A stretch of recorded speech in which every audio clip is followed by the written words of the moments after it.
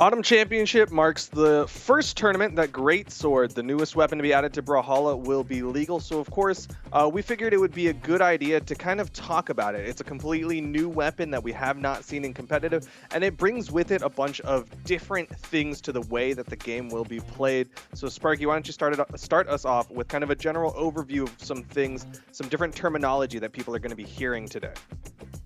Well, you nailed it right on the head when you said a bunch, because there is a bunch going on with this weapon, Greatsword. It's completely unlike any weapon before, so let's just go ahead and get right into it.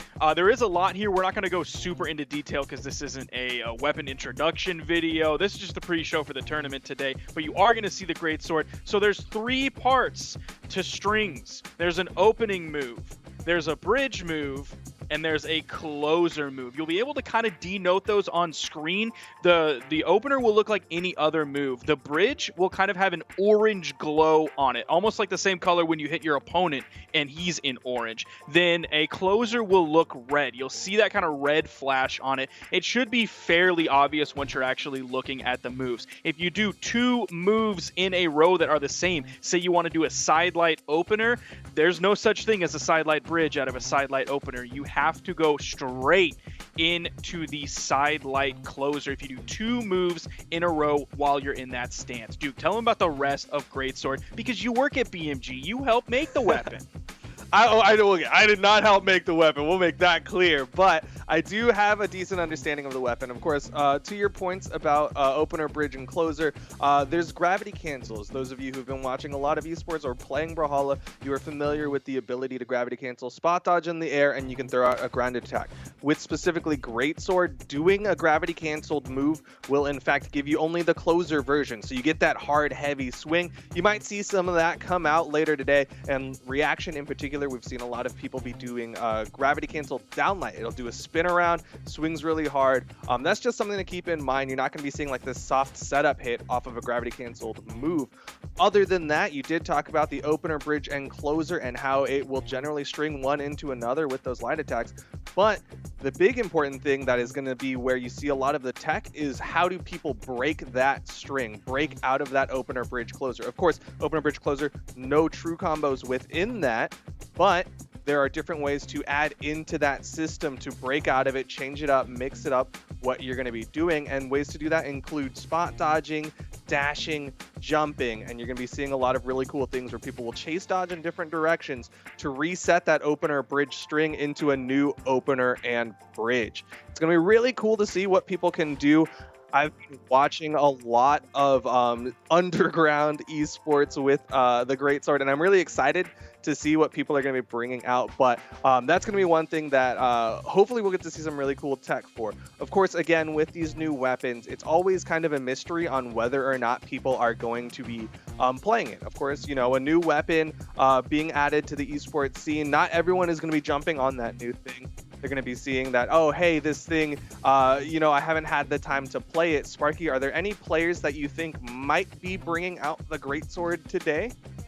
There are going to be several players bringing it out. As for how they're going to do in the tournament today, if I had to choose between Pog or Dog, I would lean towards Dog. I mean, Matt is going to be one of the players that is pushing it a lot in North America. I don't know quite as much about the other regions, how they're doing with Greatsword, at least in SEA and Australia. But at least for today's play, I'm expecting to see Matt bringing out the Greatsword. He's one of the highest ranked players with it. I know Atrophius, I don't know if he's going to quite reach as high in the bracket as a player like Matt, but Atrophius has been putting a lot of time into Greatsword, really trying to figure this out. Tomorrow, we'll definitely probably see some Daiku coming out with it. Daiku and Atrophius have been putting in a lot of work into Greatsword, and several other players in EU as well. But my money, if I had to pick one Greatsword player to place the highest today, it would be Matt.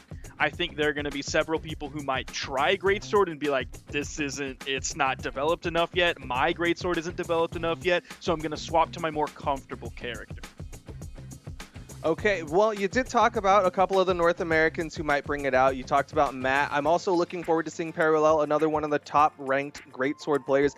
And we've seen a couple of clips of our current top seed for the tournament today, Sandstorm. He's been playing a little bit of Greatsword. We've seen some clips of him against Boomie on Twitter, on the internet, things like that. But he's also known for a whole lot of other things: gauntlets, scythe, cannon, axe. This guy can do it all, coming in as our top seed. What else do people need to know about the current world champion?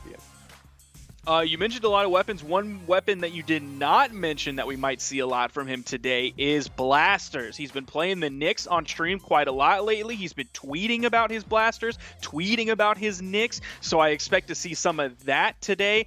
You mentioned him possibly playing Greatsword. I think that's definitely a chance of him saying, you know what, I'm going to play a game of Jae-Yun, see how it works, and if it doesn't work, I'm going to swap immediately over to my more serious picks. But I'm really looking forward to that Nyx today. I'm looking forward to the blasters. Yeah, I'm excited to see what he's going to be doing with the Nyx. Of course, not the only player in the North American region. We've got the likes of Cody, Travis coming in, our second seed for the tournament. And then coming in as our third seed is Kosolix. Any other big names you want to mention in the North American region before we got to move on to the next one? Those are definitely going to be the heavy hitters that I am putting my money on. Of course, Boomie is always there, always looming in the background. I don't know if he has what it takes to make it into the top 3 this week. I'm expecting big placements from Sandstorm, big placements from Cody, big placements from Kasalix. Kind of the standard that we've been seeing lately, with Boomie kind of on the edge there, just kind of waiting for his entry in. All right, so Sparky, I'm going to give my top 3, give you some time to think about yours. My top 3 going from third, second, and first is going to be Boomie, and I think Cody Travis is going to come in with that second place behind the number 1 Sandstorm. You know, I always got to put Sandstorm on the top of my predictions for North America. Sparky, what are you feeling? Yeah, I had like a couple tournaments where I didn't put Sandstorm very high, and I don't know. I don't know. I should have immediately abandoned that, and I'm abandoning it now. Maybe a little bit too late, but I'm abandoning it now. Better late than never. In third place, instead of Boomie, I'm putting Kosolix in. I'm expecting him to do really well. He's been top 3 4 times this year, and in very recent tournaments as well. He's consistent in the current meta, and I don't think he's really going to fall for any of the goofy shenanigans. We've seen him play well against Cannon that could be a little bit gimmicky from some players, that standard string that a lot of Cannon players were throwing out to bring their opponent off screen. He wasn't really falling prey to that as much as some other players are. So I'm picking Kosolix in third. Then in second place, I'm picking Cody Travis, regularly placing extremely high now. He's in grand finals 4 of the last 5 major tournaments. That's huge for Cody. And then in first place, I'm never counting him out again, Sandstorm, gonna be coming in. He's won 4 out of the last 6. He DQ'd in summer, so we're throwing that one out. And then he got 5th in Combo Breaker. So other than that, he's won every tournament of the last 6 tournaments. That's huge. That is incredible. And some other people of note that have incredible histories of dominating their regions. Of course, we've got the likes of Tiger and SEA. That's a real quick one. I think there's really no contention on him winning the Southeast Asia region. Of course, never loses. But I do want to talk about Australia because that is the region that there is a little bit more contention. Of course, we've got the likes of Kyler Alice. He's been doing very well in the region, but there's always been this kind of tension, this kind of ability of somebody to dethrone him. Do you think that's going to happen? And if so, who?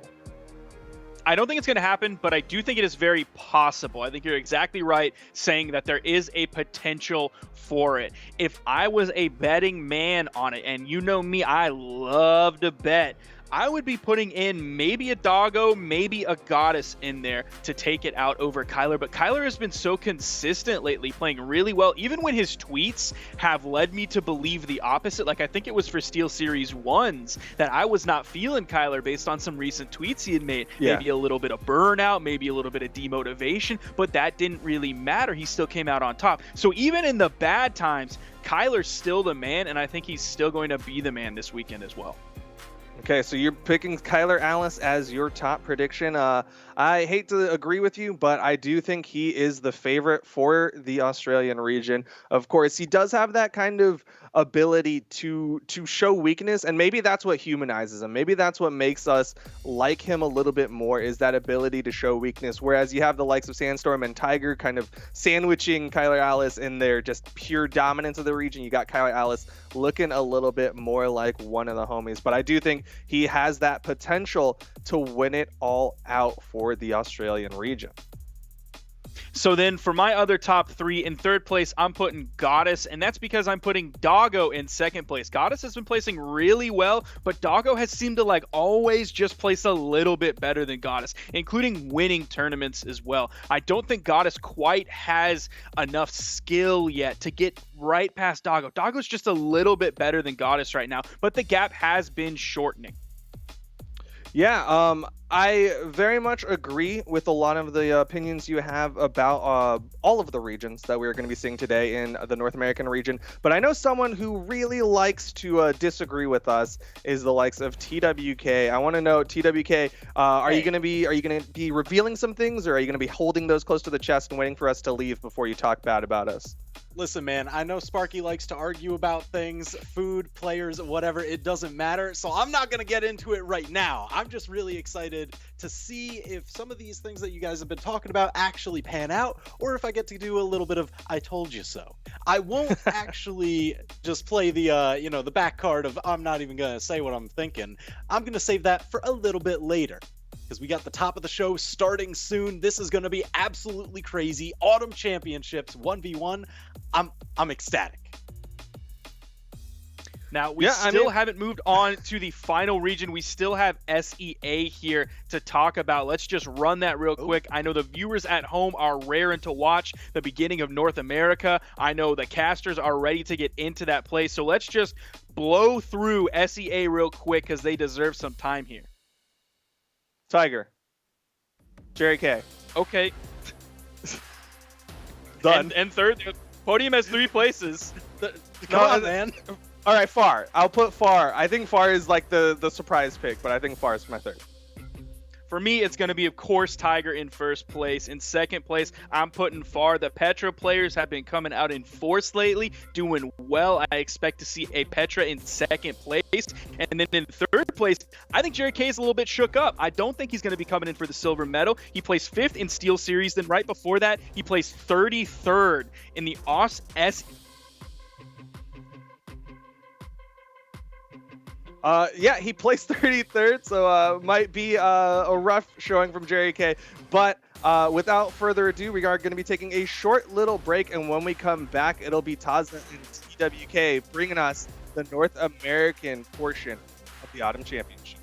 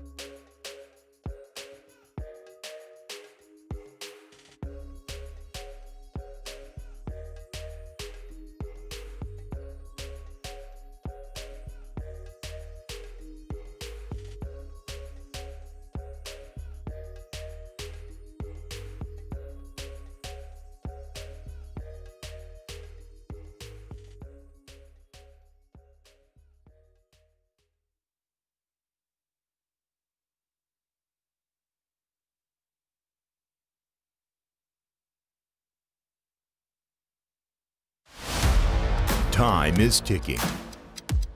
It's us versus them time. Fighter versus fighter. It's time for the Brawlhalla Autumn Championship.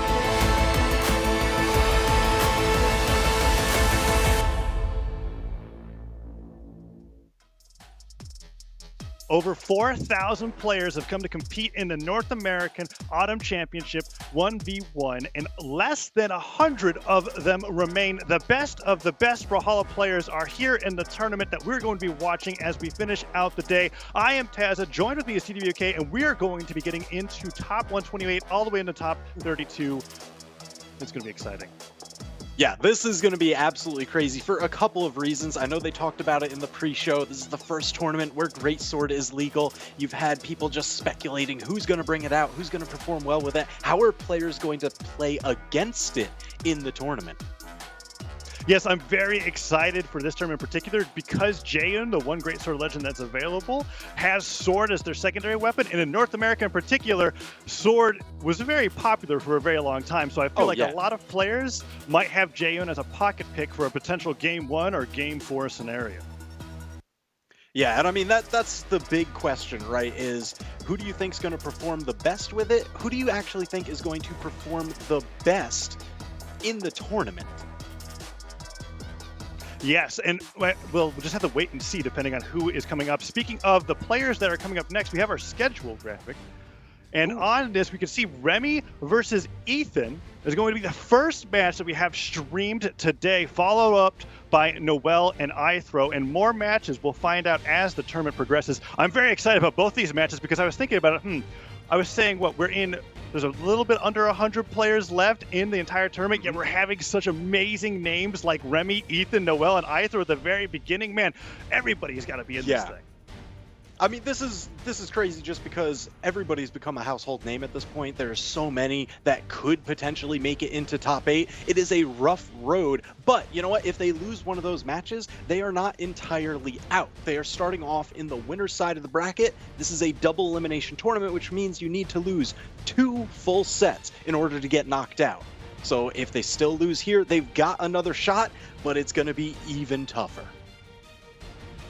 Yes, and part of the reason why double elimination is so important is because of what the players are fighting for. The prize pool for this event in particular is amazing. We've got, as we're seeing here, singles, North America, Europe, and South America, $15,000 between all 3 of those regions, $5,000 per region they're going to be fighting for in 1v1s. And then for Australia and Southeast Asia later today, there's going to be $2,500 per region. A lot of money on the line in singles this weekend.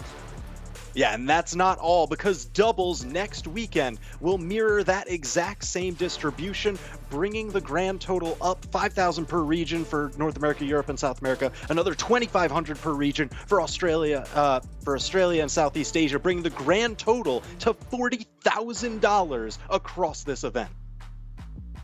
And in addition to that amazing prize pool, there's also the fact the World Championship is coming closer and closer as we get nearer November, meaning that as players are fighting for these prize pools, they're also fighting for their best placement as well to encourage their power ranking to be high enough to qualify for that event. The numbers of players that qualify per region are different. You can find out more about that at brawlhalla.com/esports, but for North America, the top 31 power ranked players will be invited to the World Championship. So this tournament means a lot, both in the prize pools and the seeding.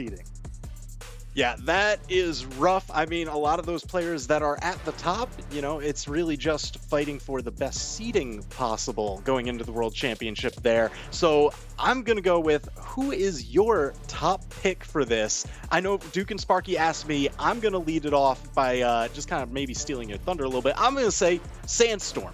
His counterpick pool of legends just continues to grow. You know, they mentioned, yeah, he's got the Onyx. We see the Mordex down below that he's very well known for, but he's been practicing a lot of nicks lately that he's been very vocal about, and we've even seen some clips of his Jaehyun. Yeah, so when it comes to North America, we've got so many amazing players. I like to look at Boomie, Kosolix, Cody, Travis in particular, being a Barassa man myself. But no, for this tournament, Sadly, I'm going to have to agree with you. Sandstorm is my prediction as well. He has just been too amazing. I love the opportunity to be able to put some analysis in and be the naysayer, but no, Sandstorm is looking phenomenal. He is on top of his game. Ever since he got over that hump with Cody Travis winning 2 tournaments in a row, he looks like he is the one to beat. And I would be excited if our predictions are wrong, but I don't expect them to be. Yeah, and I mean that's the big thing. But you know what? We've seen some shift up in those 2v2 teams, and one of those players that we've seen getting juggled around, I want to see how they perform in 1v1s. We actually have them going head to head in this next matchup. Remy versus Ethan is going to be the one to kick off today. Yes, very excited for this matchup that is coming up next. Remy versus Ethan. Excited as well to see what legends they have in particular for this game number 1 of the set. Yeah, I mean, Remy, I would be very surprised if he's not rocking Koji. He always says, I'm nice on the Koji. And there it is. You see it locked in already. Koji, sword, you said it. It is like, it's North America's sidearm, right? Everybody loves playing sword. They're just very comfortable. It feels like home. That's what they're going to be bringing out a ton. And we see it here. I mean, even Ethan rocking Hattori, sword, and spear. So we're going to have classic samurai versus ninja for game number 1 today. Yes, very excited about this matchup. And even though I was talking about sword, I think in particular, Remy and Ethan are 2 of the most prolific sword players in doubles in particular, both being able to play such an amazing Hattori support role as we've seen in the past. But here we go. Game number 1, Koji versus Hattori on Mammoth Fortress. Yeah, so the big thing is going to be, can Remy open up with those side lights? The side light can lead into the down light on bow, it may be into a neutral light. That's where you get a lot of your big string openers for the damage acceleration. Ooh, and Remy already doing a really great job in the beginning of game number 1, getting these pickup neutral airs as he lands with the bow. Now switching over to the sword, so we have sword versus sword. 1 nair hits, backs away, expects Ethan to go for it, and a down air actually spiking Remy off the left side of the stage. Ooh, gravity cancel, side light into that fadeaway down signature, D-light down air, went for the recovery to finish it off. Ethan starting off really strong in game 1. Yeah, it looks like he just has complete control over the ground here. I mean, he's been tagging signatures, he's looking for the gravity cancels, but Remy, not to be outdone, scores a decent amount of damage. They're both looking for the knockout. Ooh, Ethan went for that gravity cancel down light. Didn't catch him, and Remy shows him a better move that you could use in the downwards direction. Gravity cancel down signature on Koji, bring up the board in the air, sending Ethan flying off the top left, and despite Ethan's explosive start, Remy has the stock lead, and Ethan's fishing for that gravity cancel down light into unarmed recovery finish, and Remy is just spacing perfectly around it, not allowing him to actually get a connect. Okay, well, I mean, one of them was bound to hit eventually. You just have to stop. You know what? 3rd, 4th, 5th time's the charm. You go for it enough. Eventually, one of them's got to land, right? So that does tie up the stocks, but Remy managed to build himself a decent damage lead in the meantime.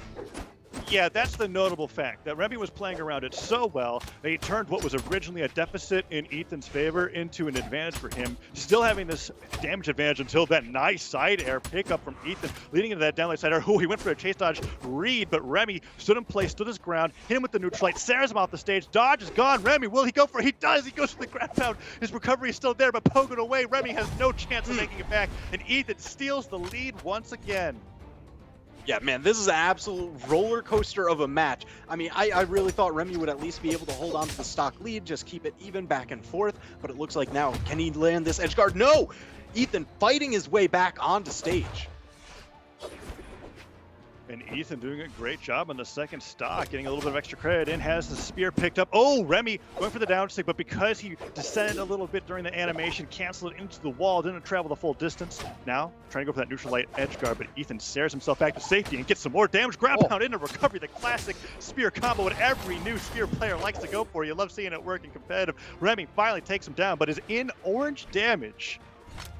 Yeah, this is going to be tough to come back from. He's really got to just give everything he's got, and it seems like he's doing that. This corner guard it's just tied up the damage. Now he's taking a little bit of a lead. Remy, he's got Ethan way off the side. Oh, He went for the ground pound, expecting the dodge in read, but Ethan surprised him, went for the weapon throw as his last resort, interrupts Remy during the ground pound, and then dodges the neutral light. Gravity cancel down lights in response, but Remy with the 3-piece string using the neutral light into the side air, Ethan disarmed. Is this going to be it? No! A quick recovery stops Remy from getting the down air, but they keep going back and forth. Remy perpetually on this edge guard. Oh, it's so close. Ooh, Ethan, it's so close. It feels like a Game 5 scenario. Ah! Let's go! Remy sealing the deal for game number 1. Absolute roller coaster of a match, so back and forth.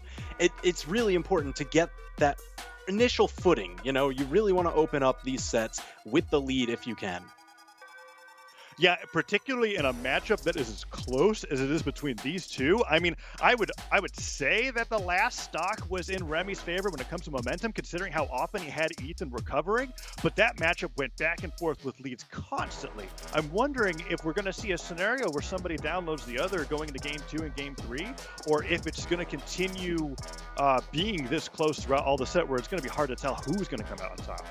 I mean, you mentioned game 2 and game 3 because that's all you get. We're still outside top 32. This is to qualify into top 32, so it's still just best 2 out of 3. We haven't started the best 3 out of 5 sets yet today.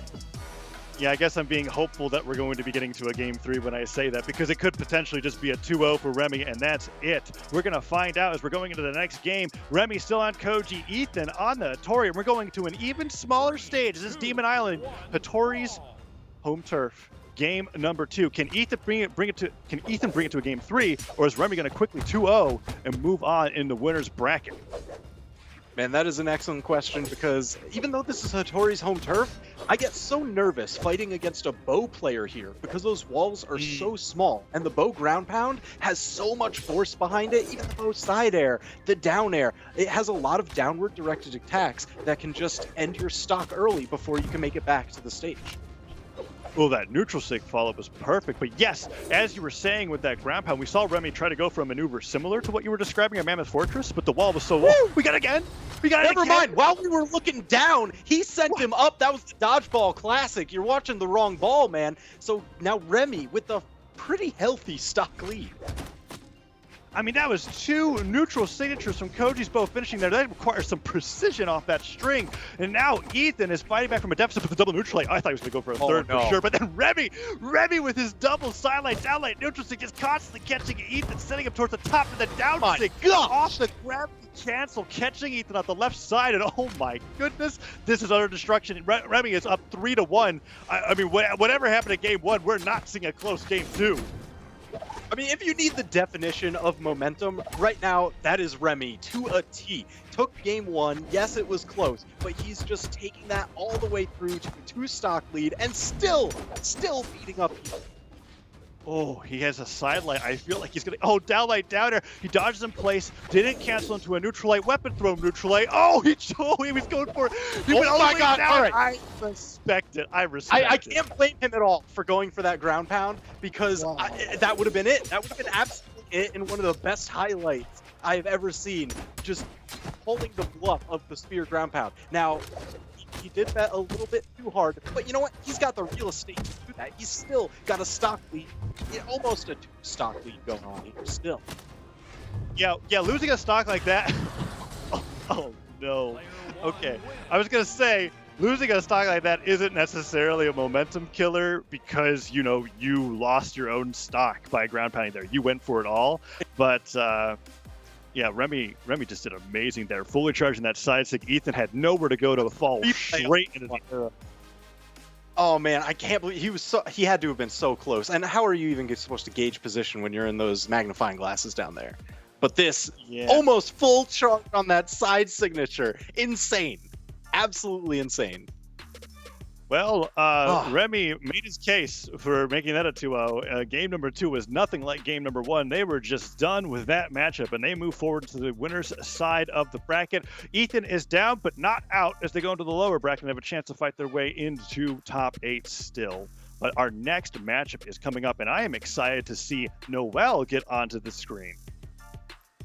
Yeah, I mean, all right. So I just absolutely love watching him play every time that he comes around. You know, sometimes it's a little bit shaky for online tournaments versus him instead of offline tournaments. He seems to feed off of the energy of the crowd. So I wonder if he's just playing like crowd chants from his home speakers while he's getting himself hyped up for this, because he's got to go against his former teammate IThrow. So Noel and IThrow, we've seen them pull crazy combos together. Now they've got to do crazy combos against each other, especially this early in the tournament. Right. And that was the point that I was just about to say, is that it's incredibly early. We were just talking about Remy and Ethan being in best of 3 zone. The fact that Noel and IThrow are there, that's very surprising. And on to your point earlier about Noel with the preference between being online or offline, Noel holds the record, I believe, for the most events attended out of all players. I mean, he's been to events that I didn't have an opportunity to go to. So they definitely like to travel around and just make that name for themselves of being one of the best Brawlhalla players in general. But here we are online. Noel on the Koji, lots of Koji today, going against Gruagok from IThrow in game number 1. Oh man, all right, so we saw Koji in the previous match. We're familiar. It's the sword, it's the bow. But Gruagok being here, that's a ton of strength on the field.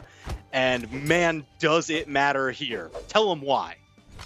Yeah, so every time I see this stage locked in and on the loading screen, I go, uh-oh, we're in for a, how long is this game going to be? 48-second game?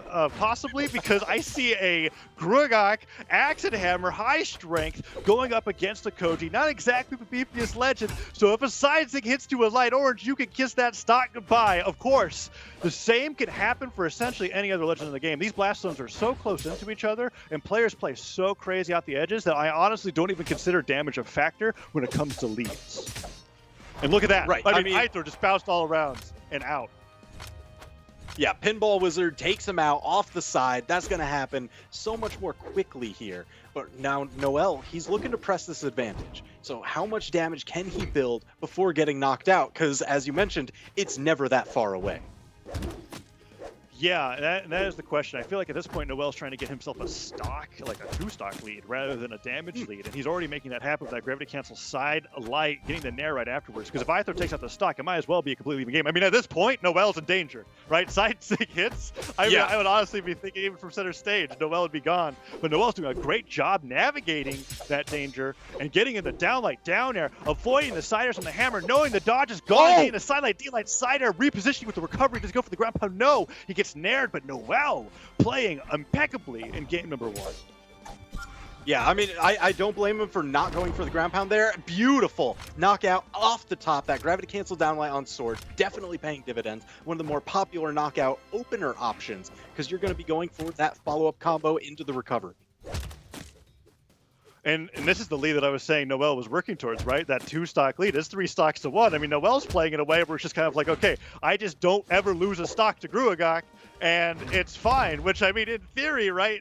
Just apply that to everybody. But Noel's really making it work against IThrow here in game 1. Sider hits, and that's still not enough. I mean, he had to have been literally a pixel away from the blast zone there. That's how close Noel had to have been. That was, oh my goodness. Okay, so he sidelines back to the stage. Surprised IThrow didn't stop it. Is this GWK? Is this going to be a 3-star? Okay. No, good. I'm glad I said absolutely not. Gruagok, small Brawlhaven, and it's IThrow. IThrow's hammer's not going to let that happen. Well, it's time for the 3-star comeback, if you ask me. Yeah, and you saw Noel having to play around the hammer recovery. Particularly, he goes for those corner guards because your stock can end immediately here. IThrow, if he grabs you with that hammer recovery, it actually reverses your positions. It puts you below that. Oh, don't need to be below anything because Noel on top right now. Game number 1, pretty handily. Yeah, Noel looked unstoppable against IThrow there, and I'm excited to see him go back to this Bodvar. We're in the replays right now, and we're going to be watching Noel just dismantle IThrow on this last stock. But IThrow has switched off the Gruagok for game number 2. He's going over to the Bodvar, having a little bit more consistency with that sword, and not being on quite as slow as a legend as he was previously. Noel, of course, sticking to the Koji, as we're already in the loading screen for game number 2. I mean, you know what, the swap to Bodvar, not really that surprising, because this is one of IThrow's, like, long-time mains. And you know what, it keeps the hammer. That seems to be his favorite pick. Yeah, and he did, well, the only stock he was able to take in the previous game was with the hammer, so I'm excited to see how he's able to develop into game number 2. Let's see if he can get some adjustments, as he is getting hits in on Noel, not taking as big of a beating as he was last time.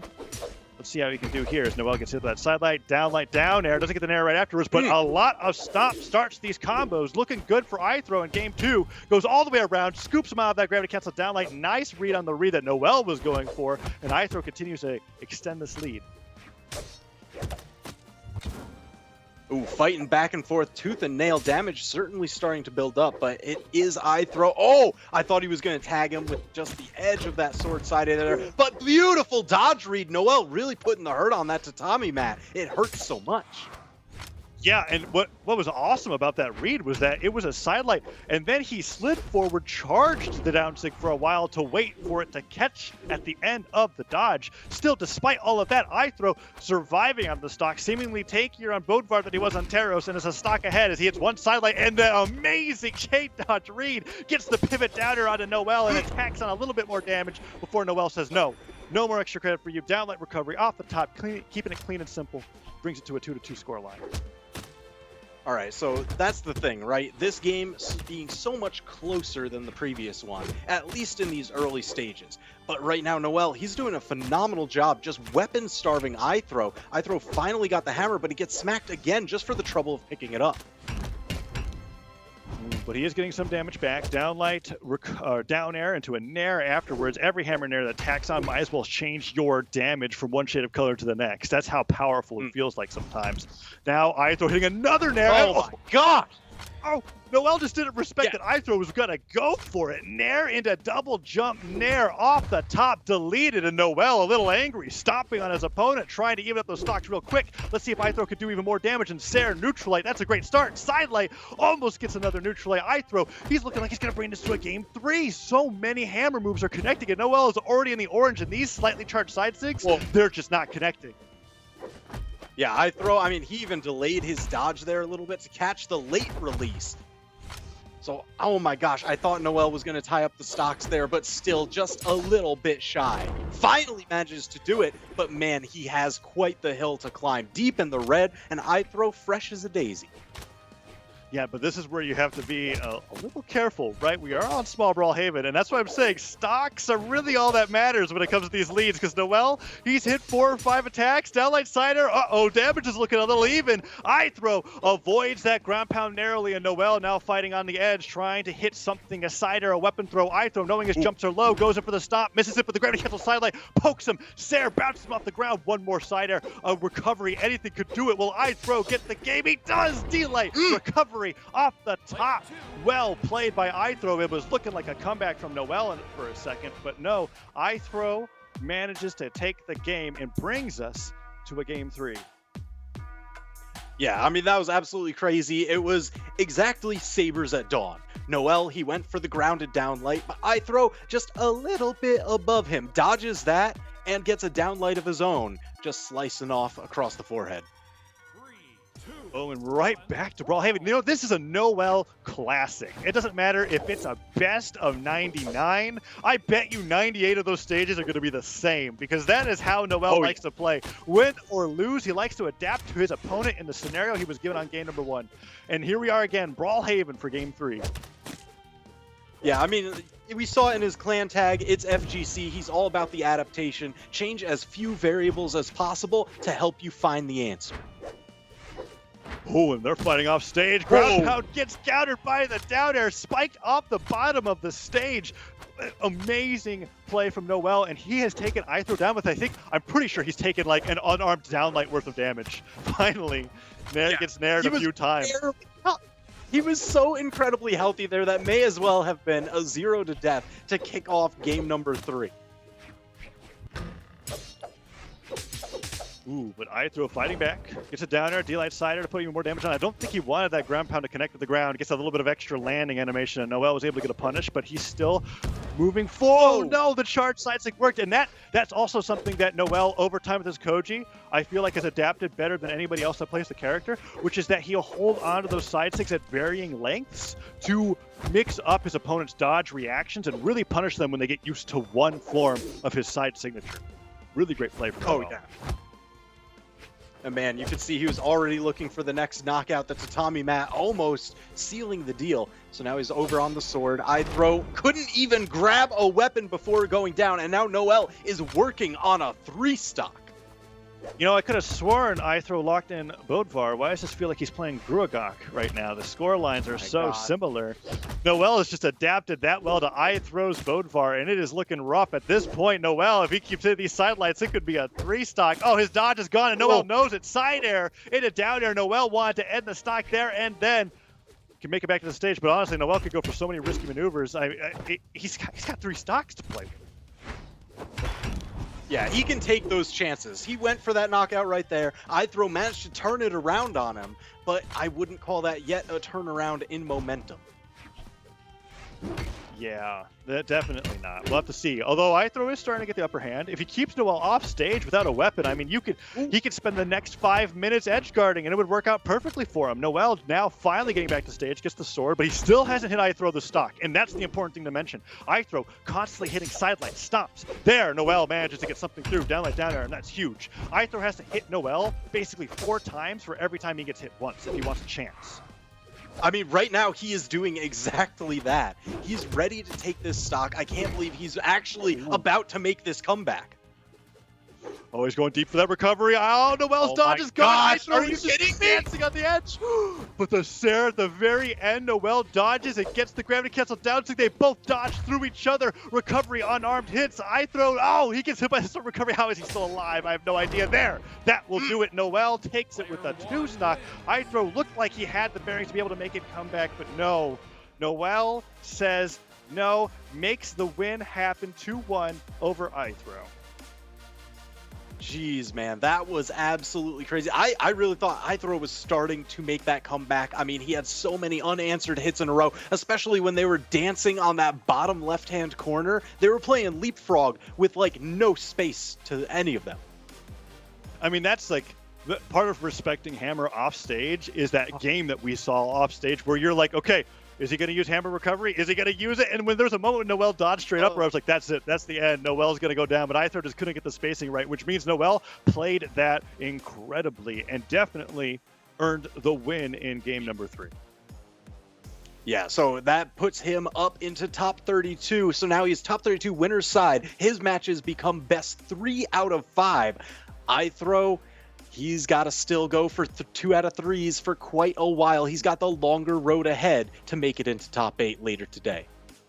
Yeah, one of the most terrifying parts of the lower bracket is that not only are your matches nearly doubled, but you don't get into best of 5s until that final match that qualifies in the top 8. So you're constantly playing on thin ice there. Some players may prefer the gauntlet, but I definitely know as a competitor, I am more comfortable cruising through the winner's side, which is now where Noel has made it. The next matchup that we got coming up, why don't you talk a little bit about it, TWK? All right, it looks like we're going to have... Is this Kosolix versus STTP Wilson? It looks like Is that actually? Okay. Oh my god. All right. So this one I am very ready for because, you know, STTP Wilson, he's won several seasonal championships over the years. I mean, he is always a force to be reckoned with. He kind of seems to ebb and flow with, you know, however he's feeling, however much practice time he's been able to put in. So I'm always waiting to see him break into top 8s yet again. You can never count him out. But Kasalix, man, he has just been crushing it this year. Every time, you know, he's in the top 3, top 2, like absolutely crazy. And that it seems to be almost agnostic of whatever balance has changed for his main weapon, the Lance. He's like the only main Lance player that consistently makes it into top 8s. And even with that, he's consistently making it into top 3s. Yeah, I mean, the notable statistic for me is the fact that he's in top 3 almost every event that I see him. And what crushes me is that I want to be able to firmly say, hey, for this tournament, I'm predicting a Kosolix win. But there's always something, every event, where it just feels like he has to do something a little differently that he hasn't prepared for that tournament. We are here, top 32 winner side, and the matchup that we've got coming up, the first best of 5 of the day, is Kosolix versus STTP Wilson. Very excited for this. We were talking about Wilson a little bit earlier. What's awesome about Wilson is that he is a player that honestly I feel like can at any point in time take down the player that I feel like is the favorite to win the tournament just because of how expansive his legend pool is. I mean, that's the thing, right? He says he's got, I think, no more top players left to take down. In one of the more recent tournaments, he took down Sandstorm. So he can take anybody. It doesn't matter what the seeds say. He's just always right there neck and neck.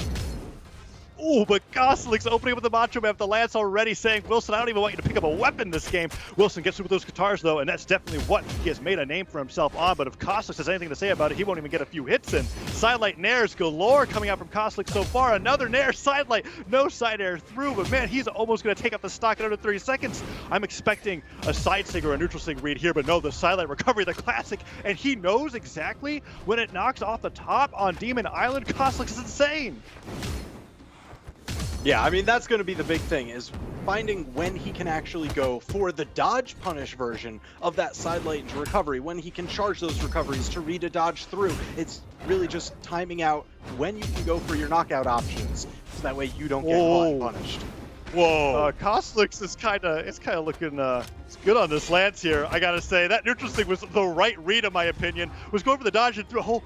Oh, the side air took him down. It's a minute TWK. Wilson hasn't even done anything on the screen yet. I'm kind of. Oh no. Kosolix is maybe I should. Yeah, he is controlling this match entirely. I mean, you see it. He's working on the 3-stock. He's still building up the damage. Even Wilson has to give a little bit of facepalm there because he's like, ah, man, I thought I had the read on him for where he would go with those dodges, and I just couldn't continue my string.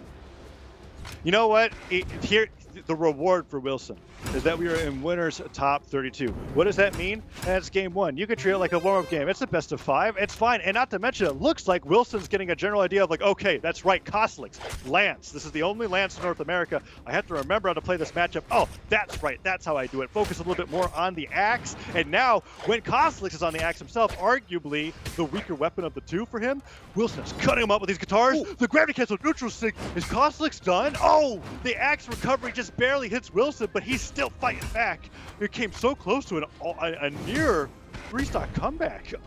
Oh my gosh. I mean, he's not out yet. Unfortunately, this is where Kosolix will start doing the weapon start. He's going to pick those up before Wilson gets a chance, but all the way across the other side of the screen, Wilson now with the axe. He's got the edge guard set up. Kosolix out of options. No, fades just behind the flamethrower. The side air catches Kosolix going for that jumping side air, and now it is 1-1. Wilson not looking nearly as helpless as he was at the beginning of this game, and I'm a little worried about Kosolix. If Kosolix gets stuck on the axe, he has to hit a Sarah, otherwise I think Wilson's going to cut him up with 6 to 7 hit guitar strings. There it is. Nice dodge read. Kosolix goes, wait, I know how to do this. I hit Sarahs on Lance all the time. It's the same weapon. It's fine. Hits it with the axe, gets him off the left side of the stage, but now I'm very excited for this best of 5 coming up, because for a second I thought it was going to be a wash. That was looking really bad for Wilson. Yeah, I mean, it's great that you got to see the adaptation begin in game 1. You didn't even have to wait for the next one. He didn't even have to percolate on it, let it sink through. It's really just, hey, I've got some answers. Let's bring this back. Final stock, game 1. And now, will that carry on over into game 2? We will find out. I mean, we're on Demon Island once again, which I'm pretty curious about in the first place. I feel like this map really favors Kosolix's preferences for signature usages when it comes to using that down stick to cover that small ledge, the neutral stick to get the jump up reads. I think he has complete control over the ledge here, but Wilson fighting back pretty well, bringing out the flames, neutral stick galore. Telling Kosolix you're not going to take that stock that easily in this game. That's going to be one of his main tools. Wilson using that axe neutral signature. It kind of gives that umbrella coverage right overhead, especially if Kosolix is going for a lot of these aerial approaches, you know, whenever he's got fade back to stage and he's trying. Oh my gosh! Almost got taken out, but such a beautiful play by Wilson. The dive kick to put him underneath the stage while touching the wall just saved his life. My mind's actually blown from how amazing that recovery was. Kosolix still takes the first stock, but Wilson had to do the most perfect fadeaway with his recovery there to space the downer, to still touch the ledge, but avoid the ground pound. Kosolix, however, unfazed by that amazing maneuverability from Wilson, is now fighting back, attacking on loads of damage with lance nairs, just burning the dragon away, saying, I have some flames of my own. That side air was saying, I wanted to take you out then, and there, Wilson had enough of that, chops him away, says, you can't go that far off stage for me. Do you know who I am? Evens it up 2-2. This is why I think Wilson kept going Demon Island, because he loves to go for these. Oh my gosh, double Qatar ground pound off of there. That is a ton of damage.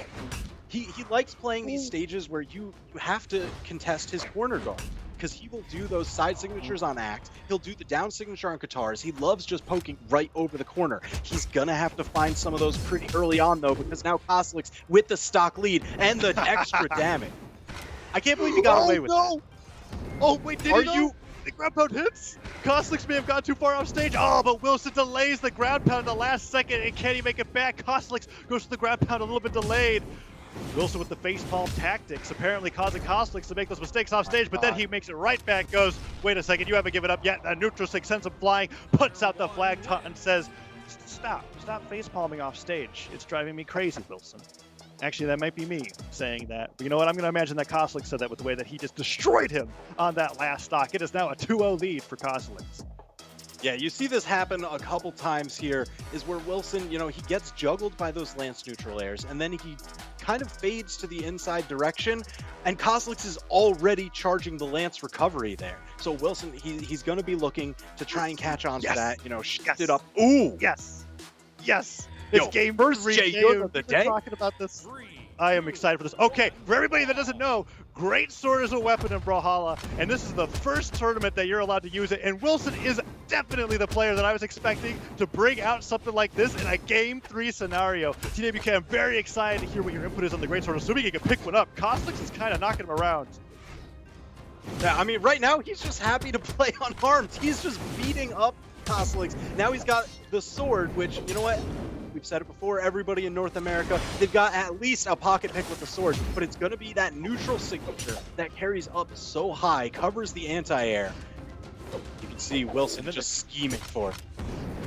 Oh, I think he was trying to switch over the Greatsword, but he didn't get it. All right, finally, there it is. It's picked up. A neutral sig goes through, and Wilson with a slight lead. Let's see if he's going to be able to use any of those sick strings that you could do with the Greatsword. The opener, bridge, closer, but so far it's actually only been neutral sig. Okay, end light comes through. Kosolix goes for that ground pound. Oh, nice! Dodge through. The leap from the gravity cancel actually getting him over the ground pound in time. There you go. He went for that 3-hit chain, the opener, bridge, closer, but no purchase on the final hit. Kosolix does find the side air, giving him a stock lead, but man, Wilson has done a ton of damage already. No, I was kind of digging the sword. He was doing really well with J-Yoon signatures on sword. One of my favorite signatures that he has for that is that pocket sand attack where he just throws out the rock like that perfectly. He's trying to catch Kosolix jumping up a little bit too early. Hits him with the neutral instead. Similar function. And the dash jump side air, I mean, he's not really playing Greatsword, but the match is as close as it's ever been. I know, it's been all unarmed and regular sword for him. I'm curious to see, can he make this Greatsword work? Now he's got a little bit of runway, but Kosolix is quickly chopping it out. Ooh, Kosolix just keeps interrupting every one of his recovery attempts. Okay, narrative recovery comes through. Wilson gets a little bit of damage on, but Kosolix goes for the side light into recovery. Side light, oh, he goes for the delayed dip down reverse recovery, but Wilson fights back, going in for his own. Greatsword recovery. Kosolix left him straight down, picks it up. Oh, but a jump read gets sared away, and Wilson is potentially on his last stock of his winner's bracket run. All right, back on the sword. This is what did most of the work for him in these earlier stocks. This is where I'm looking for Wilson to start making this comeback. Pocket sand. Okay. All right, bringing out the J-Yoon signatures. Neutral sig catches Kosolix landing. Will he go for the gravity cancel neutral sig? I feel like he would. It's so much fun to go for that sword. Yeah. Okay, Kosolix picks up the Giant sidelight side air. This is looking bad for Wilson. No weapon. Ground pound to the head. J-Yoon is out, and maybe not the flashiest showing of the legends for this first time on the tournament stream, but you know what? I'm glad he brought it out anyways. Kosolix is looking amazing as he qualifies into that winner's quarter side. One match away from getting into top 8. Wilson knocked down to lowers. But that means he still has a shot. Now it's going to be a very tough shot, but he's still got a shot. I'm curious if he's going to bring out J-Yoon any more throughout this tournament, if he's going to stick with his Ragnir. I always kind of wonder, hey, when is it time that you've put in enough work on a new character to consider it tournament viable for yourself? So that's why I'm curious to see, especially as we now that we're in the top best 3 out of 5 matches, you're going to see those counter picks come out even more. Yeah, and that's going to be one of the most exciting parts of the tournament for me. Although I sincerely hope we see maybe a Jaeyoon picked for game 1 instead of looking like that desperation pick at the end where it's like, maybe hopefully the player didn't go for their Greatsword research so that I can steal a win. That's fair. So now that we are in the top 32, let's see who has made it this far into the tournament. I'm curious who's still chopping away at the winner's side in these best 3 out of 5 matches. You can see at the top, we've got Sandstorm versus Pugsy, Santi versus Snowy, Boomie versus Impala, and it looked like Impala took that set 3-1. That is insane. Going on through the rest of it, I can't believe it right now. I got to go through the rest of these, and I'm still flabbergasted. Stingray versus Wrenched, Cody Travis versus Noel, Lil Cap versus Sinko, Kosolix taking it 3-0 over STTP Wilson, and then Phazon versus Remy. So that's everybody that was on top 32 winner's side. I really want to highlight that Impala versus Boomie matchup. That 3-1. I mean, Impala has been getting increasingly better tournament results every single tournament. Although I'm normally expecting them to see them entering through the lower bracket, getting that 7th, maybe 5th at best, which I mean, don't get me wrong, that's an amazing placement when it comes to how stacked these tournaments are. But to see them knocking out Boomie 3-1 in the winner's side when in the last tournament, I mean, let me double check if I'm correct, but yeah, Boomie was in winner's finals against Sandstorm in the Steel Series Championship.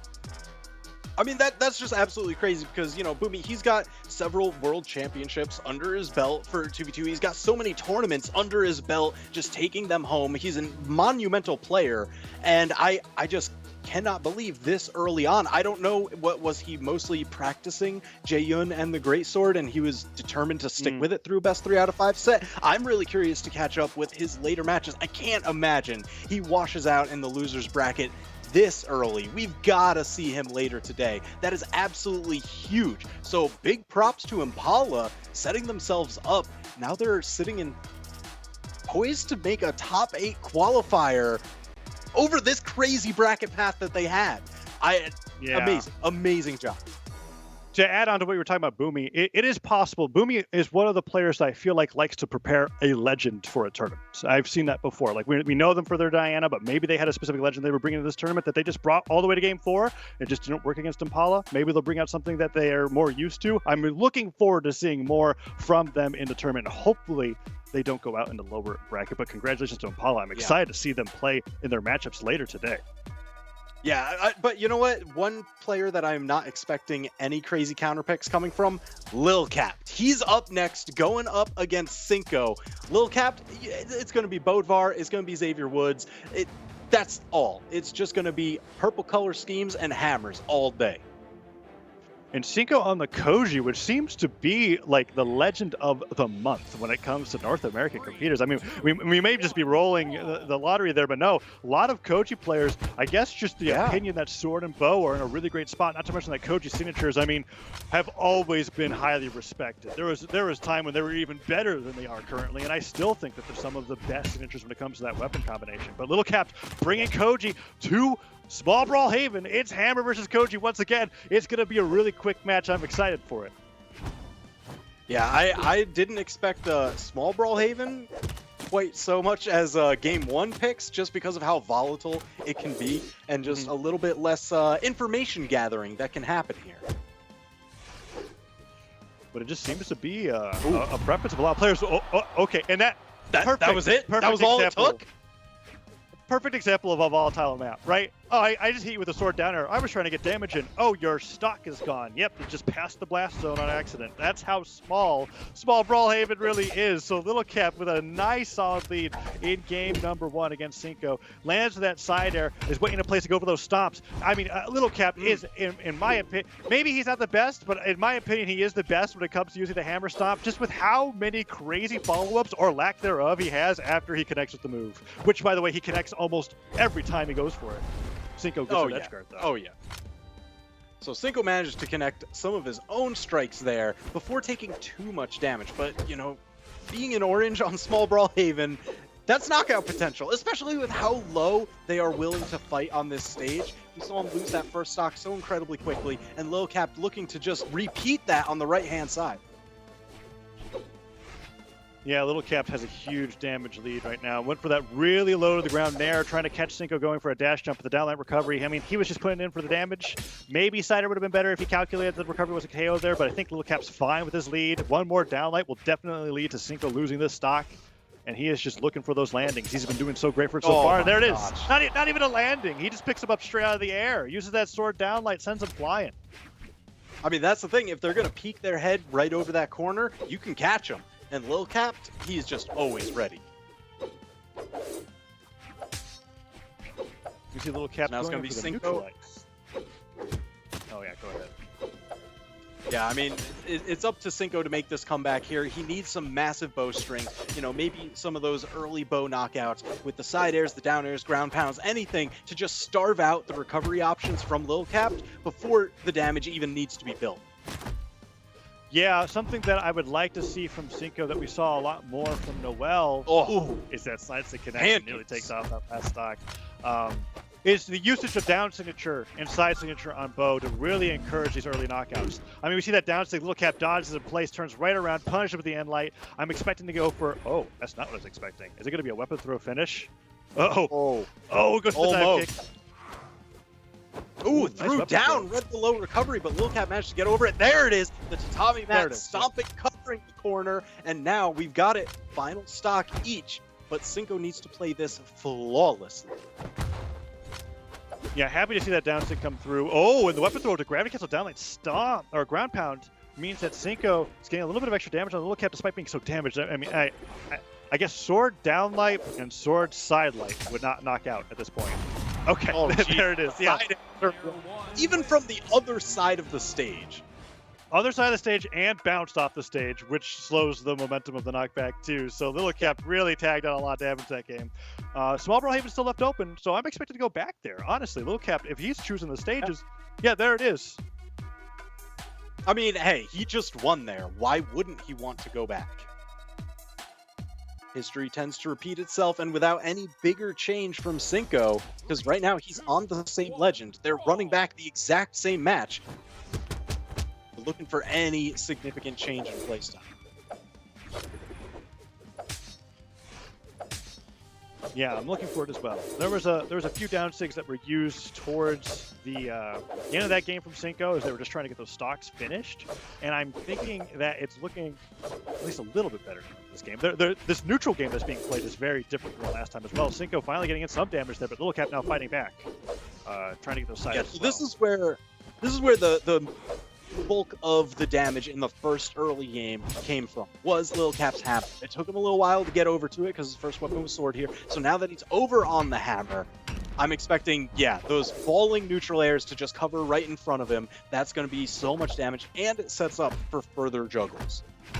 Oh, and Stomp City begins. He just starts stomping across the ground. It's an alternative for walking for Lil Cap, right? Like, dash? Nah. I'm just going to stomp in your general direction, and eventually it's going to connect. And there it is. Stop. Side air. Will he go for the weapon throw? No. Yes, he will. But at delay. He tricked me, and he definitely tricked Sinko. He dipped down first, then jumped up, went for the weapon throw after Sinko thought that they were in the clear, and took that stock very nicely.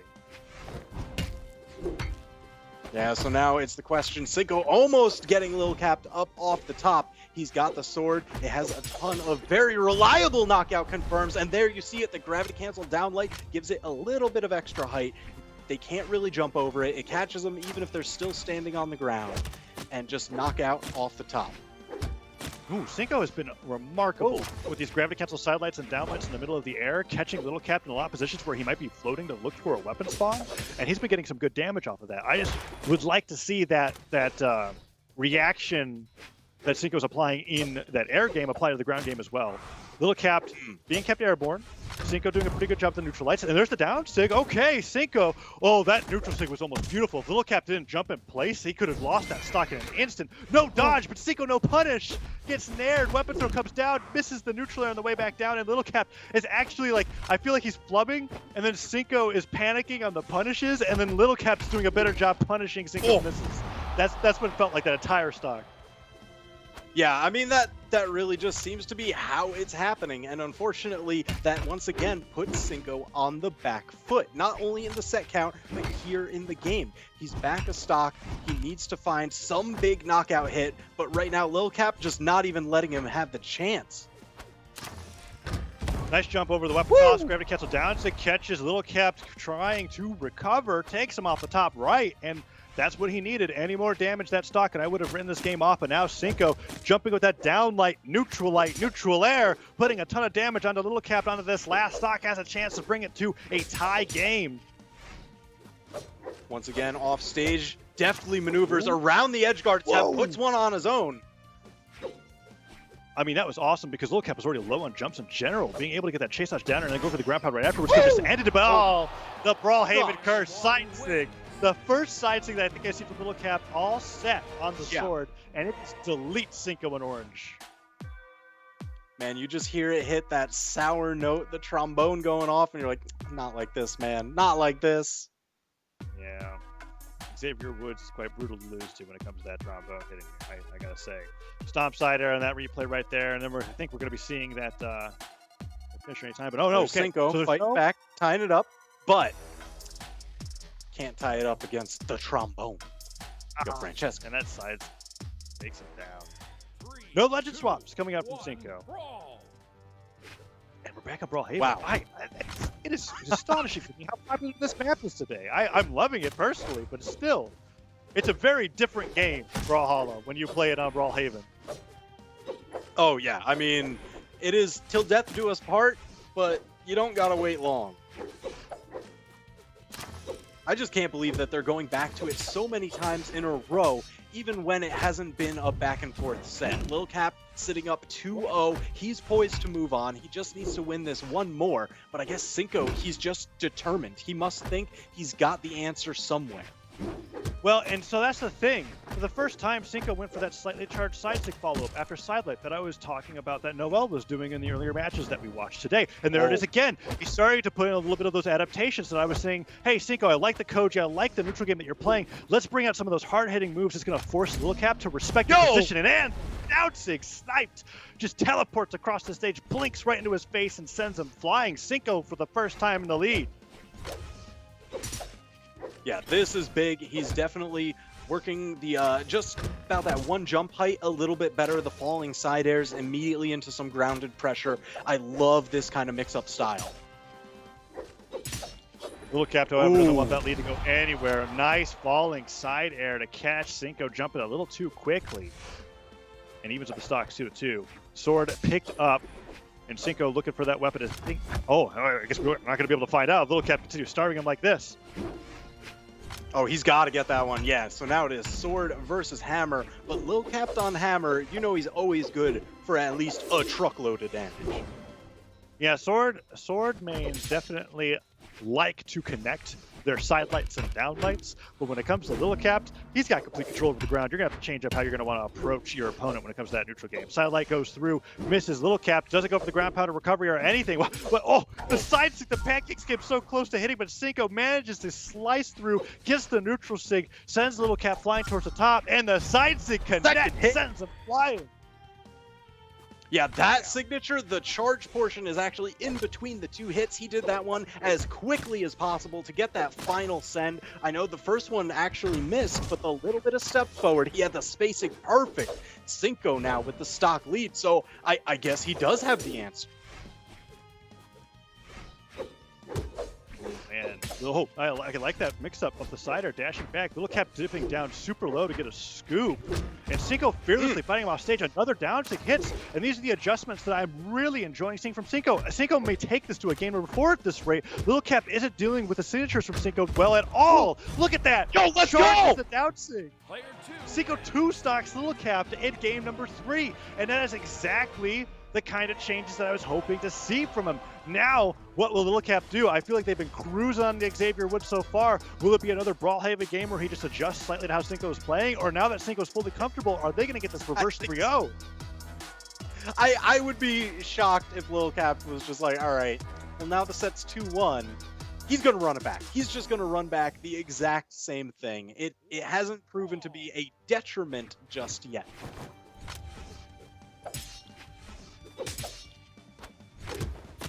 see, Sinko has just got amazing confidence going into game number 3 and into 4. We get to see him going, all right, I know how you feel about this move. You run right into it. I'm just going to keep slamming the ground. You have a stop. Well, I've got a board that I'm going to smack into your face. So you're flying off the top left or right of the screen. Lil Cap fighting back with the sword, trying to get those downlights started, and Sinko playing an amazing air game. Yeah, I mean, it's really just a lot of those hanging around at the 1 jump height into falling side airs on the bow. It'll bounce them off the ground at a good height that you end up getting a ton of different options that you can mix up. Ooh, Lil Cap trying to get in through those stops. Ooh. There's that charge side stick. Lil Cap fully respecting it. I think after every sidelight that Lil Cap gets hit by, he's just going to get as far away as possible. Doesn't want to risk getting hit by that bow, which is good for Sinko because it means that whenever Sinko wins in neutral, he's effectively making it so that Lil Cap almost always runs away so that Sinko can reset and try to win again. It's been working out so well in Sinko's favor ever since he started applying the bow side signatures into his playstyle. Yeah, I mean, you could see it just in how quickly the stocks fall, him just holding on to the leads a little bit longer, being able to create the leads in the first place. Neutralite hits. Is he gonna, oh, he went for the grab, gets it down, but Lil Cap with a quick weapon throw. Excellent punish, too. Slid right in with the stop, knowing that if he jumped at all, he would have been caught by that neutral stick, but if he just walked straight up, no harm, no foul, gets that stop, side airs him away, and then jumps right over the haymaker to a Neutralite side air. Big smack to the face right there. Oh, went for the double uppercut because he saw he needed just a little bit more to get the knockout. Unfortunately, Lil Cap a little too quick with the wits to get caught by that one.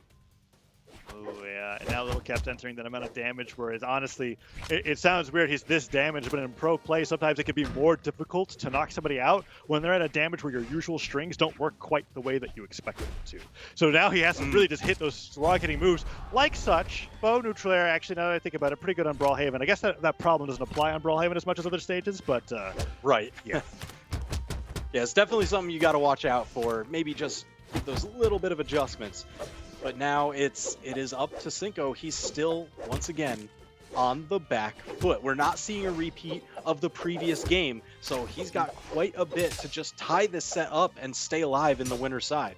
Whoa, Lil Cap went so deep for that down air afterwards, trying to get the recovery to spike up at the bottom of the stage. Sinko with the last amount of jumps that he had left in the wall, gets the recovery through, but a stop side air, Lil Cap puts him off the stage. Is this going to be the recovery? No, he went for that dip down jumping weapon throw that he's been going for that worked on Sinko once before, but Sinko adapted properly this time, and ooh, big whiff on that down light. Ooh, skates right under that arrow shot to get the downlight of his own. There's another stock, and Lil Cap sitting up with the lead.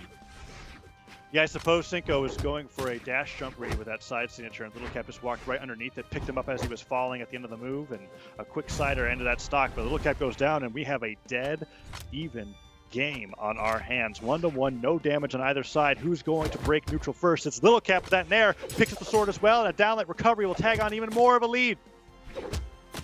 Yeah, but Sinko, not to be outdone, tags him back a couple times. This is going to be a hard-fought stock. Lil Cap looking to just end the set right now. Sinko looking to bring it to a game 5. Stomp, doesn't get the satellite afterwards. Maybe he was going for a side air. That stomp there actually worked. Nairs are coming through, weapon throw in, interrupt it, and now Lil Cap's got him in a weapon starve situation. Of course he's going to go for it. Down like, oh, but the weapon throw stops him from getting the Sarah afterwards. I mean, it's damage, but still a little unfortunate. New weapon comes through. He tries to go for the same ending as he did for game number 2. It didn't connect, and Sinko gets interrupted by the recovery into the nair. Sinko taking so much damage. Lil Cap on the verge of taking the set 3-1 as he gets the D-Light recovery, and that is it. Sinko made the adjustments but couldn't keep up. Lil Cap wins. Yeah, it really looked like at the end there, Sinko was kind of just floundering for some sort of option. Lil Cap made the adjustments to Sinko's adjustments. I know that you know that this is the last game. I'm going to seal the deal right here. And that's one of my favorite parts about watching these best of 5s when it comes to Brawlhalla and fighting games in general, are those little adjustments that you make to your opponent adapting to you. And it comes down to who's just able to do it the best and also get the best reads. What a game coming out from Lil Cap. They're moving on in the winner's bracket, going to be playing more best of 5s, where Sinko, playing very well, expected to get further into the bracket, is going to be going to the lower side. Yeah, I mean, we already saw a couple top contenders get sent down into that lower bracket, so that is very dangerous waters to be swimming around in. Looking back Definitely. up at who still remains in the top 32. Sandstorm and Pugsy, Santy and Snowy, Impala sitting in the top 8 qualifier match. Stingray versus Wrench, Cody Travis versus Noel, Lil Cap and Kosolix both respectively sitting in their top 8 qualifier matches. And Phazon Remy actually going the way of Remy 3-1. Oh, that is a surprise to me, considering how well Phazon did in the last tournament in particular. Taking a look, Phazon was 4th, getting knocked out by Kasalix in the lower bracket. Of course, they could still make it to the lower bracket, but Phazon was, I didn't mention them when we were opening up into the stream earlier, but when it comes to those top 5 players in North America right now, Phazon's definitely up there for me, if not at the 5th. So seeing him go to lower bracket of Remy is a surprise. It isn't. I feel like a broken record. It's an upset, but it's a close upset.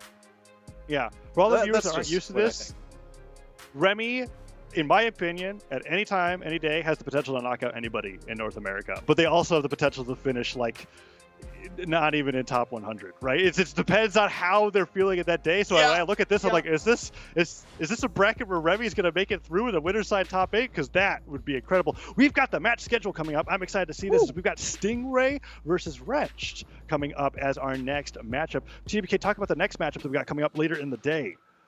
Man, Sandstorm versus Pugsy. This is going to be crazy. I'm just curious to see. Sandstorm's been talking about his Knicks. Is that actually what's going to be coming out? And Pugsy, always a threat to be concerned about because he can just end people's tournament dreams. He can take tournaments. He started off this year by taking that. So we've got powerhouse matches coming up for the rest. I'm curious to see that Remy versus Kosolix to see if he can do the same thing, whatever it was that he did to Phazon, if he can continue that in. Right. Because it wasn't a game 5, that was a 3-1. So whatever happened convincingly. And I mean, we saw Remy a little bit earlier on stream against Ethan, where game 1 it looked like it go either way, and then game 2 happened, and it was like, wait, who is this Remy? I was watching the last game. What happened?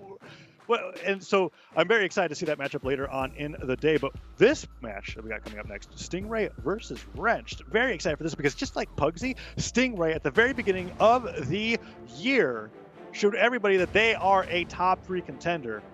We're going through top 32, stage striking between Stingray and Wrenched. Now, the thing that I love, all right. Yeah, Go Wrenched ahead. has been talking about his Lucian. He's like, yo, my blasters are nutty. You can't believe it. So I'm really curious to see how much his blasters game has developed. We've known him for such a long time as one of the best Katars player in the world. So seeing him branch out more, I don't know, intentionally to other weapons, I'm really curious to see how this pans out.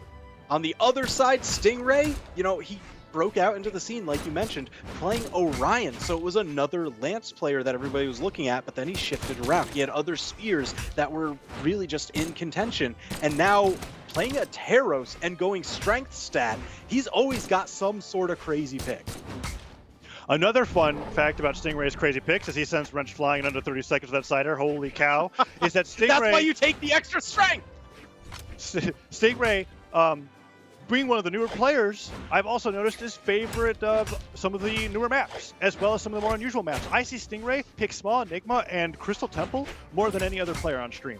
And we're seeing that here in game number 1. We thought Small Brawlhalla all the time was weird. This is Small Enigma for game number 1. I mean, if you talk the left stick down, you can tell him that this stage, I think, is in the single digits in terms of how often it's picked. Yeah, definitely a lot of players not as comfortable with the tri-platform formations, and especially the height difference that I guess you don't really see that much on Great Hall, because that one's just a little bit lower as far as the top one's concerned. So yeah, Stingray with a super solid lead. I mean, okay, how are you not going to punish that with a slightly charged neutral stick after Wrench charges the end stick in the other direction? Stingray on the verge of a 2-stock lead, secures it with one-sider. This Taros is looking fantastic. I mean, he's quite terrifying. The extra strength just builds the damage so quickly. I mean, Lucian, he doesn't have that low armor. He's a pretty tanky legend. He's all focused in speed and defense. But it seems to not matter at all. Finally taking the first stock off of Stingray, but he's so far behind at this point. Yeah, it's interesting when you put it that way. On paper, this looks like it should be a counter matchup for Teros, considering that Lucian's both very fast and fairly tanky. But Stingray just seems to not care about the stats whatsoever, saying, hey, when I'm on Teros, things are different. The stats don't apply. I'm still super fast, and I can hit every one of these stairs with near 100% accuracy. I mean, he is just sniping Wrench out of the air. I thought that was going to be it right there. Downlight nearly takes him off the top. Ooh, skates right behind that side light. Good thing, too, because that would have been it, but not too long later. Stingray with that side air. Look at that. Didn't even hit 600 damage. The extra force coming through, cutting through the armor, and the distance of the stage. Because you don't only just do more damage with the higher strength stat, you do more force. Yeah, that is nearly, I mean, that is just a few numbers off of being double the damage output that Wrench did in game number 1. Stingray on the Teros is fierce. And we're seeing Wrench on a different legend. I think, is that the Lara Croft? I'm wondering if they're going to be, yeah, okay. So I think those stages that were striked were a little different. Who's picking stages here? Is Wrench banning? Because if Stingray is picking, I'm expecting another weird stage pick once again. Yeah, Wrench is banning it. Sure. Because in case you're curious about the rules, joining us for the first time, you see up at the top it says the loser of the last game bans until there are 3 maps left, and then the winner of the last game selects one of those 3 to be the next battleground. So Wrench, with his bans, guided Stingray towards Mammoth Fortress and is now on Lara Croft. The epic crossover for Diana. We're going to be seeing Blasters and Bow just not feeling comfortable with the guitars, I suppose. And something notable that I feel like about Lara Croft in particular is that after Sidelight, I feel like side signature on Bow is one of the best signature follow-ups after that attack in terms of covering as many options as possible. Yeah, I mean, it lasts for a long time. It's got that slight hitch in its startup that usually eats out immediate dodges, and then it just covers such a wide area in threat. There it is! There it is! Just as you yes. hoped for it. And that's what I feel like a really big highlight of playing the character, especially if you're comfortable with the blasters and the bow, because bow oftentimes doesn't have very many attacks that follow up nicely after a sidelight. I mean, Koji's got the side sig on bow. Yumiko is very similar, but in the case of Diana, I feel like is one of the best, and we might see Wrench do that a lot more because it's no fault of Stingray. It's just it's risky having to go for the read that you're gonna have to avoid that every time. All right, but didn't take too long for Stingray to tie that up. And Wrench, he's got the blasters next. I still want to see some crazy blaster string, something that he's been working on. Yeah, let's see what Wrench has got cooking with the blasters. He's already trying to get some sort of, it looks like a pivot downer. He does get that dash jump downer, but the recovery afterwards gets punished by Stingray, and Stingray is just looking for an opportunity. Get that Axe sidelight in, a down air, nice job. Waiting out that spot dodge, gets a ton of damage on the Wrench. Neutralite brings him in the orange, and Wrench tosses the blasters away and goes over to the bow, surprisingly. I mean, hey, the bow worked out great in the first stock here, so he could be looking for a similar knockout setup. I gotta say, Stingray, he's kind of adapted. Wrench used to be doing this kind of thing where you would fade through and just chase dodge around, maybe even just a normal dodge. Oh my gosh! Just claiming that space, let him know. Give him the roar. And that what was amazing about that play before the roar right there is that he did the dodge through, expecting Wrench to go for the sideline side stick, just like he did in the last situation. Stingray not only avoiding getting hit by that attack, but then punishing with the down stick as Wrench landed.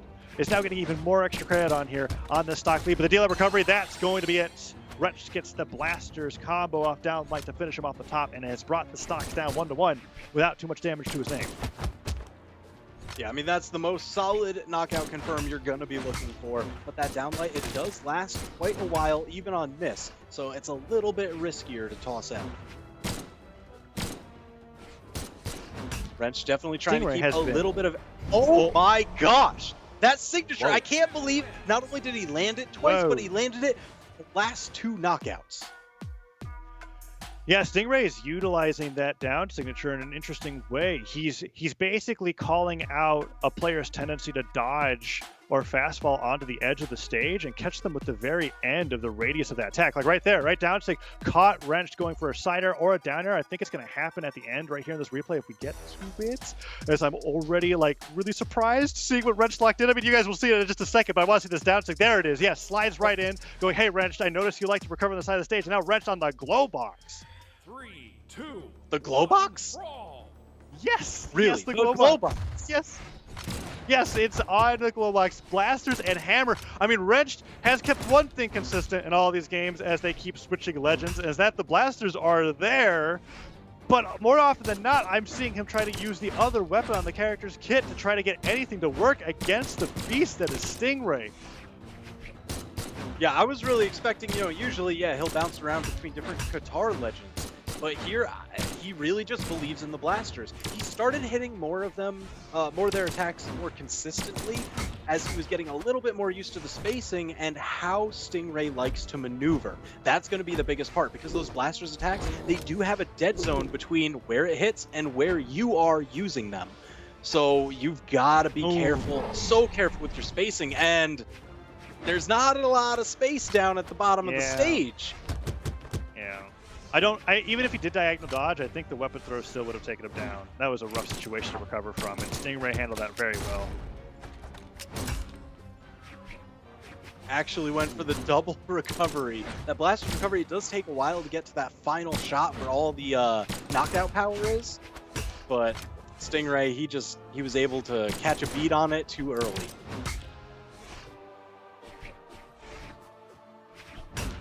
Stingray Maneuvering around, everybody's dashing, just jockeying for position, and Stingray always ending out the better from each exchange. I mean, if it's going to get to the point in this game where Wrench is going to have to rely on Blaster's sider to get these stocks. Okay, there we go. Gets them there, puts a little bit of a flag taunt there saying, hey, look at this, I'm going to reverse 3-0 you. But it's looking bad. Stingray with a nice lead so far. Wrench now in the Hammer Ditto. The last weapon that I was expecting to talk about with Wrench. I mean, maybe if you brought the Sentinel. We see the Sentinel too sometimes, but the glow box, not exactly ready for this. Stomp sider, puts him off the right side of the stage. Axe picked up, and Stingray has been amazing. With these down sigs, absolutely phenomenal. Yeah, I mean, that is 3 out of the last, 4 stocks in this set have all been with that signature. I mean, a lot of Taros players, they usually talk about, maybe that one, it's not really that great. It's got the dead zone right around you. It just hits on the edge of where the actual axe is swinging. But, man, Stingray making it look like one of the best signatures in the game right now. And that's just rewarding how great his spacing is with that signature in particular. Not to mention, we're seeing that constantly. Axe side air, very heavy hitting move. It knocks out for a reason. It's not exactly the easiest move to hit all the time. I cannot believe it. That's 5 down sig knockouts. 5 down sig knockouts in 2 games. And Stingray takes a 3 over Wrenched, forcing Wrenched through 3 different Blasters legends. Stingray on Taros. It's unbelievable. I certainly can't believe it. I don't know if people out there can believe it. That was just absolutely wild. I don't know how much of his Taros I have ever seen before. This was definitely not an expected pick for him going into this set, but geez, looking like he's been playing that legend for years. Yeah, something that we didn't really talk about was that Stingray made a name for himself being Orion, a character that we almost never saw competitively, and being another Lance player that rivaled Kosolix's ability. So seeing him be on Taros and looking so darn good on that legend that entire set is a massive surprise to me personally, at least when it comes to watching him compete. So I'm very excited to see what he has prepared for the rest of the tournament, because that could mean that Taros is not the only legend that he'll be playing this tournament. All right, so back to kind of unexpected crazy picks. We know that the Nyx has been queued up for Sandstorm. He's been talking about it constantly, just like, my Nyx is great. My Nyx is actually wild. So now going into this match against Pugsy, I'm expecting to see that Nyx. I want to see what kind of damage it can do as they make their way towards their own top 8 qualifier match. So this is top 32 winner side. It will be best 3 out of 5. Yeah, the winner of this matchup coming up next, Sandstorm versus Pugsy, is going to be going up against Snowy, who, as you can see here, took down Santi 3-1. Snowy, like Impala, is a player that I feel like has just been improving massively tournament after tournament. And now we're like, there's a world, I mean, it's a really, really far-fetched idea, but there's a world where Impala and Snowy make it on the winner's side top 8. I mean, look at this, seeing that they have to go through potentially Sandstorm and Stingray. But I mean, that's what's so exciting about this tournament right now is that, I mean, if they beat Boomie, why not, right? They who else are they going to be able to beat going into the winner's bracket? Man, and I also saw on that there was Cody Travis taking it 3-0 over Noel. I mean, not really too big of a surprise that Cody would win over Noel just because of his past tournament wins and tournament placements, but 3-0, he's got to be feeling good today. So the next matchup that we talked a little bit about earlier, is going to be actually the top 8 tracker that we got coming up through here. So we're seeing a little bit of stats here for each one of the sets as we've been going out through today. Santi, as you can see with that set against Snowy as well. Yep, this is their most recent win. So Sandstorm taking it 2-0 to bring himself up to this point. I'm seeing a lot of 3-0s putting folks in these positions, but there's a couple 3-1s sprinkled out. I guess it hasn't really been too many, really any game 5s just yet. So yeah, I mean, that's going to be the big thing, is how much can folks extend these sets, bring them the full distance, give you as much time to adapt as you need. Yes, and we'll be seeing more of that as we go into the bracket. I'm excited to talk about the results. But on winner's side, we have next, coming up for you guys watching at home, is Pugsy versus Sandstorm. A matchup that in the past was really exciting to see because Pugsy just broke out in 2020 as the first winner of the year on that Jala, which is now the Finn, as they got locked in. And the Nyx that you were talking about, oh, I see that locked in for Sandstorm. I'm very excited for this matchup coming up. Finn versus Nyx. What a matchup to behold.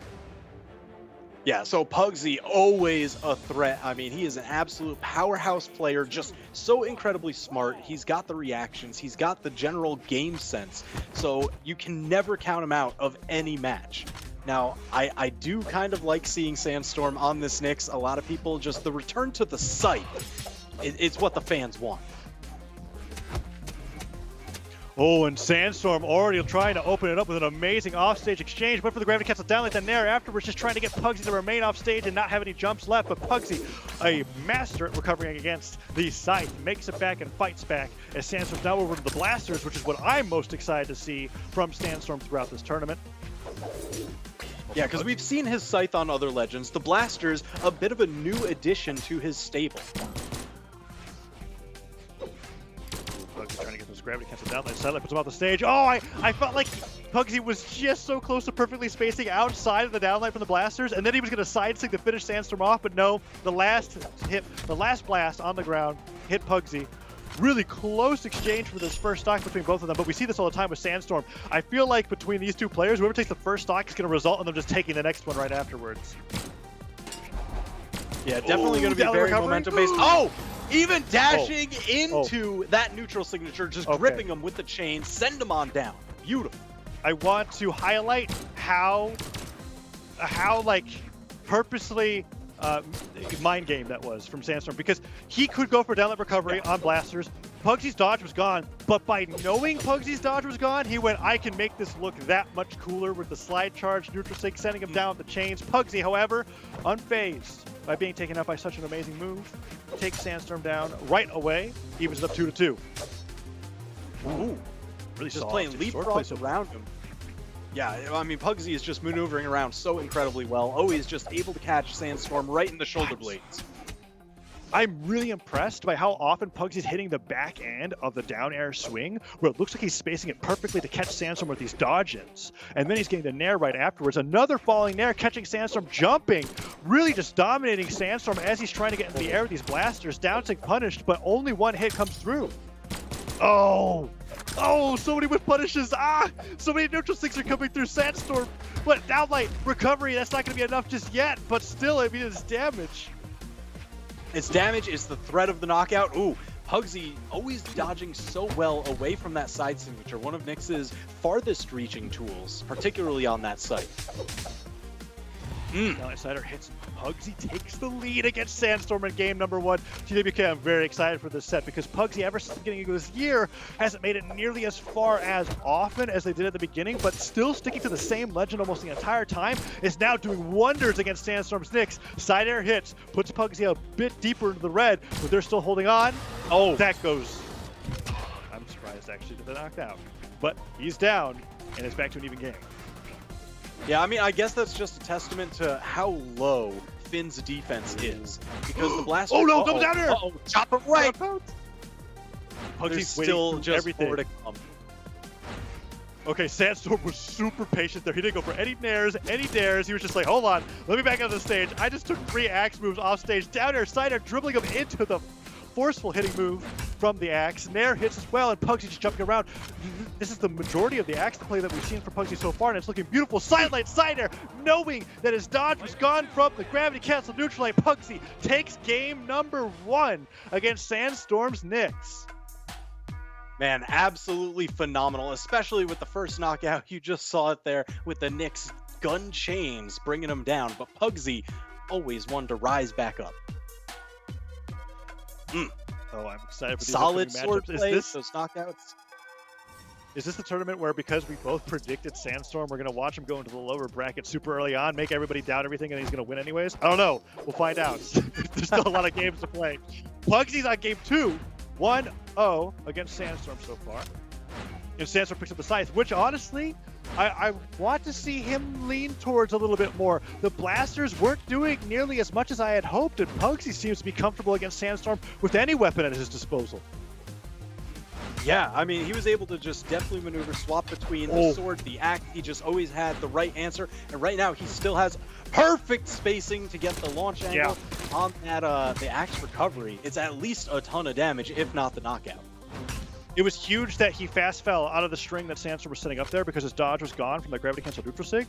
So he fast fell, he lingered around beneath the stage a little bit longer, waited for Sandstorm to use all his jumps to make it back, and then punished that axe recovery, which disarmed him and gave him the ground necessary to take out that first stock. Really great play from Pugsy, and almost every single one of these axe down airs that connect almost always is followed up by another down air. Really enjoying the axe play from Pugsy, and these neutral sigs from Sandstorm just aren't connecting. Oh, there it is. Finally points the right direction and for the knockout. So Sandstorm evens up the game once again. Pugsy waiting for that weapon spawn. I feel like on Miami Dome, more than any other stage, it's a lot more comfortable for a player that is being weapon starved to get a weapon just by playing on those 2 platforms, as we saw Pugsy just do right there. Oh yeah, because I mean, they actually have to commit to the jump to get up there. Oh my god, Sandstorm just shredding him to pieces, tying up the damage gap just like that.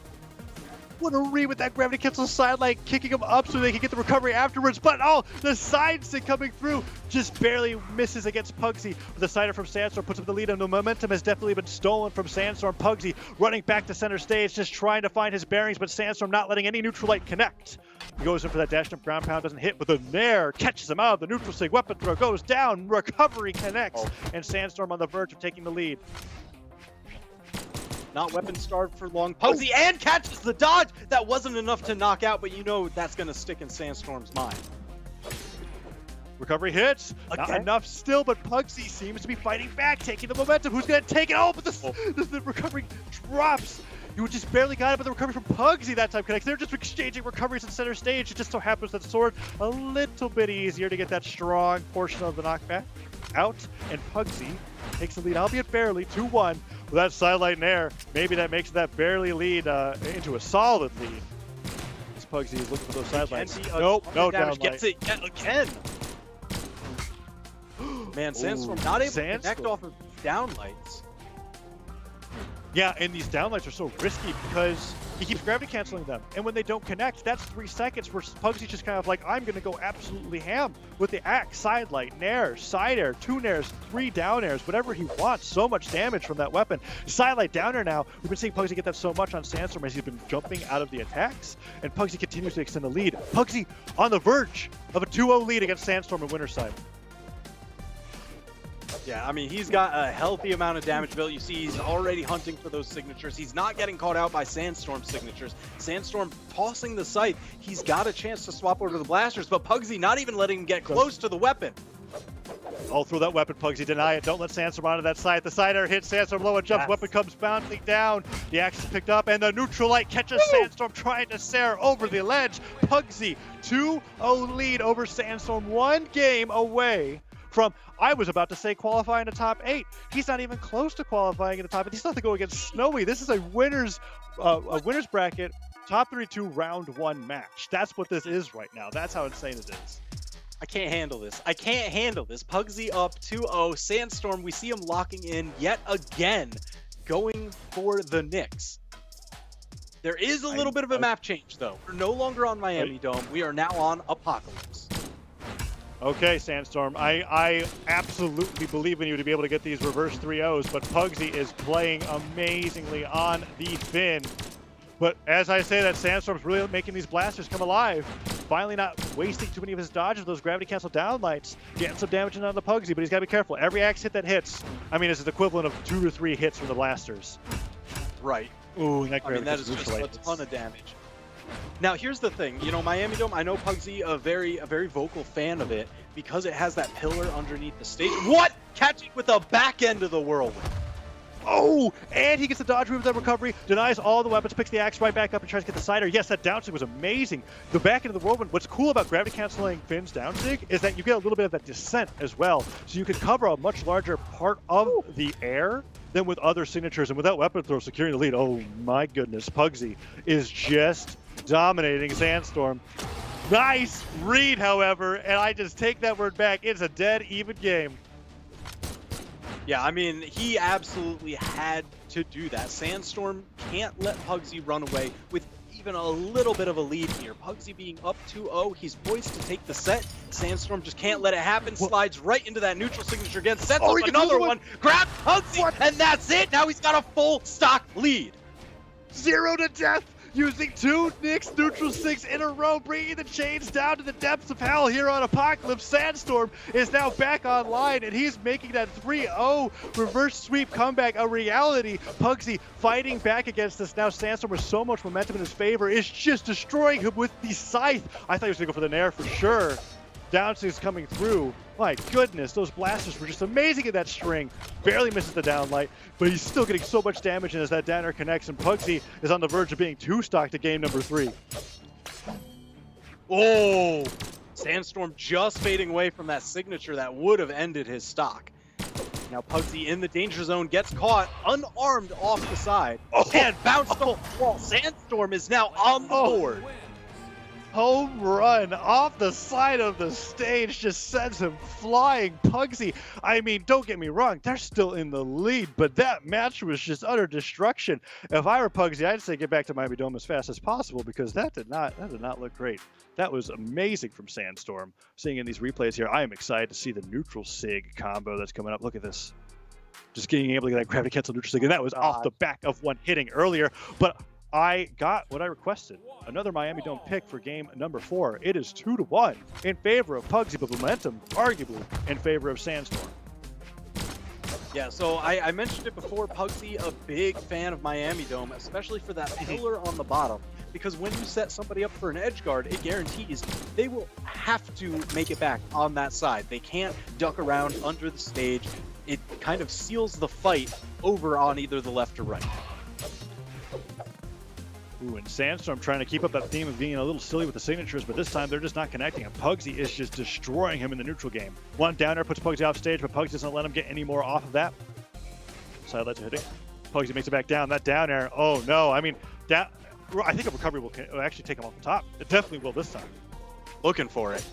Definitely looking for it. Gets it off the gravity cancel downlight, and Pugsy once again with the lead. Miami Dome seems to be the key. Yeah, Miami Dome is looking great. Definitely like the home field for Pugsy, as opposed to Apocalypse for Sandstorm, which is completely in control. But Apocalypse started off in a somewhat similar situation. Sandstorm evened it up pretty quickly, and then got that 0 to death. And here's that evening up, that down air into the stage. That is the classic. Sometimes we see the ground pound, but off of that, Sandstorm is using that active input to send Pugsy off the bottom of the stage. Evens it up and gets a neutral sig to punish him for even thinking about picking up that weapon too early. Yeah, now with the knowledge fresh in your mind that site neutral signature will hit you up on top of those platforms, Pugsy's got to be increasingly cautious. Sandstorm's bringing out some new moves with these blasters, using that dash forward sidelight on the platform to slightly fall, catch Pugsy, get the chase dodge afterwards for the nair. Pugsy, however, fighting back, gets a sidelight, but Sandstorm not jumping back into Pugsy that time to get hit by the dare, dodges in place and gets a punish. Nice adaptation to Pugsy's tendencies to want to get that fade back down air after a successful sword sidelight. Oh, and this could be bad for Pugsy. Maybe sitting towards the edge. He didn't get caught, but reading the high recovery, getting up over the corner again. Sandstorm just pointing him out. It's like, you're there, go away, go over there. And now Pugsy on the back foot significantly too. He has to do a lot more damage, and Sandstorm is just stringing him up with the scythe like it's nothing. One comes in, but that neutral stick does not connect. Downlight doesn't anti-air him either, and Sandstorm's getting 2 to 3 hits for every whip from Pugsy. The neutral stick batting him away. He is just playing a great game of baseball with Pugsy's character right now, with the down sticks and neutral sticks galore. Sandstorm just loving the scything in this matchup. Yeah, even though it started off with a pretty significant lead for Pugsy, I mean, Sandstorm just keeps chipping away at it. It seems adaptation within each game is what Sandstorm's looking for to even up this set. Oh, I mean, Sandstorm might two-stock him, despite being at a stock deficit at the very start. Recovery comes through. Pugsy needs to get that downlight recovery on sword to be able to finish off the stock, but Sandstorm is playing impeccably on the blasters. Cider hits. One more Cider will definitely do it. Pugsy off stage. Can he get the stock? Ooh, there's just the side air. clipped him with the sword side air. Not yet enough. Oh my gosh, dodges the weapon throw. Okay, Sandstorm at this point. All across the stage. There, points him out once again. That's going to be 2-2. We're going to game 5. I mean, 200 more damage than Pugsy going into that game. It's looking like Game 5 is in favor of Sandstorm, especially considering that the Miami Dome pick didn't work. It was looking amazing for Pugsy, but now we're going to be going into game number 5 between Sandstorm and Pugsy. Same legends the entire time, and Sandstorm's Nyx just looks better and better every game. It's Miami Dome again. Can Pugsy do it, or will Sandstorm get the reverse 3-0? They're about to find out. Opening up with in favor of Pugsy. Nice snare, gets the first weapon. Let's see how much they could do with the sword. Yeah, and this would be the first time that Sandstorm would be going down into the lower bracket since Low Tier City. So Pugsy trying to make history, but Sandstorm not one to let go of the books. Oh, side sig almost taking the gravity catch downlight. Kicking Pugsy away with so few jumps. The downer connects. Pugsy doesn't touch the wall. He can't get his jumps back, and he fast falls to his demise. Sandstorm quickly deletes Pugsy's first stock, and that's when you know Sandstorm's online, when the signatures are just being slide charged in every direction. You think they're random, but really, they're just trying to condition you to fall into Sandstorm's next amazing combo. Oh my gosh! He's playing damage with the side of Miami Dome. Side sig just barely misses, but he bonked Pugsy into the side of the stage several times. I can't. How is this the same player that we just witnessed in games 1 and 2? I can't fathom it. He just, you know what? Oh my! What? Is he gonna be working on a 3-stock here? Pugsy trying to make his way back, unarmed, gets bonked by the scythe. Sandstorm almost pointing him out once again. It looks like Pugsy is taking a tighter angle inside around the corners, but you don't want to be down around when that side sig comes sweeping on through. There's no hope. Pugsy's just getting destroyed. Sandstorm is on another level with Nyx right now. Pugsy finally interrupts the non-stop 3-stock long string that I feel like said, never mind. Sandstorm's still going with it. Nair after Nair. He tried to get a gravity cancel sidelight after a double Nair with blasters in the air. Who is this guy? Oh, that's right. It's Sandstorm. We both predicted him to win a tournament. It's Sandstorm. Of course. What was I thinking? Down air, down light, boldly charged, down signature. Why not? It worked last time. Really bringing that swing up the dash jumper. Really, just the fact that he sat there and charged it for so long was a mind game in and of itself. And there it is. I mean, the shortest game 5 I think we have ever had. And Sandstorm just moving on. Pugsy was in control for so long that set, but Sandstorm cannot be denied. Yeah, the importance of best of 5s was showcased there, right? Imagine if Sandstorm and Pugsy were seeded to meet 1 game earlier, because I was telling you about this. This isn't a qualifying match for top 8. This is just a fight against Snowy. if they met one match earlier, Pugsy had won that set 2-0, but no, the best of 5, being able to really prove your adaptation mid-set, and it got to the point where Sandstorm, honestly, it was destruction. Sandstorm completely dismantled Pugsy with Nyx by game number 5, and now I'm terrified for anybody that has to fight up against a warmed-up Sandstorm later on throughout the bracket. Yeah, that's gonna be, if you're watching the stream and you're competing in the tournament, you've got to be a little bit nervous going into those next matches. But you know what? We've got matches coming up. You see, there it is. Now the top 8 qualifiers are all set. Sandstorm versus Snowy, Impala versus Stingray, Cody Travis versus Lil Cap, and Kosolix versus Remy. Winner of those sets will move on into top 8 winner's side. I'm very excited about the matchup coming up next, which is Remy versus Kosolix, because I was talking a little bit earlier about Remy's volatility as a player and Kosolix's consistency as a player. This is the one matchup where I'm looking at this and going, uh-oh. Is Kosolix going to have his top 3 run broken by Remy, who's just absolutely on fire today with the Koji? I'm very excited to see it. In fact, if we look into the lobby, which we'll be seeing a little bit, I'm seeing Kosolix hover as Scarlet, not the Macho Man that he has been primarying the majority of his tournament runs so far. Kosolix, as a Lance player, has picks that he picks for certain matchups, whether it's Scarlet, Sir Roland, Macho Man. I feel like it's dependent on the player and the legend that he's fighting against. So seeing him pick the Scarlet right away against Remy makes me think that he's got something special in mind for this particular matchup. Yeah, and especially since he's playing those big weapons, high strength, and Kosolix has pretty liberal usage of those down signatures sliding off stage, trying to catch them as dodge reads. I think he's going to be forcing towards small stages. You're going to be looking for small Brawl Havens. You're going to be looking for Demon Islands with barely any walls. That's what Kosolix wants to fight on. And Remy, I don't know if he even has like a preference. I think he's going to be trying to favor the bow against the Lance matchup. Yeah, I'm thinking about how Kosolix likes to play. I feel like even Mammoth Fortress and Apocalypse, honestly, when it comes to Kosolix's playstyle, he's pretty favored in terms of the maps that are available, as long as he gets rid of, what, Dome, Small Enigma, and the Great Hall. I feel like he's pretty comfortable in those places when it comes to how he plays. So yeah, you're right. When it comes to Remy, I think he's thinking less about stages and thinking more about getting that favorable weapon matchup going into the set.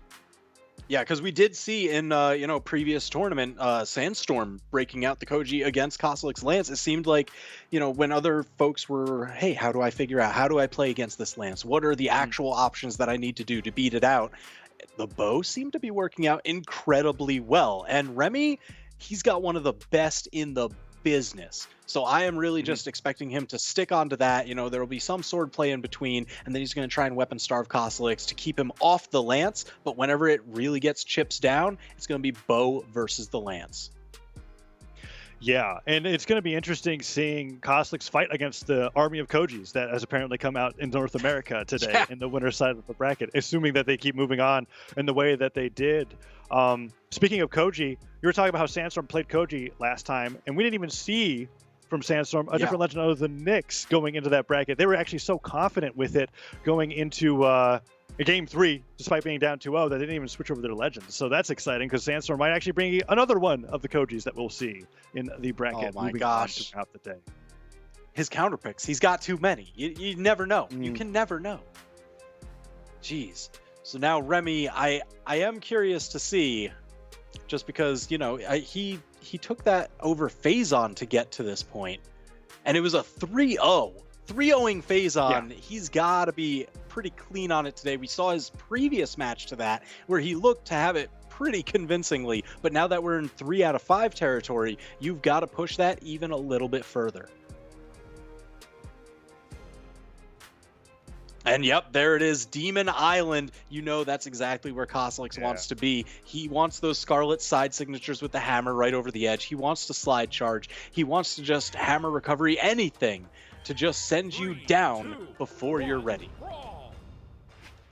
Yeah, I'm interested to see how Remy plays in this matchup here. Out of all the stages that I see Kosolix regularly play on, Demon Island is the one that I feel like is the most in his favor as a player. I mean, I was talking about it earlier.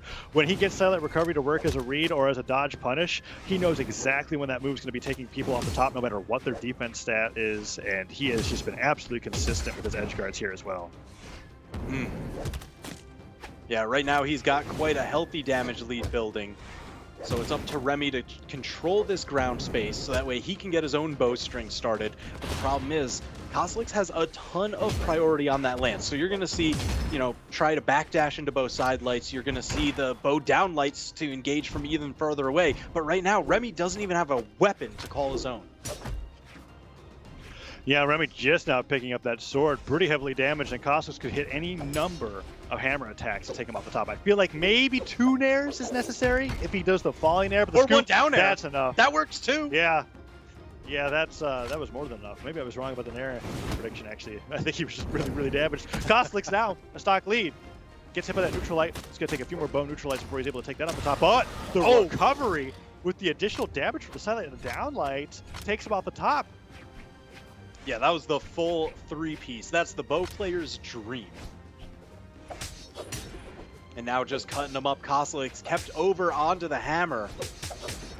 You know he definitely wants the lance. He always works so hard to prime his next weapon as the lance, which does make weapon starving a little bit more difficult for him because he's constantly fighting against what he wants and what he's trying to prevent. Ooh, that was a nice nair. Punish Remy on the stage, but Remy now very solidly in the lead. Gets that recovery. One more sword recovery off of a downlight. Definitely take Kosolix off the top of the stage. Doesn't even need a downlight. Just gets him with that pickup recovery off the top. And now Remy a whole stock ahead of Kosolix despite that shaky start.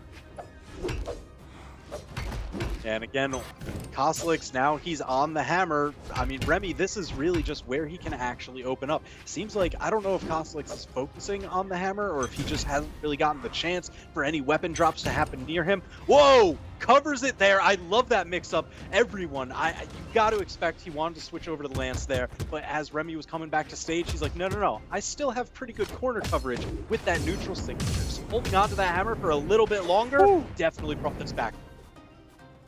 Yeah, Kosolix right there. Just tried to end the game then and there with that lance string off stage. Oh, actually gets a landing animation off of that down air. Couldn't continue the string any further as he wanted to, but the nairs are connecting, and Remy taking a ton of damage as that recovery comes through. Fully charged weapon throw actually connects in. The gravity canceled neutral sig catches Remy sleeping. Remy just did not respect Kosolix willing to go for literally every single move the second that he tried to land on the ground, and Remy deleted by Kosolix's Scarlet.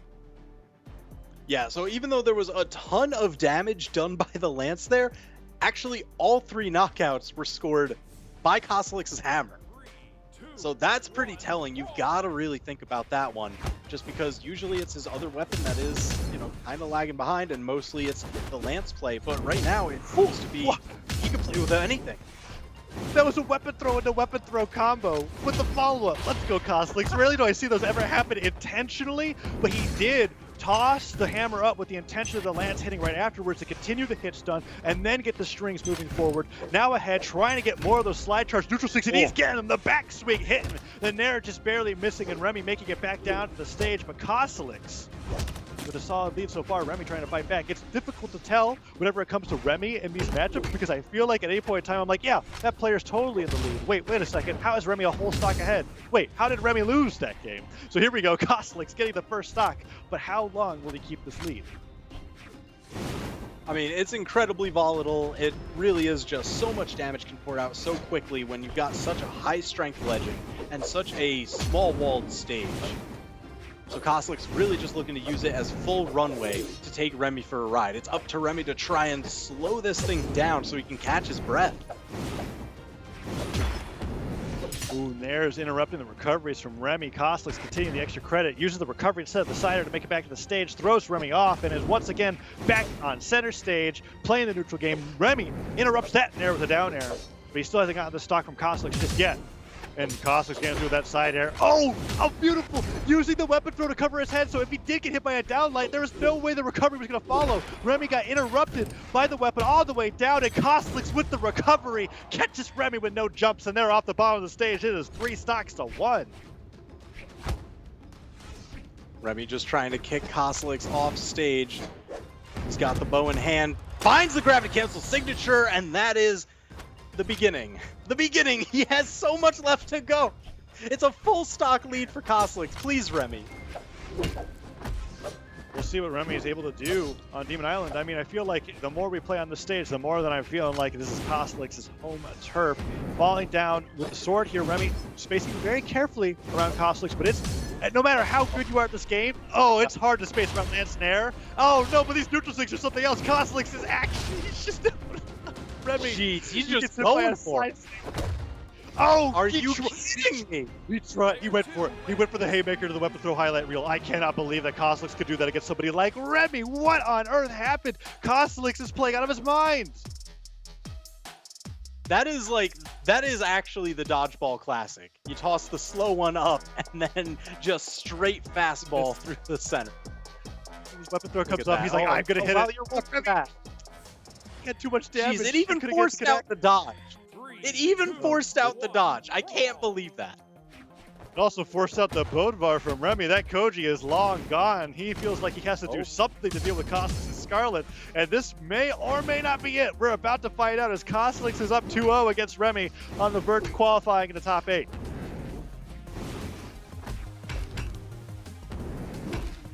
So Remy, the one now swinging the hammer around.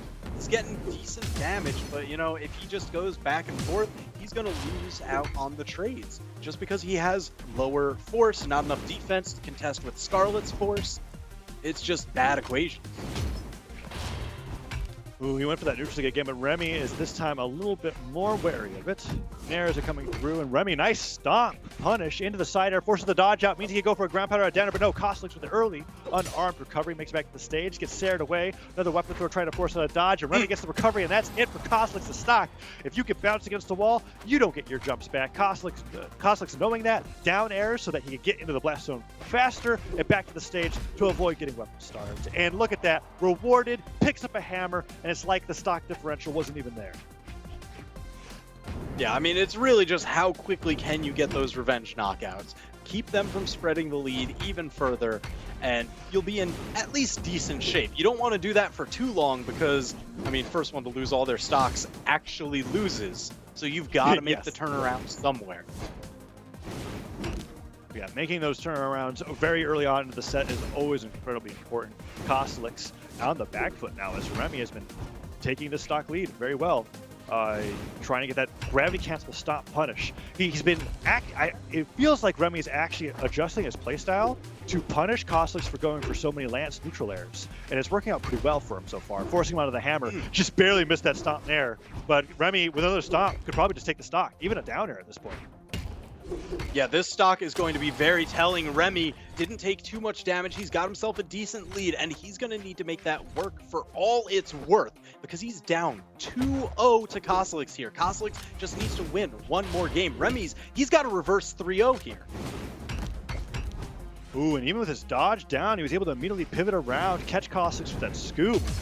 I mean, he's doing great, but Kosolix, as we saw, could take those stocks in a matter of seconds, depending on if he gets the right dodge read on the lands. It is terrifying.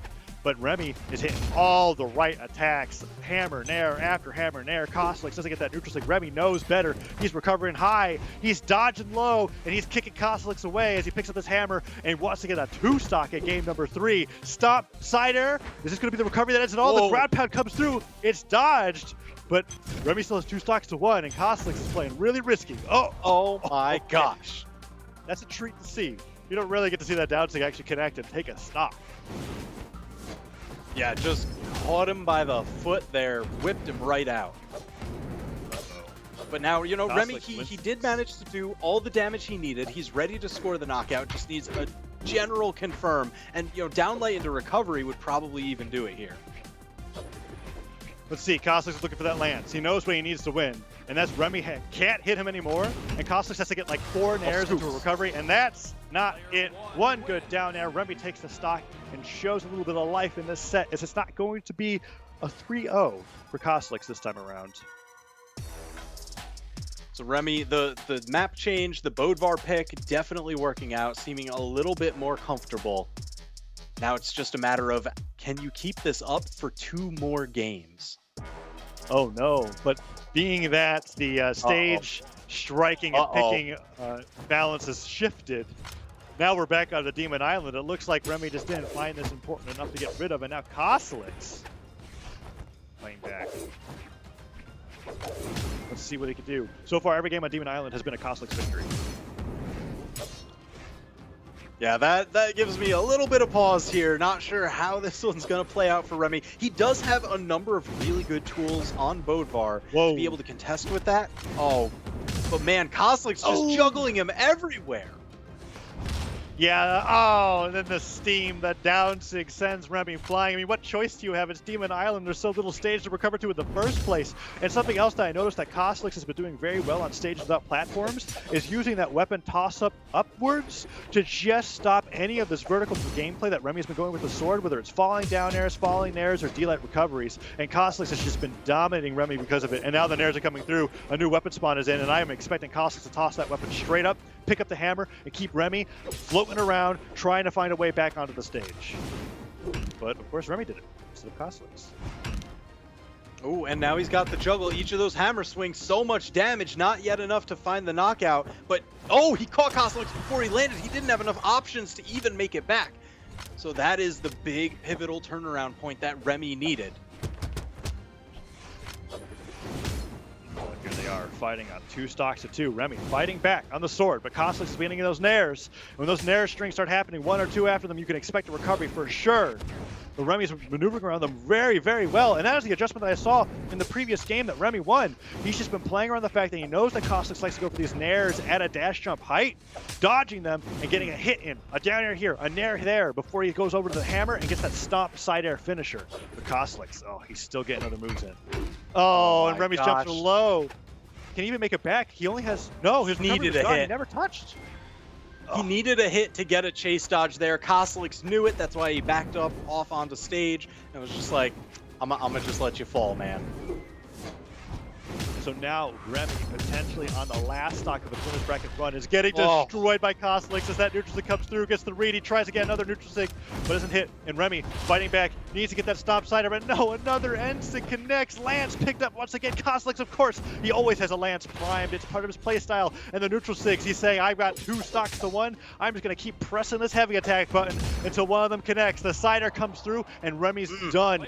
2 stocked. 3-1. Kosolix qualifies for the winner's side top 8 of the North American Autumn Championship. Jeez, that was quite the performance. It really just seems, don't fight Kosolix on Demon Island. Just don't do it. It never works out well. That was so convincing. I mean, absolutely just taking him to task. So now Kosolix, that was his top 8 qualifier match. He's going to be sitting pretty up there, winner's side, a shorter path to grand finals. Now, the only question that remains is who will join him in that upper echelon? Yes, there are 3 matches left for qualifiers on the winner's side into top 8. We get the bracket graphic coming up. We'll see that Sandstorm and Snowy are against each other in a best of 5. Impala and Stingray will be going against each other, and Cody Travis versus Lil Cap will be happening as well. Cody Travis, you mentioned earlier, knocked out Noel, so one of the many Kojis that I was expecting to see throughout the bracket. We won't be seeing on the winner's side, but we might see them in those qualifier matches on the lower bracket side as we get closer and closer to having a fully rounded out top 8. That's right, and you mentioned it becomes ever more important as the World Championship draws near to have your placings really just bump up those power rankings, so that way you can guaranteed qualify in those top spots. Yeah, if you think a 40,000 total prize pool total is amazing for this championship, it's the World Championship that really matters. So if you're not exactly in a position, I mean, everybody's trying to win the tournament, but in the end, there can only be one winner, right? But the World Championship, the one that matters the most, you have to qualify through those power ranking points. So these placements, as we get further on into the bracket, on top of the money earned, it also matters a lot for their points to qualify into the World Championship. Here we're seeing the bracket, as we talked about a little earlier, Kosolix and Remy. And now going to the lower side, first time that we've seen a look at this snapshot, we get to see a little bit of the players that are in the lower side of the bracket, waiting for the rest of the matches to catch up and to see who is going to be going where. I can already see right there, Wrenched and Boomie are on a collision course before the qualifier match even. That's going to be a best of 3 before they fight against Remy. This is crazy. And I mean, we mentioned it before, this is now the thousands of players that have entered, boiling down into the top 32, looking to filter into the top 8, where only one will be crowned champion for this event. Yes, Kosolix, as you can see, the first of first of 8 that will eventually qualify into top 8. And we're going to be watching those remaining winner side qualifiers moving out throughout the day. Cody Travis is going to be up next against Lil Cap. And he's on that Barasa that I am such a fan of. Lil Cap on the Xavier Woods. I saw them do very well with in the earlier game. And I'm excited for this matchup coming through. Cody Travis may not have won the most recent events, but they are one of the winningest players of 2020. And I am sure they're looking to make North America the Autumn Championship another one of their wins as we go into game number 1 of this best of 5. Small Brawlhalla. Once again, this is supposed to be a Lil Cap favorite. Yeah, this is going to be another volatile match, but Cody Travis, he's got a lot of defense. If you're looking to cut through that as quickly as possible, this map's a pretty good pick. Just don't get caught by any gravity cancel neutral signatures from his axe. That will fling you in reverse and just almost entirely end your stock. There it is. That's the one you got to watch out for from Barasa. Yeah, that side air hits. Weapon throw, catches the dive kick off Lil Cap as well. Oh, he went for the gravity cancel. That is just, I mean, okay, Barasa's down signature, yes, you input down to use it, but it sends you straight up. So the fact that Cody went for that off the bottom of the stage was just ultimate BM. And he's downlighting over and over again, trying to get those side airs onto Lil Cap. Down to comes through once again, and it's not connecting him. Lil Cap might actually punish Cody Travis pretty hard for not getting that edge guard in that scenario. Yeah, I mean, already it's been a ton of damage that Cody was not looking to even have to contend with, just because he was expecting for these knockouts. He might even actually go down first here. Ooh, but no, all right, no, Cody finally. That. Yeah, he fixed it up. He managed to get the knockout. Yeah, Blaster Side are not exactly the most reliable knockout tool in the Blaster's kit. But I'll tell you what, it works pretty darn good on Small Brawlhalla. Side sig, a little risky there, but why not? Lil Cap gets a nice sider to be able to finish it off, and Cody dashes back, and Lil Cap gets a nice read of that neutral light. Whoa, fights back in the downlight, ground pound, just swinging left and right, and Cody on these Blasters once again. You know, I just thought about it, but there's a potential that, depending on how this matchup goes, that we get Cody Travis Blasters going up against Sandstorm Blasters. That's going to be crazy. Man, these down sigs have been nuts. Lil Cap goes down. Nicely done from Cody Travis to the right side of the stage, and now he's over to the axe, just swinging, keeping himself warmed up. Yeah, Cody is just looking phenomenal here in game 1. He started out with the early lead, and you know, even though it seemed like maybe there was a stumble here or there, he's really just regained his footing, and now he is just pulling so far ahead. I like how you mentioned, you know, a lot of players seem to be favoring Blasters this tournament, at least for their early experimentation. You know, Wrench, Sandstorm, they're all like, ooh, check out my Blasters. But you want to see Blasters? See Cody Travis. Yeah, Cody's been playing Blasters before it was cool. That's what I have to say about that. He's been on Barasa for as long as I can remember. And now fighting against Lil Cap, stocks are even, but he has control over center stage as he's keeping Lil Cap boxed out with these downlights and neutralites, making it so that Lil Cap has no idea how to make it back to the stage, but finally makes it over, jumps up all the way around, gets the falling air, stomp side air as well, but the down air into side light from Cody connects, and more damage comes through. Oh, this is close. If Lil Cap gets a side sig, I mean, that's it. He's got to be careful about this. I can feel him looking for the pancakes. I just know it. Oh, he's on the right side of the stage. I mean, you just got to serve him a whole hearty breakfast. Oh, Stomp's coming through, dash jump sider. Cody Travis wants that down signature. He's at that damage where a down sig will take Lil Cap out the top of the stage. Ooh, over onto the trombone. Lil Cap, he's going to be looking for any of those just easy knockout confirms. Just needs a solid opener to seal the deal. Oh, downlight recovery. No, downlight side air. Puts him on the left side of the stage. Lil Cap goes to the weapon throw. Has to stop in hand. We got that hammer. The recovery hits. Oh, unarmed recovery. Wow. Caught Lil Cap reaching too far off the ledge. And I don't even think Lil Cap expected him to lose his stock off of that recovery there. Really close game 1. Jeez, that was absolutely insane. So now I don't expect any legend change going into game 2. Both of these players, they're character loyalists. It's going to be these till the end. Yeah, the only question is whether or not Lil Cap switches off the epic crossover skin of Xavier Woods, the classic trucker road var with the stop sign. That's the only thing that I expect to see changed here. But if it happens at all, Cody Travis now on the Barasa with that axe, trying to hit him with the side airs, down air, and air hits as well. Cody getting a nice little bit of damage on, but Lil Cap having the lead. It is, unless Cody just down airs him to his demise. Man, we've been seeing so many of these situations. Oh, okay. that defied my expectations there. I did not expect a delayed slide charge just to get the side saying, wait, Cody, you're fighting off stage against Lil Cap, sword unarmed. Wait, these ground pounds are crazy. What is happening? This match is pretty insane. Okay, who's gonna take the first stock? Who's gonna do it to DK? Is it gonna be Cody? Oh man, it's gotta be Cody. Because even with, you know, the Blaster Cider taking longer to knock out, it's small Brawlhaven, man. You're just gonna get sent down. Oh, apparently unless Cody Travis. Then you'll just survive forever. I mean, I don't think Barrasa's like a default 8 defense legend, but Barrasa's pretty tanky. That's like, it's showing here. Lil Cap, however, despite being behind, takes that stock and immediately takes the lead as he keeps the weapon starved away from Cody. Picks up that hammer once again. Cody is struggling to find anything in his favor, and he's getting sidelighted all over the place. Nair as well. Cody, he just can't pick up a weapon. Finally, dash, chain dodges all the way through, picks up the blasters, gets it down there, but his dodge is gone, and he has to jump all the way around just in time for his dodge to come back up. Yeah, that was a nice tricky fade around to make it for the recovery. Can he actually skate back once again without even getting touched? Cody Travis's recovery is really paying through, but you know, you can't just win by avoiding attacks. You've got to land some of your own.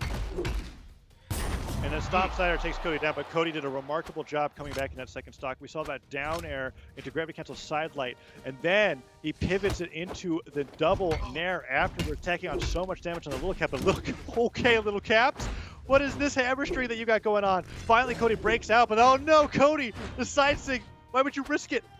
Up throw goes down.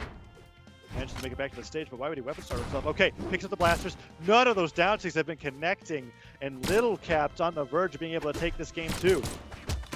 Oh, there it is, the confirm, finally scoring the knockout. He did take a little bit of hit to the face, putting him right between yellow and orange. Cody Travis, but this blaster string immediately tying it up. Can he get another downlight? If he could get a downlight or a down air here, that could be so much more damage. But Lil Cap picking up that hammer means he's got control over the ground, and Cody Travis has to take the skies. There's one neutral light chase dodges through, gets the nair read, doesn't get the double, but he's got a lot of damage going on to Lil Cap so far. Down air, gravity cancel, downlight chase dodge, pivot nair. What Cody? He's getting all the damage that he needs, but will it matter? These down six aren't hitting it. Lil Cap can get the stock confirms way easier than Cody. Cider hits, forces the jump. Cody picks up the blasters. He wants that downlight recovery. That will take out the stock for sure. But the Stomp Cider sends him flying, and the weapon gets it.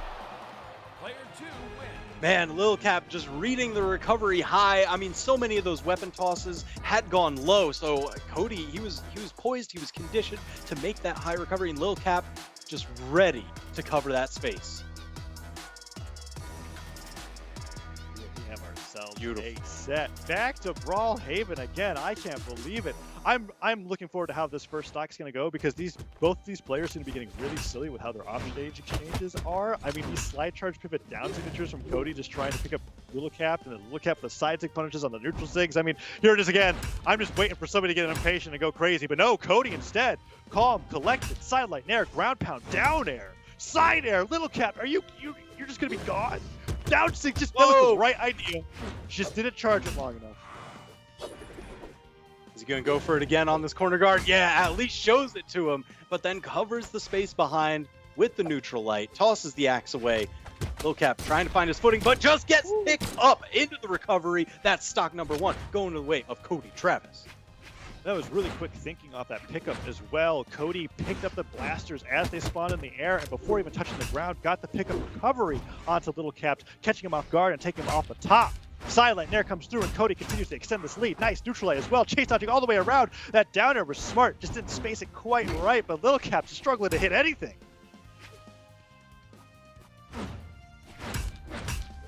Again, the sidelight there and the dodge coverage on that ground pound. It even just covers fading different direction.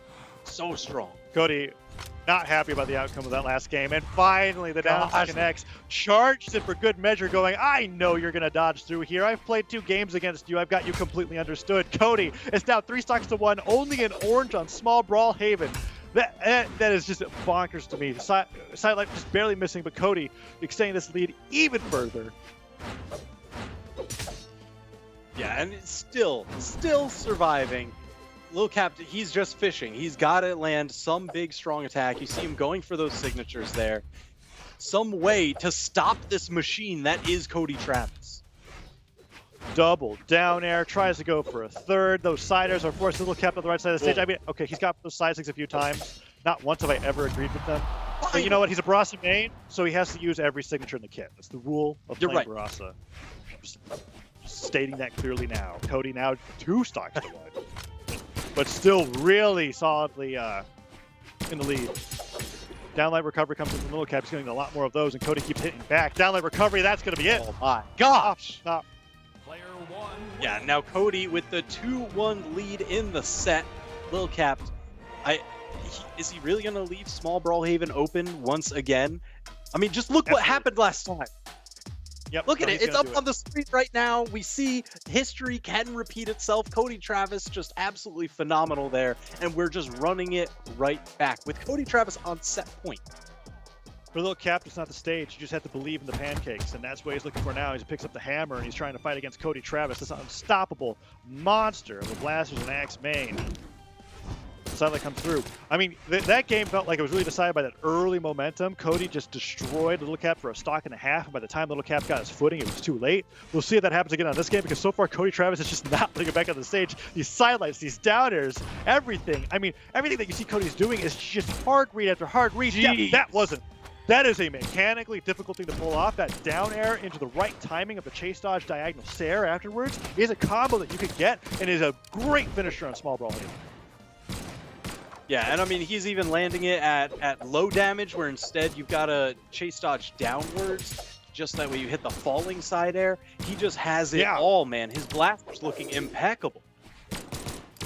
Oh, downlight, chase dodge, pivot, nair, more nairs coming afterwards. Lil Cap is looking a little lost at game number 4. Cody gets sidelight neutral out of the way, though. And then hammer Sarah, I think that would have just taken a stock.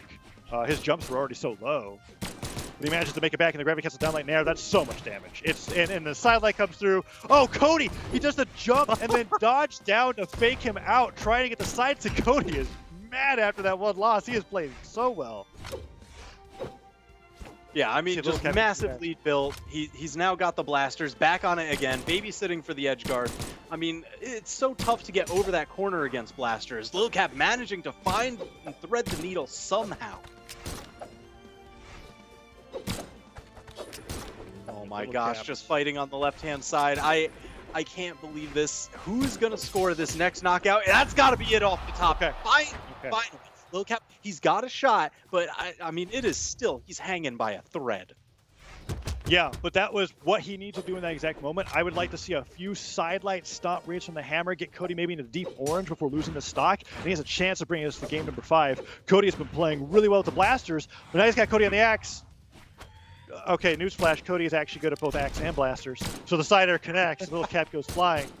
Now 1 stock left to Lil Cap's name. If he loses this, he's out of winner's side into the lower side, and Cody Travis will be the second one to qualify in that top 8 winner's side spots. So right now, he's managing to keep Cody to at least just one-off hits on blasters. He hasn't been getting caught into any of the larger strings that were kind of the forte at the early part of this match.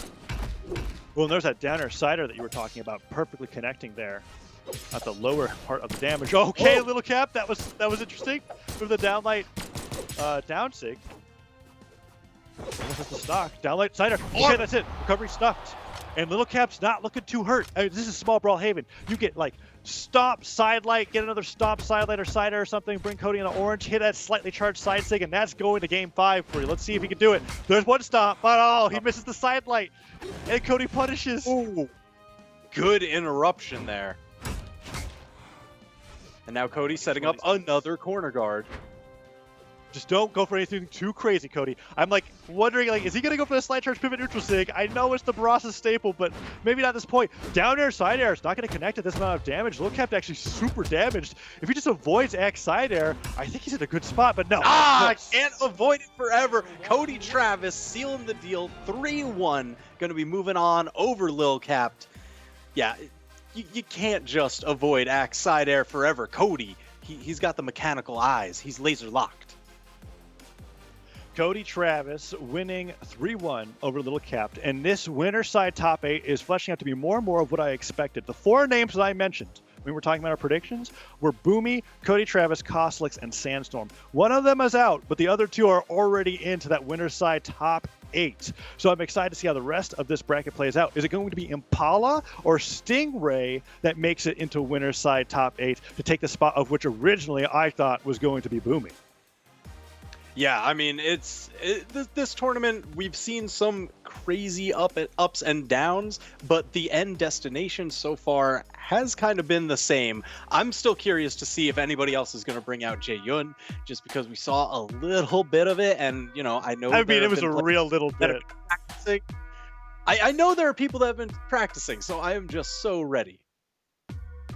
Yeah, we're seeing that lower bracket is starting to fill up more and more. Still excited to see the results of the matchups that might be going further. Potentially Santi and Pugsy meeting in the lower bracket before they get to fight against Lil Cap. And keep in mind, everything in the lower bracket that you see there before that last section is a best of 3. So stakes really high in the lower side. Yeah, that's going to be incredible pressure. Cody Travis versus Kasalix to kick off the winners top 8. That's going to be crazy. Those 2 have been neck and neck the entire year. I mean, just juggling around 2nd, 3rd place power rankings. It's really just been watching them clash over and over again in the top 3. So it looks like that could be a trend that continues even through today.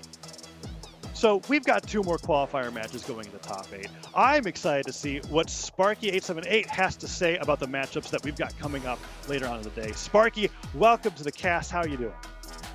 I'm doing great. I'm hoping I don't have any disconnect issues like we had before, because I want to talk to my boys. I want to talk about these games, and I'm ready to get it moving through the bracket. We still have a couple left to qualify for top 8. Make sure if you're on Twitch to hit !bracket in chat, and you can follow along at home along with me. But still, in the winners bracket side, qualifying for top 8, we have Sandstorm versus Snowy and Impala versus Stingray. Now, y'all just mentioned Impala versus Stingray. These are 2 names. Yeah. One of the names I might have expected to make it this far, but I wouldn't have expected both of these names to be at this point. There you're seeing the schedule for the next foreseeable future for the next few sets going on. But Impala versus Stingray, man, it's going to be crazy. Yeah, especially I'm with just Stingray ready for that. on the Terrors. I'm sorry. I know, it was looking so phenomenal. So I'm just curious to see how much farther he can push that legend. And if he has any counter picks, what are they going to be? You never know with this guy. Right, well, we'll be finding out in just a little bit. Go ahead, Tazza. Oh, yeah. No, Sparky, you've done it perfectly. We're going to be going to a break. We're going to be switching the casters out as well. TWK and I are going to be taking a small break. We're going to be switching over to Sparky and Duke. So don't go anywhere. Small break, and we'll be right back with more exciting matches.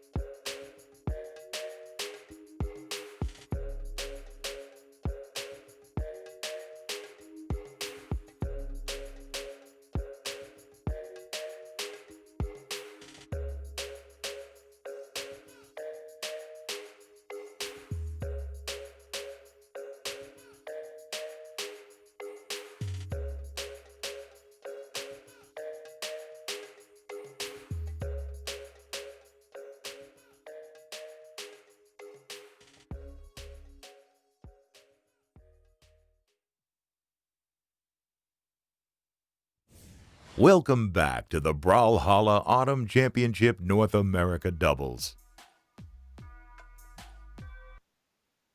And we're back for the Autumn Championship. We are right outside of top 8. All of these matches mean so much right now. A lot is on the line even before we get into top 8. We're going to be coming into these matches here shortly. We're going to see the schedule coming up, but just before that, we saw some beautiful trees, very serene, but I don't think any of these games are going to be very serene. Welcome back from the break. My name's Sparky. Joining me is TK. In case you haven't caught any of the matches so far, double elimination. We're now right outside of top 8, so we are in best of 5s. Here is our 1v1 format. It's an open bracket. Anybody can join, no matter who you are, how good you are. You can get in on the action.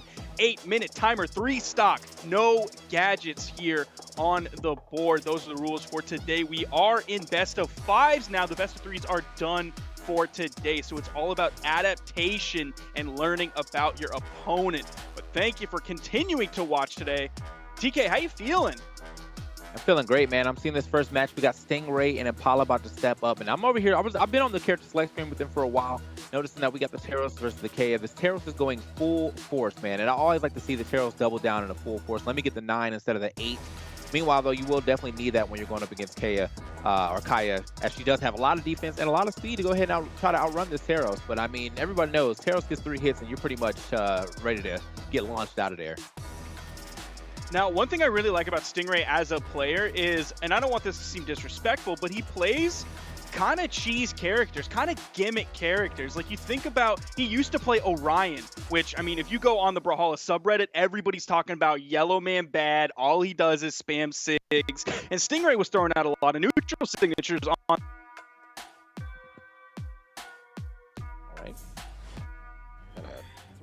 It looks like we got a quick cut over here from Sparky, but it's all good, man. We're going to get to this first game super easy, as you said. Now, this is somewhat of a cheese pick to some people. This Taros does get a little crazy. In fact, I feel like most of my losses on ranked are to Taros. So here we are, though.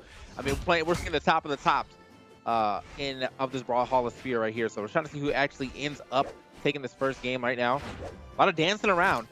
Trying to say, oh, okay, I like that. Gets the neutral air to go ahead and cut that air dash with some neutral air or neutral light, neutral air. However, we are right back into it. You can see that there's some pretty intense neutral being played right now, but it does not seem to matter. Taros is finding those 2 to 3 hits that he needs to go ahead and change your color. And he's already into the deep orange. Keeping it relatively even, though, is this Kaya. Now, going into this, Stingray and Wrenched had some words on Twitter earlier, and I think Wrenched ended up telling Stingray to finally win a tournament, something that he's never been able to do before. And Stingray replied back, "I bet, check bracket after you wake up." And then he said some words that I cannot say on stream in his tweet. So Stingray's coming into this. Every game is important because Stingray doesn't want to look like a fool for calling out his dub and not getting it at the end of the day. That makes total sense. I mean, that's kind of what happens. Like when you're talking that mess, the one thing you definitely don't want to happen to you is that mess talk get thrown right back in your face after you get blown back. So I mean, he's keeping it even right now. No one's really getting blown back so far in this match, but as I said, man, Stingray definitely fighting for a little more than just I guess money. He's fighting for those bragging rights too. So one of the cool stories here with this point in the tournament is Impala getting this far. I'm looking back at Impala's previous tournament placements, and it's like 17th and 25th, but sort of the beginning to middle of this year, 7th in Spring Championships, 9th in Combo Breaker, 9th in Summer Championships as well. So Impala's just all of a sudden exploded into this top scene, like almost consistent top 8 placements now. Going into this is a top 8 qualifier match, so getting into this would further solidify Impala into that top 8, but it's seems like he's struggling just a little bit to finish up these stocks. Stingray is maybe about halfway through this stock. If Impala's not able to grab maybe an early signature, we could see Stingray start to run away with this game 1 and gain a lot of the momentum in his favor. What I've kind of noticed, though, is that we did see a lot of that bow play coming out first from Impala, but it seems like he's kind of trying to lean here onto the sphere for the time being. Maybe just hasn't been able to find himself another weapon yet. Like the use of the neutral air, though. Very hard to dodge through if you're sitting directly on top of your opponent. It seems like he does indeed want to stay with the spear, though. Had a chance to get himself a weapon swap. Maybe not. All right. Unarmed. Oh, no. Oh, this is really going this is going Stingray's way right now. Now, you mentioned that Nair earlier, and I think that's actually kind of interesting that he chose to do the side light into the chase dodge. I can't remember if it was a chase dodge or a dash jump. Maybe a chase dodge jump. Neutral air over trying to read for the down light that he could have gotten into the side air. Like, Stingray was in the red, so going for just a Nair in that time frame with where Stingray was in his damage, kind of not really gonna be a kill option, which he desperately needed. Right, yeah, to try to keep that game a little close. All right, we got the swap. I was just wondering if like, since he seems like he's very much into the bow, like, what is he willing to pick here? The Kaya didn't seem to really work out too well for him. Not to say that he got blown back, but obviously that wasn't the way. And now he's playing my current main, Diana. I'm saying we are out here. I usually play the Laurel Crosswind, though, because that joint is too nice. But, you know, still got the same thing, same character, all that good stuff. See how this one plays out. I've been loving Diana lately a lot as well. Been really feeling Bow, the way it kind of plays against most weapons in the game. Impala's not really trying to go for the downlight game so far by keeping Stingray really far away from him. He kind of been staying stacked a lot with him. There you see the D-light coming out, but Stingray hasn't been touched on the ground for too long, and that's where your downlight's going to hit. You're not really catching aerial opponents. Going in deep with the ground pound, Stingray goes back up to grab the weapon. The recovery comes out. Impala's here in the lead. Oh, the GC D-Sig right over on the corner. He was red. That means he's dead there. Even if he was orange, that was going to be a KO. Down sig on Bow is extremely good. Like, if you're playing Diana and you're not using that a lot, you're leaving stuff on the table. Yeah, I mean, her down sig just in general for both her weapons are OD. Like, it's just like, it's such a turn the tides type sig where you end up tricking someone into thinking that you're in a bad spot because you're so close to the edge. Next thing you know, you're getting slung over your shoulder and into the blast zone. So either way, he was able to get that first stock, and just like that, man, it seems like Stingray is starting to clean it up yet himself. Look at all this damage he's been able to add up in a quick 10 seconds. Yeah, it's been this hammer for him, playing so well so far. Already done 3 true combos, stomp D-Sig, and then 2 stomp side airs. There's a nice side air. That has Impala in the red. We're on small Brawlhalla. Ooh, swapping away from the axe that he picked up. There's the dare. Now, I talked about Stingray being a possible gimmick player, but we're not seeing any real gimmick play coming out. He's not going for the double gravity cancel neutral signatures on the edge when he has axe in his hands. He's not even going for the stomp in-sig cheese. He's going for the stomp down-sig because it gives you a lot of damage, far from a gimmick. And then he's just going for stomp side airs. Just big chunky hammer moves. I'm liking this Taros from him. Yeah, man, I feel like this Taros is definitely just playing very solid neutral. Very, very, very fundamental Taros, man. Didn't see anything that's like, that makes me think, wow, you got hit by that? You know what I'm saying? Like, he's just really playing a very solid Taros. Fortunately, though, not going to be able to get past that recovery of Diana. Gets sent over to that top blast zone. And now, got a solid lead here. No weapon in hand. Okay. Just juggling those weapons, trying to delay the weapon spawn. Continues to have that bow. Here comes another spawn. Stingray's able to get in, grab the axe. There's a neutral air, double neutral air. Try to get the 3-piece, but eats an axe side air. Stingray still in the lead here. Has center stage control. Impala over on the corner. Maybe trying to bait over into the in-sig, and Stingray's just not having any of it. The weapon toss was all that Impala could throw out while Stingray was in the yellow. In came the axe side air. Stingray takes the game. I think Impala actually got stopped on his first little attempt at like a shimmy. Where he went, it looked like he tried to go for that same exact move right there that you see that we're seeing on the screen, that down sig. But I think that actually got thwarted, and then the second time he went for it, yeah, he just took that side air to the face, and that was all. That was all she wrote. So 2-0 right now for Stingray, proving the prophecy and his words true. Hopefully he can keep it. I mean, if he gets a 3-0 as well, oh man, that's insult to injury. Yeah, 3-0 going into winner's side on the top 8 from a player who's been placing like right around the corner from top 8, and sometimes in top 8. That is a good way to start this top 8 bracket for Stingray. Except Impala, this bow is just completely different, even though it's the same weapon. I mean, he is playing with a little more confidence maybe on this Kaya. Actually, way better start though, most definitely though. I feel like there's something about Kaya for me personally that it's just like I can't get into. I think it's mostly how the SIGs work for me. I feel like I need those like very basic. All right, this one hits like this one. This one hits like this type SIGs. But she seems to have like just a little bit of complication on her SIGs. Sometimes the hitboxes be not exactly where I think they're going or where you get sent. is a little off from what I usually expect from like a down or a side sig. Either way though, was able to find that quick down sig and finish that stock like it was nothing. Uh-oh. Wow. Ooh, Okay, just runs up and does it.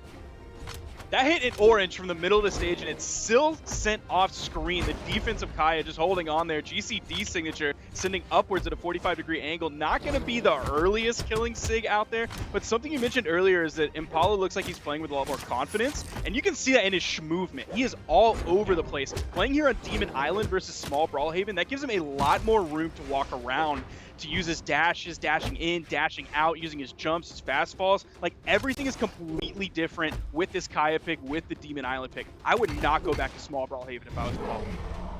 Man, okay, finally gets that stock though with the down light side air. Took him quite a bit of time to get it. He's already in the red too on the Taros. Speaking of, this is a very nice Taros skin. I feel like this is the first time I've seen it. It's like the Pharaoh Taros. Here we go. Easy though, quick, sliding in with the down heavy right there. Is super nice, unarmed. Doesn't matter if it was unarmed, not found the power on it. Now, I think that you were definitely pointing out something good here, man. That's one good thing that Kaya does have over the Diana pick is the amount of speed that she is packing, plus that defense. I mean, he is moving around. He can take a couple hits better than most characters. Plus, I mean, he is just really zooming around this Taros.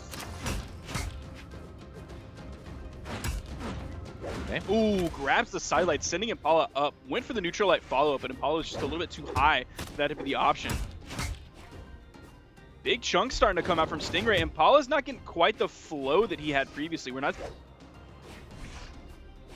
Seems like he's a little slowed down here for sure. However, all right. Oh, okay, get the down air. Almost going for the side air as well, but okay, we're getting a little crazy here with the SIGs. Unfortunately, that neutral SIG is not going to find his mark. I like the little action right there that we saw with that weapon toss. Almost like he got like a weapon toss into a reverse side air. All right. And there it is. Another side air is going to go ahead and find this mark, but will he be able to go ahead and take this game? He is a little behind, but not too behind to where it does not, where he can't make the comeback. He has quite a bit of health to work with before he ends up being in full danger, and he is Taros. So, you know, when you see Taros out here, look at that. Color change already off of one little two-piece right there. Next two-piece is going to put you in the orange. Got to get back down to the ground, though. Finally gets back down to the ground. The dodge was given up, but he was not able to capitalize on that side air into this the down light, or the side light to down light. All right. Ooh. I mean, he is swinging, man, but like, unfortunately, or fortunately for him, even with all these swings, he's really not getting punished as much as I would expect someone to get punished, especially if you're throwing out these axe neutral lights. And he tries to get the weapon toss right there as a follow-up. Not gonna be the play. Yeah, if he continues to do this and Impala can't find any momentum here, I would be scared if I'm Impala. Ooh, gets the nice jump ground pound to finish that up. That was looking a little harrowing though for Impala. You were seeing those chunks add up. He was getting into the orange, and it looked like Impala might have been struggling to kill, and they immediately went right into this next one, ready to go. Now, Impala is taking one out of dexterity to put into strength to give Kaya just a little bit more potency, and we're going to Crystal Temple. Not a map you see very often in North America. In some of the other regions, you'll see it more frequently, but it is a rare occurrence in North America. I mean, it's interesting that that's the thing, because it seems like just such a solid map. Why do you think North American players don't like it? Personally, those platforms are very low, so they just like always get in the way. Like the Miami Dome platforms are high enough, so they're out of the way. If you want to go to the platforms, it's easy enough to go to them, but they're never just in the way. The amount of times that my down airs get interrupted, or I accidentally like ledge dash or ledge cancel something that I don't mean to, happens the most on this map by far. But Impala picked it really quick. Yeah, he really did pick this up like he was. I mean, he must have been practicing on this map. Maybe he's bringing some of that international flavor over to North America. Could be the way sometimes. Oh, okay, quick catch right there. Thought he was like, "Are you landing here?" Absolutely not. Great to go ahead and send him off to the left side, take that stock, and now a solid lead here for Stingray, as he's only in the orange. Yeah, Stingray was air traffic control saying you are not allowed to land at this airport. We are going to send you flying. You're going to have to go somewhere else. Now Stingray controlling the middle of the stage. Big side air. Ooh, Okay. Went for the D-Light recovery. Tried to go for the double recovery. That almost hit. Stingray was able to dodge through it. Still maintaining this lead here. It's getting bigger. Okay, yeah, these weapons. Oh, yelled at him. Said, get out. Not here, man. Oh, that is Stingray. I mean, this stage pick, it really might have made Impala uncomfortable, but it definitely makes Stingray look super comfortable. Like, he was born here, dude. He is playing quite well on this 4th game. Looking like we might get this 3-1 victory. He's got a solid lead, still on his first stock. Still on his first stock, but now finally loses that stock off of that neutral light all the way from the ground. Still works. Okay. Well, Stingray right here. Do you like the neutral light usage? Yes. He actually didn't get punished for it. I expected the downlight to come out from Impala. I guess he just didn't have the timing for it. Maybe he didn't trust that he would get it in time before Stingray got his dodge. There's a neutral light. You can find big damage on those when you start to stack them up. There's another one. And the weapon toss, and he's yellow. Okay. I feel like that's one thing that okay. Joints real quick, but nothing crazy. I feel like that's one thing I definitely noticed about most boat users, that like, when you hit that side light, obviously, there's no guaranteed combo off of that, but I feel like people panic dodge so often, but everyone at like high level goes for like the hardest read, and I feel like just waiting might be the play. Like, you hit the side light, you just wait to see what happens and then punish accordingly. But you know, maybe that's the Wi-Fi tactics not picking up in gold. Anyway, get out of here, slung, and you are gone. 514 for 341 damage. I said, you know, my boy was popping off. Good stuff to Stingray as he moves on into this top 8, man. Great stuff. Yeah, Stingray really kind of made that look easy towards the end. Any space that Impala wanted between him and Stingray, you were seeing those axe weapon tosses coming out.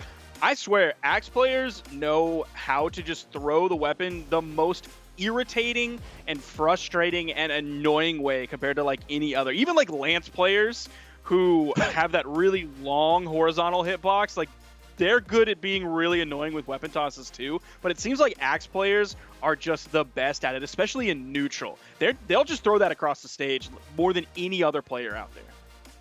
Yeah. So either way, man, Teros will be moving on. Great stuff to Stingray.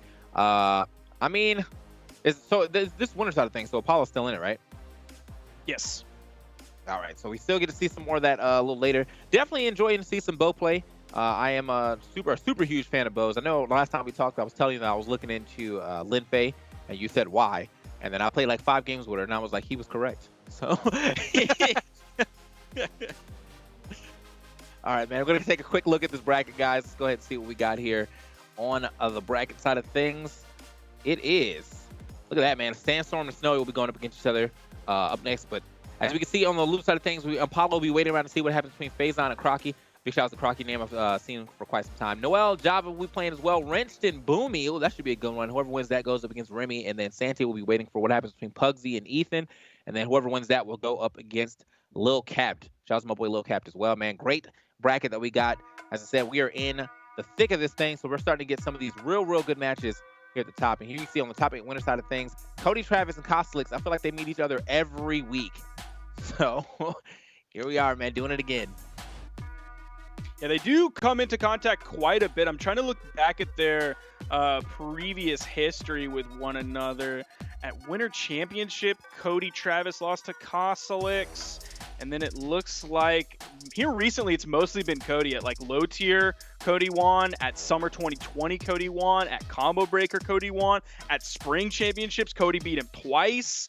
So yeah, Cody is heavy-handedly coming out on top there. That'll be a match in the future that I'm eager to see. But before that, our final top 8 qualifier match, if you noticed on the bracket picture, there was like one spot missing right up there, and that is going to be for the winner of Sandstorm versus Snowy.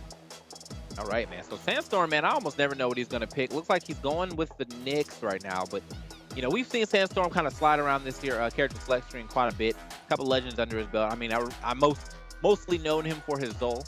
But that was like when I first started watching him. So since then, you know, I've seen him on quite a bit. We might, oh, the Mordex, okay. Well, maybe. We're still picking around. Still picking around. He looks like he will stay with the Knicks. While here on the other side, Ogrim has been locked in for Snowy. We're not even gonna, you know, he's not even gonna mess around and see what he wants to play. We already know that is what he wanted to bring to the table. Ogrim been a very popular character for like the last year, in my opinion. And I see why. I mean, Axe has been a great weapon. Lance has been a great weapon, but this character definitely going to be holding down. And you mentioned the Zol possibly coming out from Sandstorm side that you see from him in the past. Snowy, also a very accomplished Zol player, most recently coming out 5th in Steel Series singles with his Zol pick. So we could see Zol coming from either of these players. I think Sandstorm's probably going to stick mostly with the Nyx. He's been talking about it a lot recently, been putting out a lot on Twitter about this Nyx, about his blasters, and of course carries over the scythe that we've come to know and absolutely adore from Sandstorm. Oh, Snowy coming in unarmed. I know he's in that he was in that Mordex clan for a while, you know, while he's popping off with the scythe. So I assume that's why he's comfortable playing Nyx, just in case he needs to play on his fallback weapon that he recognizes. But it's good to see that, you know, he's embracing both sides of this character and not just being like, well, I just like her scythe 6, so that's why I'm playing her. In fact, we're seeing quite a bit of blaster play.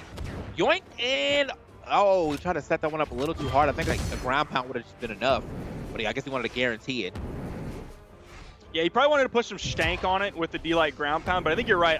Even a dare probably would have been the better option than just trying to go for the gravity cancel D-Light into the ground pound. He was basically dead to rights there. So a little bit of a drop, but of course it's Sandstorm. He can turn things around in just a moment's notice, but Snowy is keeping himself very much in this and actually in the lead by just a little bit here. All is going to need, there you see the classic old Lance option of weapon toss up into the unarmed recovery. Still trying to find those unarmed recoveries. Even another one comes out. D-Light into the chase dodge neutral signature for the KO. Grabbing him with that chain, sending him to hell.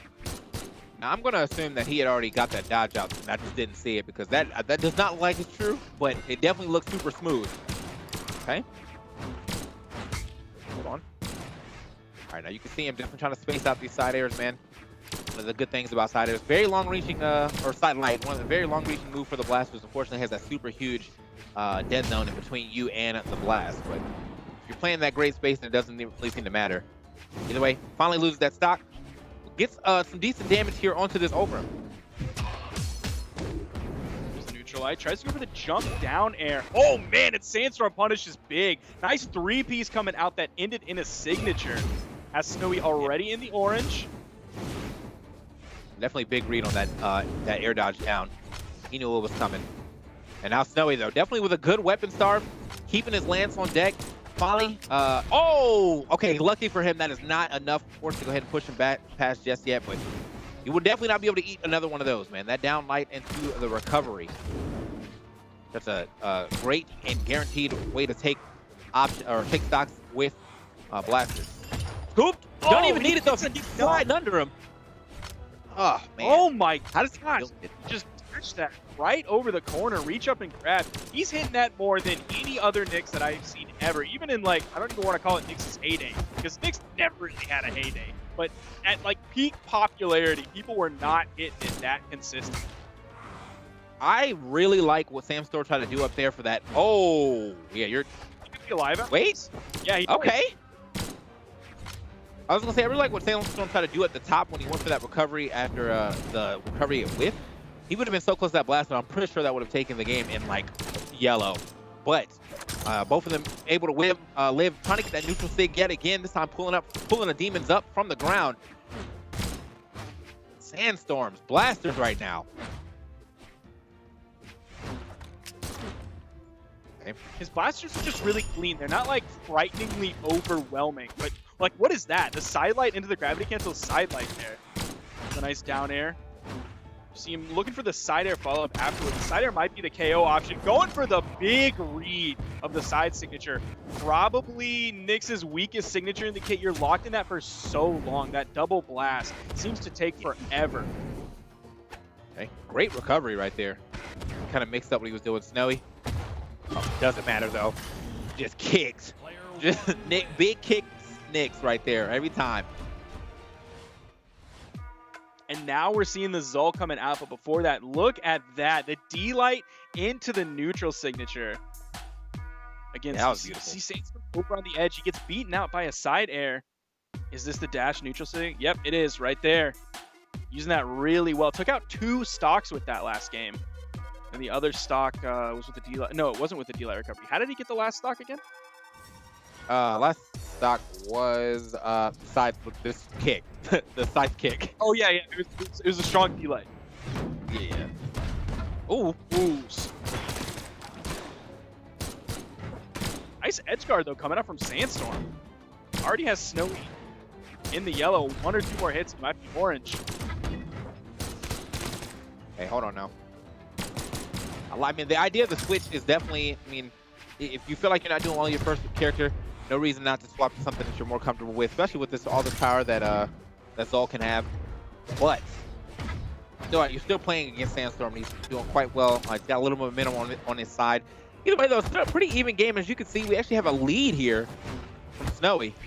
As far as the like the stage positioning, didn't look like he was in the lead, but he's definitely finding his disadvantage. Oh! Yeah, Snowy okay, is definitely a very seasoned Zol player, so this pick is an absolute no-brainer when the first one didn't work. I didn't happen to catch the legend levels, but there are multiple tournaments in a row where Snowy is playing very well and placing extremely high with the Zol pick coming out. And you see, like, he knows the cannon options. He knows what to do when you get the dodge, try and maximize damage potential. But a D-Light recovery from Sandstorm. Snowy's still in the lead here.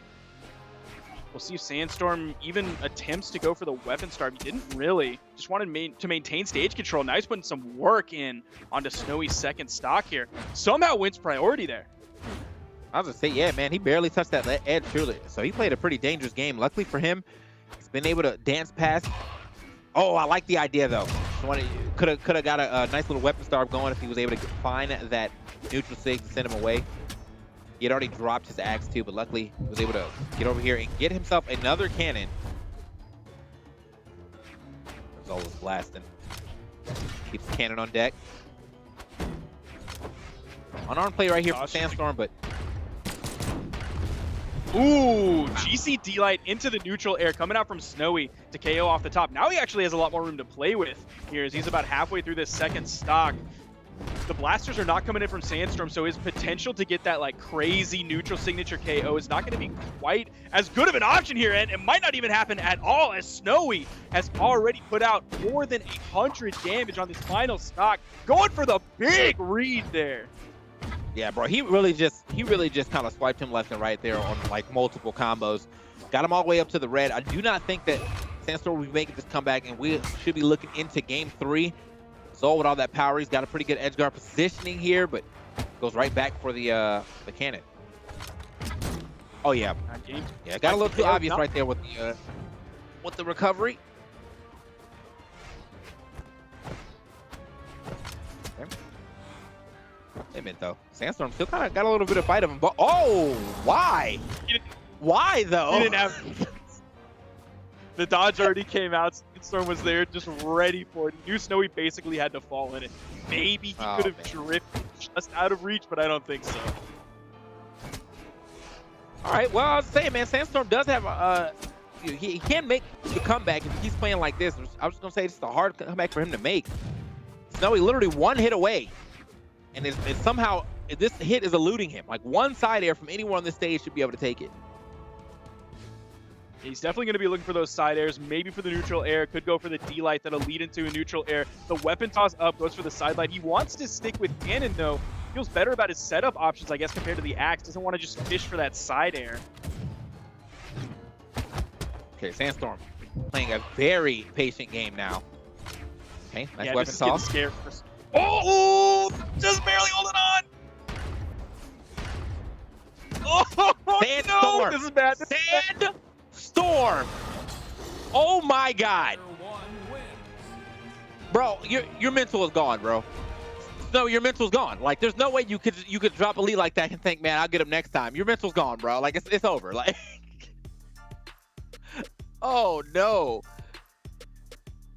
So oh man, that definitely deserved a go that way for Snowy when he was already down a game. I think you're exactly right. I don't think this game is going to be remotely close at all unless Snowy's mental is stronger than I would expect from him. And I'm not just talking about like, oh, Snowy has a weak mental. I mean, like that would mentally defeat so many incredible players. That's a brutal loss to take. Yeah, man. He has to have that Fort Knox fortress of mental right now, man. Because I'm shattered. I'm not even playing. So that was rough. Either way, We're into this third game. Maybe Snowy can bring it back. All he has to do is be able to close these stocks out, which he was not able to do in that last one. Doesn't matter, though. The easy edge guard jumps down with the gravity cancel side light just to push him too far away from that edge. And that is exactly what I was kind of expecting to see on this third game after what happened in the second. Sandstorm all over the place. Really just kind of running over this man.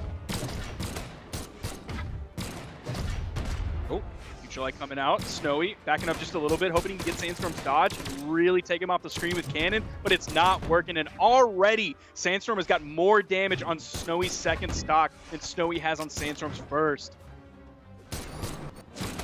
That's going to be a punish there. Oh, he almost grabbed it too. Yeah, it looked like he was just a little bit too late on the, I guess, on letting go of the slide. But either way, it still doesn't matter. Finding the down stake and the toss. Oh, tries to get that down air. A little too late on the draw for that one. So does take a small punish, but. All right, you got to stop doing that, Sig. He must be doing some kind of contest right here. I have to KO with everything in this set. Man, Snowy still can't finish up this stock yet, but Sandstorm is just running this game. D-Light into the gravity cancel neutral heavy, getting the KO off the top, sticking with the blasters, throwing the scythe away. Even though he has that gold forged scythe, Snowy's going to deny the 3 stock, and they're going to be even in damage, but Sandstorm is a full stock ahead here. About 2 minutes into this game, just a raw side signature on a white opponent. He said damage is damage, basically. He's definitely finding it, but unfortunately, you know who's not finding it is Snowy. Going to be behind for quite a bit, a full stock. And he is starting to get some damage here, though, so at least he's, you know, he hasn't given up the fight, but Sandstorm's still just kind of dancing around him. Looking a little overzealous right here with these neutral lights, or these neutral SIGs.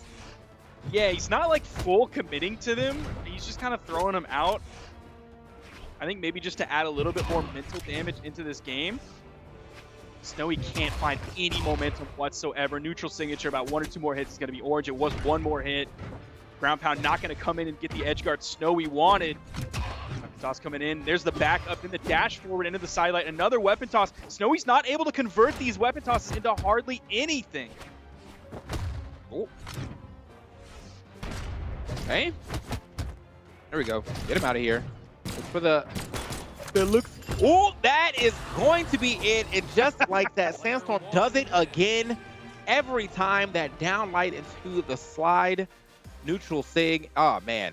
It's too clean every time. Yeah, he's so good with that. I need to look at the frame data on that to see what it exactly is. I don't have that one off the top of my head because who is playing Nyx? Kind of hardly ever since Nyx's release in this game, but now I'm glad to see Sandstorm playing this character. This is a very cool character. I'm always happy to see another Blasters player coming in and doing big things into the game. That's going to be Sandstorm with a swift 3-0, especially in that last game. Just completely dominated that set. It was looking a little hairy for him at times, but nothing major as he moves on into the top 8 on the winner's side of the bracket. Yeah, man. I mean, we really thought we were going to see something on that second game, and I was expecting to see game 3 with a 1-1 score, but Sandstorm really just buckled down on that last stock, and I don't know how he was able to avoid so much. And like not a single side air was going to hit, and that move covered so much space. But it seems like it felt like he wanted to confirm into this side air really bad with that side light, and yeah, just he never got any of that. So because of that, he just kept getting punished for every side light that he was thrown out, and eventually got to an offstage. Got to an offstage situation that just did not work out for him. So anyway, guys, we're gonna go ahead and check out the bracket real quick so you can see what it looks like. Again, we're on the loose side of things. Impala and Phazon will be playing Snowy, and Noel will be playing Remy, and Boomie will be playing, and then Santi and Ethan will be playing up next to see who goes up against Lil Cap. So yeah, that should be some good matches we got going. I never want to turn any eyes away from the tournament stream, but Remy looks like he is streaming his POV. If you want to catch that Remy versus Boomie set, honestly, if I wasn't doing this now, I would be putting my eyes onto that. I would, of course, be coming back to the main stream. But Kosolix is also streaming his POV. And of the people I follow on Twitch, that I believe is it. But definitely check that out if you want to see those players, because those losers bracket matches are going to be off stream. Yeah, man. Looking into our next match, though, we do have Kosolix and Cody Travis playing. And in the lobby, Kosolix says, I think this is like our 10th set of the year against each other, which, again, I feel like they really do meet everywhere. So, I mean, not only do I notice it, but he has also felt it as well. So they're about to get into it. The Macho Man is out. And, of course, Cody Travis will be playing the Barraza. We all come to know and love both these characters for these respected players. Let's see what we get into. Now, Cody Travis is playing under the clan Travis Scott meal, and I had a Travis Scott meal earlier today, and it made me feel a little bit sicko mode. So hopefully that hasn't happened to Cody, and he'll be going into this in tip-top shape here against Kosolix. The record definitely favors Cody Travis here. Kosolix has struggled to deal with this Barraza, with these Axe, with these blasters coming out from Barraza here. I just want y'all to know how big of a smirk I got on my face when he said that. That was a good one. All right, man. Kosolix, Cody Travis, 15th set of the... No, I'm kidding. I don't know. I'm just making stuff up. Probably like their 40,000th set, to be completely honest. I'm sure they play each other a lot in rank, too, if they decide to play rank. When you get up into these levels, up into the higher ranks, you play everybody like 40 times, man. I've seen your guys' streams. Anyway, let's get into it. See how this one works. The Macho Man is obviously you're gonna know that Kosolix is gonna try to stay in and on this Lance as much as possible. He is the Lance guy. Yeah, meanwhile, on Cody Travis, though, I feel like he is the Blasters guy, but he does have a very, very solid axe as well. Yeah, he's definitely the Barraza guy above all else in this game. Kosolix he's definitely handling him early on in this game. There's that neutral air. Tries to put the neutral signature as the follow-up. One of Olgrim's and Macho Man's most popular signatures is that neutral signature. You see the side sig coming out as well because it has a lot more active frames than the end sig, and Cody's gonna fall early on. He must have got caught out in his jumps there, wasn't keeping full track of them, and got hit just a little bit too far. He couldn't get back to the wall. Maybe if that wall was just a little bit longer, if we were on like a Mammoth Fortress and not on Demon Island, we might have seen him survive that.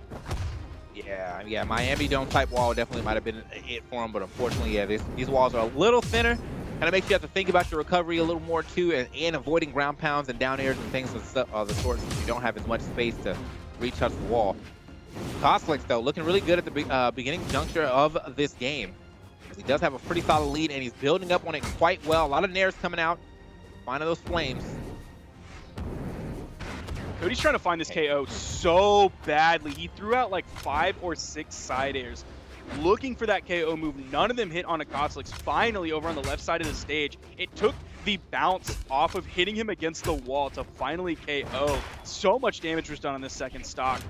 Cody had the weapon advantage for just a second, but in came that spawn basically right on top of Kosolix. Comes out with the lance. He's looking to go to more work. Gets the nair, the reverse nair, turning it around into the recovery for the KO off the top. I love seeing that one because that's the only way to get that as like a guaranteed thing, is when you get that late hit of that nair, turn that thing around to get that recovery. So I love seeing it, man. That takes a little bit of, a little bit of finesse, a little bit of spacing to make that one work. Good, again, great lead here for Kosolix. Cody Travis, though, could definitely get dig into this lead if he manages to avoid more of these nairs. That's really the plague of his existence right now. So many nairs have hit against him on this lance. That's almost twice in a row. Oh, man! Kosolix towards the end put out so much damage so quickly. On the left side, it was a sidelight nair, which is a true combo. Then he got the reaction after Cody's dodge to find the dare. Then over on the right side, another sidelight nair. Tried to go for the down air again, couldn't quite hit that. Then the dodge came out, so Cody Travis did not have his dodge. Sidelight side air, easy option for Kosolix. That is so much damage so quickly. Right side of the stage, left side of the stage, right side of the stage. So fast. Man, sidelight really does seem to be like everything for this weapon. And it's so quick too. I feel like even when it whiffs, it's like hard to punish. Like the lance being such a big weapon, it doesn't feel like it should have the type of speed that it does have, but I mean, it does though. It really does. There are a lot of people on Twitter who are probably screaming, yes, TK. Yes, you're exactly right. It should not be like that, TK. Hey man, I just speak the facts, bro. You know what I mean? But either way, I'm not a dev. I'm just here to play the game and talk about it because I still enjoy it regardless. Here we are. about Sidelight, though. That is very core to the way Kosolix plays the lane. It always has been, too. Like back when Sidelight Side Air was true, back when Sidelight Recovery was true. That was like the his gameplay. There you go. There's Sidelight Recovery, even though it's not true. Okay. Sidelight Recovery is not true? No, it used to be. They took it away. Okay. A lot of stuff I've been getting hit by then. All right, anyway. Here we go. Trying to get back to the stage. Oh, not going to be able to get that at all. I like that. Just a great, great on-stage edge guard right there. He kind of covered so much space under him and he didn't really have anywhere to go. Only thing he probably could have tried to do was drift back and maybe grab the wall. But I'm sure that Cody Travis would have had a unarmed side stage ready for him.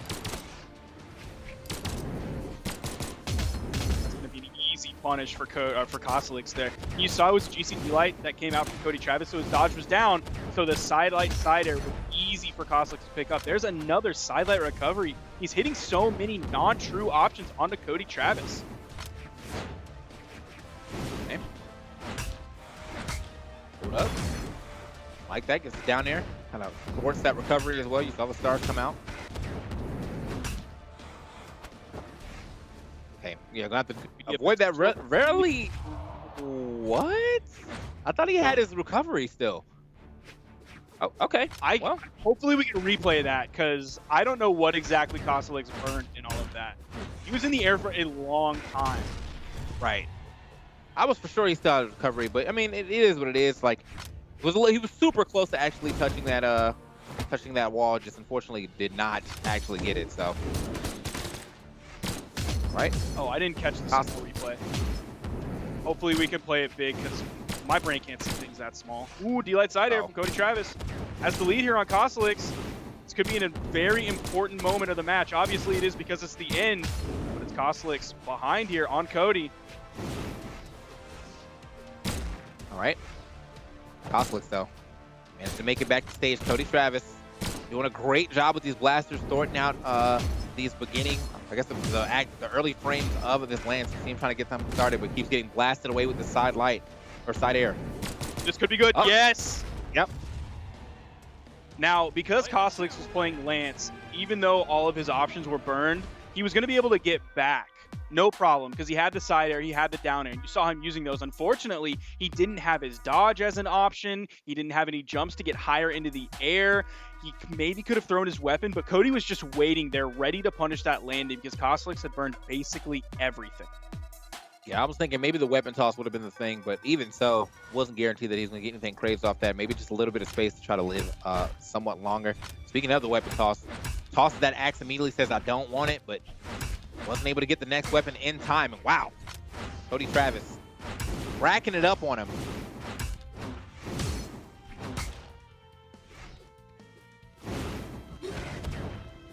Cody just going to sit here, not going to put too much effort into the offstage gameplay. All he had to do was wait for Kosolix to recover back, hit the axe side air.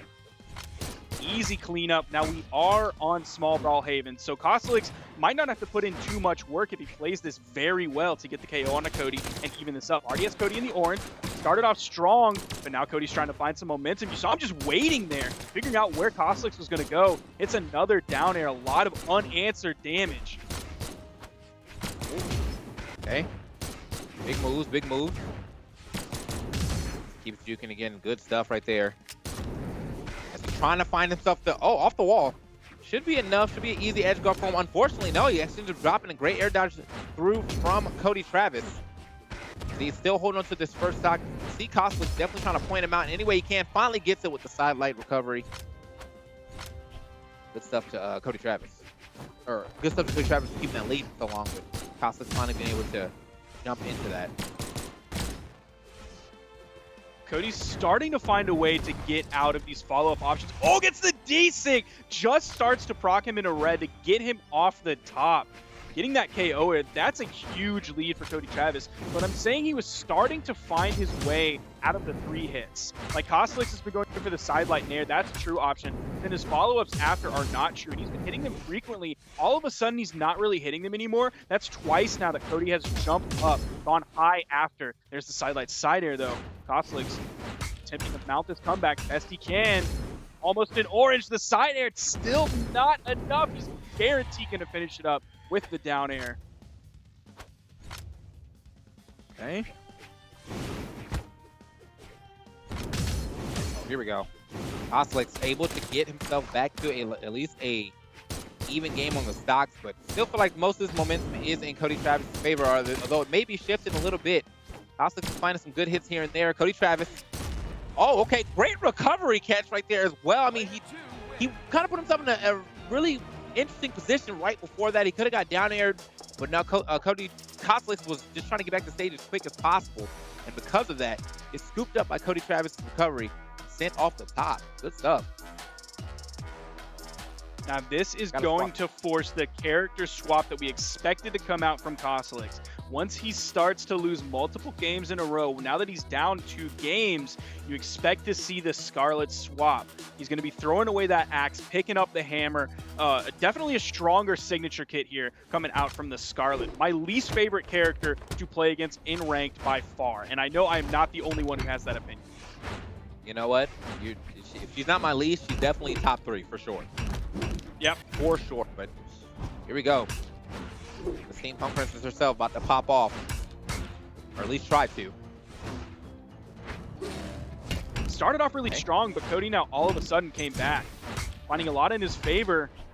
They're trading back and forth. Kosolix is just barely in the lead. Nice down air. There's the recovery. Just to go for the gravity. Gets a neutral signature. Cody avoids it. Gets the punish. D-Sig killing off the top. Yeah, that was good stuff. He had another D-Sig that he found too, man. He's been finding those as Kosolix has been trying to land. Second time he's been able to do it, and also the second time he's throwing it out. So pretty much 100% accuracy on that. Uh-oh. Okay, off the wall. Should that be enough? So far with that. Oh my goodness.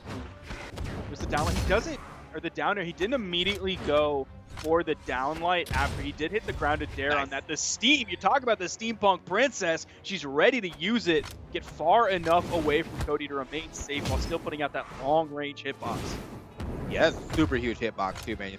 He got hit by like the literal last pixel of that. He was like 3 character lengths away. So, hey, Cody Travis starting to get a little crazy with the Sigs, but it does not seem to matter though. He does have a pretty solid lead here. Hopefully he doesn't drop it by getting a little too overzealous. One thing that does happen in these later halves of stocks, when someone's in that red, you start getting a little Sig crazy. Doesn't matter though. Doesn't have to get Sig crazy when you have such a strong recovery within the blasters, man. It carries you up before it gets that last big strong hit. Good stuff. We just saw the sidelight Nair dare come out from Cody Travis. See the next time he hits a sidelight if he goes for something different. Ooh, goes for the side signature, gets through the dodge from Kosolix with all of the active frames. There you go for the grounded dare into the D-light. There's the sidelight Nair, goes for the Sair, sort of the medium range option. Didn't expect Kosolix to go super high. Ooh, nice punish on that from Kosolix. So getting right underneath it, big side air. Found the spot that oh my, if he would have got that, dude. That was a definitive win to this game. Oh, that's gonna kill for sure. And that's the easy cleanup for Cody Travis, taking it 3-1, putting out 150 more damage than Kosolix that game, 555 to 402. Moving on into the next one. Cody just swiftly moving through this bracket, a 3-1 against Lil Cap. Before that was a 3-0 against Noel. So yeah, Cody's having a great day. Yeah, man, Cody's looking slated like he might be able to take this tournament in dominant fashion too. I mean, he does have some pretty big powerhouses waiting for him on the other side of things between Sandstorm and Stingray. But as of right now, he's solidified himself into the top 3 just like that, man. Good stuff to Cody Travis. Always love seeing the Brawlhalla play. Always love seeing how far he'll take this character, man. And it's something that we've seen for so long, and now for him to be this successful, this consistently, it's something I think everyone has rooted for and wanted to see for a long time. Of course, Cody Travis, always a fan favorite for a lot of people out there watching right now. But we're going to be moving on into the next one. Now we are in the top 8, continuing. This is winners semi-finals, going to be Sandstorm versus Stingray. We're going to get an update on that bracket. This is going to be loser's side. You can see Impala versus Phazon has not played out yet. Remy and Boomie. Boomie took that 3-0 against Remy. Remy was playing really good earlier. I don't know if I would have expected a 3-0 there. We're still waiting for some of those other top 8 losers side bracket matches to finish up. Yeah, so I wonder what Boomie is on today. Is he still on the Petra right now? Because that's what I saw him playing. I think the last thing I watched of his had the Petra coming out, doing quite well. I know that he also has a Diana and a couple other good characters, Cassidy's and all the stuff like that. But very interesting to see what he's playing right now. Reported his character yet, so I don't know, and I don't think he's streaming his POV, which is something he actually regularly does. So I'm not sure why he's not doing that right now. Maybe just wanted to fully focus on the tournament here. Feel that. So we're gonna get into some characters that we do know. Stingray most likely gonna bring back out that Teros, and then we got the Nyx from Sandstorm already. That Nyx really popped off in that last match that we saw of his. Literally like popped off in the last match, and then a great comeback as well. So I'm sure he's running with a lot of momentum right now. But he is going up against Teros, and Teros can sometimes overwhelm you with a couple of with 3 or 4 hits, and you're already in red. So we'll see what happens. See what happens. We have seen this before. One of the most notable times was in Winter Championship 2020. That was sort of when Stingray came on everyone's radar. I think he might have been on a lot of top players' radar from just going up against him in ranked and maybe in other tournaments, but really on like the fans' radar. All of a sudden, Winter Championship 2020, in that, Sandstorm ended up getting 5th. Stingray placed really well, and actually Stingray ended up winning that set that they had previously. So this is maybe a little bit of a run back from earlier in this year. We'll see if Stingray playing on the Teros this time and Sandstorm playing on the Nyx will have a different outcome. GC side signature to get back to the platform. Gonna find priority against Stingray's signature. So here we go. Stingray giving us a couple kicks right there. Oh, almost got that as well. I think if he held that, he actually might have been able to get that hit. Unless Sandstorm was going to have jump away, but it doesn't matter. Finds the down stage and drags that man straight off the top. Great start here for Stingray. Yeah, he couldn't find it on the axe, and he didn't want to press any different buttons, so he just went ahead and picked up the hammer, tried out the desync on that, swiping both sides. And he found the KO. Not a huge lead that he has right now. He has some solid damage, but that could be taken away very quickly. Nice 3-4 piece, and the weapon toss. Is he going to finish this up here? Where's the downer? Oh, just goes for the gravity cancel sidelight. Yeah, I thought maybe the gravity cancel downlight. I'm not sure if he would have the reach for it, but if he did, that was definitely going to be the KO. Doesn't matter, though. He's starting out. Game 1, starting out strong, throws out some scissors. Maybe he throws out scissors because you hold up 2 fingers for the 2-stock lead that he has right now against Sandstorm. Wanting to just cut all momentum that Sandstorm has going into this. He might be telling him, peace, you about to be out of this winter side of things as well, because he is definitely running over Sandstorm in this first game. Now, again, though, we have seen some crazy comebacks from Sandstorm, but I'm not sure if I can bet on it this time around. At least not yet. It is a little too early for me to think about it, but let's see. Now, Sandstorm, last stock Sandstorm may hit a little different. Yeah, and this is definitely like a game 1 possibility from a player like Sandstorm, who is definitely arguably the better player here. Multiple-time world champion, probably the best player to ever pick up the sticks. So game 1 against a player that he might not necessarily have the most experience against, like game 1 can be anything, man. Game 1 can go so many wild different directions and have like basically no outcome on the set. But also game 1 can be the direct tell of the rest of the set. So we really don't even know, even if Sandstorm takes this, who knows what's going to go on in the rest of these games. Sandstorm again, though, just looking almost exactly like the game that he did make this comeback. Just a solid stock here. Don't even think he took a hit yet on that entire stock. All right, hold on, bro. He has to continue to play like that, though. Oh, he's starting it. He's got to be so careful, though. You're playing against a high-strength Teros with an additional point in strength. All he needs is like 80% of the moves in Hammer's kit will KO. Oh, still living. Is the weapon toss going to come out, or does he want to control it? I think right, now he's going to keep his weapon for some time. Oh no! Down air. That's going to be the KO. Player 2 wins. That was almost scary though. Sandstorm did. I mean, he had to bring those damage numbers to like 573 to 543. By the time he got to that last stock, there's no way he had more than like 200 damage. There's no way. Like, and then he brought all that damage back and almost the whole game too. But luckily, for Stingray. He was able to find that down air and bring him off the top. However, though, Stingray, got to be thinking about that. The fact that it is a little hard to close out games against Sandstorm today. Yeah, that last stock was scary. Stingray spawned, and all of a sudden, in the blink of an eye, Sandstorm put out 50+ damage. He's already put out now 50+ damage in this game, less than 10 seconds. All right, man. You see him looking for his way. Oh, good up. Okay, hitting all the SIGs in here. Speaking of scooped up, man, that's Sandstorm's making that look true, man. Yeah, like that's every time he hits it now. Every time he hits it now, I'm thinking, wait, is it true? He's hitting it so consistently. I'm gonna need someone to tell me on Twitter, please. Oh. Please tell me on Twitter at whoissparky if that's true or not, and show me like proof of it. All right. Here we are. Sandstorm gonna go ahead and throw those. Oh, jumps directly into that neutral SIG and gets dragged off of this map and into the blast zone. Goodbye.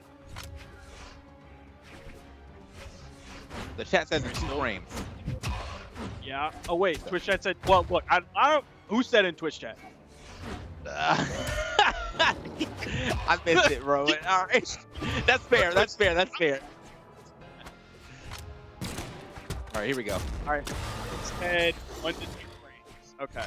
But still, like, you think about how many 1-frame options there are in the game that people regularly die. I don't know how he did it so. Maybe he just nails it every time.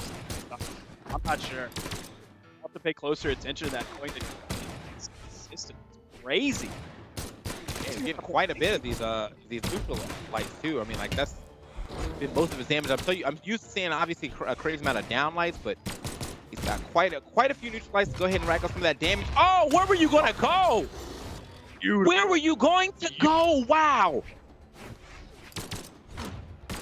All right. I know my eyes were on the weapon toss. He would have tricked me there. He tricked Stingray there. I bet he would have tricked 99.999% of Twitch chat. Oh, yeah, the backside. I definitely got hit by the same thing, man. That was a great weapon toss, but either way, finds himself the NSIG, and this is looking all right. I'm saying it's not looking too bad yet. Stingray having it this equal in game 2, this is looking fantastic for him. Already has Sandstorm in the orange. Could be even up very quickly. Stingray's playing really well, though. We haven't seen him fall prey to too many side strings. Like, he's definitely been hit by some, but not a lot. Ooh, Sandstorm. You saw him change his in-air movement once that weapon toss came out. Stingray takes game 2, now up in this set 2-0.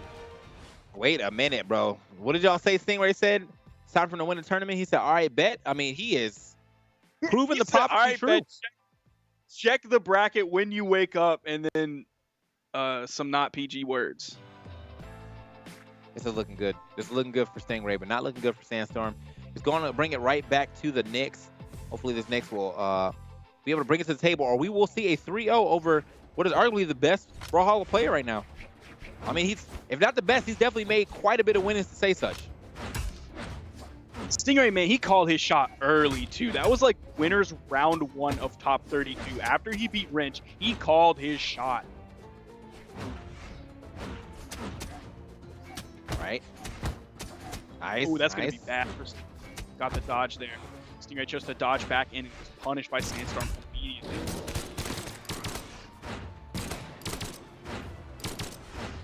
Hold on. Stingray. We'll get back to stage.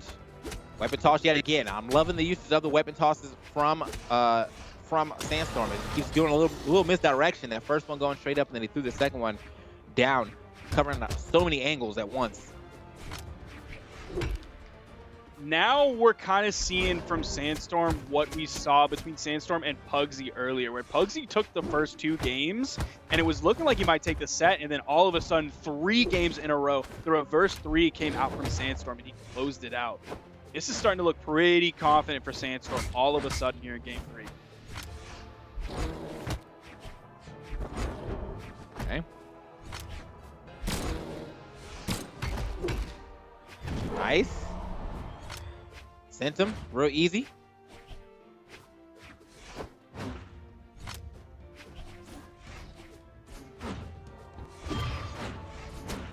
See him doesn't kind get of the punish, moving able around to right now. jump out of it. Stingray being very careful. Seems like he's valuing stage control above all else, wants to stay right in the middle of the stage, far away from those blast zones as he possibly can. Easy cleanup for Sandstorm there. You can hit that true. I don't think he hit it true there, but you can hit dare into dare true. Yeah. All right. Well, either way, man, Sandstorm able to get himself a lead for the first time in this set. One that might be able to stick, but taking a lot of dip. Never mind. Good lord. Oh man, Sandstorm getting taken out in like basically just regular orange, not even like deep orange. Played a dangerous game too close to that edge. That's Stingray. You see him, man. He puts that extra point into strength. He knows he's playing Taros. Doesn't try to be a quick boy. Doesn't try to be a high dex boy. Doesn't try to be a high defense boy. He knows he is good for one thing, and that is swinging.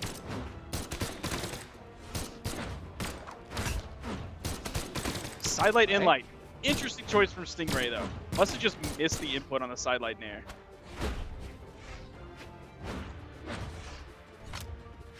All right, man, so pretty even game right. Oh, don't bet like that. Easy punish right there for Taros. Nice spot dodge.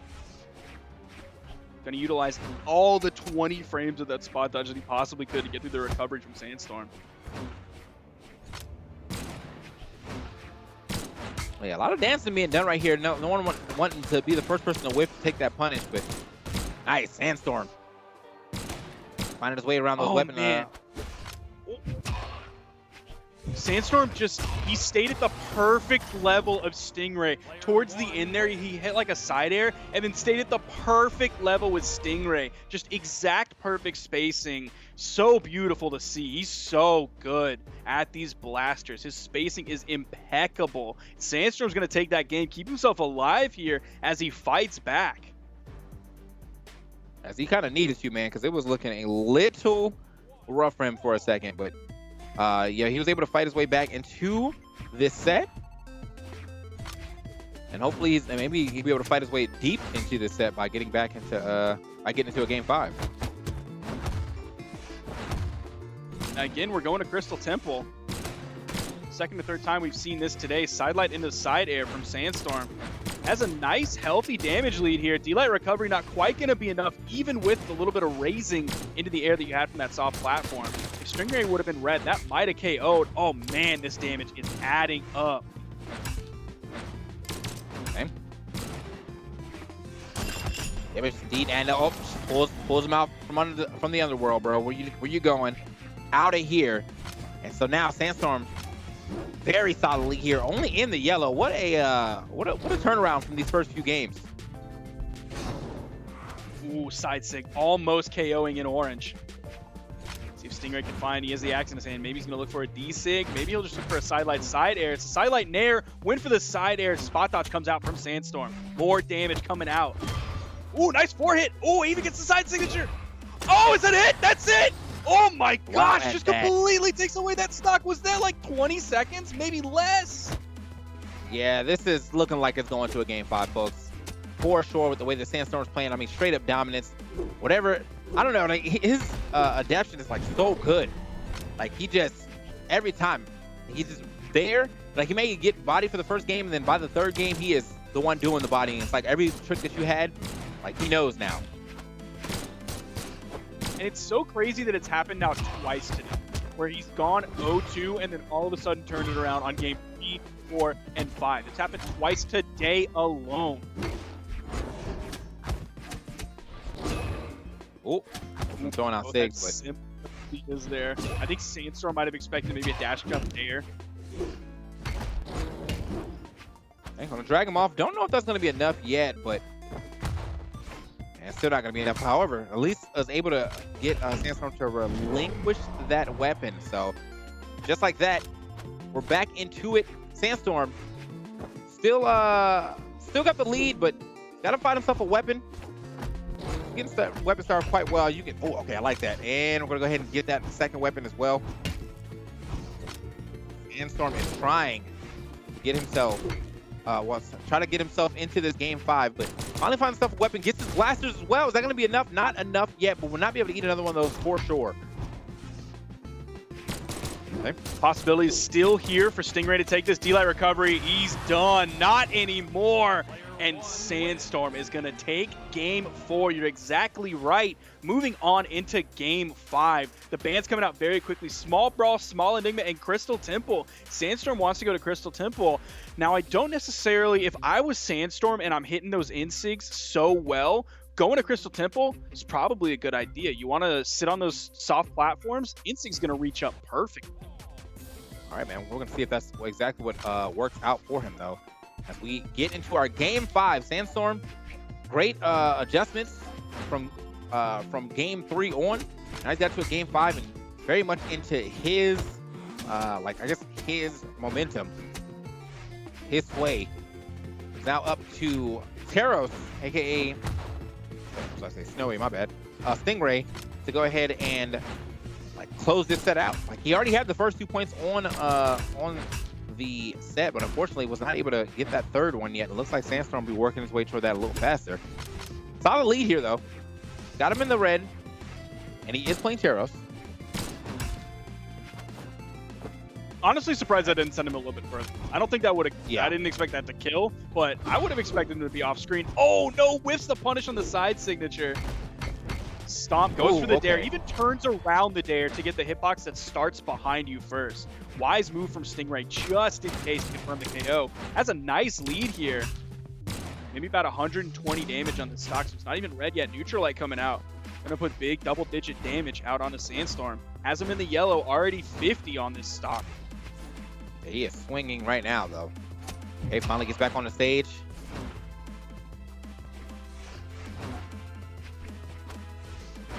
All right, Sandstorm.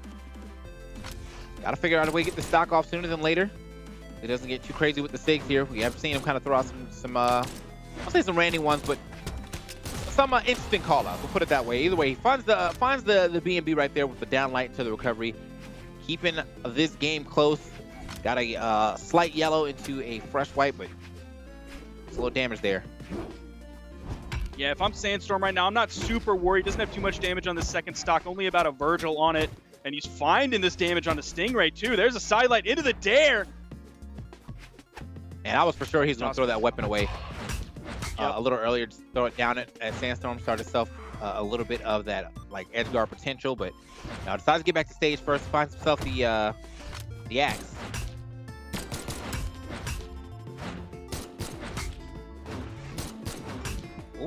Ooh, that's huge. Now Stingray Yeah, has a solid lead on his second stock, too. If this is on the first stock, it's not as big. It's still pretty solid, very solid, but not as solid as having it while Sandstorm's on his final stock and Stingray's on his second. Nice neutral light. Good way to start this final stock out from Sandstorm. He's going to look for another one. No, goes for the dare. Floating quite a bit now. Eats a side air. Sandstorm going really high. Nice punish there from the side air. Stingray hitting the neutral air. Just kind of poking back and forth. Okay. He was definitely dancing for a little bit. Here we go.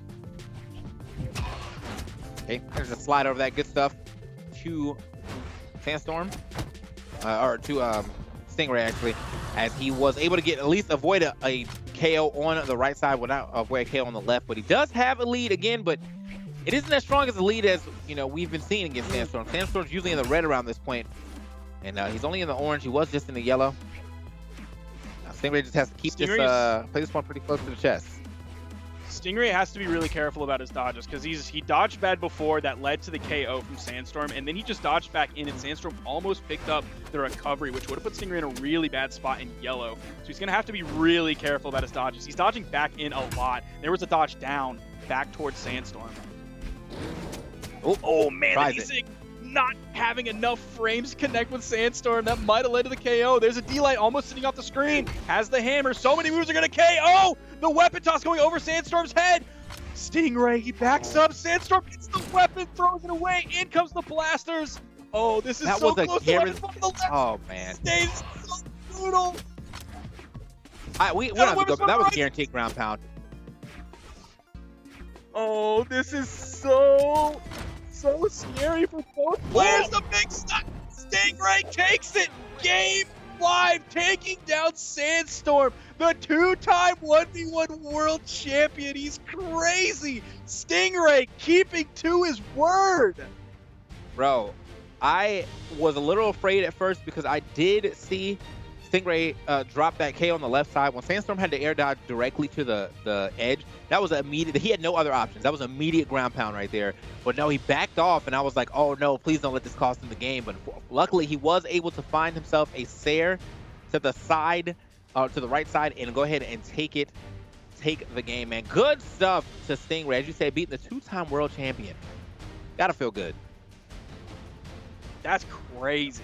That is Stingray coming out so big today, putting his honor, putting his glory, putting his word on the line earlier on Twitter today, and he's still keeping it going. Now moving on past Sandstorm into the winners finals, guaranteed top 3 this tournament. He's gonna have to fight against Cody, Travis, but we have more sets now in the losers bracket. If we could throw up that bracket just for a quick update about what happened in the losers bracket, see some of those other matches have finished up. Phazon in game 5. Impala took Phazon to game 5. That's insane. Snowy beat out Noel 3-1. We talked about the Boomie Remy 3-0 earlier. And then Santi ended up beating out Lil Cap. The score was game 5. Santi's Petra was just too much for Lil Cap's Bodvar. All right, so looks like we'll be seeing what we have. What do we have next? We have Phazon. He'll be going up against Snowy. That's to see who gets to go up against Kosolix a little later. And then also here you see on the other side of things, we got Boomie waiting out for his opponent as well. Man, great game so far here that we've been watching at the Autumn Championship. Just gonna see if we can keep getting more of these great games. We have a Val coming out and the Zol coming out with the Amethyst crossover. Should be a great match. I haven't seen Val today yet, but she's always been a pretty solid character. Yeah, Phazon's been playing a little bit of Val, also a little bit of Artemis. I'm looking at the bracket to see if he's reported any other ones. It doesn't look like he's reported too much, but of course we are into top 8, and now we're on the loser's side of the bracket. So before we just saw Stingray and Sandstorm, we saw Cody, Travis versus Kosolix. All of those were winners bracket matches. So losing there means the loser goes down into the lower side of the bracket. Now we're on losers. This is big. This is do or die. If Phazon or Snowy loses here, they're out of the tournament.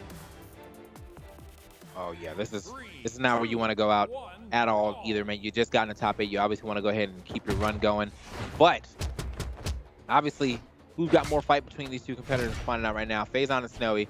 Snowy's gonna go ahead and get it started with the cannon. Find a lot of these side lights, but I guess he's trying to see if he can find out a pattern. Oh man, you're so lucky you got hit with the side of that instead of the bottom of that. That definitely could have been an early stock. And almost seemingly on an accident. Like, oh! Yeah, Snowy's starting to run this. Phazon had his dodge off a cooldown. Might turn this around. It's going to take a lot, though. Snowy's just... Oh! Phazon got a little bit too greedy. Snowy was in the yellow. Phazon should have, like, taken one of those hits and been like, I'm unarmed. This is not really going to lead to too much. Everything has to go right for me, and everything has to go wrong for Snowy for me to take this KO on early in this game. He got too greedy, wanted too much, and he paid the price.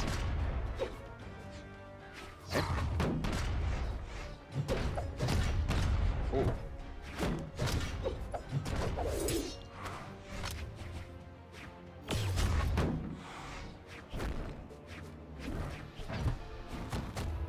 Okay. Ooh, damn, that's gonna double duffed him. Phazon just kind of cleaning it up there. Now, one thing, Phazon might struggle if he wants to stick these gauntlets, which it looks like he does. He might struggle to find ways onto Snowy. It's going to be primarily the downlight. Snowy's going to have a lot of range with both axe and the cannon. If Phazon wants to go with like the side lights, if Snowy backs up, he is in perfect punish territory to hit Phazon while he's in the air, either with the cannon side light, which can lead into so much damage, or even just the axe side light, which can lead into a 2-piece or a 3-piece. Right. You can see him opt. Oh, I thought he was going to opt to stay with that, but no, instead it ends up throwing that away. Must have thought he was still going to be on the ground and try to catch some space, but still keeping the cannons on deck. Even if he didn't get a great weapon start, he was able to grab his first. But oh no, now he's getting tossed around. Gotta watch out. Yeah, A lot Phazon's of the gauntlet neutral air. nares. Oh, peaked up just a little bit too high. That down signature, I think, is very underrated on Soul. If you do it for like the minimum charge time, you can hit that spot right up close next to you, but it also has a ton of range with those 3 individual blasts. Phazon peaked up just a little bit too high and went into it. Snowy has a little bit of a lead here, but Phazon's sword coming out of the neutral light, almost sending Snowy off screen, follows it up with this clean side air. Okay. Throws that up. Wants to keep his gauntlets on deck, which makes sense. His gauntlets have definitely been doing quite a bit. Oh, the weapon toss in the middle of that. Okay. Was kind of expecting just to fall down air, but instead, goes to the weapon toss. Could have got. I thought maybe he's gonna get the weapon toss into the neutral light after that as well, but maybe didn't get the full connection that he wanted. That it should be. Oh my God. Oh, you're done. That's it. I'm so upset for you. Phazon just stole that game. He did not deserve the game. I'm telling you, he did not deserve that. Wow, he really walked in your house and said, you know what, these are mine now. Like, that's crazy, bro. He went to your fridge, opened up the milk, drank straight from the carton, and put it back and said, all of this is mine. What you gonna do about it, man? Absolutely nothing. We got the swap over here to the Ulgrim. Yeah. I mean, I don't think that the Zol was a bad pick, but at the same time, though, there's something about his cannon. I just feel like he's willing to get a little risky with the cannon, and then sometimes that risk and reward did not pay off. So now we got, I guess, somewhat a safer weapon here on the Lance. However, you got to be able to get back to stage first. Oh, okay. I am loving the play here from Phazon.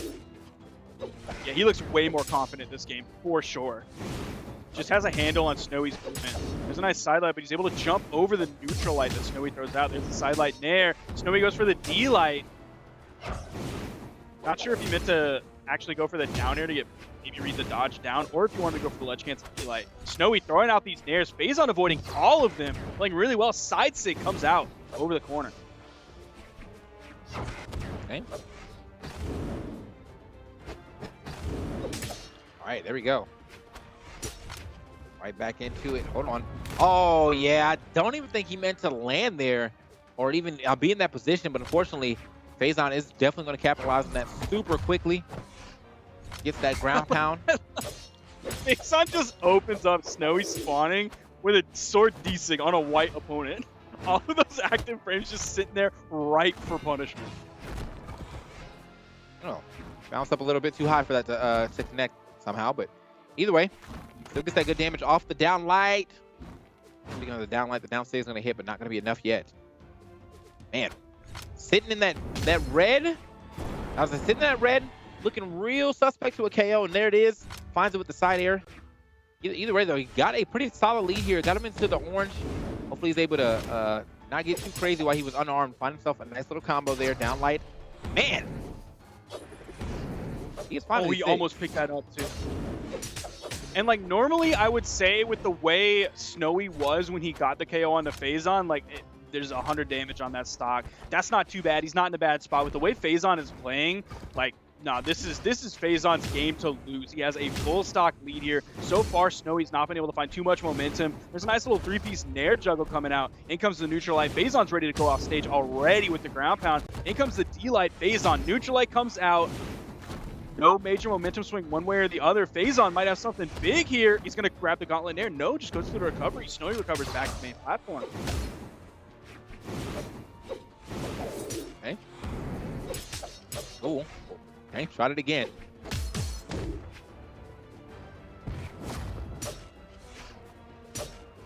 Ooh, that's a beautiful Nair. Oh, and the grab pound. Okay. Actually all over him, man. Every option that he picked off stage, he picked like the one option that was going to afford it, and it worked every time. It's like, you know what, you're going to be here, I'm down airing this. You know what, you're going to be here, I'm going to ground pound this. If he had missed either one of those, that could have put him in terrible positions, but somehow he knew. He knew.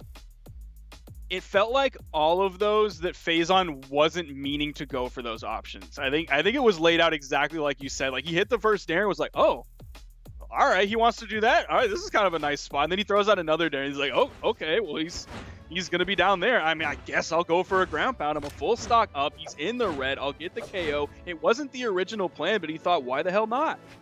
Yeah. Speaking of, man, stage I don't really get to see too often. is this one. I mean, I feel like the platform layouts for a lot of people, they probably, I guess they just don't feel it as much as I kind of would expect. It's one of the more interesting stages for sure, though, with this tri-plat with the plats hang over the edge. But I feel like I don't really get to see this picked a lot while watching Brawlhalla competitive play. So here we go. Yeah, the soft platforms here can kind of, whenever I play on it, it feels claustrophobic. Like, obviously, you can use those soft platforms to play on, but I feel just so claustrophobic, like they're forcing me into the middle of the stage. Yeah, they do have that, like, I don't know, aesthetic look that you need to be right here in the middle. Otherwise, you're in a very, like, disadvantageous spot. So I feel that. All right. Oh, we try to get that. Oh man, if he would have scooped him up, that would have been a great scoop to go ahead and start some off-stage assault. That's super bad. Manages to drift his way back down to the stage, but okay. I thought that was going to be it right there. He had the side light. Was kind of expecting the side air, but I think he wanted to kind of recalibrate it so he can get that side air to the left. He's on now just a little bit better stage control than Snowy does at this moment. Has Snowy in the orange. Continuing this, Snowy actually pulled out of the ground pound early. Maybe that was just a little bit of a bait after he threw one out previously. He rode all the way to the ground. Ooh, Snowy thought he could get the easy ground pound, but Phazon went deep enough into the push-off column. That nair sent Phazon really far away. He's able to grab the weapon from the main platform, but Snowy cleans it right up with an axe side air, just barely in the lead here. Yeah, man. I mean, this is probably one good recovery away if he finds it the good spot. Oh, there it is. He was actually looking for it right there. Try to get him with that burst option recovery. Okay, there it is. Oh, nope. A little too low, I think, because they weren't on stage. That's the only reason. If they were on stage, that probably should have been enough. And it looks like the neutralize actually going to take it. Jabs him up and sends him out of there. Now, only taking about one hit, too. So we got a really even game between our competitors right now. Ooh, I was going to say Phazon has weapon advantage, but that one spawns right in for Snowy. The RNG gods blessed him there with that weapon spawn.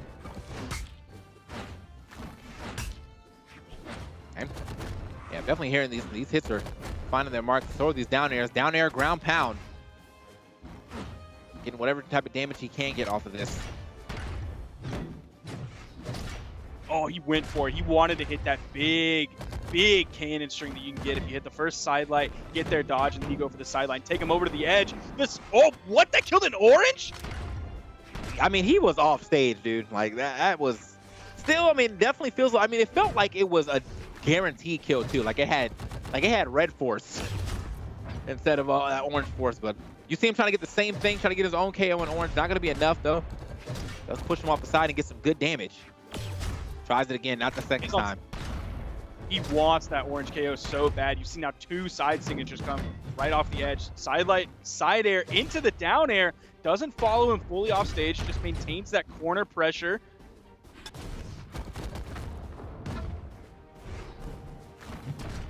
Man. Yeah, this game is definitely escaping Phazon right now, as he is having a hard time finding this KO. While taking quite a bit of damage on his last stock. Gets drilled off the side multiple times. Finds it right there, though, that neutral sig. Really just be throwing that thing out, and it works for him. Great little anti-air action. All right. Oh, wait a minute. Oh, if he would have got that down air. He was waiting for it, too. You saw him just kind of pause and completely do nothing right after he hit that ground pound. He knew that was a possible opportunity to get the KO. He's falling behind in damage, though. Big side air from the middle of the stage. If he was over on the left edge, that would have been a KO. Phazon drifting too far away from the platform, afraid of the edge guard from Snowy. And Snowy's going to take that game, keeping himself alive here. We're now 2-1, favoring Phazon as we go into the game 4. Yeah, man. I'm not even sure if he needed to get the air dodge back on that one. I'm sure that was just he was trying to avoid more than, more options just in case. But I think the air dodge straight up also would have avoided that recovery, and then he would have been able to grab the edge. Unfortunately, though, that drift back really sealed the deal for him on trying to grab that edge to go ahead and take that game. I'm gonna see it right now in a quick second as we get these replays. Man, great action right there for our competitors in I said the first game, but yeah, man, we're back, boys. I think we're working on some technical difficulties here on the other side, but Snowy and Phazon. Our first match. What do you think we're going to get in the next match, Sparky?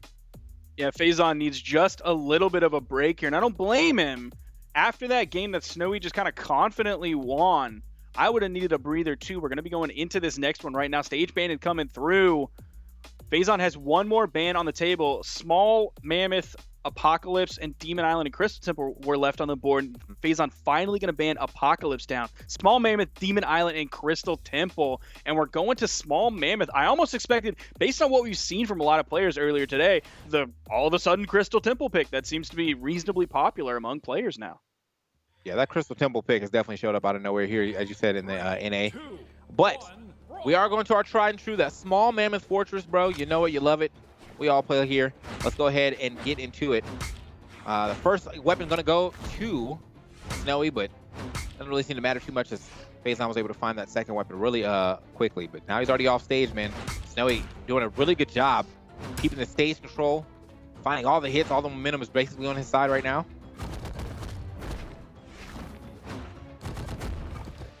Now, I almost half expected a character swap coming out from FaZe, maybe over to the Artemis he's already played today, just based on him losing last game, and then one of the games he won previously, like, he didn't heavy-handedly win it. He straight up stole the game with the gravity cancel neutral signature. Like, he got kind of lucky on that one. So I almost expected a swap over to the Artemis just to give him some more range opportunity against Snowy's cannon and against Snowy's axe, because he's struggling to find entrance onto Snowy with his gauntlets. Man, easy stuff right there, as you can see, though. You said without the gauntlets, he was not doing well, and then it really goes to show in the damage that has been put on. Man is just now starting to hit a deep orange to a red color, but not after he lost that stock in like regular yellow, so hopefully he's able to go ahead and keep this type of momentum up for his side. But it looks like even with him not doing well on the gauntlets in that first stock, he decides to keep the gauntlets going for him. FaZe almost scooping that up on the second hit. There it is, that time though. Slams him off the ground and into that blast zone. Even though that was on stage, even though it bounced him off the ground, which took away some of his momentum, it was still enough to KO. A lot of force on that signature coming in. Now it's going to be FaZe's sword against Snowy's cannon. Dead even so far. Snowy throwing out a lot of blasts. Only one of them have made contact. There's a nice 3-piece coming out from FaZe neutral light, followed by a D-light recovery. Good damage coming out from FaZe early on this second stock. Trying to zoom in there and get that D-light, you see him. Okay. Trying it again. I like that. I mean, it's the nice little poke that he's looking for on that D-light. Hasn't been able to find it just yet. Oh, but he finds the ground pound again. I'm telling you, man, you cannot. Like, FaZe finding his ground pounds. How is he finding these? I have no idea, man. You cannot challenge this man like that. He is just, he's off the stage. He will find those ground pounds every time. But also, I mean, that really goes into Snowy, man. Every time, like, most of the times he's lost his ground pound, or his stock to a ground pound, he's been on the cannon. And there's something about this cannon that's given him unbound confidence. I keep getting punished because of that, so. Also, Snowy's axe ground pounds kind of have been lackluster so far. It's almost like he's taking for granted the axe ground pound. He's like, oh yeah, this is just a free kill for sure. I'll be able to go off stage, throw it out, and I'll get the KO. It's a 360 degree. It auto releases on hit. Don't even have to worry about it. And that's been FaZe punishing that twice now. Okay. Oh, there we go. Gets himself the down air. Going to bounce him off the stage, but not off that blast zone just yet. It is making it really hard for him to get back to stage, though. As you can see, the wall slips coming in, takes the weapon toss. You see Snowy's a little bit cautious, though. He didn't really edge guard FaZe at all during that time. You saw how much movement FaZe threw out when that D-Sig came out before he went over to the wall. And Snowy's looks a little bit nervous and engaging in an edge guard situation against FaZe. I don't blame him. He's behind. He's in the yellow. Has to be worried about that. All right. I get that reverse throw. Nothing over there, though. Ah, yeah, you got to go. I like it. Gets the, you notice that he's going to try to air dodge through him and gets that side air to go ahead and send him packing. But couldn't weapon starve him long enough. Now he's going to be able to go ahead and try to pound into this lead with this sword. I can't believe FaZe got the neutral light. Oh my gosh, he just caught Snowy out. Snowy was looking to go into the air and fall down with the classic axe down air on him that so many axe players rely on for most of their neutral damage. But somehow Phazon found the neutral after whiffing the D-Light, turning around, finding the neutral light, and it sent far enough for that to be the KO. There's that ground pound that Phazon beautifully punished. Yeah, what happened to the rest of his jumps though? Because he did have a jump on deck, and that thing got evaporated. Just want to find out right now as we go through the replays real quick. Turn around neutral light. His jumps were gone. I see. Did he have a recovery? I That's feel like he should have. What a weird final death. Yeah. Yeah, because we saw one jump, we saw the air dodge, then we saw a second jump on the right side after he got hit. So I feel like he still should have had his recovery. I'm pretty sure he hit the ground before then, but it is what it is. Happens to the best of us. So that is going to be the set right there. Phazon defeats Snowy. Keep it moving on into this top 8. Great stuff. And as you can see, we have the top 8 tracker. Everything that's going on right now. Take a look, guys. Lil Cap already out though, actually. So this is what it was supposed to look like in comparison to what it is looking like right now. Lil Cap was seated in the top 8, was not making it. So pretty much everybody else has made it. There's kind of moved around though, as you can see. But yeah, this is what happens, bro. It's just what happens. It's showing that the seeds are pretty telling for the results so far, at least, of this tournament. We're going to be moving on into our next set. Yep. It's going to be another one down in the losers bracket. We just saw Snowy get eliminated by Phazon, but now we have Santi versus Boomie, and this is going to be the first Greatsword I believe we've seen on stream. It's definitely the first one that I've called so far. Maybe it's not. We get the bracket here first. You see what happened down there in the losers bracket. We just saw Phazon versus Snowy. Phazon moved on. He's going to go up against Kosolix, but now we have that final round 1 in top 8. It's going to be Santi versus Boomie. We don't actually know what Boomie's going to play. He's hovering on a bunch of different characters. I thought it was going to be the Jae-Yun, but it looks like it's going to be an Undertaker, this Thor pick coming out for Boomie. We've seen him put a lot of work into Petra in the past, so he has an orb. We've seen his hammer in the past. At one point, he was my favorite hammer player of all time. We haven't seen it in a while. A Cassidy from him every now and then, but an Undertaker. Interesting pick from Boomie coming into this.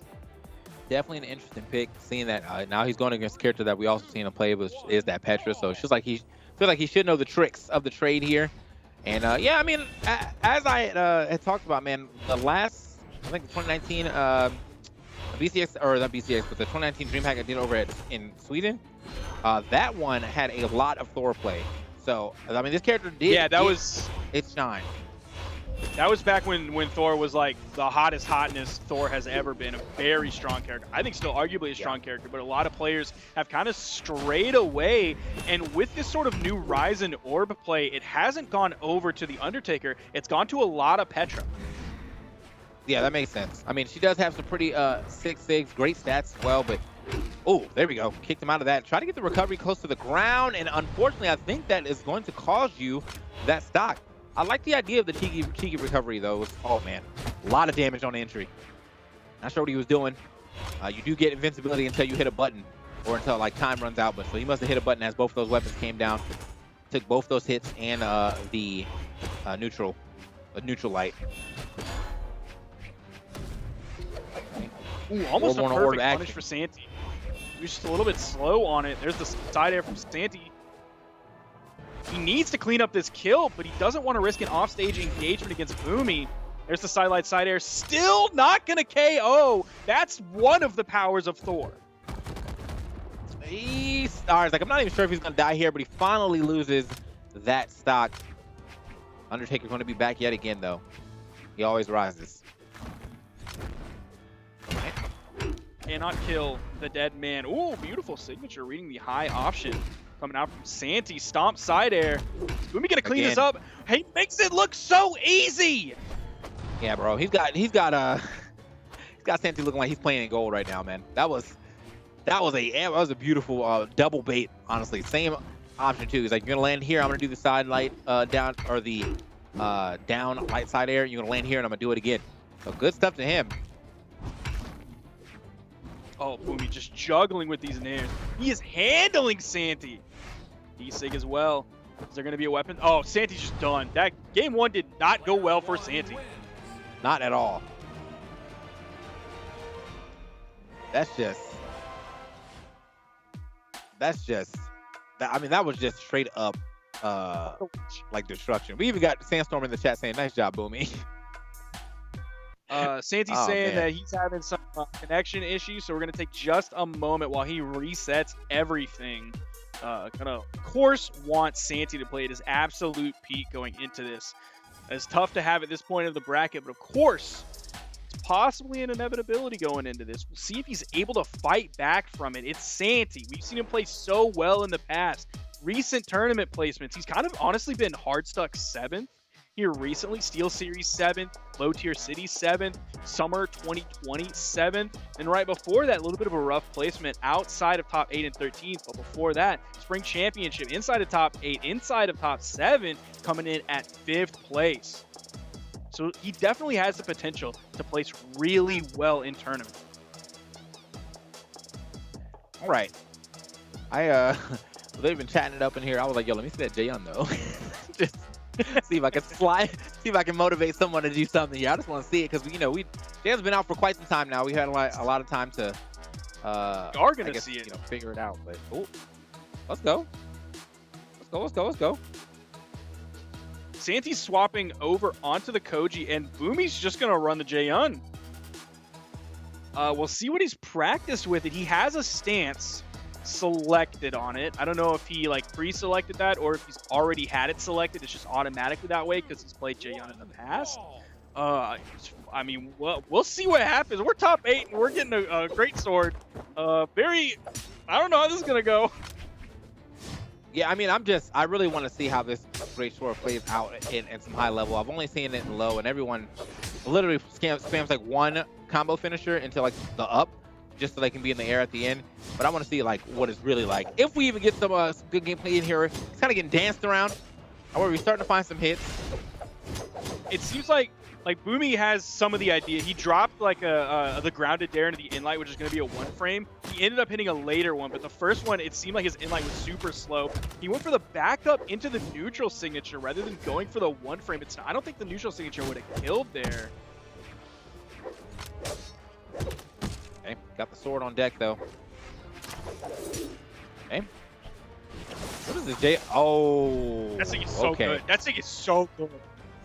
His things cover a lot of space, like with the dust throw or the all that good stuff. That covers a lot more space than you originally expected to. Ooh. The Boomie 3-piece, not normally an option that you see finishing now with a gravity cancel neutral signature in the air as well. Okay. Boomie finding something. You got to notice that even when you hit the ground, you can still get a combo off that depending on what you hit the ground with.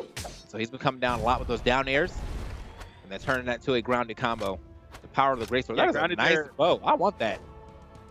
Grounded dare inlight is going to give you a 1-frame. Very solid option. Okay, gets the KO there using these signatures. I can use this neutral layer too. There we go.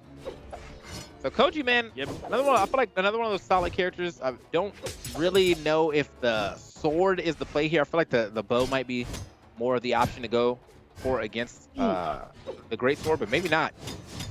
Okay. Almost had the mix up on that one. You saw him actually dash dash cancel after the second hit to try to get another string of combos. He's starting to hit these sidelight D-lights more, which those have actually kind of a sizable gap. It's going to be like 3 to 4 frames. Ooh. Would have been smooth if he was able to hit that. You saw the down air, and then I think he chased dodge down to go for a neutral air. Pop him back up, which most likely would have led into not going to be able to make that into a recovery after. But either way, definitely get to see some pretty cool stuff off of this Jayon character. Also very hyped to see what the next one is going to be. Because I'm not really into the sword right now, but I do want Greatsword, something else that I'm into. GG. For me saying in chat, that's all you get. You're going to get the one Jayon game, and that's going to be it.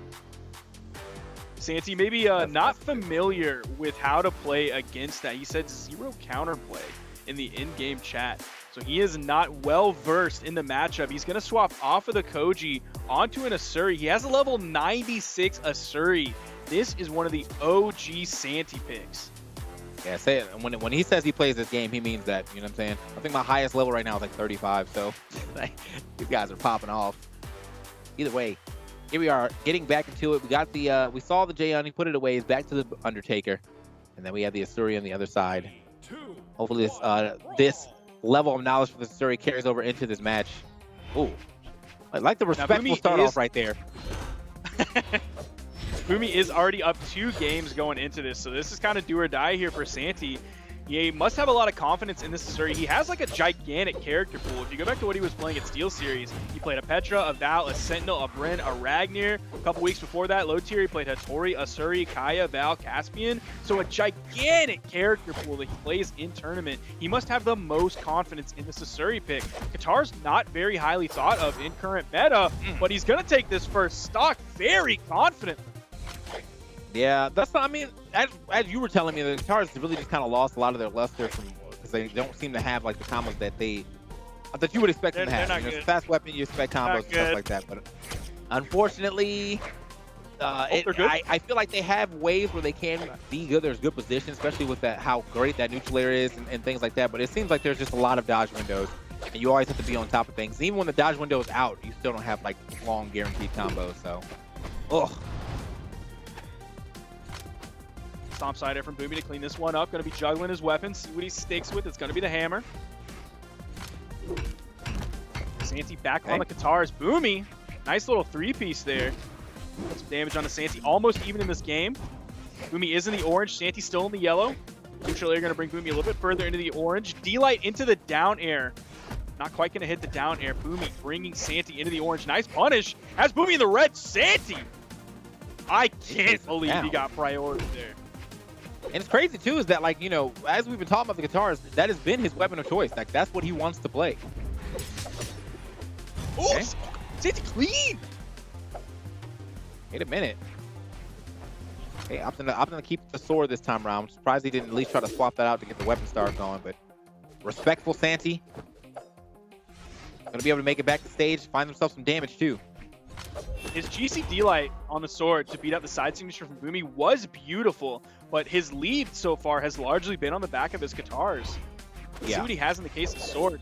There isn't a weapon spawn on the field just yet. Should be one coming in shortly to give him maybe the option to switch. Yeah, looks like Boomie's really trying to shoot this gravity cancel right over the edge to maybe, or right over the ground to maybe catch that jump, but also be at that ground level too if he decides he can like get like a headshot.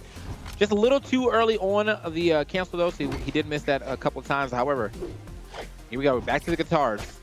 See how what this does for him. Trying to get a lot of downlights in here. Santi needs to secure this game. Gets the D-Light, tries to go for the D-Light the other direction, reading Boomie going over to the right. Santi needs something big here. He's going even with Boomie so far. Not a great spot when you're going up against the hammer. Has so many kill options going into this. Goes for the side light. Not time to go for those stomp side airs, but now it is after that side light. It's on the wrong side of the stage, so not quite going to be the KO option. Boomie hunting for the side air, hunting for the nair. Santi goes for the D-Light into the ground pound. Didn't pivot it. Oh, almost found the dare into the recovery. Okay. Literally, the next hit's gonna take it, essentially. At least for Undertaker. That's not, oh no, he jumped though. Spot dodging the side signature. It is so close between these two. Oh, the nair not quite enough. The down air bouncing off the platform. The neutral signature goes high. Santi can't punish it. He finds the recovery for the punishment off the top, keeping himself alive. Yeah, man, that was a close one for sure, man. Like, it was down to the wire, and the next hit was basically gonna win it. And Boomie definitely had. I wonder if he could have just, instead of going for the jump, could he just done the gravity cancel D-Light into like falling Sair? But he went for the jump, and he jumped a little too high, and thus not able to get his Sair to hit, and that let Santi find his mark. Man, so where are we going? Getting some stage bans in here real quick. Faison immediately in chat said, Maybe you should try the Greatsword again. Maybe we need seconds on the Greatsword. And Santy's going to go over, swap off of the Katars, off of the sword, onto the Fate Pit. Going to have an orb in his hand, going to have a scythe in his hand. He's going to go orb to orb against Boomie. Okay. So orb to orb, it will be. And now I'm kind of surprised that he did swap off of the Asuri, because the Asuri did very well. I mean, it was definitely down to the wire, but maybe he figured something out. Sometimes you get that swap when you figure something out on one character and take it and apply it to the next. You can potentially see that coming out. Although it looks like that orb to orb is going to be canceled already, as he decided to pick up the hammer instead. If I was Santy looking at last game, I would see the Asuri as an unsustainable gameplay model. Like, he started off really, really strong. First stock, he played so well. Then the second stock, Boomie started to figure out, started to come back. Then towards the final stock, you saw it was one hit. Last stock red for either player. Could have gone either way. I don't think he believes he could sustain that into a victory on the next game. But it is interesting that he goes for the Fate pick. He's going to go for Orb. When he played Petra earlier, it didn't look as strong as this did. He ended up losing game 1 when he played Petra into the Thor. Something's completely different with the Fate, though. Yeah, man. And it wasn't even like, I was like, it has nothing to do with the scythe just yet. I mean, the scythe is here. It's doing its thing. But for most of that first stock was definitely Orb. So, all right. Speaking of, finds himself his own Orb. Trying to get a little cheeky too with that down sig. It was kind of crazy that he, I know it does have a hit on release as well, but here we go.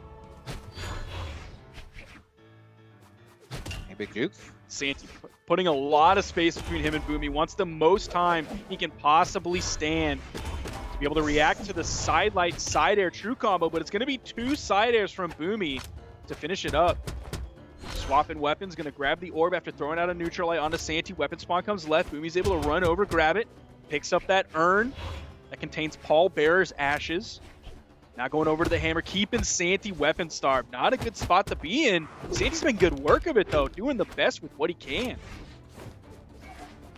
Okay, trying to chase him down. Finally finds that hit. It's taking him, man. I was like, he's kind of weapon started himself right now. He's doing a lot of weapon tosses that are not leading into anything. So unfortunately, he's just losing his weapon. But I'll be trying to learn how to play this range game against this scythe. Oh, okay, takes the shot at him. He called out the spot dodge on that one too. Unfortunately for Santy, he wasn't ready to punish the neutral signature that came out from Boomie. That would have been his dodge down. It's going to be the sidelight side air. Not even sending off the screen yet. Thor's defense is something else. Yes, it is. Oh, okay. And the weapon toss is going to work out this time for him. Sidelight side air yet again. Another side air just... Oh, my God. Okay. Perfect toss, man. Brett Favre in the building. That's a touchdown for sure. I think Tom Brady and the Bucs play this weekend. Hopefully, Tom was looking at that one on how to nail it perfectly. It's possibly one of the best throws I've ever seen. It's beautiful. What you like to see, and then a side air from Santy as he falls back onto the main stage. Boomie's going to be able to recover. Still unable to kill Boomie. The side air just barely going to do it. Santy a little bit behind here. Final stock so important here. He is down in this set here in game 4. It's possible. It's possible we could see a game 5. He's able to keep playing like this, but he is playing from behind right now. He's finding these hits, though. Again, I mean, like, one thing we'll give it up. He is definitely finding these hits, adding up the damage that he can. But now back onto this power weapon of the hammer. Got to watch out. He keeps running right into that. Must be expecting Boomie to go on the defense, but absolutely not. Boomie just lands there and hits that down light. Like, what's good, bro? That's me. Yeah, Boomie just completely called that out. Santy, I think, hit a side light. Immediate wake-up stomp from Boomie. One of the fastest moves in the game. Such a strong move to wake up with. And Boomie just completely ended that game very quickly. We're going to see some of the replays of that coming in now. There's a nice down air to clean up that first stock there. There's the side air from Boomie.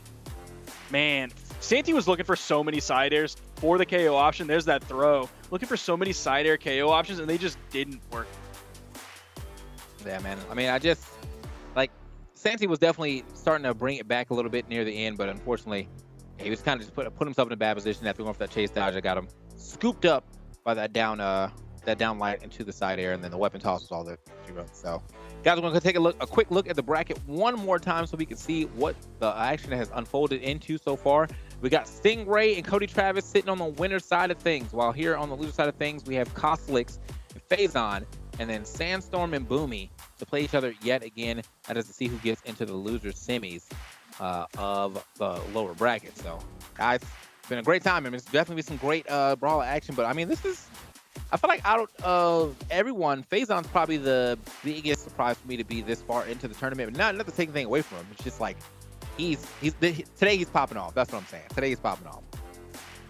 Yeah, I would agree. We've seen a lot of good play from Phazon here going into this. We have some more games queued up for you in just a few moments, but we want to welcome Foda into this here to help tease what we got coming up next for you. What's up, Foda? How you doing, man? What's up, guys? What's up, man? It's been a pretty good tournament, huh? Yes, it I would has. say Yes, better it than has. pretty good. It's I would say exciting. very good, possibly great. It's exciting. There's a little bit of turmoil in my heart though, because we're gonna have to watch Boomie and Sandstorm take each other out in the lower bracket.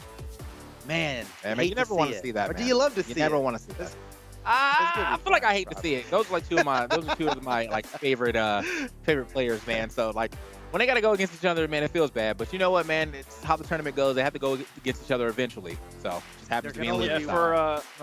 for as many good news as that there will be, there's going to be bad news for just as many players. We're going to be moving on through the rest of the tournament, but first we have a quick break for you. We're going to welcome 2 more casters here into this, but stay tuned. We're coming up next with it.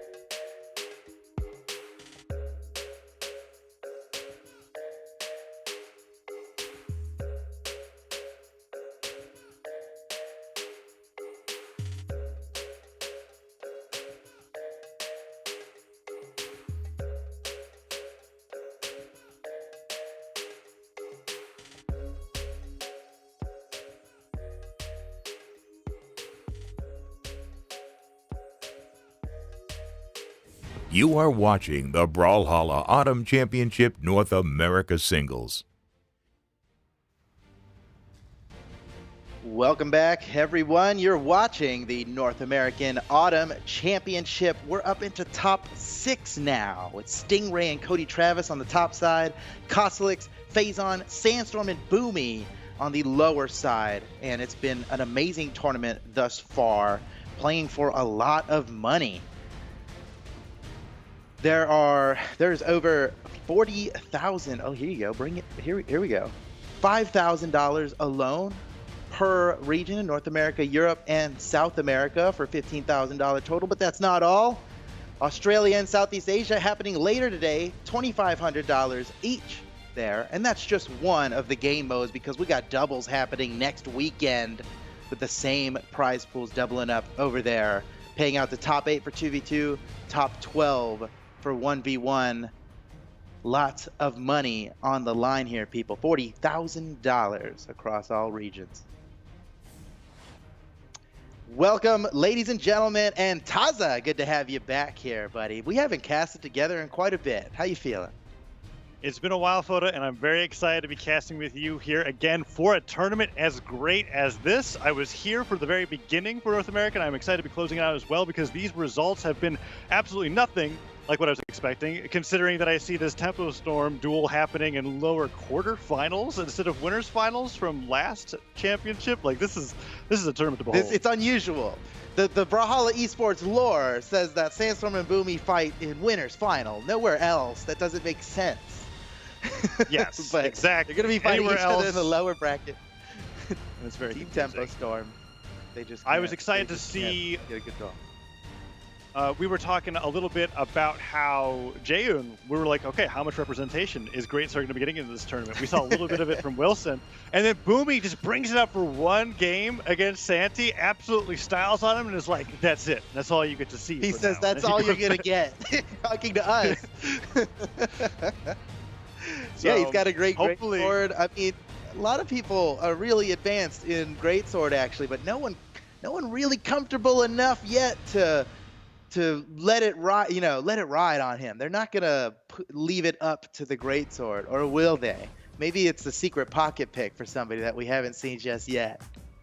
That's why I'm very excited for the Sandstorm and Boomie matchup that we'll be seeing later today, because maybe we'll see a Jaeun Ditto. I don't know. I've seen the clips on Twitter. I'm excited for it. But as you were talking about earlier, a lot of money on the line. Maybe not the tournament exactly to be throwing out your Jaeun dreams on. So we'll see. We'll see what happens. In the meantime, Now, lower quarterfinals, we've got the matchup Kosolix versus Phazon coming up next, which I'm very excited. coming up right now, actually. Let's get right into it. Kosolix versus Phazon in lower quarterfinals. And the winner of this will go on to fight the winner of Sandstorm versus Boomie. So this is a major fight here, and it's one we've seen many times before. This is not the first time Kosolix and Phazon have met each other in bracket, and it's gone both ways. I'm pretty sure Kosolix has the upper hand on Phazon in tournament history, but Phazon's been playing amazing today, and if there's one tournament where he can defeat his demon, I think it's going to be this one here. He's sticking to his old school pick of Val. You love to see it. He is the classic white Val, Yes, and We it's a already lot had of this fun to be able to Kosolix see. nice. Like, Yeah. yeah. Okay. So opening it up Yeah. with the Val here against Kosolix on the Macho Man. Oh, wow. Okay. Great gauntlet combo starting up. But yeah, Kosolix on Macho Man, it's interesting. I was talking a little bit with TUK about it earlier, how he has so many different Lance Legends that I feel like he has prepared specifically for certain matchups. Yeah, I don't know how this is gonna go. Kosolix doing pretty well so far here, and he hasn't even used his trademark lance yet. It's like he's seeing how well he could fare with Axe, with his secondary weapon. We all know the lance is his primary. Phazon might be able to get a stock on him before Kosolix even has a chance to swap. Off stage, Phazon needs to get stage control back here, and he does, disarming Kosolix. Oh, but how convenient. Kosolix punches Phazon away as soon as the weapon comes up, but Phazon deletes that lance right out. And Yeah, so great Kosolix can pick downlight up recovery. an axe. Yeah. Kosolix can pick up an weapon- axe on his next, there it is. He's got the axe now. It'll be a lance coming up next. Phazon loses it. Uh-oh, whoa, no! Ooh, all right. Even up the stocks just like that. Kosolix has got his lance. Phazon might be in trouble here. Let's see how he can handle it. Kosolix is, I mean, factually, right? Factually, the best lance player in the world. I think this is like statistics prove this. This is not an opinion, you know? Kosolix is top Right. tier with the lance here. And so let's see how Phazon can handle it. I mean, Phazon doesn't just have practice against Lance, he has practice against Kosolix's Lance. He's fought this enough times now to know what to do. Kosolix got a pretty good handle on it so far. Oh, that would have been the KO, but Phazon manages to avoid it. Coming back, red health. Kosolix has another Lance queued up. He already got rid of that last axe. Not going to be seeing an axe for a while here. Weapons on the floor. He grabs the second Lance. Oh, fake out. He caught him with the weapon throw there. And then the recovery finishes off the top are always great coming out from Kosolix. And now with that lance, oh, getting kicked aside. Side stick, Phazon trying to go in for the ground pounds, chasing him off the left side of the stage. Kosolix still really far ahead, and all that Silent Nair. When the Silent Nair start to connect, that's when I really feel like things are in Kosolix's favor, as Phazon's just taking even more damage. Doesn't get the sidelight string either, but okay, good recovery, even up the stocks, 1-1. He's in the game here. Phazon might be able to do it. It's all going to come down to this last stock. How can he handle it? Kosolix already has the lance he's been waiting for. Reverse nair. There he goes again, trying to land these reverse nairs. It's been working so well for him throughout this tournament, landing the reverse nairs in neutral. Yeah, How much longer can it last? Oh, Phazon! Oh, he had something going there. He nearly one more side air. That could have been the end. Oh, again, this could be the end. Wow! Oh man, what a brave ground pound. That was dangerous, man. Phazon getting into trouble here. He is in red. Kosolix could take him out with one signature, and we're playing on the smallest map there is. Oh, Phazon, be careful. What?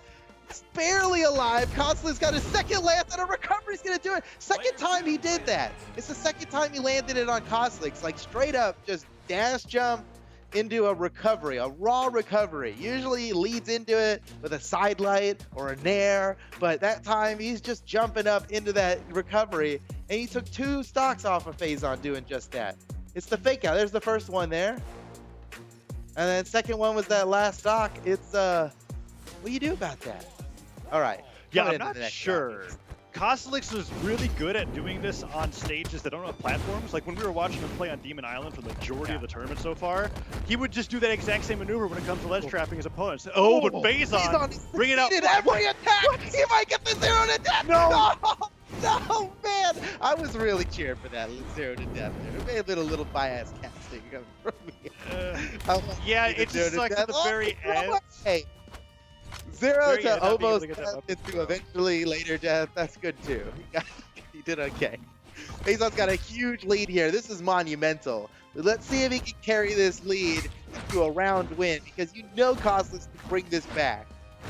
It's like you cannot get too happy about this lead here, knowing what you're actually up against.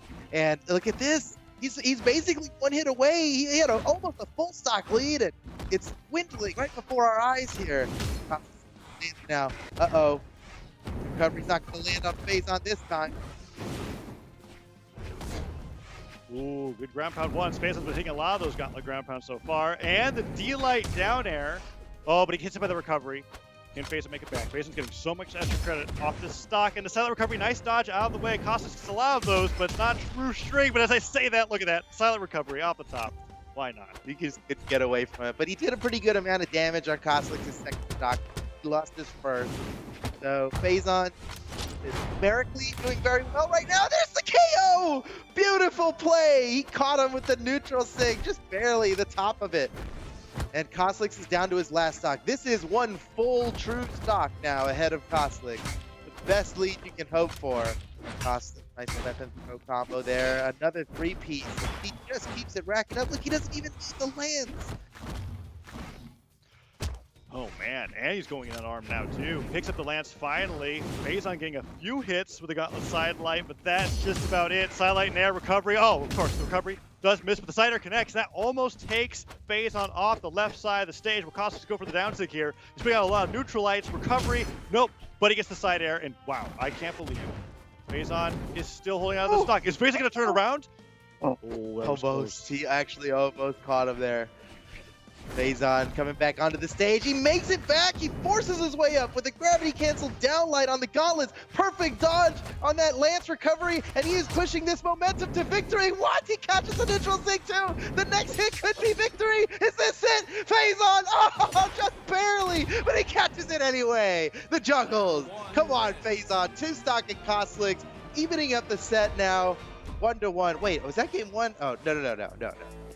The set's even. Okay, relax. It's definitely evened up. It was such a different change in pace compared to what game 1 was that you felt like the set just started there based off of how well Phazon played in game 2 compared to game number 1. Now it's 1-1. Still the same legends. Cost hasn't switched over to something like Scarlet just yet, sticking onto the Mantra Man. We're going to a slightly different stage. Mammoth Fortress having a platform sometimes. A platform sometimes. Yeah, and wider kill walls, you know, like the whole box here around the stage is a bit wider than small Brawlhalla. Man, Phazon really brought back that round. He kept the lead the entire time. He had a really strong start, and he did not let go of it the whole time, going so far as to not even get down to his last stock. Kosolix seems to have a better grip on it this time. Phazon, man, that momentum really worked out for him. I wonder if that's the ticket. You know, if he just gets a strong start, maybe he can finish it out every time. But playing catch up against Kosolix is a losing battle, I feel like. Yeah, Kosolix already. Downlight. Yeah, go ahead. Kosolix can already do, I guess, like, I've seen Kosolix make incredible comebacks with lance strings in a single stock that was a 0 to death. So I can only imagine that when you're at a deficit like Phazon looks like he's about to be at, that it is such an incredibly difficult battle. And there's that recovery. Like I said, that platform only exists sometimes, and it was just an extension of the stage. And Kosolix did his regular edge guard, took him off the top. Now, my theory here is that it's much harder. It's a lot easier to win against to carry your lead into a victory against Kosolix than it is to bring it back against Kosolix. And we'll see how true that reigns here, as Phazon seems to be handling it just fine. That could be the end. Oh, misses the down air. That was it. That was the finisher on Kosolix. Oh, hopefully he doesn't get any more damage on Phazon now after missing that down air. Oh no, perfect. You see that shuffle from Kosolix? Backdashes to get away from Phazon's side air, comes right back in just in time to continue the combo. Really good plays from Kosolix there, but Phazon managed to tie it up. A little bit of damage lead to worry about here, but I think Phazon might be able to bring this back. Kosolix though, has there been a single tournament that he hasn't gotten top 4 in? For him to lose here would be unprecedented in 2020. Yeah, I'd even go as further. I mean, if there was a single tournament that he didn't get top 3 in, it was a 4th place for sure. That is how consistent he is. Because I'm thinking top 3 might even be true. Yeah. Like he has been. Yeah, him losing here would be unheard of in 2020. I don't think he's become any less than top 3, maybe top 4 to be safe. But like, his stats this year have been incredible. For Phazon to take him out now would certainly be an upset, even though a win from Phazon shouldn't feel like an upset, because come on, it's Phazon. He's one of the greatest. But this year, man, Kosolix has just been on fire. So Phazon goes down now again, having to play catch up against Kosolix. Kosolix already starting strong with a little string there. Oh, catching his signature. Kosolix is in the zone. This is where Kosolix succeeds. When players get desperate for KOs, Kosolix capitalizes. And this could be, no, not enough. The Ogrim defense. And look, he just gets to side air his way back to the stage. Oh, but now he doesn't. If he still had his lance, maybe. But he got disarmed there on the edge and could not rocket his way back to the stage. Stocks evened up. Phazon still with a damage deficit to deal with. Let's see if he can do this. Oh, neutralite into ground pound with the great start. Oh, Kosolix still jumps. That's it. Oh, wait, but he caught the dog. He caught the ball. He can still make it back. Kosolix can still make it back. It's not over. Oh. You know, I know that uppercut looked bad, like he might have saved him, but Kosolix did touch the wall. He had plenty. The uppercut was just for damage. I feel like the string started when Kosolix touched the wall to the right, and then he used the gauntlet side to carry him to the left, continued the string, and then finished the stock with the sword side air. We are now in a situation where Phazon is 2-1 against Kosolix, and that unprecedented statistic that you mentioned, Kosolix not in a top 3 or top 4, it might happen. It could potentially happen. Well, And Phazon, well, this would be a very high placement for Phazon in 2020, right? I mean, we know Phazon as a tournament champion. I mean, he's been the guy for so long. 2020, I'm not sure he made any top 3. Top 4, maybe not even. Yeah, I could do like a quick check. So the last top 4. So Phazon's had 2 top 4s. He's had one in Combo Breaker and one in Steel Series. And both of them... Nope. He got 3-0'd by Kosolix in the last tournament that he played. So this is actually crazy. That's not bad. Kosolix 3-0'd him in the last tournament, and now Phazon's like, he's here for his comeuppance. He has invested, and now it is pay out. Whoa, beautiful pivot neutral signature. Did you see that? He knew to pivot it there. If move doesn't go that way normally, he had to turn himself before doing it. Also, I don't think we mentioned the Kosolix with the switch to Scarlet here. Not happy with the Scarlet and Elephant. Demon Islands. Yep. That seems to be like one of Kosolix's favorite combinations when it comes to like the legends that he picks and the stages that he picks. But so far, Phazon is doing really, really well. He's avoiding them. I think Kosolix likes Scarlet on this stage specifically because there's a very small wall, and that hammer side stick will cover the whole thing. Oh, Phazon!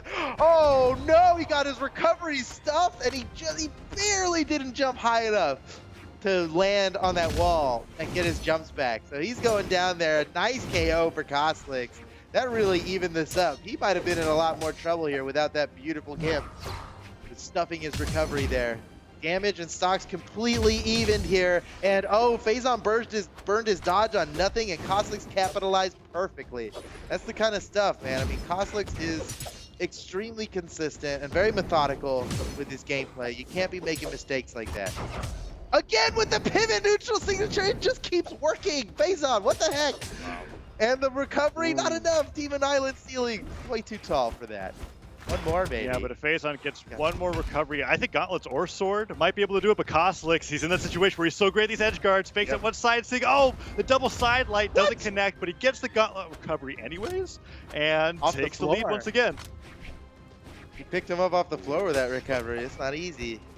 All right, Phazon has a stock lead here. What's he gonna do with it? Because it's not much of a damage. There it goes.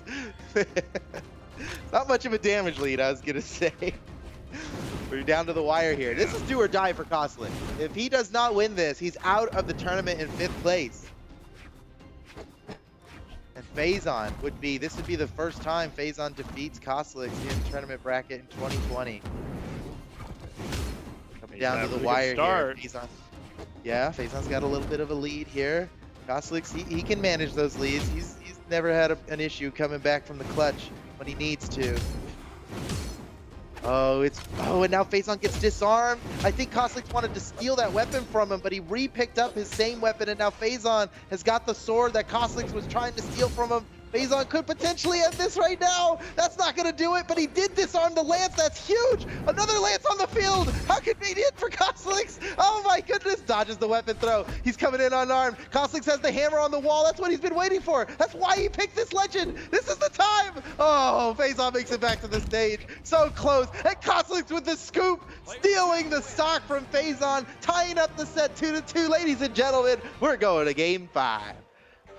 And Kosolix, of course, isn't going to go down that easy. Going into game number 5 against Phazon on Demon Island, I'm wondering, is Phazon going to give him these stages without platforms again? I really do feel like the key to fighting against Kosolix is just keep him away from Small Brawlhaven, from Demon Island. Try to gear him towards somewhere where you can play a little bit with the platforms. But we'll see. Phazon's still locking in that Val, and Kosolix is deciding, was the Scarlet the right choice there, or should I go back to the Macho Man for game number 5? Yeah, I wonder. Ooh, Scarlet.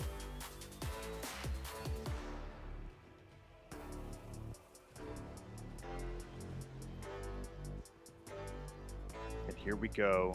Stages are being struck. Miami Dome, Demon Island, a small Enigma being removed from Phazon. Now it's really just going to be, okay, he does get rid of Small Brawlhaven. Every stage left has a platform. And I'm pretty sure if Mammoth Fortress is left open, Kosolix is going to go straight there. I don't think any of the other stages have any appeal to him whatsoever. Yeah, so yeah, Great Hall and Crystal Temple are gone. We're going to Mammoth Fortress for game 5. Good call out. Game 5. It all comes down to this for these players. This is a match worth hundreds of dollars. All comes down to this. One of them, you know. But all one of them. Faison grabs the first weapon. Kosolix for another one. Faison manages. Look at all the damage he's getting while Kosolix weapon. And now Faison continuing this domination here. He has barely let Kosolix edgewise.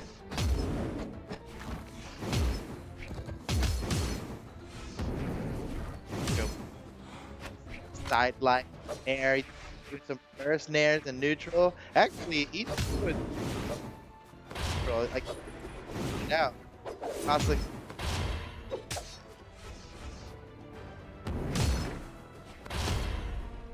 Kosolix with the weapon throw up, just barely manages to avoid that phase and makes it back 2 neutral lights in a row. Kosolix is trying to go in for the recoveries, and the dash jump sider didn't quite hit. Neutral stick hits, and Kosolix go flying to the right side. Faison now with that weapon throw forward, goes in for that jumping sider into recovery. Doesn't quite hit in the down air.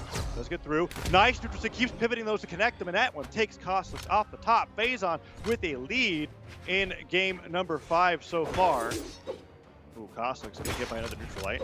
Weapon throw comes forward. Kosolix wants to even this up really quickly, but Faison's doing a great job at down air, being canceled on the ground. Just gets a little bit of damage onto Faison, and he side airs safely back onto the stage, but side light into recovery takes him off the top, and Kosolix evens up the game 2-2 very, very quickly.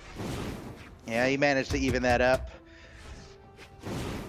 Let's see, Faison with the sword now. I think his gauntlets have been better at fighting the lance than his sword, but he's just making whatever work, you know.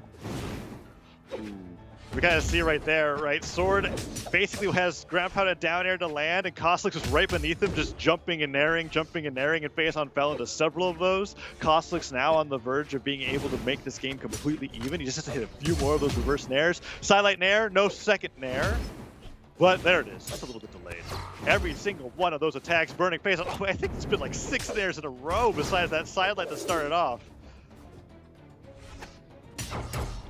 Oh, but the neutral hits again. Faison's been hitting so many of those.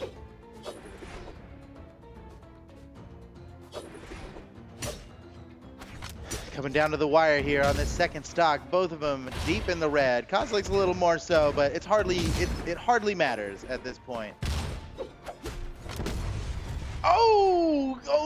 Kosolix takes the lead. He had so much more damage on him than Faison did, and now he's in the lead here. Faison knows he needs to end this stock, but like I was saying before, Kosolix loves this kind of, like, when someone gets desperate for a KO and he knows it, he knows all they're looking for is a kill option.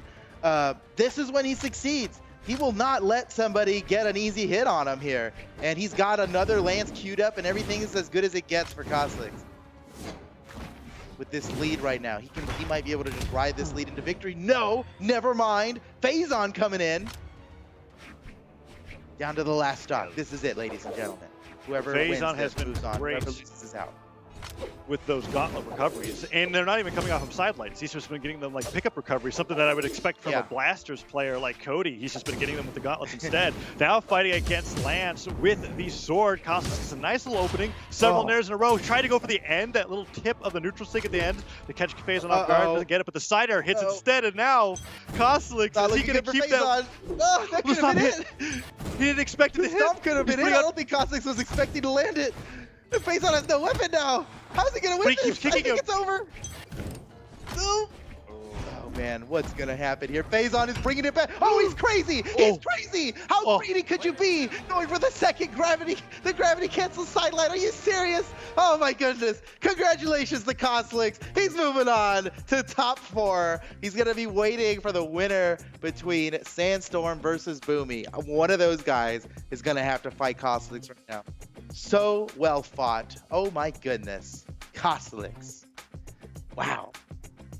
And that means Kosolix is going to be fighting against the winner of the next lower bracket match they got coming up, Sandstorm versus Boomie. And Kosolix has proven time and time again that he can really give both of those players a very hard time. And to have that for a 4th place match is really ridiculous. It's going to be exciting to see. Not to mention that Sandstorm versus Boomie as a matchup in itself is always so much fun to watch and really back and forth. This is really going to be amazing. Let's take a quick look at the bracket thus far. Stingray and Cody Travis just waiting up there in winners final. They're both guaranteed top 3. The loser of that's going to go down there to the bottom right of the bracket, where they'll be waiting to face the winner of Kosolix or the winner of Sandstorm and Boomie. Next match coming up, all tempo storm. Sandstorm versus Boomie, widely regarded as two of the greatest players the game has ever seen. They rarely have to fight each other this early in the bracket. I say this early like we're not in the very end of it already. But seriously, to their standard, this is a bit early to be fighting each other. Right. And what's it gonna be? Boomie versus Sandstorm. A tale How of the early ages. How early into the bracket is definitely relative to the players that you're talking about. So when you say early for Boomie and Sandstorm, anything earlier than winners finals is pretty surprising. That's what I would like to think. At least when it comes to North America, we expect to see at least one of them on that winner side top 3. So to see both of them in the lower bracket fighting for 5th, that is a sight to behold for sure. I cannot wait to see what's coming up next. I'm trying to get a sneak peek at what legends they're playing, but they're definitely both hovering Scarlet right now, and they're just trolling with us. Yeah, you can't trust them. That's all fake stuff. They're trying to troll us. Don't fall for it, Taza. I think we're gonna see. I think we're gonna see Sandstorm playing either Koji or Nyx, like he was talking about, and Boomie either Petra or Thor. But I think what's actually happened, I think we're ready to go now. Let's get it going here. Wait, what? Boomie versus Sandstorm in losers quarterfinal about to go, and you will not believe what the matchup's gonna be. Koji versus Koji. This is seriously Boomie mirror matching Sandstorm. Sandstorm picked Koji. Sandstorm even said on Twitter that he was gonna play Koji in this tournament. Boomie is straight up like Boomie is. Sandstorm is kind of Boomie's demon, right? Like, he has fought Sandstorm many times in bracket, obviously. For a long time, they were the top 2 competitors in the scene. And Boomie had said it himself, like, I just can't get a win on this guy. And it wasn't until the mid-season championship last year that he finally took a match off of him. And that was only in winners final, where Sandstorm eventually came back in grands and beat him on the reset. So Boomie is, he's got to be ready for this one. I'd love to say that this is an even match here, but Sandstorm's definitely got the history against Boomie in the 1v1s. Not to mention that I think they're 2v2 teammates again, and so Sandstorm's had a lot of practice against Boomie here. But skill aside, this is a mental thing for Boomie to overcome Sandstorm. Yeah, and I'm not sure if picking the Koji is exactly the right first step, as we see earlier on that stock Sandstorm is completely dismantling. What? Did ground pound into chase dodge there? That was the cool. That I thought I was watching Hammer for a second. That was so confusing. Oh, he's got it. Nice. We got the stock there. I get it. I get what Boomie was after here. Even though Koji probably wasn't one of the characters he was thinking about playing in this match, if he was able to defeat Sandstorm with his legend on the legend that he decided was his best one to use in this tournament, that'd be all he needed, right? To overcome the mental block. Like that's all the confidence you'd ever need to instill in yourself. Beat the guy that you've always had trouble with on his character as good as it gets. And honestly, that first stock looked rough, but he's bringing it back now. He's looking pretty. Oh, what a crazy thing to do. Sidelight, dash jump, pivot gravity cancel down stick. This is really working for Boomie. I think he's gonna go for it again. Sidelight, yeah, the dash jump pivot down sig. That's such an interesting way. I've seen some people dash forward and hold the charge on the down sig, but Boomie is really mixing up. Greater cancel downlight nair nearly takes him off the top. Apocalypse ceiling just a little bit too high, but Boomie with that pickup recovery takes the lead in game 1. Oh my. Now I knew we were in for a show, but I was not expecting this here. A Koji mirror match here. Boomie trying to force Sandstorm off of his legend. Looking like he might do it. Wow. Oh, he almost caught that weapon throw combo and everything. He's starting to have fun out there. Oh, did you see that ledge dash cancel? Oh my goodness. Boomie's having a little too much fun. That's no good for down there Sandstorm. the entire way back to the stage there. He's playing around, dude. I didn't realize he's so that the phone. You can see the happiness in his gameplay. He is ready to take this. Now hold He's on. ready to hold take on. this. You don't get Coming back too on his last overconfident, shot. Boomie, Yeah. because this is the moment where Sandstorm, like, I watched what Sandstorm did to Pugsy, and now Sandstorm is comboing a down sig off of a sword neutralite. Okay, that is he just was a little insane. It's now he's worried. He was having fun, but now it's like, okay, I need to win. I can't let him come back now. I think What? he is going to Just a raw try. haymaker, the kind of stuff like you would never land that in ranks, you know. I think Sandstorm. But the level of their meta, these guys, like they're at the point now where they've done a full circle. Oh, Boomie!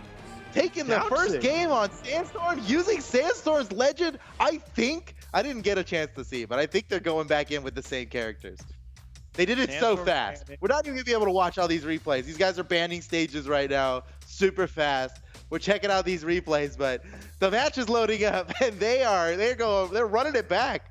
This is not what I expected to see. Boomie versus Sandstorm. It was a Koji mirror the whole way through. But this is what's they're happening. not actually. It's not a total run Here we back. go. This is really weird. Great Hall coming in for game number 2. So there's a lot of shenanigans that you can pull with the bow and sword when it comes to these platforms. Yeah. Not to mention the safety that you have just being on the platform and ground pounding whenever you want and not having to worry about using a chump. Totally. Not just that, but Boomie and Sandstorm, probably the best players in the world at utilizing the ledge cancel dash. Ledge dash cancel. Oh no, bro! That's a huge gift. That's a 20-second KO on one of the best players in the world by one of the best players in the world. What are you expecting? This is Brawlhalla Esports. Boomie could just end it right now. Oh, he had his chance. Sandstorm messed. He thought he was gonna touch the wall, but he didn't. And Boomie saw the opportunity, but he came in with a down air and missed. And now he's taking all this damage that it shouldn't even be taken because Sandstorm should be dead right now.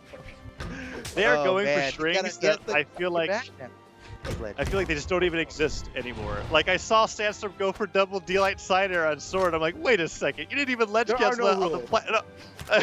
Just whatever. There are no rules with these guys, man. What? What? My goodness. Neutralite? Neutralite? They're really putting on a neutral show here. state. This is great.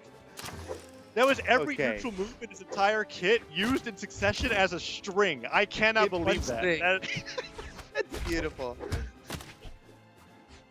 That's actually, it makes so much sense when I think about it, considering Koji's kit, but I've never seen anybody try it. Oh, he went for the ground pound, didn't get it, the sliding neutral stick. What is happening? Down stick hits from Sandstorm. Okay, Sandstorm looking for the finisher. Boomie just needs to get back up onto the stage. Okay, he got it. Oh, again!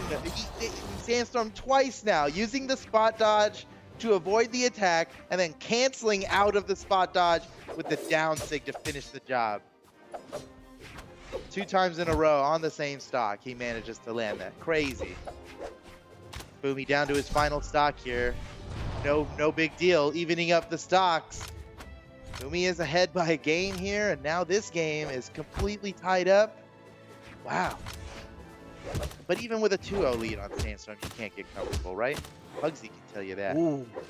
Yeah, I mean, that's why I'm looking at this match and I'm going like, okay, I'm waiting for the 2-0 to happen so that the set begins. Because sometimes I feel like Sandstorm doesn't really turn on until it's like, okay, fine, I'll stop being lazy. Like, I don't know if that's exactly what's thinking, but that's how it feels like sometimes. It seems like that sometimes, huh? What happened to Pugsy was like, I don't know what to think anymore. This isn't the Brawlhalla that I know.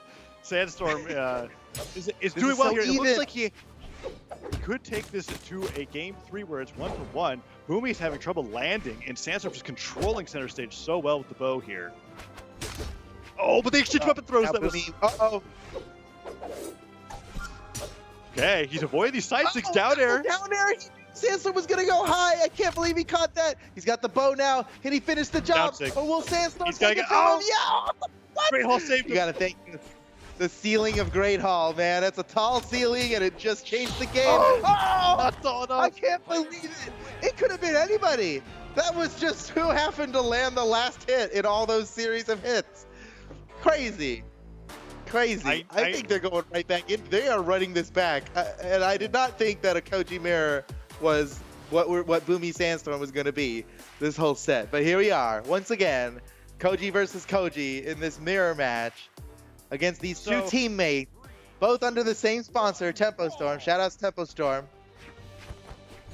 So when I was talking to TDUK, about how North America seems to be in a Koji was the flavor of the month. I did not quite expect this. This is not what I was thinking. Like, oh well, there's Noel, there's Remy, but no, Boomie and Sandstorm are fighting Koji Dittos here for 5th place, and they're just making an absolute show out of it. I'm so excited about this matchup. I think so. It's 1-1 right now between Sandstorm and Boomie. Okay, Yeah. Koji Dittos 3 times. Yeah, in a and row. both of these games have been so close. I mean, this is as close as it gets. This is like such an ideal match right here. It's just beautiful.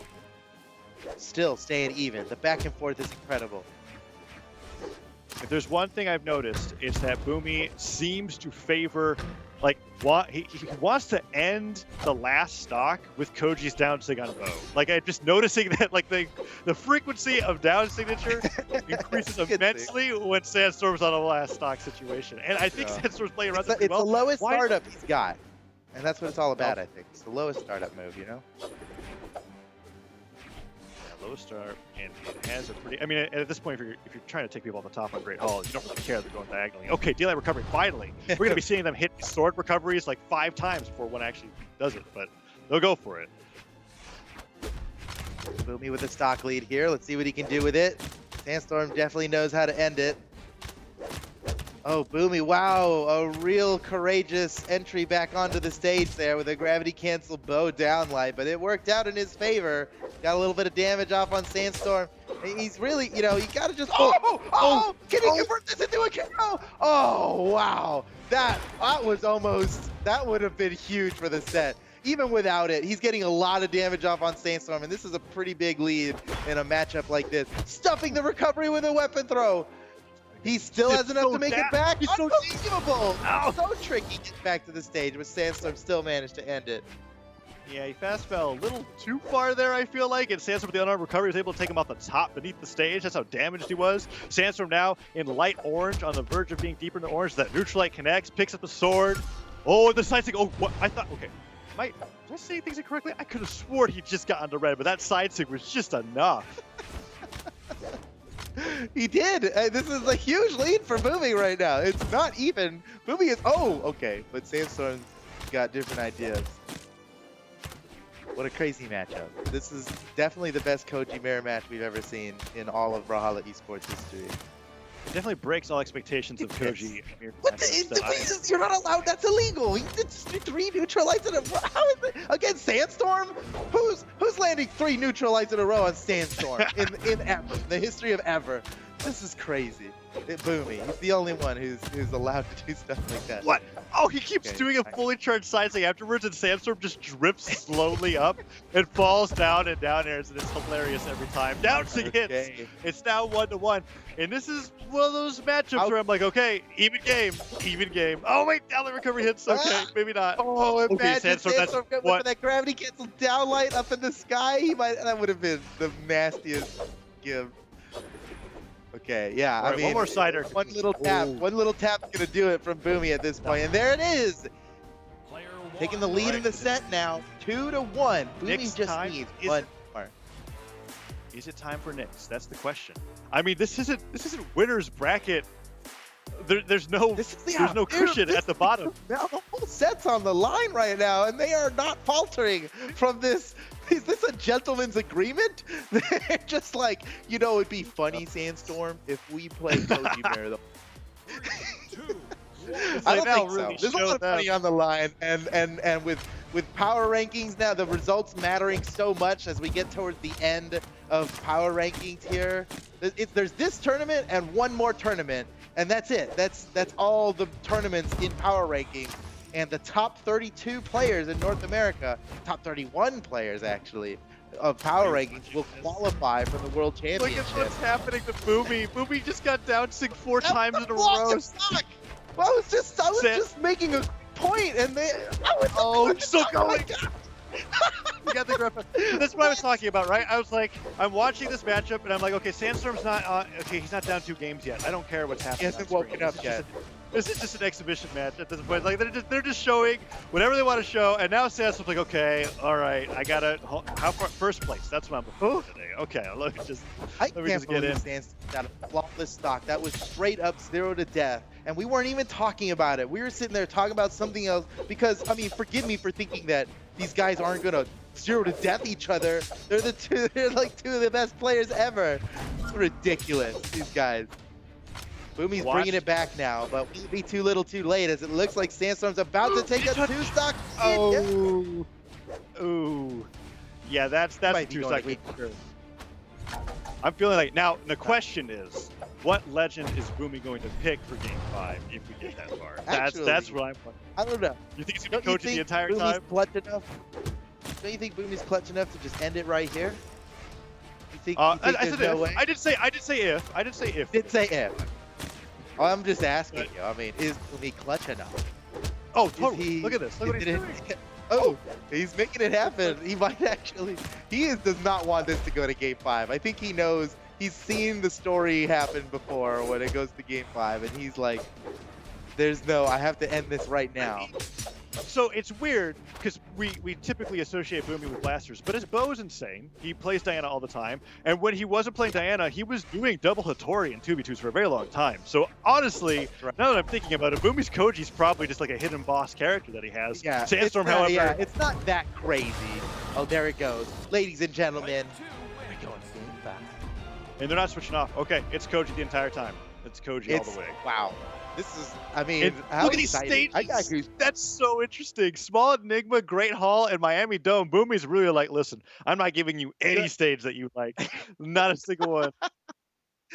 I think Boomie's been doing really well with the platforms. I think maybe that works more in Boomie's favor than it does in Sandstorm's.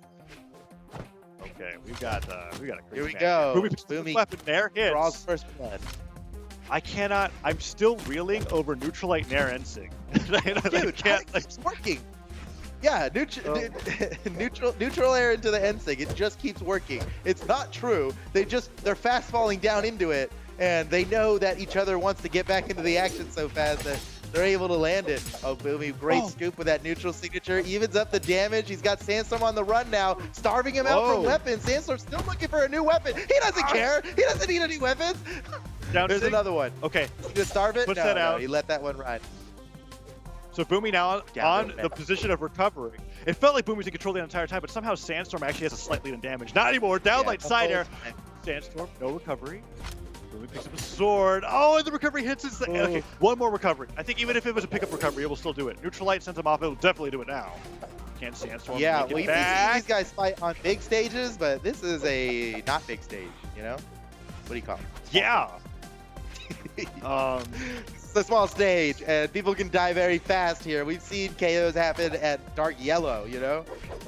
Sword Neutralite was almost taking Sandstorm out there. In fact, I think one more Sword Endlight at the edge will do it. That Nair almost did it. They're so damaged. I cannot understand. Okay, the Nair hits. Somehow Sandstorm's still alive. Okay. It's like you just said small stage. I'm trying to. You're definitely right, but I was very confused. I know. People might not believe me with how long. Oh, tricky! Very tricky. Sandstorm knew that Boomie was expecting Sandstorm to come in from the top with a downward hitting move. So what does he do? Fast falls way down there and hits him with a recovery. It's gonna KO anyway, because he's so damaged on a small stage. That's very clever KO from Sandstorm. Stocks and damage completely evened up. So appropriate for Game 5 against these two titans. Boomie is amazing at bow neutralite, like absolutely amazing at it. Okay, Sandstorm gets that downlight side. I've like never landed a bow neutralite in my life. I don't know how they keep can you make it back? Oh, Dodges. That could have been it. Ground Boomie. He's so low. Oh, he's still alive. Oh, I can't believe it. That ground pound was a prayer. And when he missed it, I was like, game over. But he still managed to bring it back somehow, getting around Sandstorm's edge guard after such a huge mistake. I mean, ground pounding that far down and completely missing. And do that recovery to the top. He goes all the way up to the air. Even off of the top platform. Oh no, he weapon throws, but he hits it off the platform instead. You know what's crazy about Boomie is that he has been maneuvering around Sandstorm's edgeguard attempts so well that he's getting exclamation points earlier because he hasn't been in combat, quote unquote, right? Like that's how well he has been dodging things. Oh. Whoa! Oh, that was slick. Okay, very cool. He dodged out. The down lane vicinity sidelights him. This is insane. I can't. They're maneuvering around everything. The stocks are lasting so long. Oh, he dodges the down line by micro jumping and then dodging and casting the down tick, which was just long enough to catch Boomie at the end of his down line. What? That was the difference between landing it or not landing it, right? Like he was as far away as you can ever land that signature. Oh no, Sandstorm's really taking the lead here. Boomie is desperate for this KO. Oh, he doesn't get the nair, he gets the recovery. Okay, it's game 5. How lucky are we? Game 5, down to the last stock. Tempo Storm Boomie versus Tempo Storm Sandstorm. This is it. One of them has to lose. They both deserve the win, but one of them has to lose right now. Oh, beautiful nair against the ground pound. Unbelievable. Perfect timing from Sandstorm to land that. Boomie sidelight, neutral light. Now he steals the weapon from Sandstorm. Very good play from Boomie, but Sandstorm still has the damage lead. Another weapon on the field. Boomie steals that one too. Sandstorm still looking for a weapon. I don't think he's willing to engage at this point. It's game 5. Oh, okay, sidelight avoids the down light. Sidelight and side air and neutral light all miss. Sandstorm gets one hit in. Boomie now in orange. Damage leads to damage lead. I think it matters in this matchup. Normally I'd say it's too close to matter, but this is important. Oh, sword picked up. One neutral light hits. He chases us all the way around. The sidelight misses. The sight sig misses with the neutral light punishes. And now Boomie is just getting one sword attack at a time. Sandstorm, he's there. Double there. Oh, Sandstorm was so close to the top of the stage. So close. Sight sig gets it. Boomie gets it. Boomie wins. I can't believe it. He's defeated his teammate Sandstorm, knocking him out. Sandstorm takes 5th place, and it's over. Boomie's moving on to loser semifinals, top 4, where he's waiting. Kosolix is just waiting for Boomie out here. I don't believe it. What an awesome set that was. That was truly poetry in motion. And I need to thank both of those guys for putting on such an amazing show here. It just in lower quarterfinals of this tournament. That was some grand final stuff right there. Wouldn't you agree? Yes, I would agree. I mean, we got to game 5 last stock. Okay, hold on. All of our predictions just got shattered. This was the first tournament that I ever actually realistically predicted that Sandstorm was going to win, and he gets 5th. What the heck? I'm a little upset. That was your mistake. That was my mistake. It's like I could have predicted anyone else that I usually predict. Okay, we're in the replays. Look, that was the long range down thing right there. That was so ridiculous. I'm so glad you brought it up because, yeah, it wouldn't have landed if not for that micro jump gravity cancel. It barely even, it looked like he did it grounded with how fast that he both jumped and gravity canceled it. But that little bit of extra distance is all he needed there because I've never seen a Koji Bow downsig land farther than that. That was like the absolute tippity tip. What a play. You know what? It didn't matter. Boomie ended up winning the game. Congratulations to Boomie. I'm sure he's got to be real excited about that one because, like I was saying before, fought Sandstorm a lot and has not beat him very much in tournament stats. So on top of what you just said, the last time Boomie's ever beaten Sandstorm in a set was LTC 2019. That is how long it's been over a year. Winners final. Since he's That's the only one I remember, and I guess that really was the last one. Do you have that confirmed? Yeah. Yes, it is confirmed. That is the last time. And what a crazy! That was a good one. Speaking of good ones, here we have got quite a deuce for you on the next game here. Stingray versus Cody Travis is what's going to be coming up next. You can see it at the top there. That's winner's final. Both of those guys guaranteed top 3. Now you see the loser of that one's going to go down to the lower bracket, and they'll wait to face the winner of Kosolix versus Boomie. So who's it going to be? What do you think, Taza? Stingray, Cody Travis. I'm very confident that Cody Travis is going to win this, actually. We're going to the winners finals for this, but I know that in history, I feel like Cody Travis has Stingray's number, not to mention that Axe is so good against Lance in general, and Stingray's not on the Terros this time. That's the Black Knight. That's what we know Stingray He's on the OG. for. Oh, man. What a story. This is a very good top 6 here. We have what a treat, you know? Lucky us, Taza. We really got the good lucky us. I know. We've got all the best matches here. Oh, and now Cody against Stingray, winners finals. Okay, so going into this matchup, a little bit about it. Stingray is essentially the Orion player in, I think, the Yeah. world. Yeah. That's what I have to say. Unite. Yeah, so All the Stingray Ukraine really can proved unite it. behind Stingray. And Stingray, I know in the chat right now that Stingray's got a bunch of support. Everybody's excited for their boy making it this far into the tournament. Now, when Stingray bulldozed his way onto the scene in Winter Championship, first tournament we've ever seen this guy in, right? And he gets top 3. It was insane. Winter Championship 2020, absolutely insane. And we have I remember Stingray get close to the podium since then. But here he is. Right. I remember you and I were casting that. It was Yeah. Stingray versus Sandstorm, and we were like, well, he queued up against Sandstorm. Tough luck. But maybe next time. And then he ended up winning the event, and ever since then, Stingray's been a legend. That being said, Cody Travis was behind, evens things up with a nice blaster side sig, and now it's 2 stocks to 2 in this game number 1 of Winners Finals. Oh man, Stingray up to his old tricks here. You'd never seen an Orion land more neutral sigs than Stingray. You never seen Orion land more signatures than Stingray, I feel like. Stingray is very, it's very disheartening to watch, because I imagine, depending on your relative skill level in Brawlhalla, you'd be like, wait a second, that happens to me in gold when I'm fighting against Orions, but Stingray is actually just that amazing at spacing there's a reason. Orion signatures. There's a reason you haven't seen any other Orion in the top 64 of the last dozen tournaments. And that's because Stingray's the only one who manages to do it right. And look at But this. yeah, I was I'm giving glad you Cody brought a lot that of up. confidence, but,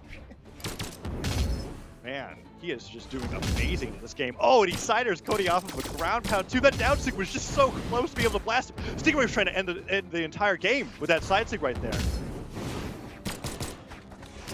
Oh, Cody missed the dash jump recovery. He was just a little too far when he landed the downlight, and it wasn't enough. Stingray somehow still alive. Oh, he used that gravity cancel on nothing. Cody can just end him now.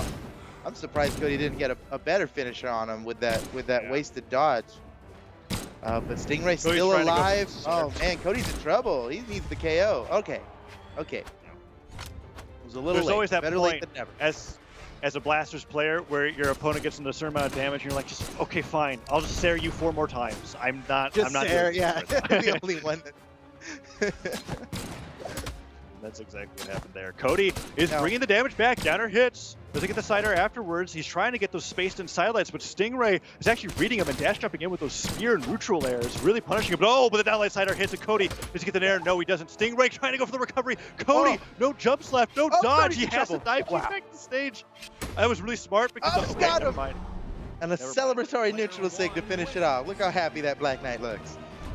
I was about to say it was smart of him to dive kick to the side of the stage instead of landing on the stage, because Stingray was definitely going to down sig there, but then when he just did it again, of course. Why wouldn't he? That signature is so great on the ledge there. Dude, this is Cody Travis we're talking about. This is the tournament champion, the champion of champions. There is a winner's circle of champions, and Cody's on top of that circle right now. He is the #1 power ranked player in North America.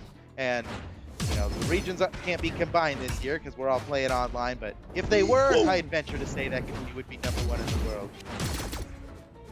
Yes, absolutely. And not to mention that this tournament is going to do wonders for that statistic in particular, because he doesn't have to worry about Sandstorm getting first at this time, right? Like, Sandstorm got that's true, yeah. So first place right is really behind him in the power rankings, but a 5th place on this one's definitely going to hurt that. Oh, Stingray. Perfect accuracy, slide kick, ground pound, beautiful combo. If you're not doing slide kick, ground pound on unarmed, maybe you should start. It's a good move. Unless Cody, then doing double slide kick ground pounds every time, because that shouldn't work. No, but it does. It does. I've seen it work on everybody. Oh my god, Cody's just hit like 4 nairs in a row. Cody's getting so much damage on the blasters here. Stingray, nice dodge through that sider. I thought Cody had caught him for sure. These dash forward sidelights from Cody, which is something that I always highlight. Oh, okay. All right, Cody. Down air, sidelight, double nair. Oh, down light recovery. No. What? You chased dodge. I thought What is he doing? Oh my god. I thought the down was going to come like He's earlier. dancing around him and not attacking. Okay. Wow, That was Cody crazy. really Now, was we see Cody do that a lot. Like, get so far ahead of people that he doesn't even need to dodge, and he's like dash jumping around their attacks and stuff like that. And you could tell he was looking for a guaranteed down sig there with his blasters as he was dancing around Stingray. But like, Yeah. Stingray didn't dodge, and so Cody was like standing there.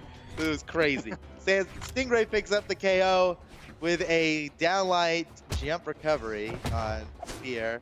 And Cody's got a pretty big lead here. This would be hard for Stingray to come back from.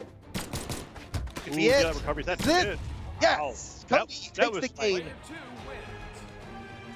Yeah, that was as early as possible. I feel like on the recovery. Yeah.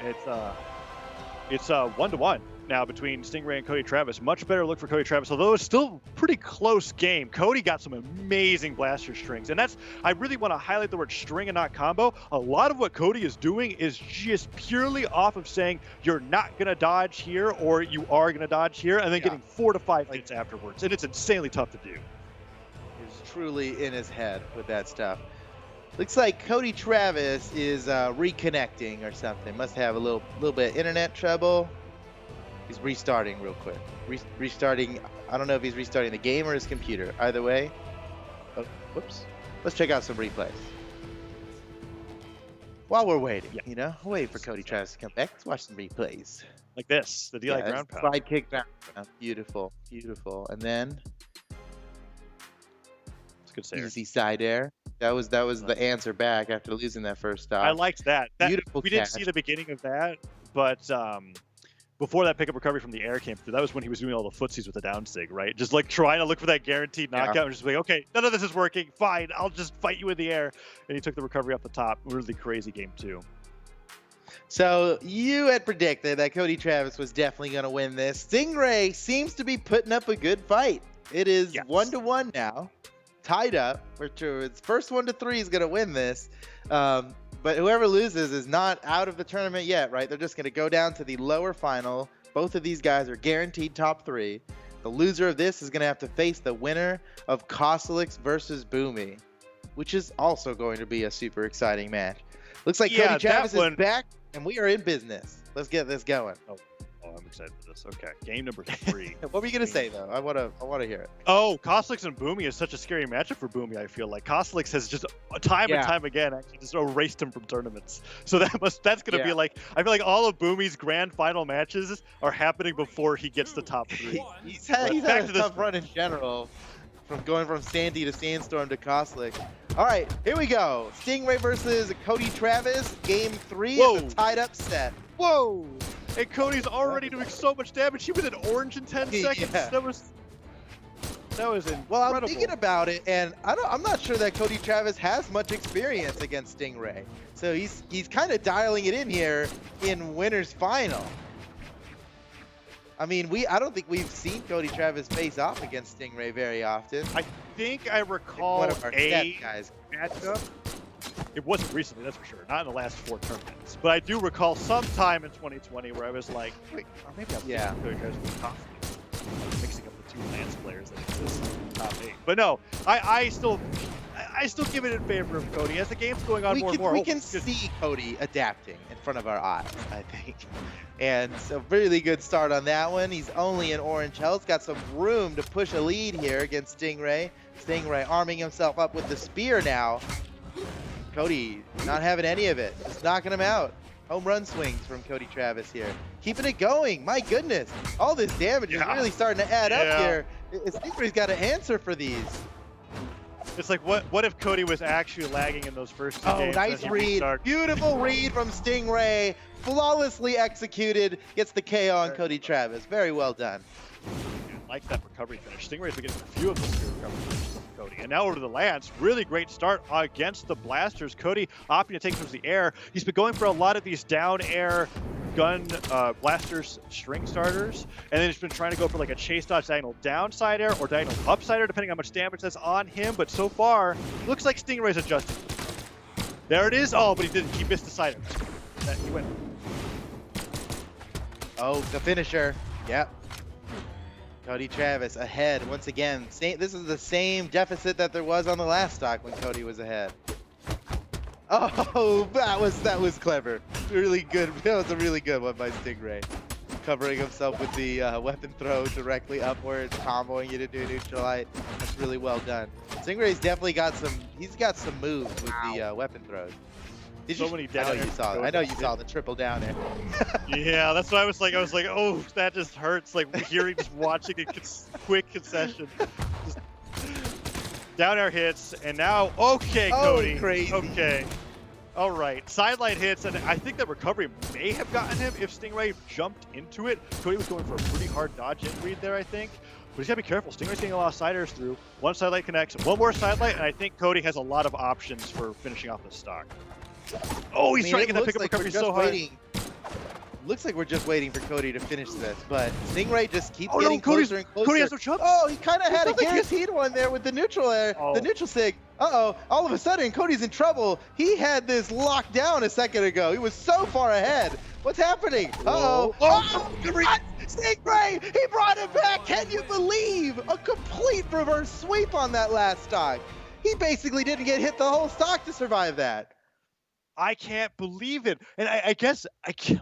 So something that Stingray is doing that I really like is that he's watching Cody go for a lot of these like jumping X pivot down airs where he's always trying to land on top of him. And Stingray has just been using spear recovery more and more and more as the bracket's going on. And now we just watched 2 spear recoveries in a row just catch Cody off guard and completely steal the game from him. Now Stingray is 1 game away from getting to grand finals. That's a really good adjustment from Stingray because you're right to call that out. Cody does do that a lot, and that's, you know, Blasters players always do that. You want to fastball into them, get that downlight so you can get the true recovery combo off of that. It's a classic. Stingray's really starting to figure it out, what Cody's tendencies, starting to get the best of him here as Stingray's figured out the counter. Yeah, it seems like it. Oh, of course, now when he picks up that lance, I feel like I've been enjoying Stingray's spear against Cody's axe more than the lance in particular, but we'll see how he's able to adjust here. As he goes for those nairs, Cody's just kind of like, yes, please jump up towards me so that I can down air you over and over again. That's what but it's working. Actually, as I say that, Stingray's getting more nairs than Cody is getting down airs. Oh, and the axe Cody flying. got disarmed. Bad time to get disarmed here. Woo! Oh, it's not enough though. Actually, not even nearly enough. Stingray has a exhaustive recovery right now. Okay, he touches, makes it back. Cody trying to catch with the last blast of that downlight, the neutral light on the verge of sending Cody off the stage on its own. No dodge as Cody goes for the recovery. He's been fishing for these pickup recoveries a little bit too much, and I feel like Stingray's adjusting too well. The cider gives him the lead. Look at this. Right. Is that gonna do it? Okay, that got close. That was pretty close. Oh, it did. It actually did Stingray just have no jumps left? That had to have been the case. Stingray threw his weapon and just fast fell away. So now we got 2 stocks to 2, and Cody gets that down air starter, and that's when things really get into control. Oh, but Stingray fighting back. Stingray's doing the half pipe, but with a lance. Lance doesn't do half pipes. That is the Cody Travis standard combo off that down air. Down air to the late cider, sidelight nair, bringing Stingray into orange. Downlight cider, bring him even deeper to the orange. Went for the ground pound dodge and read, but Stingray, can he fight back? Oh no, he doesn't get the chase dodge afterwards. No cider off that down air hitting. Will he get it this time? He does. Chase dodge, diagonal cider. Stingray, this is good. The Oh down my pivot, goodness. he gets the read, and it takes him out. Cody just demolished him that stock. That is ridiculous. He's got to be happy about that one landing. I mean, what a hard read to go for. What is he pivoting that one for? I mean, he had to have just seen into the future to land that. Oh, again with the corner guard down sigs from Stingray's spear. I think Cody's well aware of that now. Probably not going to let it happen again. Doesn't matter. Cody Travis gets disarmed now, and Stingray is ridding the field of weapons here. Cody's desperately looking for a weapon. There's one. Oh, wow! That was brave. He just stood right in front of that. He knows the spacing perfectly. He stood right in and front of Cody's now starting to run away with it. He walked 1 step to the left, picked up the axe, and then just completely destroyed him for even thinking about side-sticking again. That was an amazing turnaround, but it is still a stock to 1 stock. Cody does get a down air. Chase dodges down, repositions, tries to go for that down sig, and Stingray punishes. Oh, I thought that was going to be it. I thought Cody was just going to get down air to oblivion, but he makes it back to the stage. Down air cider. Nice conversion. Nearly KOs on its own. Stingray's so damaged. regaining control here, but Stingray, I mean, he did it last game. He can do it again. Oh, delayed recovery, and that's it. Oh, we're going to game 5. What else did you expect? This is amazing. So, you know what I think's happening here is you brought it up earlier. You know, Stingray is the Sig guy, right? He is the most Sigalicious player out there. He's landing all of his signature moves. And Cody Travis on his Barraza is really starting to punish those signatures. I mean, so much so that he just stood there, and the wind from Stingray's side signature blew his hair a little bit, but he did not even look away, right? And he got a huge punish off of it that led him to a KO, making Stingray afraid to signature, or even just second guess himself on signaturing once, is doing wonders for Cody Travis. Now that completely shakes up Stingray's game. Yeah, as we can see from Cody Travis's playstyle, when he connects with signatures, it's just a bonus to his playstyle as it is. We see so many things he can do: D-Light recovery, D-Light cider, and just a raw axe cider in general. He doesn't have to rely on those signatures, but he can use them and still get the knockouts. Another note that I wanted to bring up is that you were mentioning Cody Travis's pivot signatures, and I just want to say, as a Barraza man, you could basically pivot all of Barraza's signatures, and it will always look like you're a genius. So, not taking anything away from Cody, but that's just the thing. He's a genius. You will. I guarantee you, if you look at his down sings on blasters, I bet you they're always pivoted, because why? Why would you not pivot the down sing? Oh, never mind. Okay. Anyways, into this game. It's game 5. Side sig connects. Cody, and that's exactly what you're talking about. Stingray's trying to catch up with that side sig, and Cody almost looks like he's just waiting patiently. It's like, please think about pressing the head. He's not using as many signatures as he was before, because I think he knows now that Cody is like aware of it. And as I say that, he lands a KO with his signature. Look, it's not a science, all right? I'm just seeing. We're just talking about what we're seeing. Anything can. That's why it's so much fun to cast. Yeah, Stingray. Although it was a different down. Usually he uses them as like ledge traps. Oh, Cody, please. Oh no! Oh, forwarders! Oh, he whipped it out. Oh, if he landed that. That was crazy.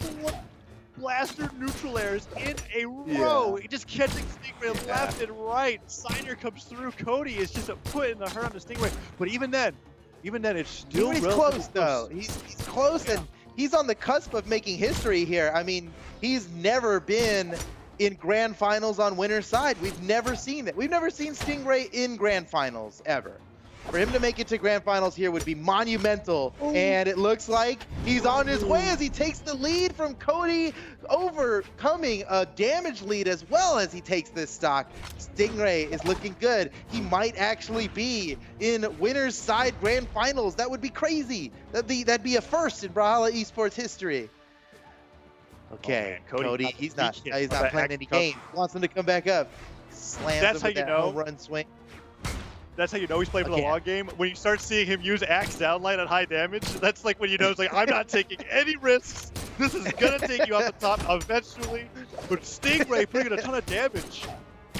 Oh man. This is game 5, last stock. It has to end here. Whoa! Oh! That would have been a highlight for the ages if he landed that. But Cody Travis staying alive. Oh, Stingray! He must be getting nervous. He dropped the true combo, dude. That was downlight jump cider.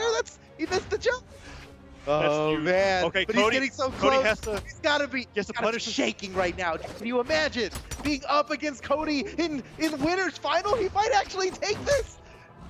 Okay. Cody. Oh, Cody went for the slide charge, pivot neutral, like sidelight in air, hits through. Oh, he interrupts the down two with a down air. The downlight in recovery. He doesn't dodge it. Stingray goes all the way up. The slider hits the weapon through the ground. Pounder didn't get it. Stingray. Cody Travis got the match stolen from today.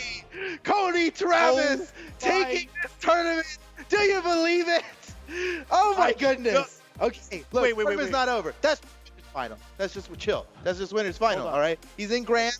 Stingray's gonna go down to lower final. He's still got a chance to make it back into grands. But as it stands now, history has yet to be made here.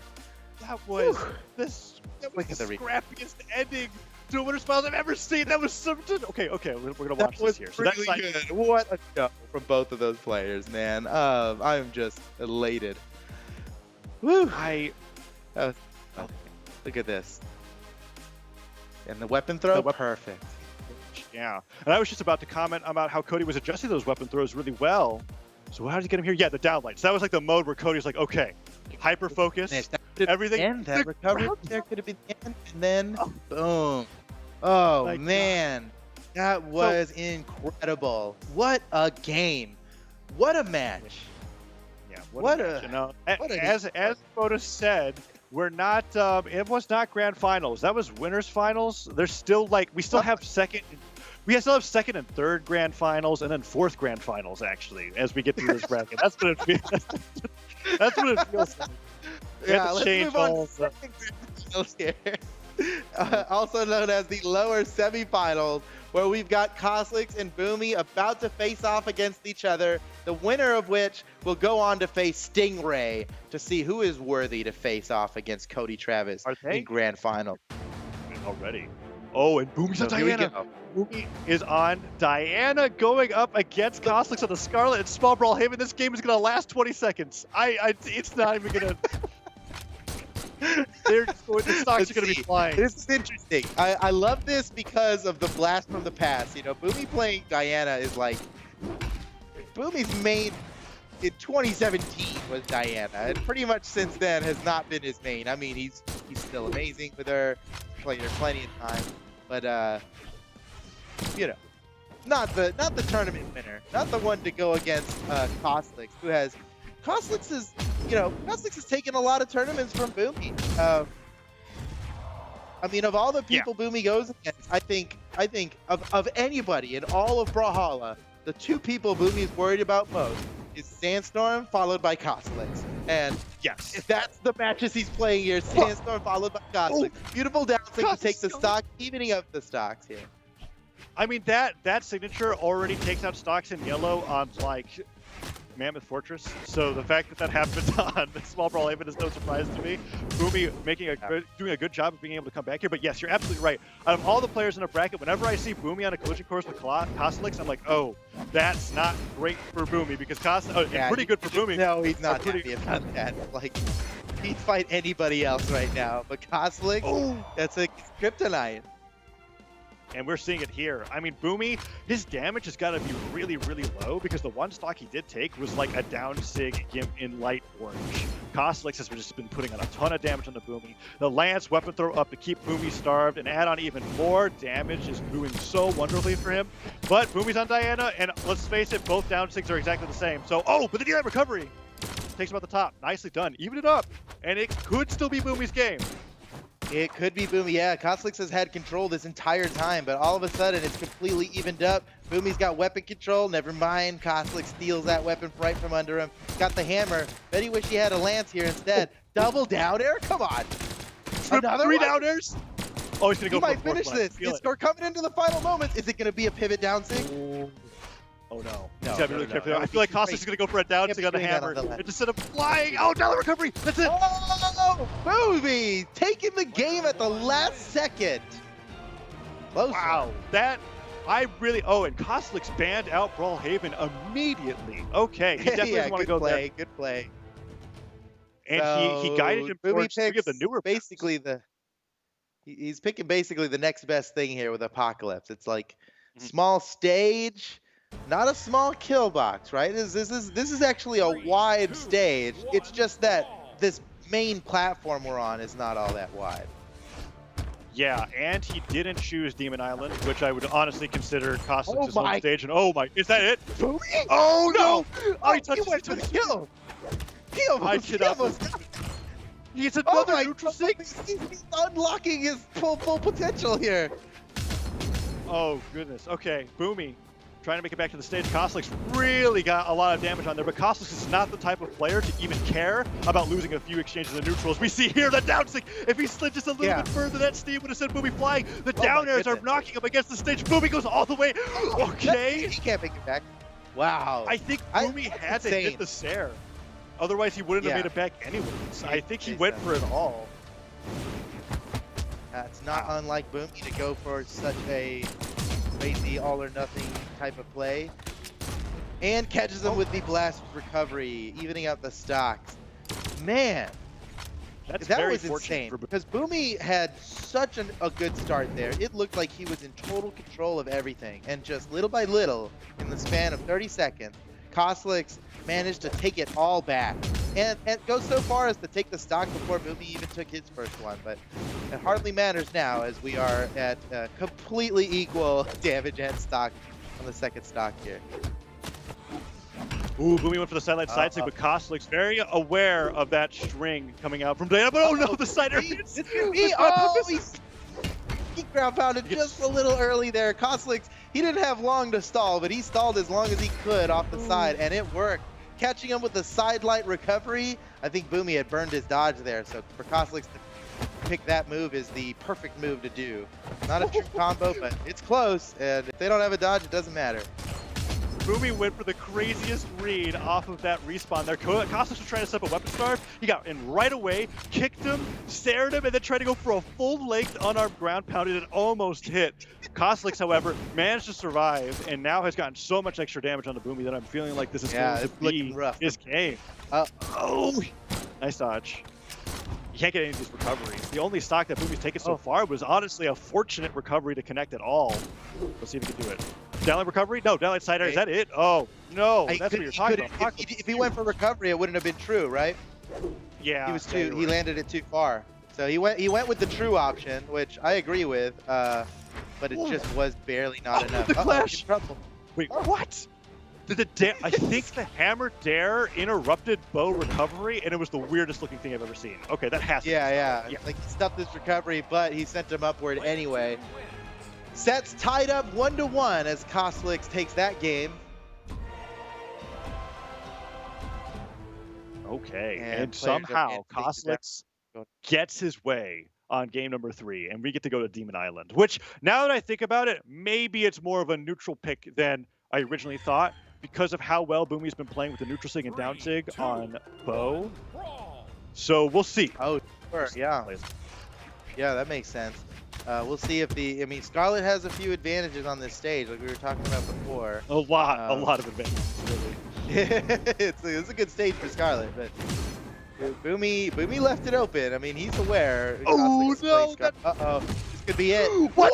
No way! No way! Oh, he scored! Oh, I know he gets the C-start! Boomie, why would you do that? No! Hold on. Okay, all right, hold on. There's a reason. And the reason was dude. I think Boomie was trying to go for the big brain play of interrupt the lance recovery with neutral sig, spike him again, and hold on to the stock. Of course, what happened was he got in the way of the recovery, gave Kosolix a chase dodge, and now he's behind an entire stock. But I'm still kind of thinking he should have just let it go. Oh no, okay, all right, Kosolix. Man, that was gonna be the most epic play, and it turned into just like an awful whiff. Nice. It's all right, Boomie holding on, but that was a pretty big whiff to do. I would agree. Yeah. Okay. Yeah. There's thousands of dollars on the line. This is like that's a crazy. I mean, not to mention that this is a tournament that Boomie just knocked Sandstorm out of, right? That's also saying like he can't go down now. That's what he must be thinking. yeah, that's true. That's a good point. Man, that's crazy. What a crazy interaction. We're gonna need to slow-mo the heck out of that in the replay. Also, esports dev stream. That will probably be like an entire segment, honestly. Join us tomorrow at 5 p.m. Eastern. or Monday. Boomie got another wow. stick, and now the game's completed. What? Oh my goodness. Okay. I guess this is it. Right, sets tied up, stock tied up, damage is tied up, but even match. As awful as that first stock was for Boomie, I still feel like momentum has been in his court the entire time. Just to see if Kosolix can skip at the last minute. He's working on it. Sidelight and an air hits. He's getting another nair. Not now, recovery. Kosolix has control now. What were you saying about control of the match? Totally was wrong. I was just completely wrong. Don't listen to me. Kosolix is dancing now. He's having a little party with this. There's no way Boomie can bring this back, can he? He avoids it. Downlight. Side air. Start. Oh, okay. That's one way. He is praying now. That was. There was a jeez. there where I think Boomie like jump nared at the perfect height to land on the stage while narrowing, and it was the cool. Yeah, right there. We just saw on the replay. It was it a few times. Yeah, we'll see if we can find it. All right. Anyways, back to the stage. Striking. Okay, I'm still very surprised about this. Demon Island for game number 4. Dude, and it is I love Boomie's dedication. Look, he picked Koji at the start of last round, and he played Koji the whole way through, even when his back was against the wall. And now he is sticking to the Diana pick through thick and thin here. Back against the wall, down by a game, with Kosolix just 1 game away from victory, and he is still not faltering from the Diana pick here. Whoa, okay. Whoa, okay. Oh, wait. Oh, no. Okay, is he? No, he's fine. He's fine. That was just all good for Kosolix in the end. For a moment, it almost... Yeah, big damage. I mean, he didn't even trade anything. That was just purely profit for Kosolix. Oh, he dashed forward no. down. Little farther. Read the space. Just read the space. Okay, Yeah, he thought he didn't need to dash forward at all, or he needed to hit it. Kosolix pushing Boomie into red here. He's 1 good hit away from taking the stock. That'd be an early stock. Boomie losing this stock now would be pretty bad for him. Yes. He's getting these side airs through as well. Boomie trying to get that read on the Kosolix. Goes all the way up these. Oh, wait, downline in the recovery. Does take him off the top. There was a world where Demon Island had a higher ceiling, but not anymore. I was kind of expecting that not to KO, but he got it. Oh, Kosolix charging in with an unarmed haymaker, tying up the stocks. He likes to Yeah. I mean, he knew it was going to bonk him, and then right after the bonk, he grabs the weapon and scores a neutral life.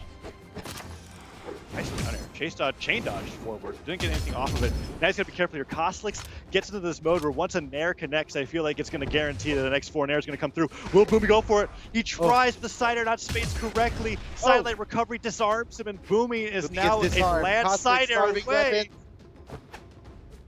Oh, okay, mix back. Uh-oh. No, Boomie touched the wall. Oh my god, this can't afford to lose this game. He's up there not touching the wall. Oh man. No, it's these pro players, man, they're so quick on touching the wall and releasing that they sometimes just don't touch the wall.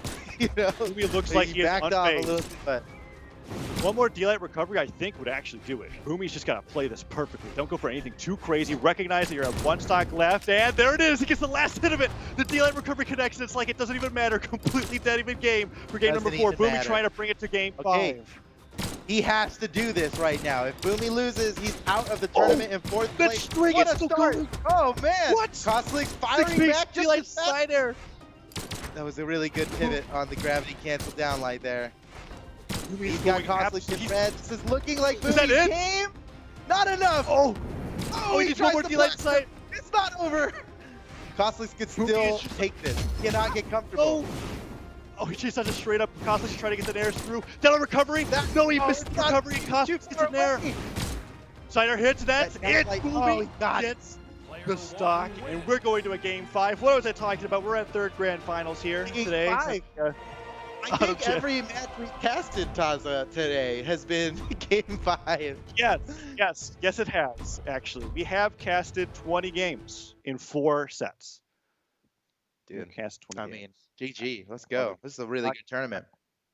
All right, once again, ladies and gentlemen, down to the freaking wire here. Boomie versus Kosolix. Either of them just need to win this 1 game to move on. This is podium. This win right now takes you to the podium. Losing, and you just barely missed it. Boomie, both of these players, podium. I mean, both of these guys, like, they live on the podium. They rent condos on the podium. They have a timeshare there. They all and Boomie and Kosolix. I mean, Kosolix especially. He's a power user. You know, he's lived on that podium. And you can see how badly he wants it. Oh, he gets into recovery and it just barely doesn't take him off the top. So much will actually finish Boomie off. That's it. Never try again. You get it on the second one. The problem there was Boomie dodging before he got to the floor, and Kosolix is just waiting for that. If you dodge right before you land, that is a free sidelight recovery for Kosolix. You know, he is for a long. You know, he used to use that sidelight recovery all the time, and it was a true combo. Now, not true anymore. So he's He's figuring out all these different ways to use the sidelight recovery, and the best way really is catch someone's dodge. If they don't have their dodge, doesn't matter. It's always going to land. All right. And Hot take. more and more, just landing that all the time. And I cannot believe how much control Kosolix has over this game right now. So I have a hot take for that, right? Nerfing silent recovery on Lance actually made Kosolix a better Lance player. That's my hot take. I believe it. I would, Because yeah. Say I that feel is like true. it makes people He's not as improved a lot. scared of sidelight, and now he just hits it more than I've ever seen before. That's what I feel like. Oh, you think it's because of other people's other people and their way of dealing? It's with like I don't have to worry about Kosolix. this anymore. And Kosolix is like, I've got just 8 different ways to do it now. It's like I've made up. I mean, think it doesn't I think exist? Watch Kosolix this. relied on it a lot when it was a true combo, and it's made him a better Lance player in that he's had to figure out a dozen other setups to use it now, and it's not just walk backwards and land the sidelight now. It's a bunch of different things, and his reads have gotten better since then because now he has to pay attention to the reads a lot more. It's the only way he's going to land those recoveries. And my goodness, Kosolix is just destroying it right now. For Boomie to win this would be a miracle. Neutral It'd be stick, the most insane down air. back. Grab pound. Is this it?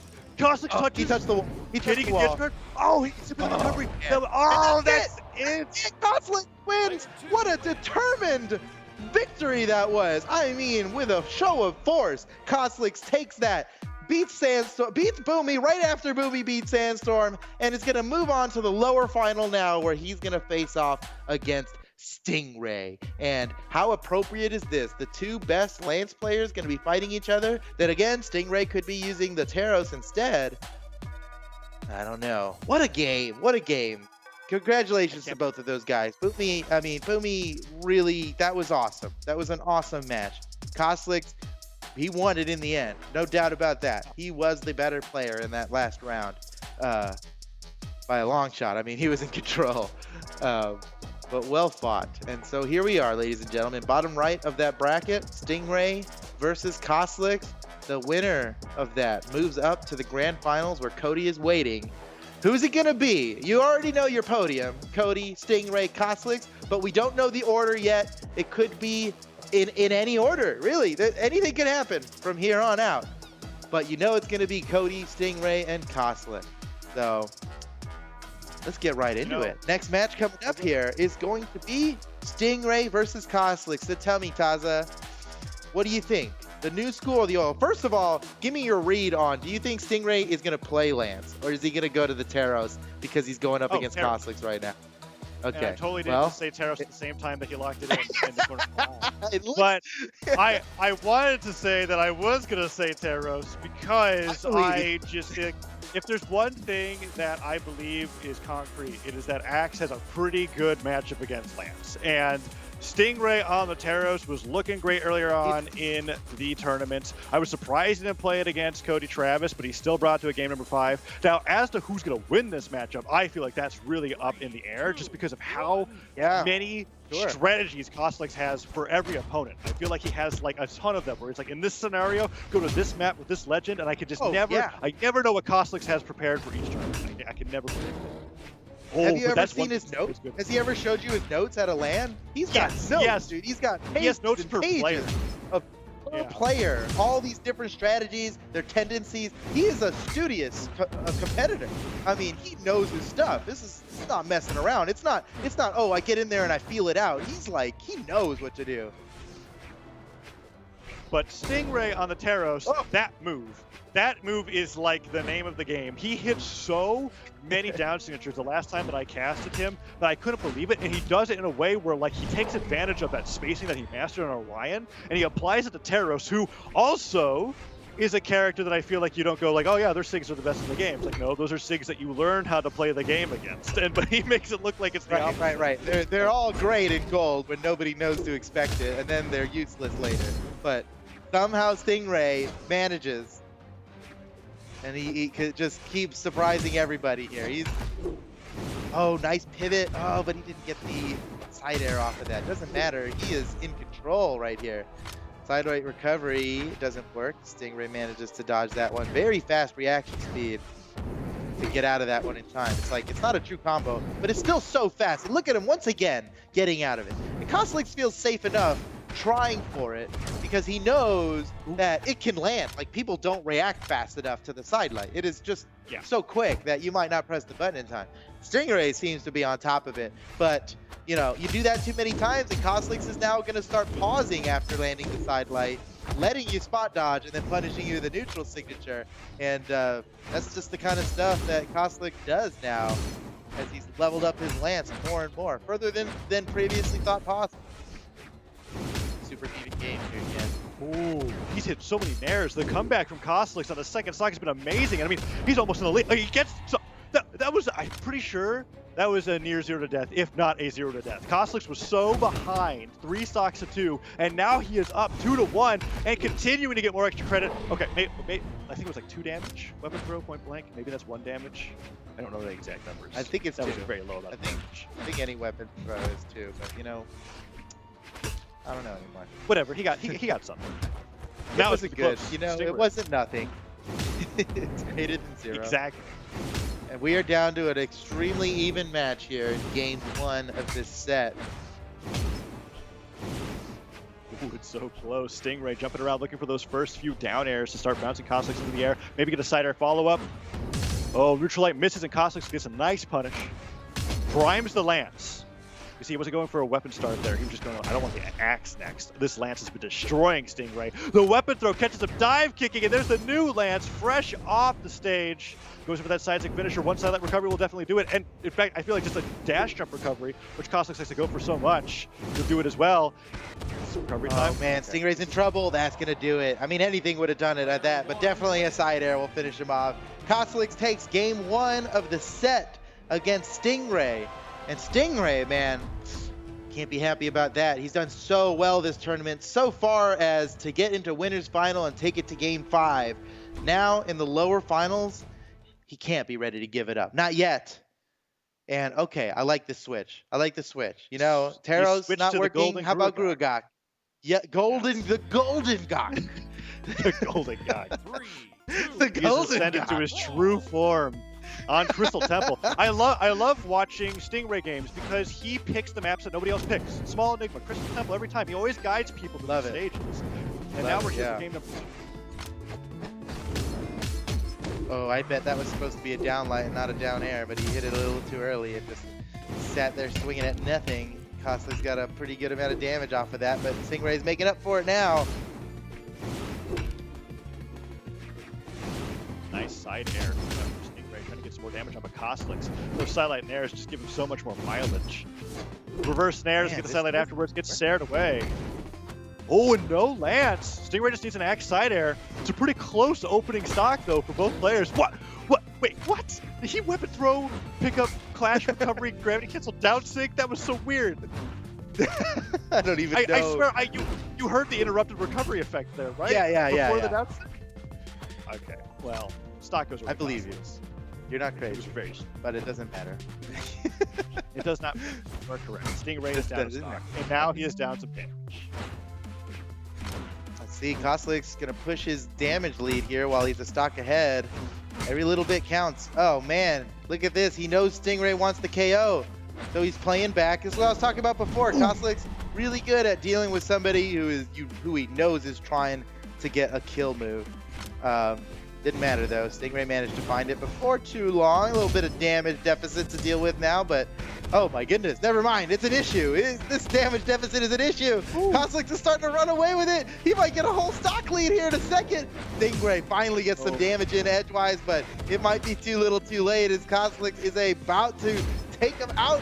One more good hit. Oh, nice job avoiding the recovery there from Stingray. Still managing to avoid all. Any one of these things would kill him right now. That one would have killed him. That would have killed him. It's okay, that wouldn't have though. Luckily, the down air could actually be the first one. I love how Stingray uses the Taros down stick. Honestly, Taros, what? Wow. He faked him out. He did the down stick immediately as soon as possible. Pivoted to neutral light. It was a bait. Oh, that side stick though. Don't do that. I don't want to see that. Okay, so there you go. Down to his last stock. Kosolix ahead by only a very little. I can forgive a Taros side stick if it is pivoted off a platform, which I think is what he did. He like did like a dash pivot side sig, so like the momentum was like he was like walking down the air. But most of the time, I don't know. I still think it's just so slow that it's not even worth using. Like he's a fool for even. I trying. remember when Lil Cap was picking Taros for like a few games, and he would just use that move all the time and immediately lose his stock. I was just, please stop. No, if Stingray can prove me wrong, but we'll see. I mean, Kosolix Stingray's looks the guy. Stingray's the guy that uses SIGs in a way that's not supposed to work, and it does work. Like that's, if he's known for one thing, it's that. Yes, I agree with that. He might take stock. Stingray. Yeah, we're coming into the final moments of this, and Stingray is in the running to take this game and tie up the set.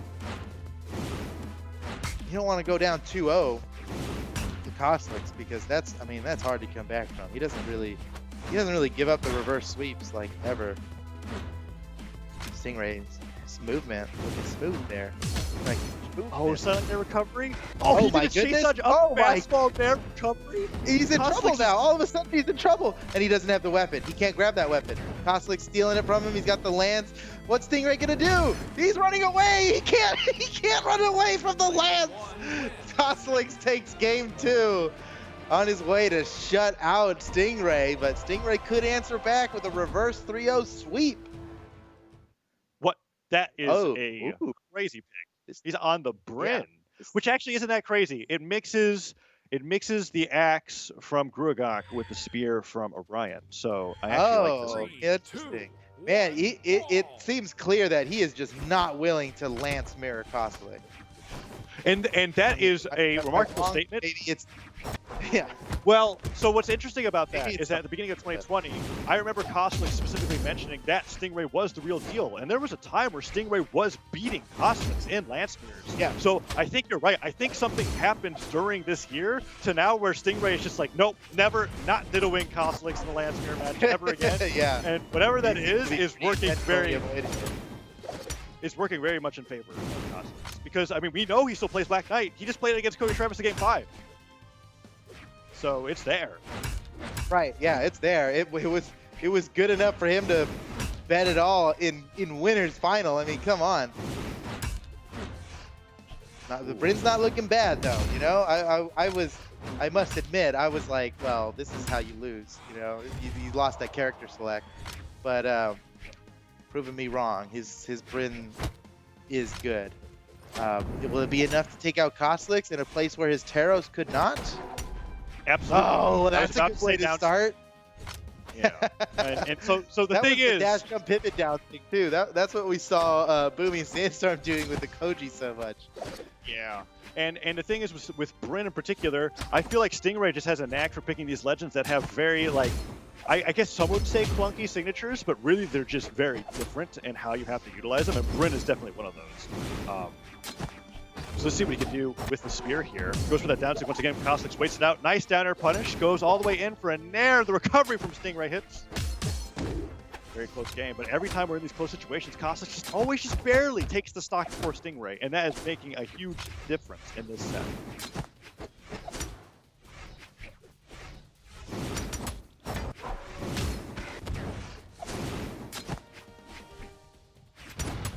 Going into this game here, Stingray gets the neutral sig and Kosolix is off the top, and we have a chance to go into game number 4.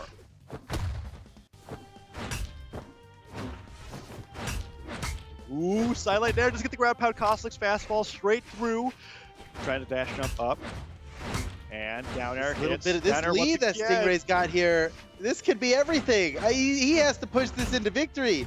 Oh no. Letting it come down to the wire here. This could be it. If Kosolix wins, it's over for Stingray, and he'll be out in 3rd place. Nothing to scoff at. Podium's a big deal, but he's already been on the podium once before. We're looking to Stingray to make history here and make it to grand finals for the first time ever. Ooh, and he's trying his best, but Kosolix has brought the damage up so close. One sidelight hits a narrow recovery. I thought that was going to be it. Small Brawlhalla so small. He gets Oh! No, He's got it alive! Stingray could do this! Over again. Sidelight, nair. He goes for the Granny, gets a sidelight. He's in trouble! Wow. Oh, Stingray dodges and plays it down. Misses another recovery, but he gets a dodge. The center is stacked. He doesn't have enough drift. They just keep the silent recovery. That's it. Kosolix wins 3-0. What a sweep from the Lance Main himself. And ladies and gentlemen, we're off to grand finals now. Congratulations to Stingray making it this far through the tournament. He's on the podium, ladies and gentlemen. Top 3. A lot of money for that placement there. Got to be happy about that. A huge boost to his power rankings too. Definitely in the running to earn an invite to the World Championship. And man, that's it. Okay. Kosolix defeats Stingray. What a game. What a game. Let's take a look at the bracket here. How everything has progressed. Take a look. And this is it. This is everybody. This is all of top 8. And we are now at the very end of it, ladies and gentlemen. Grand finals. Cody Travis versus Kosolix. We broke the game 5 trend with that last set there in lower finals. Oh. It was a 3-0. Yeah. You know, it was if it's not a game 5, if it's not a game 5, a 3-0 is a pretty cool way to go. It's like one super cool way or the other. No boring 3-1 stuff here. So it's a sweep or it's down to the fight. It definitely means that, like in Cody Travis's case, where he went to game 5 against Stingray and Kosolix just 3-0'd Stingray, what is that going to mean for Cody Travis going into this Grands where they're going to be fighting up against each other? Of course, earlier on in winter semis, Cody and Kosolix did fight, and Cody won 3-1. So it's already looking pretty good for him going into Grands for this tournament. What a year for Stingray, man. I mean, his first tournament on the scene really was the first tournament in 2020, the Winter Championship, where he bulldozed on this. I mean, he blasted his way in here, taking 3rd place in that tournament the first time we ever saw him. And he's had a great year. 2nd place in the Winter Championship, 3rd place in the Summer Championship. Oh, did I say 3rd? He got 2nd. That's right. All of those things I was saying about Stingray not making it to Grands before, completely wrong, guys. I was totally wrong about that, because in the Winter Championship, he did make it to Grand Finals, right? He got 2nd place.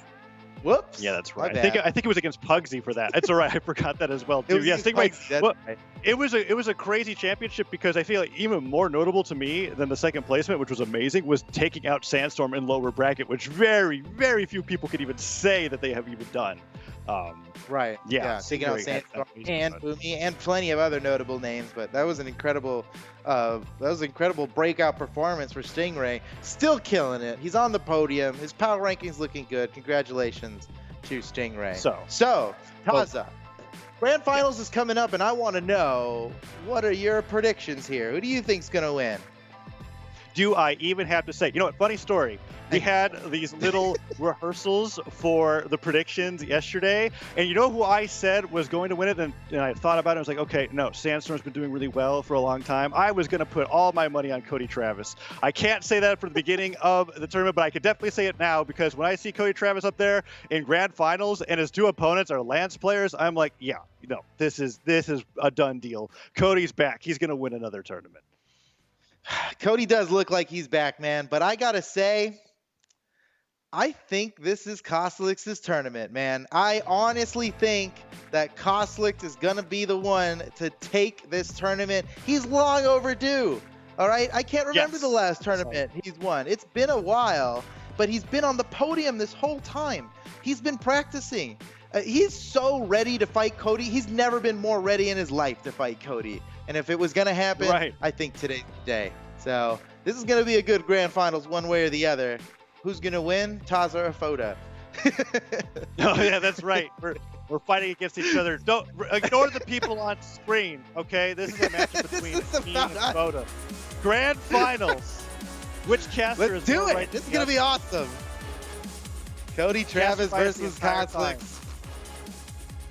I'm excited. Fully expecting the comments on YouTube to be complaining about the bias. You know what? I don't care. We're on Demon Island. Oh no, Kosolix is going to win this one. I was wrong. I take everything back. This is definitely Kosolix home field. No. Okay, wait. Cody Travis can slide charge pivot neutral on Axe. It's the best signature in the game. It will definitely work. Well, we'll see. Kosolix has got to be hyper aware of that. Ooh, ladies and gentlemen, it's happening. Grand finals of the 2020 Autumn Championship for North America comes down to Cody, Travis, and Kosolix duking it out right before our eyes. We should consider ourselves so lucky. Even game so far. What an interesting way for the match to start. Kosolix almost entirely being on Axe for that first stock. Now switching over to the Lance to fight against Cody, Travis's blasters. Neutral Light sends the blasters flying out of his hands, and he primes up a Lance. After that, Axe hits him away once again. Can Cody make it back? He does. He goes for recovery instead of the weapon, and now Axe versus Lance. Can Cody do it? That down air is going to take a lot more at Lance down airs before that's able to take out a stock. Oh, Cody's so damaged. Cody's so hurt though. Yeah, Neutral Light will do it from mid stage. Sure, he was pretty hurt. 1 minute for that KO. Oh, Cody! Big damage. That 3-piece. Whoa, What? Cody! What? Oh No, no, Cody, He's no, gonna no. regret that. He's Wait, what? what? No! Kosolix, no! He's not only did he miss it, he saved him. He was dead, dude. He had nothing left. Kosolix saved him. Oh, come on! Come on! I got it. You know, I need to look at. We'll look at it on the clip show on Monday. We'll find out for sure. I need a very special replay segment for that because I have no idea how the heck Kosolix lost those jumps. That was so. I need. That's ridiculous. That was the best.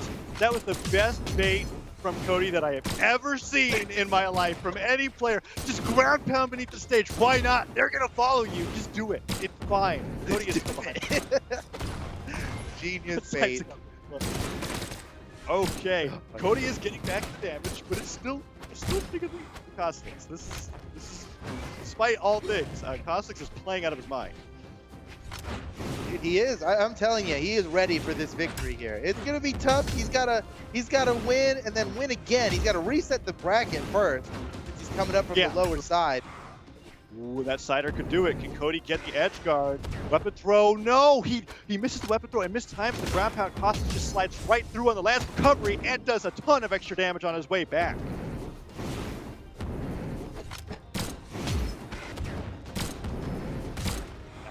Cody make it back to the stage, trying to get these. I mean, he's in that mode that I talked to you about, right? Okay, I guess pick up recovery, but I thought he was just gonna stare until eventually one worked. But now it's 1-to-1.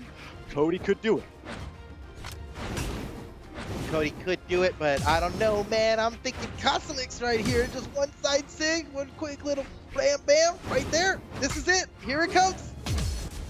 Oh, he dodges the neutral sig. Oh, wait, Cody got he went so for the much damage read, but he didn't pause long enough. Neutral It was sig, like, yes. Oh, he didn't get it though. I felt it.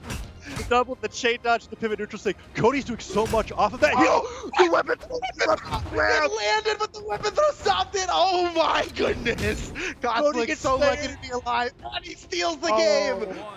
Oh, that's robbery right there. We just saw theft. I need to report a crime, dude. Let's stop. Let's stop what we're doing in this game, Kosolix and Cody. Please, I can't handle this. What? That was insane. Oh my that goodness. Was the most clutch weapon throw I think I have ever witnessed. I mean, we saw the neutral sig connect. It connected, right? Like, and then it got interrupted before he get the knockback. Like, that was so clutch. Okay. Game 2. Cody Travis opening up the sides. Nice dash jump pivot down. Oh, the neutral sig, the weapon throw. Cody hits him with the downlight sider. Kosolix has no jumps left. He gets stared away. Kosolix has no jumps. Wow.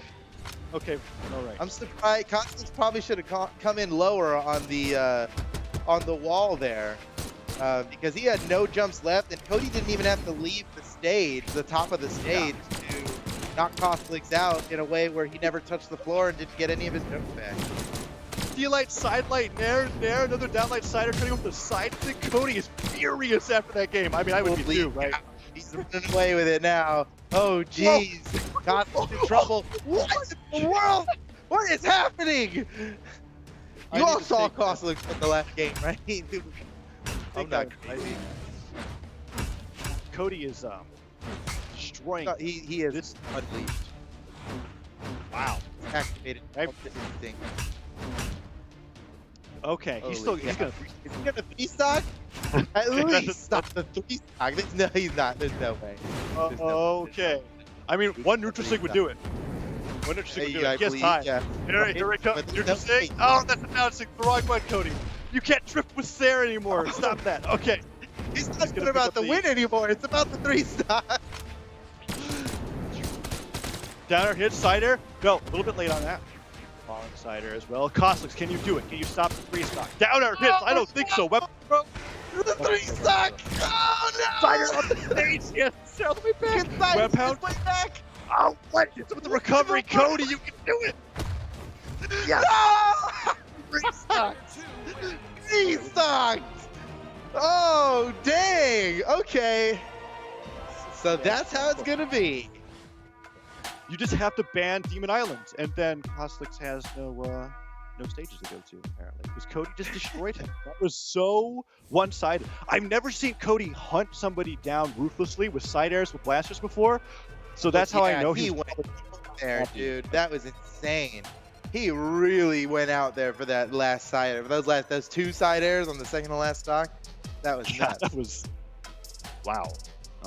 That was Kosolix taking. All right, so Kosolix is reconnecting, restarting Brawlhalla real quick, and he is already back, so don't even worry about it. We're going right to it.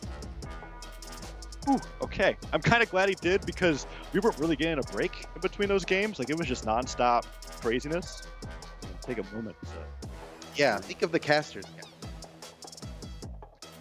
I know we said it was a battle between us, but we didn't take it literally. Like, it's... No, dude, this is this is a battle between 2 of the best Brawlhalla players in North America.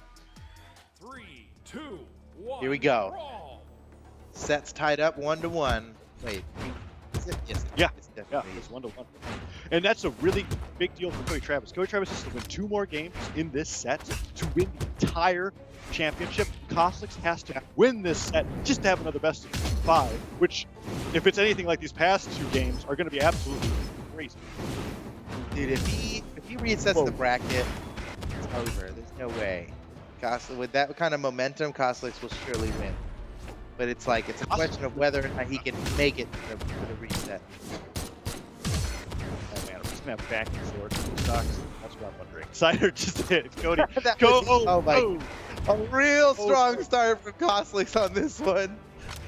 Yeah, everybody, your eyes do not deceive you. Cody Travis did just 3-stock this man, and he is currently getting beat up by the Lance. That is what's happening. Oh, okay. There's sidelight there. This is like, this is as good as it gets for an esports team. When we're in grands and guys are 3-stocking each other, it's like, this is good. We're good. We should all be happy. Oh man! Oh, the second falling reverse nair. That was beautiful. Oh, he might still be able to make it. Well done. Kosolix couldn't do anything to avoid that one. He needed to drift as far as he could because he was out of options. Looking for a weapon. Got the lance. Okay, down air nair. Great start. Down light as an anti-air from Cody. Hasn't been doing that too much, but he's been adopting it in this set so far. Look for that down air, double down air. No. This gets the side air, and oh, Cody! Oh, he was feeling man, like it. he is hungry. Cody's hungry, dude. Oh, Kosolix, oh, he recovers the wrong way. Cody's bringing this back. Cider hits, is that going to be the stock? No, Barrasa's defense a little bit too high. Kosolix on that platform, and perfect control. That was so, that was great. the biggest play that I've ever seen on Lance. Like, he waited really patiently where he was going to go, and then just did a dash, didn't even walk forward after the dash to get a perfect position for that, and light to catch him, and Cody didn't get his jump. Dude, it was a lot nicer than it looked. It might have looked pretty basic to the layman, all right? But let me tell you, that was insane because Cody was very tricky with his recovery back to the stage. Oh, well, hardly matters now. But Cody kind it was that was a nice play. Anyway, we're down to the last bit here, and do my eyes deceive me? I don't think they do. Both players have decided to stand still. I thought I had disconnected. Okay, no, so we don't know what's happening. We don't know what's happening right now. It might be that these players are waiting. I think what also might have happened is that maybe the spectate server ended and the match is actually playing out right now and we can't see it. Oh my goodness. What's happening? We need some words from people. Yeah, I will try to read. We're looking. Don't even worry about it, everybody. We're on the case. What's happening right now? Are they actually waiting? I GG. got back They to the said lobby. GG. And The match happened. I think the match happened. It happened. Who won? Who won?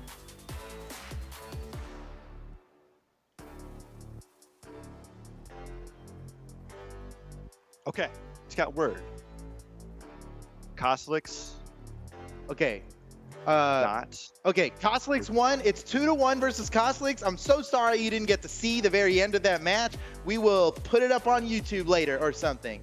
We're gonna reconnect here real quick. We had a small hiccup in the spectate server, and we're just gonna get right back into it here. Let's take a look. Okay. All right, cool. It's pretty crazy if that's true. All right, so no worries, guys. We're going to get right back into that. So Kosolix won. It's now 2-1 for Kosolix here, and that's got to be really good for Kosolix here, right? Because one more victory, and he will reset the bracket on Cody, and I'm telling you guys, Kosolix gets this reset, I think it's over. I think Kosolix will easily be able to win after winning this reset. But here we go, going on into game 4 now with Kosolix ahead by 1. So, Cody Travis has to win 2 games in a row to avoid the reset, but Kosolix is playing pretty well, and we're back on the map that he just got that victory on. Holy cow, Cody Travis! What a beautiful string! He's still going. The momentum Another is down gone. air. When's it gonna end? Okay, Kosolix regaining control here. He's got to get his composure back. Oh, he got the side leg to the weapon throw. Oh, he lost everything. He's gonna go for that He was side air. trying to Oh, get he rid just of barely that misses it. Neutral stick catches him jumping. That was such a hard read. That neutral stick is not going to connect if you just stand on the ground. He was expecting Kosolix to that jump, doesn't hit and he grounded, gets it. right? Yeah, it does not. So that was just a super huge. He was just like, Kosolix, you're going to jump in place because you're expecting a down leg. So he went for a neutral stick instead. That was so great. And now Cody Travis ahead an entire stock, getting more extra credit. Down air, nair, tries to go for a second nair. Nice last second spot dodge. That was so risky. That was beautiful. Yeah, to avoid that against the lance, you got to be brave. You got to be brave and you got to be quick. Whoa. Cody is both of those things. I think he's dead. Yep. That's another dash forward neutral light knockout from Kosolix, where he's been using it as this ledge, this edge guard. Instead of going for the dash jump ground pound, which is a little bit slower, he's punishing Cody for drifting too close to the side of the stage instead of going down to the lower edge on the top end. And he's been getting those neutral lights more than once. Stocks evened up. Damage, close enough. Let's not worry too much about damage, all right? Kosolix is doing just fine. Oh, the down stick catches the that was side nice. air. Oh, God, that Whoa. was nice. Okay. I mean, that Good was job, like Cody. some cinematic thing where like the lance is coming at you full speed and Cody ducks, shoots up, and then takes him off the top. Like that was so neat from Cody to be able to get that down stick to work. And oh, what? The chain dodge Oh in my, there. Cody is so good at this game. I can't believe it. This is Ground insane. pound punish on the side stick, Cody. It's like every time Kosolix barely manages to take a game from him, Cody brings him back to the map and goes, hold on. I wasn't playing my blasters correctly that game. Let me show you how it's done. It's not a 3-stock this time, but it's pretty darn close as Kosolix is on the verge of getting 2-stocked in game number 4. That's it right there. Saw that coming from a mile away. Okay, ladies and gentlemen, you know what time it is. Like almost every other match we've casted here today. It's game 5. Let's do this. Now, what's on the line here is a little different than usual here, right? Because if Kosolix wins, we reset the bracket and start again. 0-0 like nothing happened. But if Cody Travis wins this game, right now, this very game you're about to watch, it's over and he is the champion. So it's going to come down to this. This could be it. Let's see what happens. Are we going to end with a game 5 or a game 10? Because if we go to bracket reset, it's going to a game 10. That's just every time without You're fail. probably right. and I would absolutely love to see it between these two. They're putting on such a great show, and Kosolix is fighting back. Sidelight Nair, another Nair. He loves going for that after a Sidelight Nair. He will go for that chase. Oh, no. Wow. Oh, Kosolix is lucky to be Kosolix alive. alive. Dude. That was about to be a nasty gimp. A really, really early gimp, too. Counter hits. Fine. Ooh, Kosolix going for that Sidelight. Oh, up the side, Cody gets disarmed. Kosolix has queued up a second lance and everything. He is all set for this match. That could be it. Beautiful spot dodge from Cody Travis. Very quick on the trigger finger there. And the platform helps him. The weapon throw to pick up down air, side air. That was an amazing play. And he gets an air through. He interrupts Kosolix's recovery. Okay, he's still alive somehow. Mammoth Fortress. With the weapon throw, he's still. Oh no, I think his recovery was. I think that's what happens. Yeah, I mean, must be. Okay. Down to his second stock now. Cody Travis. Yep, Kosolix has got the lead. It's looking good for the bracket reset. It's looking good for the photo prediction. Let's go, Kosolix. Is that bracket reset is going to be a Kosolix? I mean, it might be that way. If he wins one set, why can't he win another? Let's go, Cody. There's Just two get the steps to blasters. this, right? First is the reset. Then is the game 10 Oh, victory. what a dodge. Whoa, what? Who's recovering man. up there? The down tick didn't hit. I can't believe Kosolix dodged into that and did a ball. He's about to take another stock. He's about to get two stocks in the lead here. He's looking for one more hit. Cody. Silent recovery. Oh no. Kosolix is going to get up 3-1. Cider hits. Kosolix goes off to the right side of the stage. Cody is just relying on Blaster Sayers to be able to take the stock and then hopefully get it. No, pick up the recovery. Classic finish. Really well done. Cody's starting to let Kosolix side air into him, and he's like expecting it and then punishing it. All right, man, downlight. Side air's tough to punish. He's got to go downlight, sidelight, nair, and then he'll have him in orange, and then the game will be back to even. That's what I'm expecting. Okay, that's kind of close. The ground pound. Let's relay that over to Cody Travis. Coach Taza over here giving. And then, when he's barely in orange, that's when you fly chart. Let's go. Cody gets one there. He's gonna get it. Cider hits. Oh, Cody's doing it. Man, he's starting to bring it back. That's not gonna be enough to KO. Down dig off the side air. Even the damage.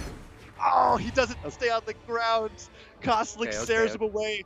Cody goes down to one stock. Is this going to be it? Are we going to get the bracket reset? Are we going to game 10? Maybe. It's technically game 6. Maybe. I mean, he's on jumps. Cody goes he still has his lance. I think there's not much health on that lance left. It's about to get disarmed if he holds on to it much longer. I think Cody is absolutely hoping that an axe cider hits. I don't think he wants to rely on the blasters. Oh, he might go into the lance. Okay. Okay. Oh my goodness. Okay, this is it. Potentially Kosolix's last stock of the tournament. He has to win this right now to reset the bracket, or it's over. Oh, good start. Gets an unarmed neutral light. He's going for the weapon. No, he waits for Cody to put out the down air and the down light, but Cody still gets a string in. One there hits. Kosolix is trying to get that landing. Cody can't get the down air through with a sidelight. Down air neutral light punishes, and Cody just barely avoids getting hit with the neutral stick, but he's taking so much damage. Down air. Doesn't get the second side air. And Kosolix is getting so much damage in. It's just going to be one recovery. One sidelight recovery, and that's going to be it. It's there. That's it. That's it. The bracket reset! Kosolix got the bracket reset! Set those scores back! 0-0. That's all that stuff didn't matter. We don't even have time for replays. They're getting back in the game. Number 6 so fast. We're already loading it. We can't even. That's the reset, everybody. We're going right back into it. 0-0. One more time. The winner of this set wins the entire tournament. Cody versus Kosolix. Let's go. Oh, all right. This prediction board is getting a little. I'm kind of getting a little worried.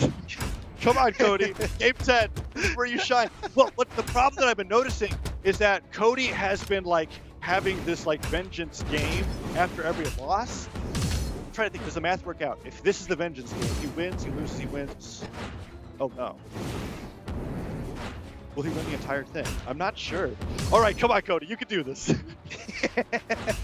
It's gonna be good. No matter what happens, it's gonna be good. is going to be good, and it is super close. Let's get Cody goes for the side. Wow! And he Cody Travis, he fell to safety. The end of that side sig got him just barely off the corner there, and he should have been punished for that. But he actually couldn't be because of how he fell and where Kosolix was. Oh, the weapon Oh, point blank, okay. but he gets the stare and the chase dodge. The down air doesn't get the chase dodge stare afterwards. The recovery nearly takes him off the top. These two are insane. What the side air hits? Can Cody get the edge guard? He's looking for the pickup recovery off the stair. No, he side airs the side air. Can he survive? No, silent recovery. Kosolix takes the first stock.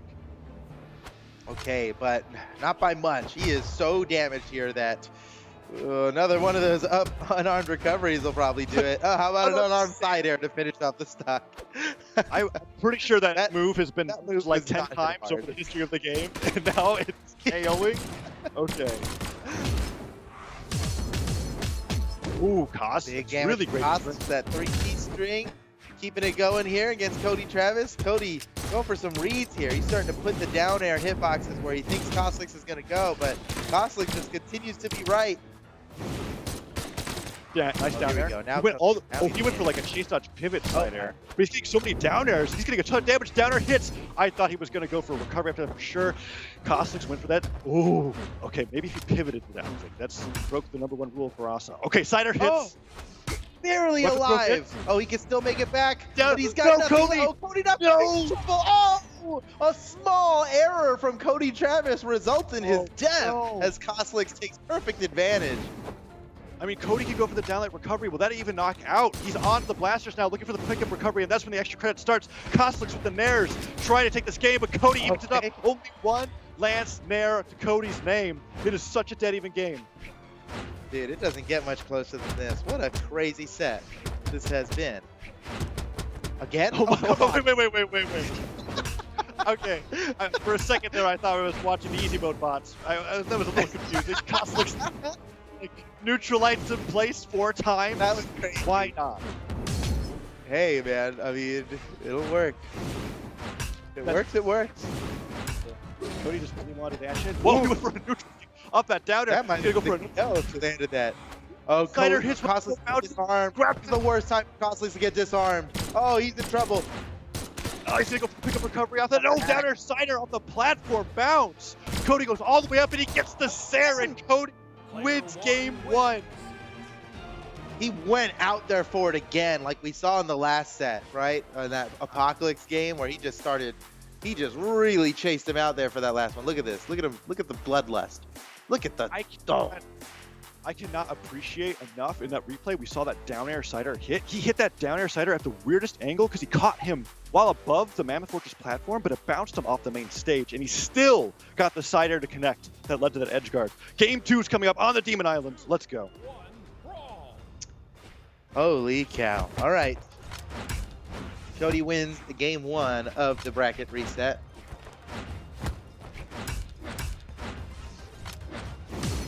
Man, that was a crazy match. But we're back on Demon Island here. So, you know, history says Kosolix wins this one. Yes, history does say that. I'm willing to guess Kosolix has like an 80% win rate on this map. He's so good here. But Cody is fighting back. Side air. Yes. Oh, that was so patient. Usually he's on here with the Scarlet, right? Oh, no. That's huge. Let's go, Cody. Wait, Early. bias. Let's go, Cody. That's my guy. Hey, I want to hold on. Listen. Okay, he Dude, you're did the not most amazing. amazing X side air. Through and through. I think it is totally reasonable for you to be biased here, you know? Well, to an extent, I'll give it that. I have to tone it down a little bit. Okay, Kosolix, what can he do to come Hey, back? I want Kosolix to win this one. So if it's got to be, it's you versus me at this point. Oh, let's go. Let's go, Kosolix. But there was what was cool about that edge guard was that Kosolix went for like his recovery and then side air at the very last second, and Cody waited for all of it to be able to get that axe there, so that Cody never, or Kosolix never has jumps back and then barely fell. Nice side air for Kosolix, even up the points. Cody is clearly like more aware than ever of Kosolix's habits and tendencies. Ooh, man, he hasn't landed one of those in a while, but oh, you can just wait.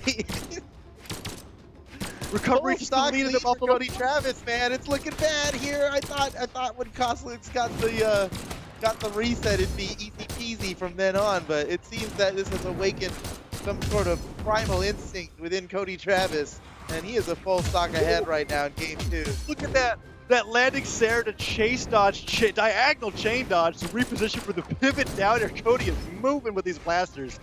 Trying to find a, oh, he said sidelight. No down air afterwards, but so much damage is going on to Kosolix. That grab pound was almost a perfect dash forward read. It's too bad Kosolix dashed back. Those falling down airs aren't going to work out, and Kosolix is getting nairs through, but a sidelight sider will put Kosolix so deep into orange. Down like side air. He needs a KO. The nairs won't help with that. Ground pound. Oh, yeah. Oh, he had nothing left. Beautiful play by Cody. He had him in a checkmate there at the end.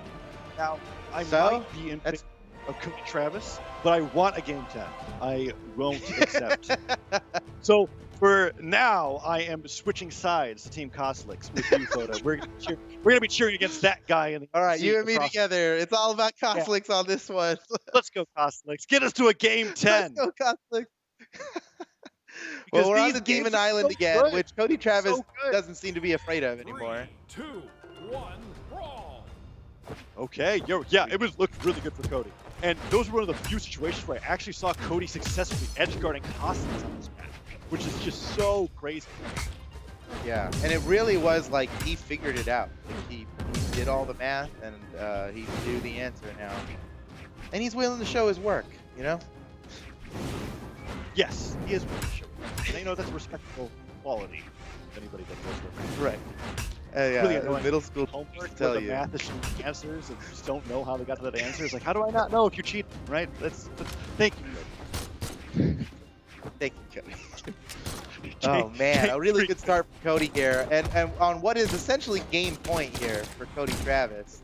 Oh that's boy, good. that's an early stock loss for Kosolix. Team Kosolix. Okay, come on, Kosolix. Back it to a game 10. Weapon picked up. It's axe versus axe. I wouldn't put that in favor of Kosolix. You know, Cody Travis is one of the few players that made me think that side stick actually has a usage, because I used to think of it as badly as Taro side stick, but he uses it and he doesn't get punished, so he makes it work. Yeah, he makes it work. I mean, I still feel like it's a crazy thing to ever go for, but look at this. He's going for it all the time. Wow, Cody is actually just bringing out every single there we go. Kit. Kosolix finally, he conditioned Cody to spot dodge off of his sidelight because he's always going for the sidelight recovery. This time, instead, he paused very briefly and landed the neutral sig. Perfect dodge read from Kosolix, taking that stock from Cody. Got to do it 2 more times here. It's do or die for Kosolix. Tournament's over if Kosolix loses. Yeah, match point for sure. No bracket reset this time to fall back on to Cody Travis. Going for that sidelight, down air hits. He goes for the hardest recovery read I've ever seen. It does not connect. Ground pound misses as well, and Kosolix is getting the damage in. Nair? No double nair. Cody interrupts with the down air, side air, picks up the axe, and that down stick doesn't connect. Neither does the side air. He goes all the way out, and the recovery hits Kosolix on potentially the last stock of the entire tournament. Oh my goodness. Ooh, okay. This is this tournament stock for Kosolix here. He's got to get it done. He's got to do a lot of work with this stock just to stay in the game, just to keep the win out of Cody's hands for a little longer. Oh, he charged! He tried to Superman it. All right, Cody trying to get the sidelights in. The sider comes through. Kosolix is keeping this close. Weapon toss comes through, doesn't get the recovery afterwards. That one hits, and now Kosolix has it 1-1, and anything is possible with Kosolix on Demon Island. I know he knows the pressure is on. Oh, but Cody really kicks him twice. Back, though. What? They're just kicking each other. other. Just gonna unarm battle? Okay. Oh, that just came so close. Oh, Kosolix got rid of that axe in a bad way. He obviously wants to get a lance as soon as possible. Cody knows it. Cody's trying to stop it. Can't stop that, though. Kosolix knocks him out of the way. Kosolix is in trouble. This could be the end. The end is near. Is it gonna be Cody Travis? Come on, Kosolix is getting some damage through. He's not collecting what he has so easily. Oh, silent nair. A few more of those, and a recovery will definitely take Cody off the top and bring it to a game 4. He's continuing to get more lance nairs, but the down air hits. No side air afterwards. 1 nair. Can he get another one? Oh, he barely misses, but Cody gets the snare. That's it. It's over, ladies and gentlemen. It's over. Cody Travis is your North American Autumn Champion. Oh man, what a tournament, what a set. Kosolix fought so hard, but it just wasn't enough. Cody wins. The #1 power ranked player will remain #1 power ranked for Yes, very likely. at least one more tournament. it's looking hard to catch up to him at this point. He's been doing so well throughout 2020. Oh my goodness. Let's check out the replay. What an insane. Oh, and this Cody, is the replay for the whole set too. Nice. What's crazy is that Cody 3-stocked the guy that ended up taking a set off of him before this set. That's how insane this entire grand finals was. We're seeing Cody here on Mammoth Fortress. There was that down air side I was talking about that was so crazy, and then going all the way out to be able to take Kosolix, not even giving him a chance. The blood was real, dude. He's after it. Man, Cody Travis looking good in these highlights. Jeez. One more? Check this out. Oh, this was the, okay, check this out. Final different cider, so cool. And that's the end of the tournament, ladies and gentlemen. But the day's not over. We have more tournaments for you here. Coming up right after this, we're going to get right into Australia with TWK and Duke. That's going to be cool. And then right after that, we got Southeast Asia. 2 more Autumn Championships still. And that's just today. Tomorrow, Europe and South America. But that's the end of North America. Thank you so much for letting us be here with you guys. Taza, I believe I speak for both of us when I say thank you. And we'll be right back. Don't go anywhere. We're going to go on a super quick little break, and we'll be back with Australia. Congratulations, Cody Travis.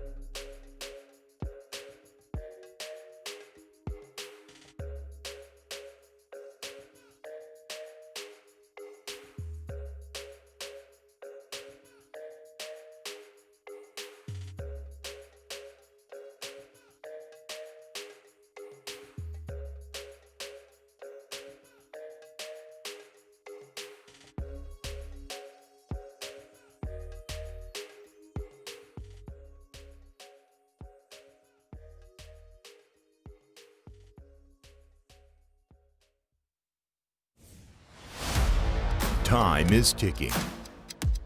It's us versus them time. Fighter versus fighter. It's time for the Brawlhalla Autumn Championship.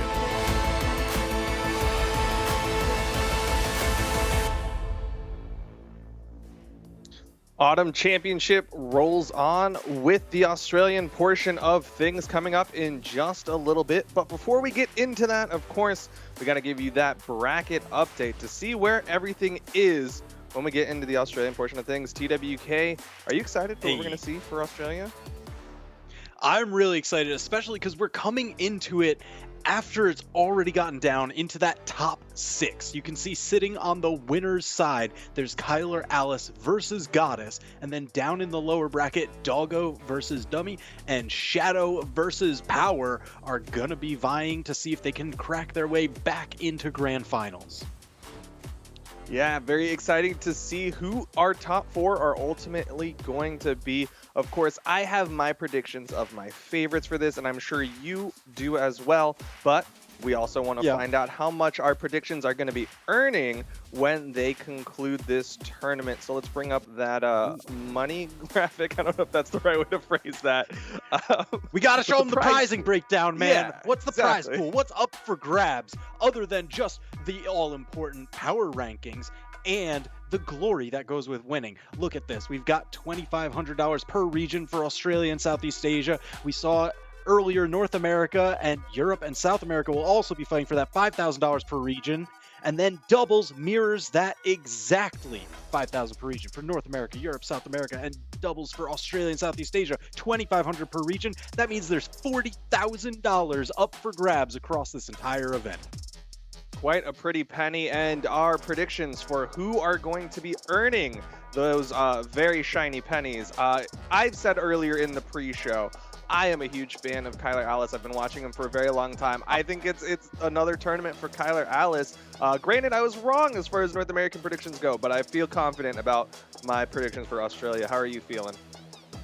Man, you know what? I think everybody was wrong. Everybody got the head fake in North America, but I'm feeling pretty confident about Australia. But what's your am I supposed to give you my prediction? They just brought it up, spoiled it right there. Kyler Alice, I would be so hard pressed to downplay this man. I mean, he won a tournament just going straight random pick. I was looking at, the bracket reports. Thank you for reporting your characters, by the way, folks, down in Australia. He's been playing Bodvar this entire tournament. He is not playing around. It's just the main chicken the entire way. Yeah, this has been his pick as far as serious picks go. He is going to be running up against Goddess in the first match we're going to watch for the Australian region. Getting ready to lock in and ban out some maps. Goddess is going to be coming in with the Amethyst pick. The heavy meta continues on in the Australian region. But of course, like you said, Kyler Alice on the Bodvar, no huge surprise there. That's kind of been the big pick for Kyler Alice. And of course, we're expecting that to pay off, but we'll see if that really comes to fruition as we get right on to game 1 of this winner's final. 3, 2, All right, so game 1 being Mammoth Fortress, a very stable stage at that. A lot of people like to use this as they're just kind of feeling out, getting their footing for the set. Yeah, it's just a good all-around map. You get a little bit of everything because that platform moves around. Then you have those times where you've got that soft platform above the map, and you have those times where you've got just a generally flat map. Lots of different ways that you can kind of feel out how your opponent plays. Interesting option from Kyler Alice there. Went for the downlight into nothing. Didn't really have the read on where he was going to hit that downlight. It's kind of situational. If you're stacked up, got to go for those down airs. Whereas if it's a little more forward, you can go for something like a side air, side light, or maybe even a signature, depending on your character. Yeah, I am a big fan of the stomp into nothing, so you get the reset for the guaranteed stomp into signature, but it looks like Kyler is just grabbing the sword, going for the 3-piece combo that you get once they're damaged enough to dribble them off the ground, and an easy spike. Kyler Alice with the first stock of the game. Yeah, but still fairly damaged opportunity here for Goddess. Coming in with that high strength, Zol could get it. You seen Kyler Alice go for the early option there with the downlight side air. Goddess not damaged enough for that to happen. She does need to find a side air here to finish off this stock of Kyler Alice, but Kyler Alice with the hammer plays, able to outspace the side sig. Yeah, and that one, you can actually run farther the more you hold it. So it's a little bit of a game of chicken almost. Like, are they going to hold it all the way, or am I going to backdash? Am I going to try and dodge? When do I try and fake out their movement with it? And sometimes it's good to hold it. You can outrun your opponent, try to get out of dodge, make sure you don't get punished. Opportunity here, Goddess! Whoa! Waiting out the spot dodge, but Kyler Alice with the gravity cancel downlight is going to get a big knockout opportunity here. Another recovery. Oh my gosh. Up for Kyler Alice. Yeah, that was a gutsy play too. The gravity cancel downlight. I mean, okay. First stock, signs of life coming from Goddess. Not to get 3 stocks, but I gotta tell you, usually that cannon string, you see the side light, you wait for the dodge, and then they want to just take you for a ride. Side light, side air, just rinse, repeat off the stage. But Kyler fighting back with that gravity cancel, it could have ended horribly if Goddess caught onto that, because that forces your dodge into the 3-second cooldown, even if you touch the ground.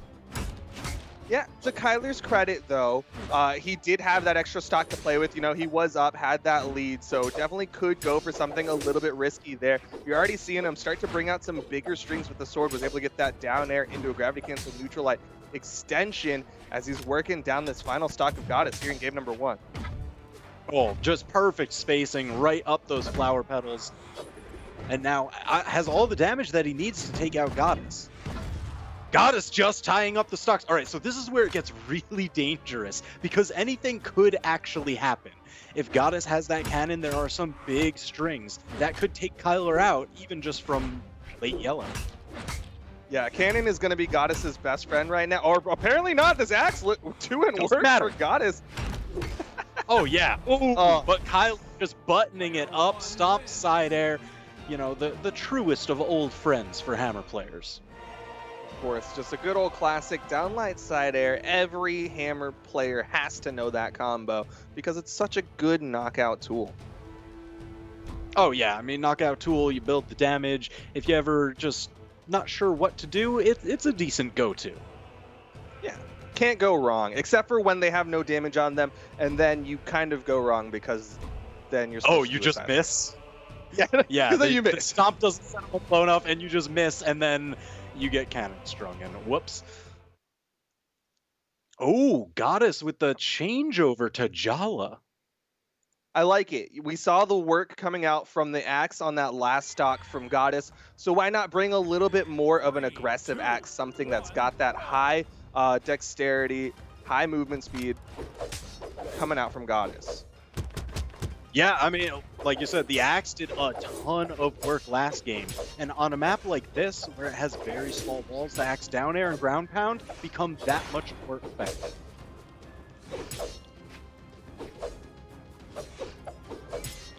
Unfortunately for Goddess, you're scared with the sword. I mean, with that, you might have said, unfortunately, Kyler might be a little bit more adept with the sword, but you would not be able to really tell because the damage build was fairly even throughout. But heavy swing coming out from Goddess, hitting the side. Signature gonna take the first stock. Now, we did talk about, yeah, she's bringing in this axe. She's going to have a little bit more dexterity, a little bit more movement speed with this axe, but she's also taking away from that defense. So she does run that risk of if Kyler Alice gets that hammer, those hammer swings are going to hit a little bit harder onto this Jala. Ooh, and there you see stock finally falling down. Managed to do a decent amount of damage, and that's, like you said, Jala wants that lead. It is more strength focused, not as much defense focused, so you've got to just win it out on the damage build and hope to kind of race them to the finish of these stocks. Yeah, when you're playing a low defense character, usually aggression is your friend. Down sit connection for Kyler Alice. Gonna continue for more onto Goddess, and she doesn't have the jumps. That was a huge turnaround by Kyler Alice. I mean, he took barely any damage and just managed to take Goddess out. That was essentially a 0 to death. Might have gotten tagged once or twice, but doesn't even really matter, especially with how much extra damage he's getting right now. He's just getting so much damage on this hammer, even denies the weapon from Goddess. Goddess, she's trying to find the opening to get in, does pick up the sword, will side air Kyler Alice away, but she is a full stock behind, and Kyler Alice is one stomp Sarah from closing out game number 2. Ooh, little high for that down signature to connect, but that is one of Jalla's main threats and tools that she has in her kit. It's incredibly strong, hits incredibly fast, but it's not really that large. She's crazy. She went for optimal damage over optimal knockout. Kyler Alice in the red, and she went for downlight down air. Zephyrs going for a straight downlight recovery, downlight air. Kyler Alice gonna get the recovery to close out game number 2. Jeez, so sitting pretty, Kyler Alice. I mean, is he had essentially, I was looking at the bracket, 3-0 sets kind of all the way up through to this point. Is it going to be 3-0 to put him in grand finals? It just might be a Kyler Alice 3-0 victory as we get right on in the map bans for game number 3. Goddess looking to make another swap over to the Thor. Yeah, so this swap, I mean, it's kind of like Goddess is just hitting all across the board. We saw, Zol go in for the Amethyst pick with maximum strength, and then went for the Jala pick with minimum defense, and now Thor with maximum defense, even going so far as to take the extra defense point from the stance, looking to just hold on as long as possible for whatever adaptation may be needed. Yeah, playing musical chairs with the stat line. No retention as far as weapons go. We'll be bringing out a hammer, though, to go hammer to hammer against Kyler Alice. Maybe just giving a little bit of a nod to how well the hammer works for Kyler in game number 2. Oh, geez, and continues to work into game number 3 here. That's too far. Just shy of being able to make it back to that corner. Goddess, she recognized it. Dive kicks down to her doom. Just, all right, we go next. Next stock, please. Yeah, that one didn't happen. That was a warm-up stock for this Thor.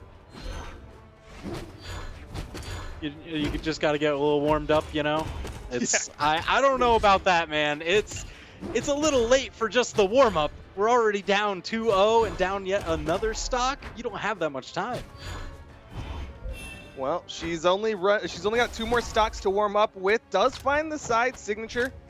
Gonna stick with the orb, not able to connect with the down air, but Kyler Alice still waiting for the weapon pickup. There's the spawn. Goddess hunting for the knockout, but can't find the connection. Oh, bicycle kick does connect, though. And now Goddess back in the mix. Really not far behind. I mean, if you just kind of figure out the damage and force difference on their defense, I'd say Goddess might even... No, this is dead even. Goddess got hit a couple times. This is definitely doable for Goddess, basically even between the two of them. Nice side air from Goddess. Can't quite find the follow-up, though. Yeah, I mean, that's the big thing. When you're playing Orb, you're looking for these extended strings, a ton of dodge reads. You don't want to just get, 1-2 hits. You want to bring that into the 3 and 4 territory. Yo, but speaking of one hit, Kyler Alice just need to hit the side sig. I mean, if you're only hitting 1 hit, that's a pretty good one to get. That's the only one that you really need. Just win games, hit side sigs. You're seeing him throw the weapon toss forward, just trying to keep that pressure onto Goddess, but now you're seeing Goddess over the hammer with the downlight sider, a little too close to the corner, though. Man, that has happened time and again. Kyler really just skating up and over the corner, hugging it as tightly as possible, and smacking Goddess. Like, time and again. Good movement from Great Goddess, punish though. on that gravity cancel. Yeah, that gravity cancel side lay on the sword. Oh my gosh. That grab out? Oh! What? Why? Why? I mean, like my Goddess, but Kyler, why would you do that? You know Goddess is good enough to convert off of those. Please. He gave her the one opening she needed to gravity cancel Ensig. What an odd option too. Like not a nair or anything like that. Gravity cancel Ensig to connect onto Kyler. Chase dodge up. Still has to find the damage onto Kyler Alice though. Still very much behind here in game number 3. And now Goddess trying to make her way back to the wall. Using that grab cancel neutral signature on the orb, a very good option for just covering space if you got to go up to the side. It does turn him into lightning for a little bit, but also going to be turned into some demon dust as Kyler Alice finds the downlight recovery to take it in a clean 3-0 over Goddess to earn a spot in the grand finals. Jeez. Let's see, that one just a little too far on the first knockout. And then, ooh, Goddess firing back with that bicycle kick. That's one of my personal favorite moves in the game. It just looks so cool. Now we're going to see that very aggressive ground pound. Oh no, I wanted to see the ground pound survive. I'm going to have to go clip that myself. I'm sure somebody out there clipped it because, geez, what a moment. We're going to be talking about that on the Monday Esports Dev stream, no doubt. Of course, I'm sure Pingu has that clipped and everything, but congratulations to Kyler Alice. You're seeing him move on into the grand finals, guaranteed top 2 finish, and now he's just got to wait and see who he's going to be fighting. Down in the lower bracket, you're seeing Doggo currently 2-0 over Dummy, 1 game away from earning his spot in the top 4. On the other side, Shadow and Power still fighting it out. We are waiting to see who between them will be going on to fight who between Doggo and Dummy in just a little bit. Oh man, so this is kind of crazy. I mean, you know, we both kind of gave our general picks for like, all right, Kyler, that's who we think is going to win this entire tournament, the whole event. And he's sitting in grand finals right now. During the pre-show, I know you guys were breaking down some top 3s. Do you have any addendums, adjustments, extra thoughts to add to those? That's definitely worth pointing out because initially coming into this, you know, Doggo definitely our favorite, Sparky and mine, for our second place finish. Doggo consistently top 2 finish, absolutely amazing player. And if you go back and look at that bracket, Goddess won 3-1 over Doggo to earn her spot in that winner's final. So Doggo may be having a little bit of a rougher time here in the Autumn Championship, might be running into some new things that are now legal in the tournament, or maybe just not quite as warmed up for the tournament as he has been in the past. Yeah, I mean, that's a really good question just because, you know, it is a long road to get through these events. So you're going to come up against a bunch of crazy stuff. And for those of you who may be just joining us and you may not be as familiar with double elimination tournaments, we've got a little bit of a breakdown for you. Tournaments this weekend consist of the 1v1 format. It is an individual event, open bracket. Everybody could enter, they registered, and now they're going to fight it out against each other, mano a mano, 8 minutes on the clock. 3 stocks, no gadgets. It is double elimination, which means you need to lose 2 sets to get knocked out. Right now, we are in all best of 5 territory, so you've got to win 3 out of 5 matches to proceed.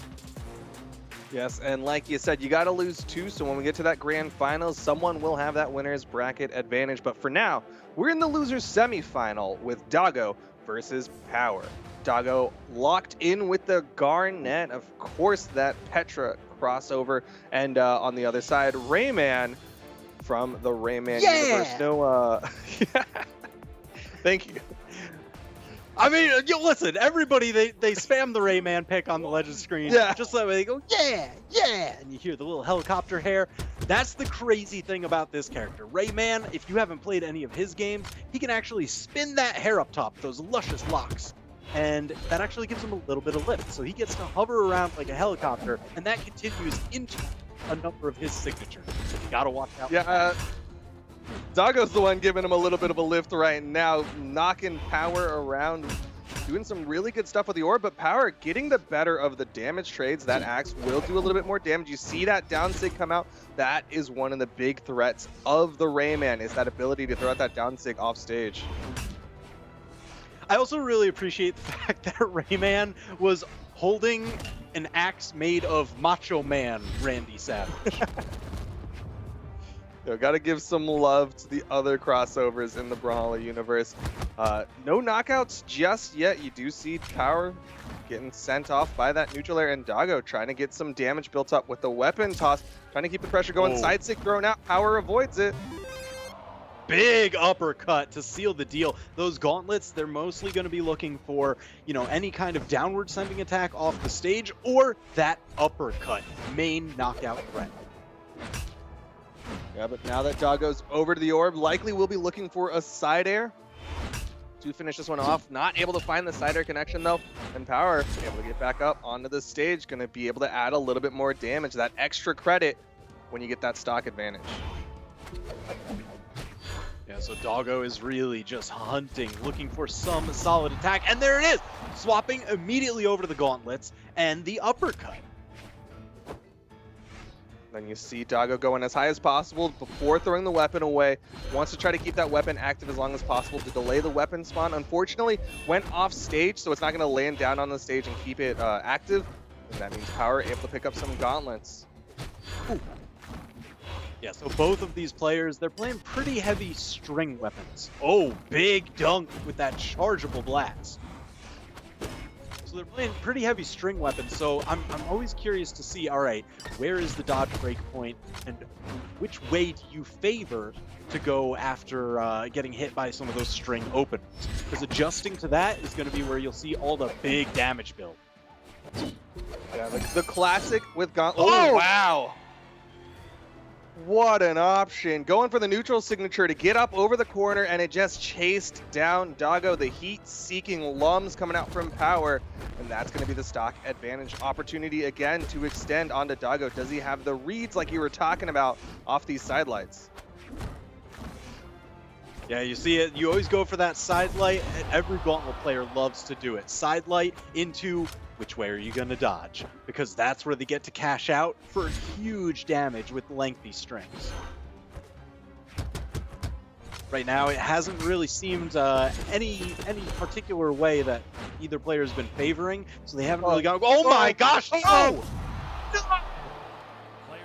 Just fell sliding down right next to the wall, but couldn't reach it in time to touch it. His elbows don't exist. You can't touch the wall with them. Oh my gosh, not like this. The Rayman life is so hard. Power gonna fall in game number 1. But fortunately, like you said a little while ago, best of 5. So still 2 more opportunities for Power to come back into this and earn their spot in the losers final, guaranteeing that top 3 finish. Yeah, so now the map bans are bringing us to the next game. Game number 2, Legends Unchanged. However, the battleground will look a little bit different. We're going to Small Great Hall. It's got tri-platforms, those 3 soft platforms in a triangle formation. We'll see how those soft platforms come into play. No fancy ledge cancel shenanigans, or at least not too much. Might be able to do like a downlight with the axe if Power opts to go for that. But for now, just going to be going in with some standard gauntlet plays. Good avoidance of that recovery and a solid punish coming out from Power. Oh, catches the potentially high recovery, trying to land on that soft platform. And Power just able to jump right up there, snipe with the axe side. I think that Neutralite was the first damage Doggo has done to Power. Holy cow, what a good start for Power. Already a full stock up onto Doggo. But Doggo back to the orb. Great chase up. You saw him chase, dodge up alongside Power to get that follow-up side air. Yeah, so here's the thing. With as good of a start as Power has had here, you wouldn't know that the last game ended as catastrophically as it did. Especially since now Power working on a 3 stock. This is monumental. Or, in some degrees, this might be catastrophic if you're a Doggo fan. But Doggo does find the down light. Gravity cancel, neutral heavy. Why does Sparky hang out with you? I don't understand. When you make jokes like this at a time like this, how could you? No, there's no such thing as a bad time for a good joke. But Doggo off stage against Power. Nice little neutral air, not able to find those follow-ups. Like you were saying, need to find those extensions, those reads off of those setup tools. Because right now, Doggo just managing to keep Power off stage. Side light into side air, again ensuring the corner guard.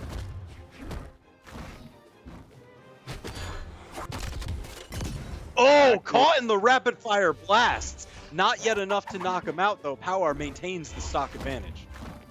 I love that it's the battle of the flying fists. Power with the gravity cancel down, or the down signature. Doggo with the neutral. You're just like, there's disembodied hands just flying all over the place, looking to smack people. Some good theming on that one. Side light, side air from Doggo. Able to take this down to final stocks. There is that 5% chance, right? Doggo still has some health to work with, and Power did throw a stock at the end of game number 1. 5%, you're really bringing out the D&D numbers here. You're just like, you could roll a 1 right now. The critical failure. No, it happens. There's always that chance. Looking like at least a 2 or a 3 on the roll so far. Oh no. Yeah, it's oh my gosh. Power, I can't believe. Started off working on a 3 stock here, and Doggo just really bringing this one back. Oh, but Power, yes. Clutches it out. That ground pound could not have come soon enough. That was the second stock in game number 2 that was taken by a fairly standard ground pound, gauntlet ground pound coming out from Power. I'm surprised Doggo's not reacting a little bit more in time against that ground pound, maybe just a little bit deer in the headlights against that, but we'll see if Doggo can change up that timing as we get right on into game number 3. Currently tied 1 apiece between Doggo and Power. Yeah, so it's worth mentioning, you talked about that Gauntlet's ground pound, and since they are both using Gauntlets, you'd assume that they are very adept, they've got a lot of knowledge around it, but it is one of the slower ground pounds as far as falling speed. So you can actually, fast fall to stay underneath it and kind of race them to the bottom a little bit, but that Gauntlet's ground pound, you can steer it forward and back a little bit. Backwards, not so much, but forwards, very deadly. Yeah, so generally speaking, the idea is that you kind of pull them down and away from the stage, and then immediately when they get close enough, dodge underneath it because they don't have the time to react, and they're suddenly underneath you. Good dodges from Doggo, though, avoiding that down signature from Power, but a little bit off the mark on that side light, and Power able to get a good punish. Yeah, damage is certainly accelerating for both of these players. I honestly have no idea what's going to happen just because this set has been such a roller coaster. It's definitely been wild. Side signature going to connect for Doggo. Looking to finish the stock, but just not finding the positioning for it. Side air misses and Power with the punish. Yeah, that's definitely going to be one of the common knockout confirms they're looking for. And again, the downlight into the gravity cancel neutral heavy on unarmed. One of the earliest ways to take somebody out when you don't have a weapon handy. Yeah, that's just slightly more optimal than the downlight recovery. Granted, downlight recovery easier to do, but downlight neutral heavy, a little bit more force on that one. Oh my gosh. Rayman and Garnet just punching each other across the stage. Seems like almost choreographed because it's like, all right, I'm gonna hit you, then I'll chase, you'll hit me, you'll chase, and we'll just keep going around and around until one of us can't hang anymore. Yeah, that's the kung fu fight, right? That's Ip Man versus guy who challenged Ip Man for his dojo, and they're just doing the fist fight. I think that's what it said in the credits. Yeah, guy who challenged Ip Man for his dojo, number 1, number 2, number 3. Well, I kept it vague because it happens in like every Ip Man movie, so I was like, all right, well, just pick your movie and you'll find out when that happened. Pick your favorite, just imagine it as this one. Just don't pick 4 as Oh your my favorite. God. Side air from Doggo to get the stock. This is the first lead Doggo has had in this set. Oh my gosh, yeah, that is huge. Because Power, he starts off incredibly well, but Doggo just always clutching it out at the end. It's 1-1 in the set right now, so any bit of change up that you can give to the previous rhythm is just going to help you out. Good dodging coming out from Doggo. Power struggling to finish the stock, finds the side air though. Just a little bit of a damage lead in the favor of Doggo. Yeah, trying to find a weapon, but right now Power just starving them out, tossing away his own, grabbing whichever ones fall, but now it's into the gauntlets versus the orb. Power gets stacked up. Nice 3-piece coming out from Power. Doggo with no reaction out of that one, and Power's going to switch the axe for the bigger damage per hit. Yeah, I mean, if you see yourself just trading back and forth and the neutral game isn't really the problem outside of that, just go for the more damaging weapon if you have that available in your kit. Just because, hey, if you want to trade back and forth, I'm just going to win out ahead. Oh, uppercut off the top, and now Power 2-1. You know, you mentioned Doggo having the lead there, and it can just evaporate so quickly. Yeah, was not able to get a huge bonus off that lead, right? Doggo was in the red on that second stock when Power was on their final stock, and Doggo got a little bit of damage there, but it just was not enough to get a solid and comfortable finish at the end of game number 3. And now Power 1 game away from closing this out, taking the second seed out of the tournament, and going on to challenge Goddess in the losers final. Doggo gonna try to hold on for dear life, sticking with the orb. That's been the better for the damage build so far. Yeah, I'm all for, you know, whichever one you see working. Now that you've got a bunch of information throughout the set, you've got to be able to hammer on, all right, what's been working, what hasn't, what needs changes and adaptations applied to it if I'm going to continue attempting. Stick with what's working, but unfortunately for Doggo, did miss the weapon toss. Power with a really good spot dodge through it, and that means that Doggo's now doing the gauntlet mirror match. Yeah, and I think Power has usually been winning those out, even though we haven't seen any crazy extended strings, because Doggo tends to find the escape before too much damage is done. It's really just neutral interaction after neutral interaction going the way of Power. And just getting that one extra hit when needed. Does find the side air off the whiffed recovery from Doggo, and Power gonna take that stock advantage. Deep Red, though, could see this one evened up with a downlight gravity cancel neutral heavy. I mean, if history repeats itself, that could be what we're looking at. Unfortunately, you know, with the orb here, it gives you a couple better, tastier options. Yeah, some better starters for the knockout tool. That's just going to be a raw neutral light. Unfortunately, not enough force on that one. Generally, it is a lot of damage required to knock out with a neutral light from the opposite side of the stage. Yeah, it's just too much ground to cover, and those things, you know, they can create space, but not really take stocks. Not a high force move at that. Can't take that. Can't create that much space. Side air though is going to take out the stock. Doggo evening this one up just a little bit.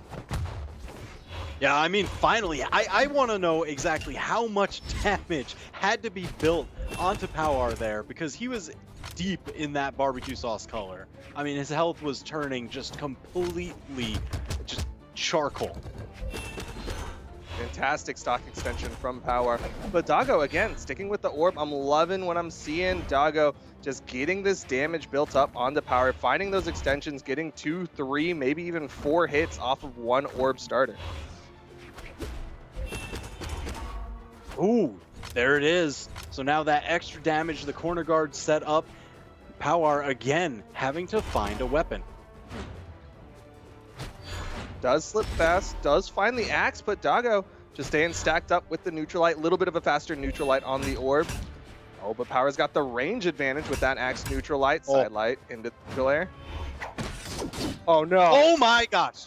The axe slide, the skateboard axe, and then again, another just standard gauntlet ground pound. Just let it fly as soon as you can.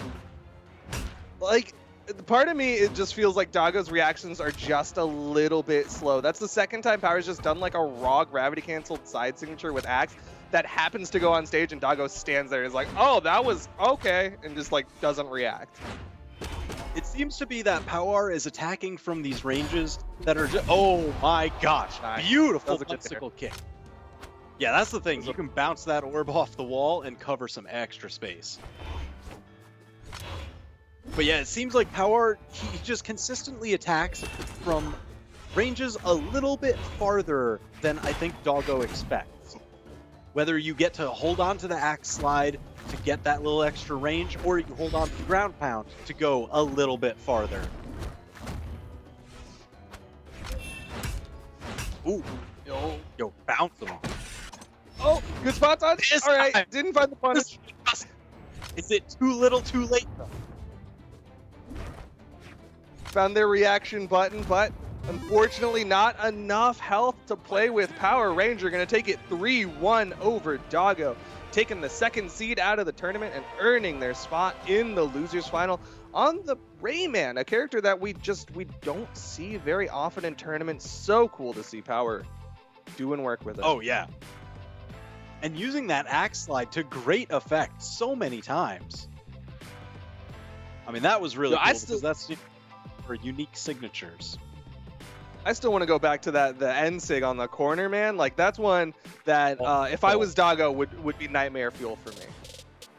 Yeah, I mean, just seeing, oh no, there's the mushroom. A trail of lums leading right to me? Terrible, terrible. It's the X at the end of the treasure map, but that X is you, and that stock is gone. Doggo, there you see it on the bracket. Doggo getting taken out 3-1 by Power. And Power now sitting in the losers final to challenge Goddess. Who do you think Goddess is going to play? That's my big question, as Goddess has played 3 characters on stream so far. Man, I honestly have no clue. She's got a pretty wide stable that she can choose from. And I think I would probably start off with the Thor, just because that's the one that you have the most warmed up. It started to do a little bit of damage in that last set, so I think that would take the least amount of time to spin up, just because it's so fresh in your mind. On the other side, Power's coming hot off a win over a Petra, and it wasn't even just like a gauntlet heavy Petra. Like, that was some orb heavy Petra. I think maybe Goddess might want to go for something completely out of left field, at least for game number 1, where Power is already warmed up against an orb. But we'll see how Goddess is feeling in just a little bit, as we're just still waiting for them to lock in. If Goddess went for an out of left field pick, what do you think? Oh geez, man, I feel like I would have to look through the past bracket and just be like, what characters has Goddess reported?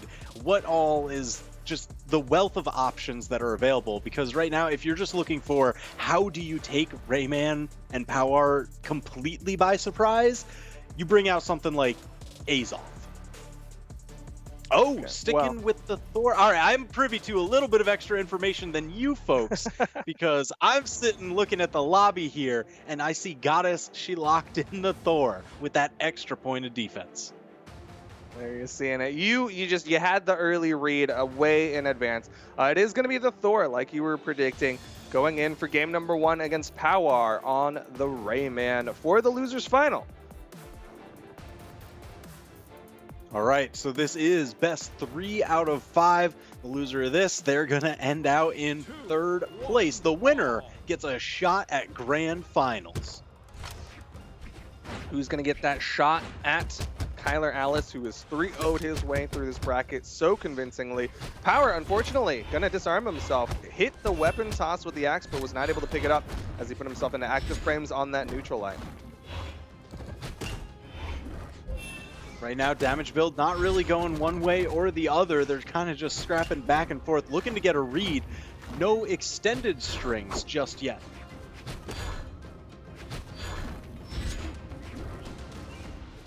Jockeying for position back and forth. If Power is able to make use of a lot of those big dunking, the axe down signature, the gauntlet ground pounds, even the gauntlet down signature here, because the walls are so short, I think that would work wonders when you're trying to chip through high defense like Thor. Yeah, I can just deny stocks. Down air will do it. Power going to take the first stock off of Goddess. Yeah, and that's what we're really looking for. You don't have to chip all the way through that defense to knock them out off the map if you can just prevent them from making it back to the stage. Goddess went for the reaction there. You saw the downlight into the down air. Interestingly enough, could have gone for the N-Sig, considering it is Thor who has that stacked N-Sig option. But instead, will still find the knockout with that side air. Yeah, that's one of those options that you've just got to be hyper-focused and sure that you are close enough for that to connect. Because I would, oh my gosh, there's one, and the chop down just enough to make it back to the wall. Yeah, Power thought she was dead to rights, went away from that, but Goddess, again, that high defense Thor, we've seen Thor extend stock so incredibly long, and there you're seeing it again. Now juggling power up, the orb just flying back and forth, keeping him on his heels. Interesting option. Gosh, yeah. Huh. Yeah, I would have expected. I think he probably was trying to go for some sort of like chase dodge into that down air, but just couldn't get the range. With a weapon toss. Going for another one. Goddess not able to find the hit on the down, taking power. Able to get back and steal that weapon advantage. Goddess is going for these risky plays with these gravity cancels. Still got past. Ah! I can't believe Goddess got all the way through that entire axe ground pound. That was crazy. The most perfect of dodges. With such a clean dodge. Goddess does find the side air and will get that stock advantage, but deep red power can get this, even this up immediately. Yeah, I mean, I don't care how much defense Thor has. That. Wait a minute. Yes, has to go for the extra follow-up to secure the knockout. Yeah, that's a, you got to double tap that zombie right there. Power though has the weapon advantage. Goddess with the unarmed doesn't even care about it, is just getting more damage put out on the power. Yeah, I mean, you've got to assert your dominance early in these sets. It seems like when somebody gets the advantage, they've just been running away with it. So many bicycle kicks. Use it to approach. Just that range on that down air. Goddess using it kind of like a bow down air that we used to see a long time ago, is just like poke forward because it's got so much range on it. And that's game number 1 going the way of Goddess. That was solid. The last stock, Goddess really just seemed to get a read onto Power's movement and was just blocking him at every pass. Yeah, just those down airs started to honestly feel oppressive going at Power. Power just couldn't find a way past this barrage of orbs.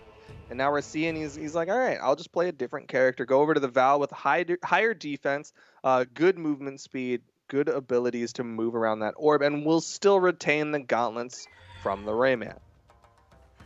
Now this is interesting just because there was so much work being done by the axe. You know, even punishing some of the gravity cancels, it really just seemed to pay out just because it is so high damage, so high force per move. Yeah, and going from that to Val, just a very low strength character, could start seeing that hurt a little bit, but as long as Power is getting those extensions, getting those 3 hits, will not even matter until it's time to knock out the stock.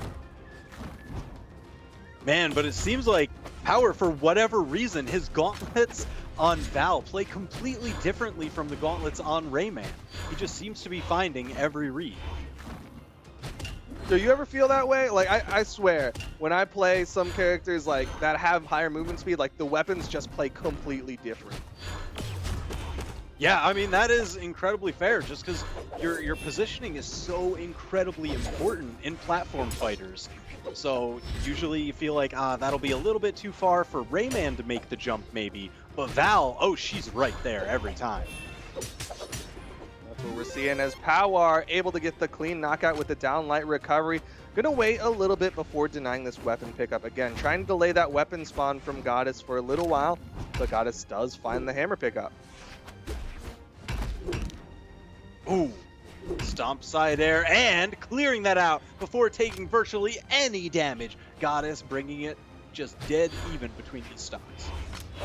Yeah, that's like a neutral light in terms of damage difference. Power does find more neutral lights, so damage difference a little bit wider now. Neutral light difference, you say? Why not 2, 3, 4? Just a couple more. Nice side air from Goddess will shove Power away. Power's going to swap on over to the gauntlets. Of course, that comfort weapon retained from the previous character picks. Ooh. Red to the outside, that would have been the odd option for sure. These gauntlet ground pounds, I swear, I don't know how Power keeps landing them in just such weird situations. Throw them out in neutral, throw them out all the time. Nice recovery though from Power. Again, he's changing up the timing on that side light. We saw Goddess reacting earlier with just an immediate spot dodge. Power recognized it. Now he's slowing it down, waiting for the reaction from Goddess before going for that recovery. Oh, just snuck underneath. And there it was, that gauntlet recovery you were looking for.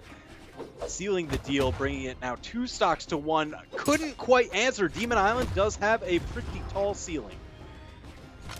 Yo, but not as tall, or I guess wide. Not would as be the word wide. Looking for, yeah. English, you know. Not quite as wide. Very tall, not as wide. It's a horizontally skinny tall. state, you know? It's very lanky, Demon Island. It'd be real good at basketball. What? No, oh, wait, no, yeah, that's actually totally what we're trying to describe. Either way. Final Oh my stocks gosh. here in game number 2. Yeah, talking about basketball, just hoping that somebody can land these dunks that they need. The ball is in Goddess's court, but right now, Power given the hands. Yeah, a little bit of traveling here from Goddess, though. Might need to see a ref come in on this one. I'm starting to question Odin a little bit right now, but we do see there's a couple bounces coming out from Goddess. Thing. I'm gonna stop you right there, Duke, because it's only traveling if you're holding on to the ball. Right now, Thor has never retained control of it physically. It's just floating next to the hand. It's fine. Nice down air from Goddess. Player 2 wins. Goddess just suggesting that the ball should knock out her opponent, and it so obliges.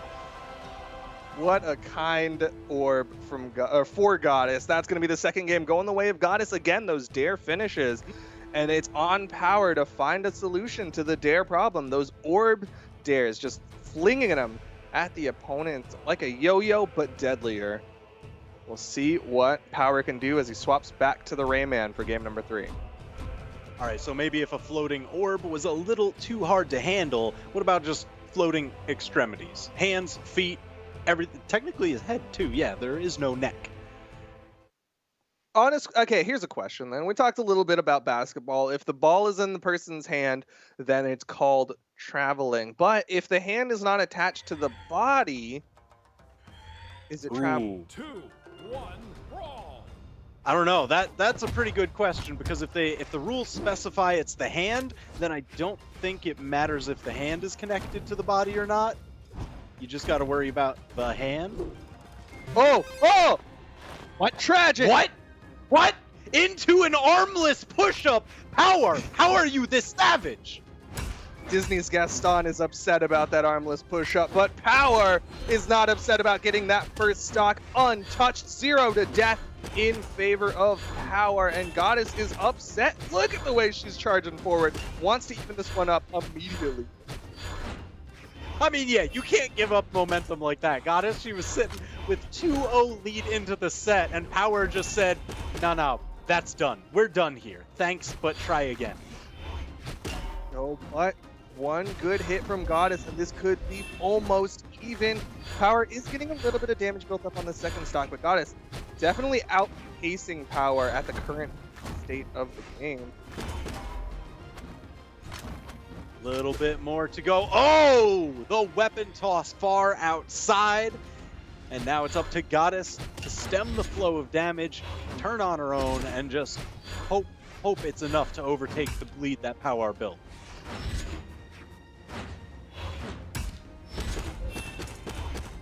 Ooh, big string. Big string! Nice 4-hit in favor of Goddess. Oh, no, not again! Oh my gosh.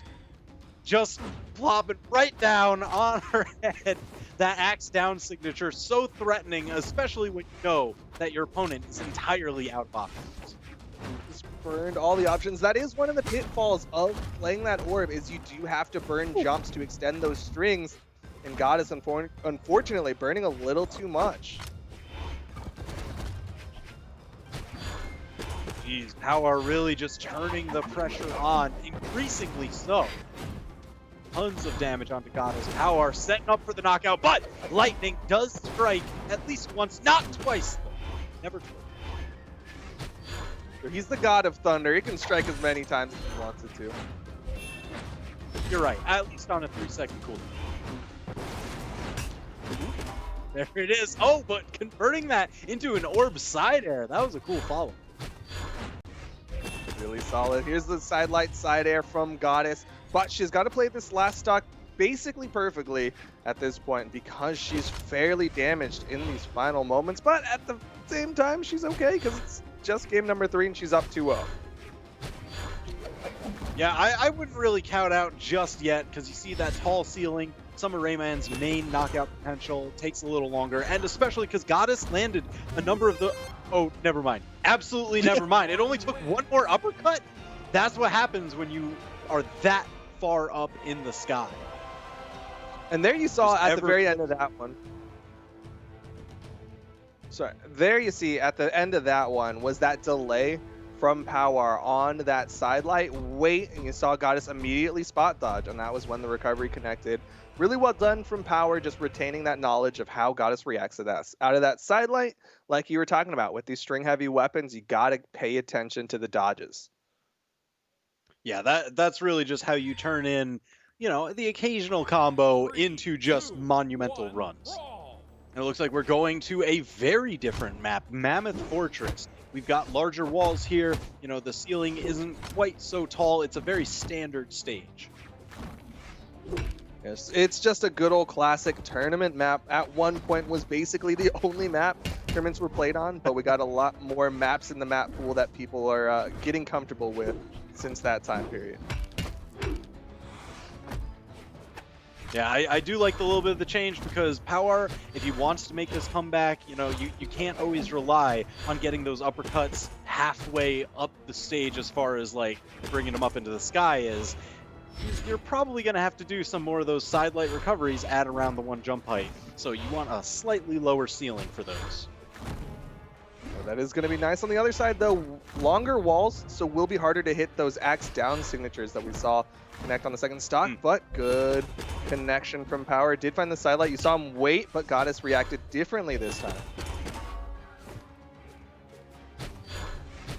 Jeez, Goddess just exerting so much pressure onto this corner. Even gets the dash jump down air, bouncing it off of the soft platform.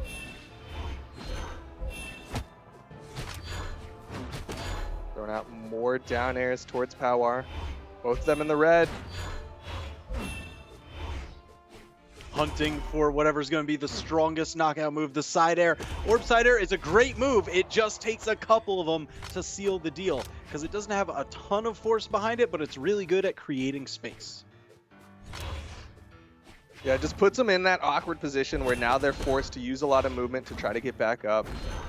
And now Goddess going to try to get that extra credit. Oh, ooh! Yeah, you can actually bounce folks off of the ground with the back end of that downlight from the orb, and I love seeing just the kind of responses and follow-ups that Goddess has to it. Yeah, and that that kind of tied up. Here's the thing, Goddess is sitting on set point, so any little bit of an extra lead that she can build means that much more to her than it does to Power because he's got to win this match and then another to stay alive in the tournament. But Power does have kind of the game momentum as far as recent wins in this set goes.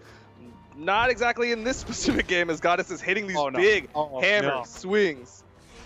Cider? Not even going to try? I think he noticed he was a little bit too far. That one side air wouldn't have made it, and then his dodge was already on cooldown. No recovery, no jumps. I'm gonna trust him on that. No, Galaxy Quest. Never give up, never surrender. All right, you're right. You're right. Alan Rickman forever. Rest in peace, my man. Sidelight, neutral air, goes for the recovery, but a little bit too high on that one as Goddess had the spot dodge in place. Power's looking for the side air. He's burning a lot here. Ooh. Does find the recovery.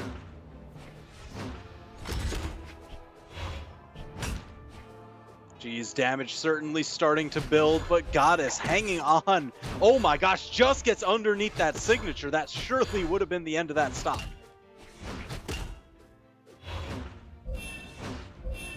Good spot dodges on each side.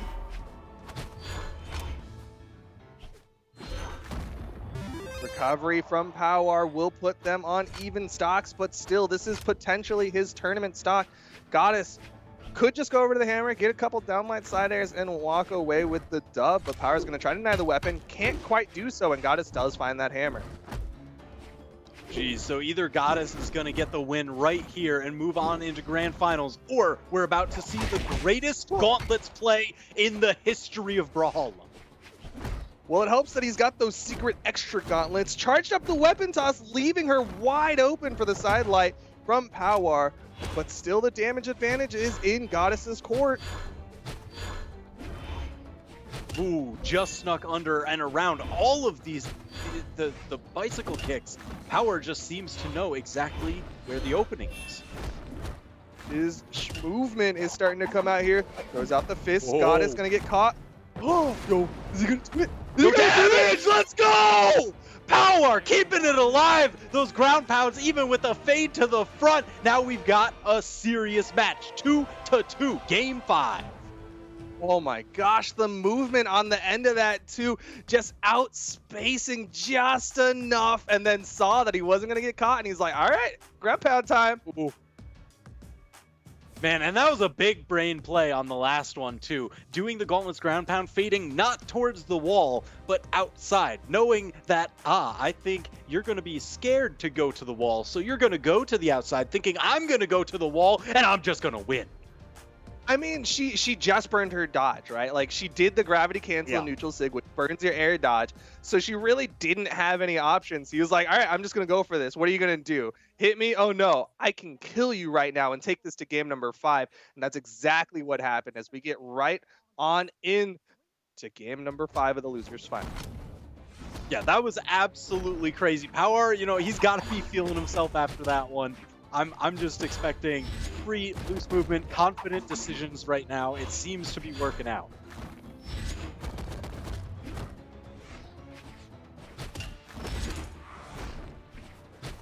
Chain Goddess dodge. kinda Yeah, I mean, that's gutsy, because if you go for the attack and they just cover that space, you'll get hit meaty out of that dodge. The read! Finally! Finally, after 4 previous games of not really getting any of the solid dodge reads out of the side light, Goddess always found the proper escape. Now, Power getting hurt this way. There's this entire metagame that is happening between the side lights and Goddess's dodges, and I just love to see that play out. But currently, Power over to the axe. I'm going to try to get some of these big swings to get a bigger damage advantage. Yeah, it only takes a couple of those to build up. Even if Thor has some of the highest defense in the game, and the defense, my gosh, the helicopter into the extra projectile fists. Power has landed that a couple times now. Excuse me, did you just say helicopter? I sure did. Officer, please. You've never heard that before for Rayman? You've never thought of that before? You're just like the hair helicopter. How can I make this shorter? Yes, helicopter. Unfortunately, puns are not quite my forte, but Power is still extending this first stock. We've seen some fantastic stock extension from Power in some previous games, and we're seeing it again here in game number 5, where it basically matters the most right now. Yeah, Rayman looking to just sell his own brand of barbecue sauce, because that is where his health has been sitting a couple times this set. A little bit of catch-up, a little bit of Worcester, but not a lot of room to avoid that recovery from Goddess. And that will be the stock evener, but still, Goddess very far behind here. You saw that damage just be built up on the second stock. Yeah, if Goddess can land just one of those solid orb strings, I mean, that'll bring it right back. Guarding the weapon. Ooh, sneaking right by Goddess. Too quick to be caught. But she's in trouble. It's past, but Power just lets her get past because he can set up for that side air. One more hit, but Goddess avoids it. Hold on for a brief moment. Kind of guarding that extra point of the additional weapon, but there it is, the rainbow toss now over into the gauntlets. This is where we've been seeing, yes, that uppercut once again from Power, one of those main knockout tools. Oh, That was the recovery, but Goddess, fortunately, on that fresh stock, not going to get launched too far from that down sig, but the damage is adding up. Oh, no. Geez, Thor just tossing Mjolnir out to try and put a little bit of a pause on this massive onslaught. Power will not let up. And each of these swings brings victory closer and closer to the gauntlets of Power. Ooh, just getting right behind the axe slide. Surely, just one strong hit will be enough to take out Thor. The neutral light, not yet enough. Making her way back to the stage. Again, extra damage onto Power. Goddess, no, out of here! And Power moving on. 3-2, such a clutch turnaround last game into this one. Now he's got the shot in grand finals against Kyler Alice.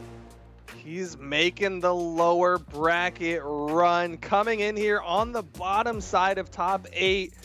Even going through the person who knocked him into the loser's bracket, I had to go back and look. So I was like, what is this run that Power is doing? Power got knocked out, or got knocked into the loser's bracket by Doggo 3-1 just before top 8, and has been making this loser's bracket run, and is now seeded to go up against Kyler Alice, the #1 seed of the tournament, for the grand prize here in the Autumn Championship for the Australian region. That is crazy. And they've been like tooth and nail sets all the way. You see Power 3-2, 3-2, 3-1, 3-2. It has not been an easy road. On the other side, Kyler Alice had to leisurely walk through his opponents. 3-0, 3-0, 3-0. This is just Listen, a battle. I know those predictions. I know we were saying, yeah, Kyler, I believe Kyler, you believe Kyler, Sparky believes Kyler, everybody, yeah, absolutely, sure. But anything can happen. We've seen Power just make amazing turnarounds right when he needed. He's got the heart of the cards. He top decks like a boss. Yeah, this is amazing for both sides, and honestly at this point, like, Power kind of winning my heart for this tournament. Of course, everyone loves an underdog story, and Power coming in on this one, not even on our list for top 3 predictions coming in. Loser side of top 8, that's an underdog story for sure. We'll see if he can make the upset though. We're in the grand finals. This is reset territory. He's got to win the first best of 5 to get the reset for a second best of 5 against Kyler Alice. Man, I am tired just listening to that. That is a ton of games that you have to go through. At minimum 6, potentially 10. Oh gosh. I mean, and again, you're talking about, put it that way.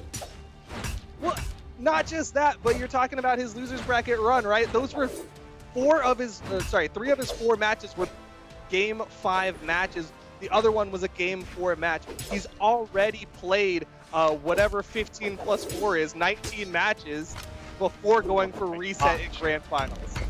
Oh, come on, Kyler. Yeah, we were talking up the this boy. has been a day. I mean, so this has been quite a day. Power getting worn out, not just from the tournament, but right now, Kyler Alice's hammer just hammering home the point that Kyler is the king of the region currently. Right now, just if Power gets a stock, that's Kyler just saying all that for a drop of blood. You made all of that run to potentially come up against me, Kyler Alice, the Thanos of the Australian region. Not even that was enough to take out Kyler. He still has the potential to be up 2 stocks. He's waiting. Goes for it. Whoa. Yeah, certainly an interesting option from both players there. Hammer recovery, the wide toss. Ooh, just enough to seal to get onto the wall, but almost knocked out by the recovery. Downlight into the neutral signature from Power. That is actually a misinput that worked out in his favor. 9 times out of 10, a Gauntlet player will go for a dash jump recovery, but instead, a little bit of a misinput works out and he gets the stock. Kyler Alice, though, with the fresh stock, gets the recovery onto Power, and Power now down to his final stock here in game number 1. Yeah, that was a quick answer by Kyler. Not one to let a lead slip just like that.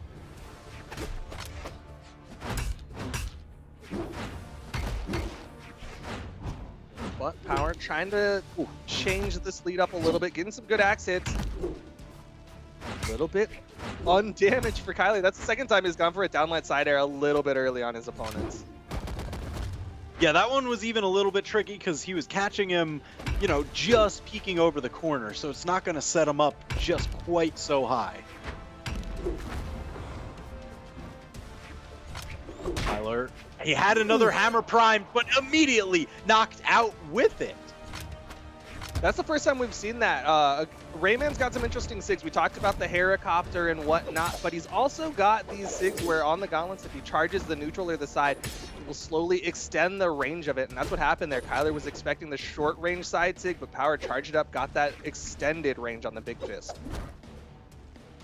Yeah, it can really catch people off guard, especially because not only does it get the extra range, but I mean, you're charging a signature. That's extra damage and force applied. But Kyler gonna disregard all that extra damage and force, shoves Power off stage, and an unarmed recovery will take game number 1. Just the way that he was standing there menacingly after throwing every weapon he could off stage. He's just like, you've got to come past this corner eventually. Just, I'll be here, don't worry. And then uppercut, and it's over. Just sheer confidence. It's great that he did all those weapon tosses too, because it burns a lot of movement from Power now. He's got to like dodge, dip, and dive around all these wrenches that are getting thrown at him, and unfortunately can't dodge everything. And Kyler Alice is just like, all right, once you're here, I'm gonna hit you, and you're gonna go bye-bye. 3, 2, 1. So now we're going into the next game. It's Demon Island. You know, I've seen a lot of this today. It seems like players are really just kind of favoring the flat nature of it. There's no extra soft platforms. The walls are pretty small, so edge guards are even that much more effective. Yeah, this is definitely a great map for Power with these signatures that can go over the corner. At the same time, Kyler does have that down stick, which can cover corners. There you're seeing him throw it out, but Power, good movement to avoid it. Oh my gosh! Does it ever end? Kyler Alice, that was a crazy set of swordplay. That was extension on that one. But even with all that Power, keeping right neck and neck, the damage just even, but the positioning is not quite.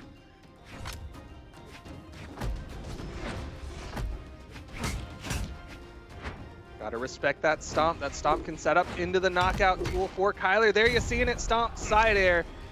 First stock goes the way of Kyler Alice, but of course Power does have that opportunity to come in, just get a nice heavy button onto Kyler and even up the stock count.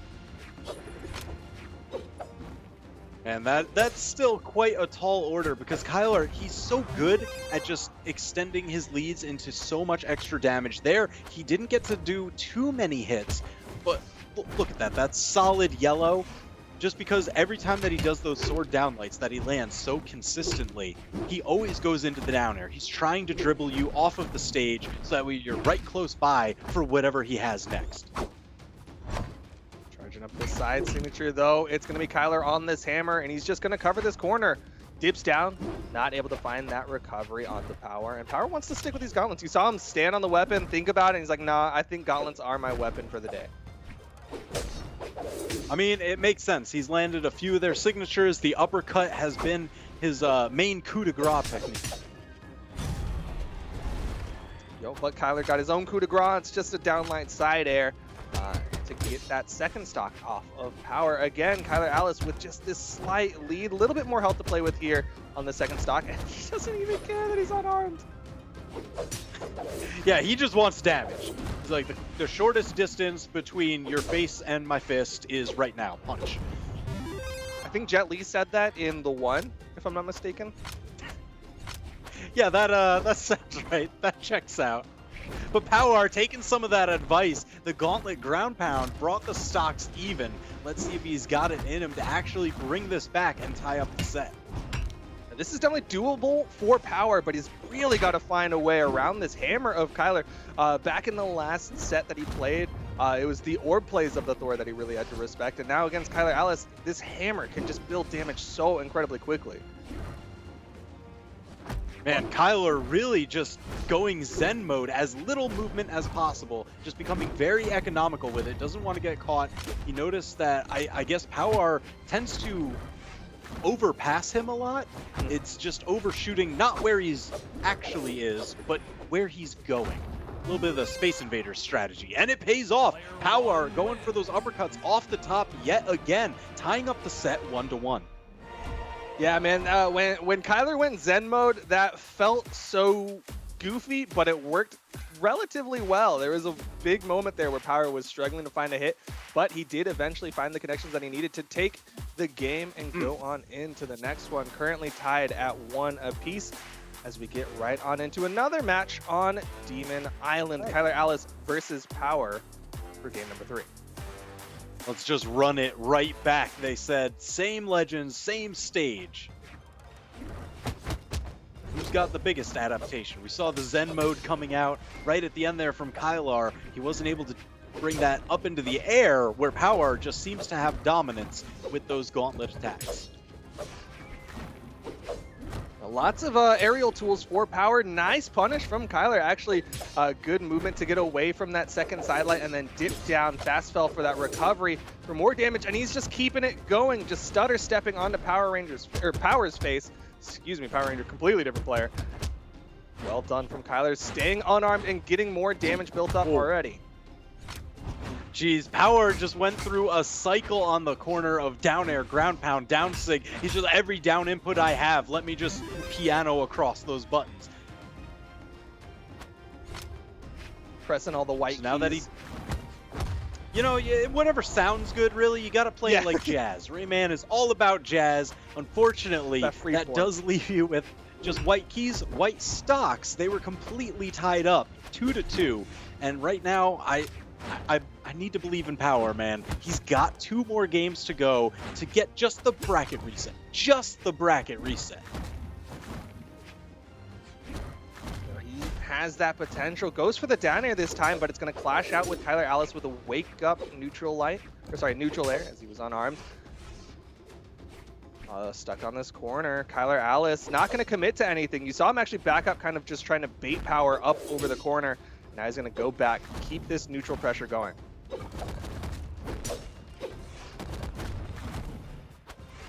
Ooh, great 2-piece there. Certainly building up the damage. Almost got himself an edge guard too. Now just threatening with the axe side airs. Power looking to try and pull away from Kyler Alice at least a little bit. The axe slide not enough to KO. They were just dead center stage, too far to go. Whoa! Second one still not enough though. Power gonna switch on over to the gauntlets. This has been his main tool for knocking out stocks. And you're seeing Kyler dips over the corner and Power was waiting for it. Gets the recovery to get the stock advantage. Ooh, there's that tall ceiling again coming into play. The slide kick into neutral heavy that usually knocks out pretty reliably. He's got to get a ton of extra damage. Kyler is finally taking the stock. He did take a little bit of damage, so Power has a chance to further push through this set. Clash out. Did put Power off stage. Goes for the recovery. Kyler able to dodge this time.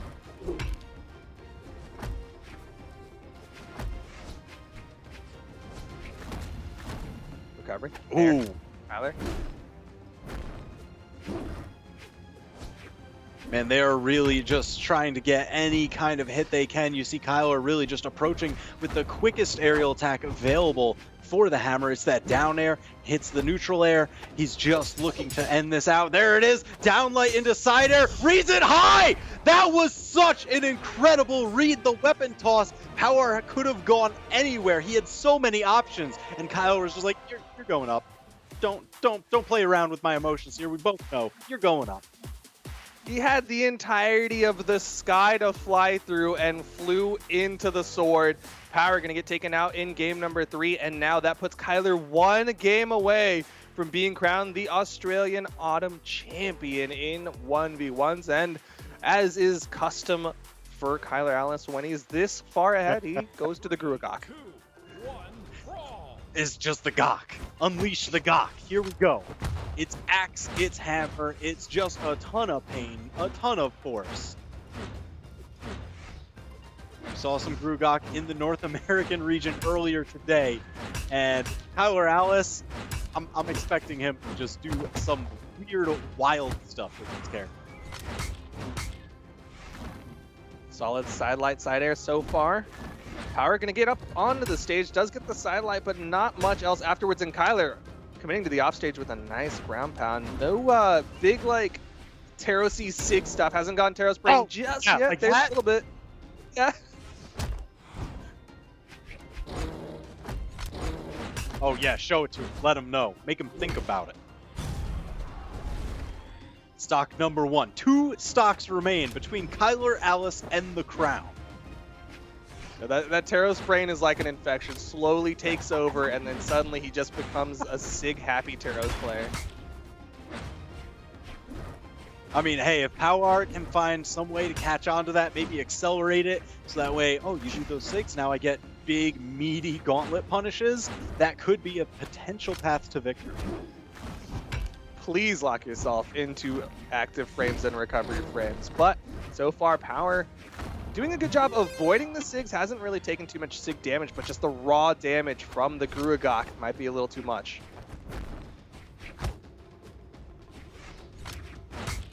Oh my gosh, Kyler, he ran all the way back to the weapon and then turned around, ran all the way back, and still got the hit.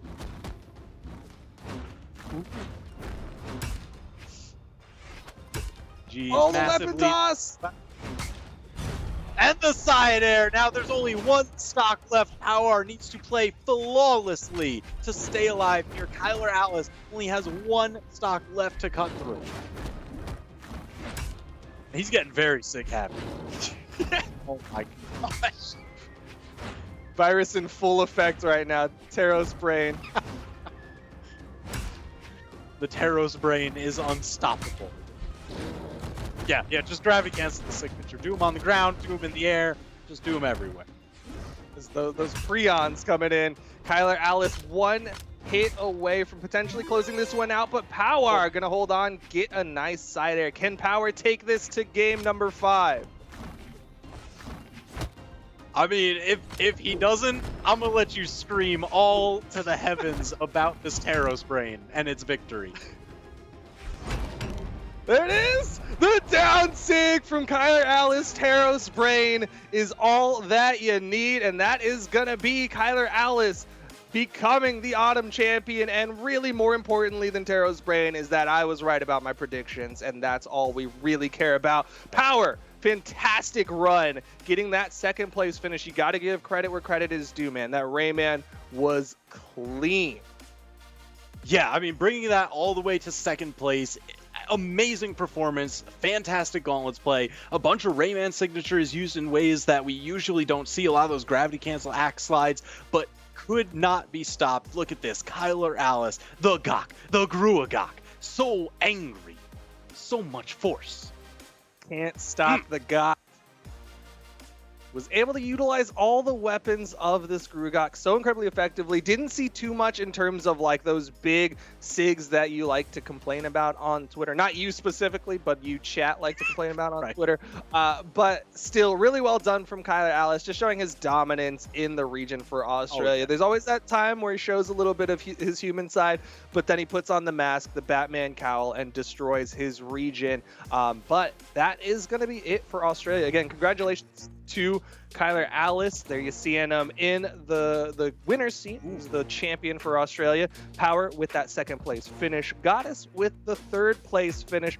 And down in the 4th place is Doggo. Yeah, I just like looking at this bracket, so you can see all the 3-0s Kyler Alice had getting through top 8. The only one in there able to take a game off of him was Power in grand finals. So Kyler Alice, again, just a stranglehold on the region. Yeah, I mean, just showing his dominance, like we said earlier, the champion of the Australian region. He's just been doing so incredibly well. But like I said earlier, that is it for the Australian portion. Still not done for the Autumn Championship. We've still got Southeast Asia coming up in just a little bit. And of course, we've got tomorrow where we've got so much more fantastic Autumn Championship action where you can watch, earn your viewership rewards, and also see some amazing Brawlhalla play. Any closing words to you, WK, before we go to break? Hey, just thanks for being here and hanging out with us while we watch some of the crazy Australian region action. But don't go anywhere because the Southeast Asian region is up right in a couple minutes.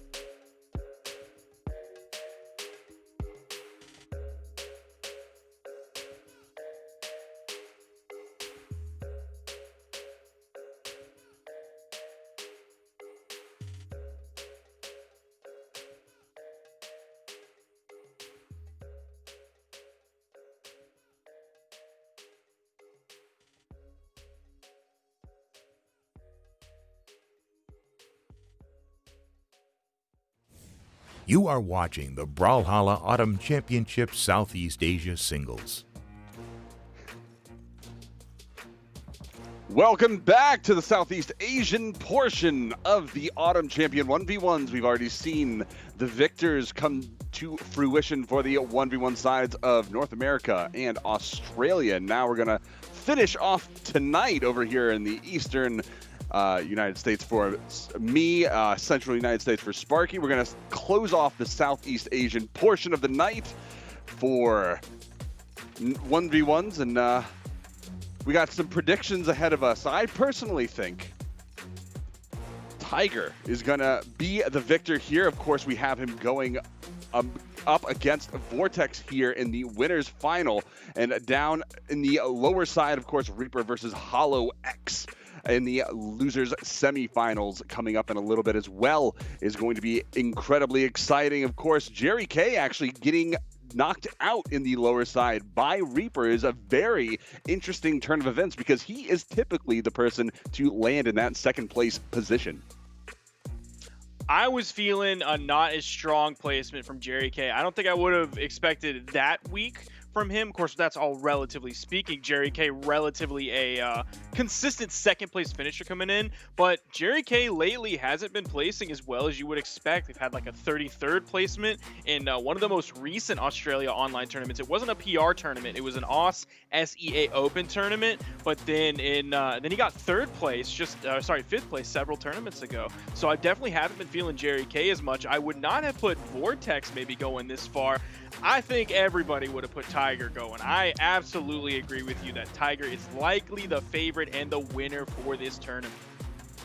Oh, and of course, Tiger, like, in my opinion, I'm going to have to 100% agree. Tiger, I believe, is going to take this down ultimately. The big question is who is going to land in that second place position. And like we have said, just a second ago, it is Reaper and Hollow X sitting there along with Vortex.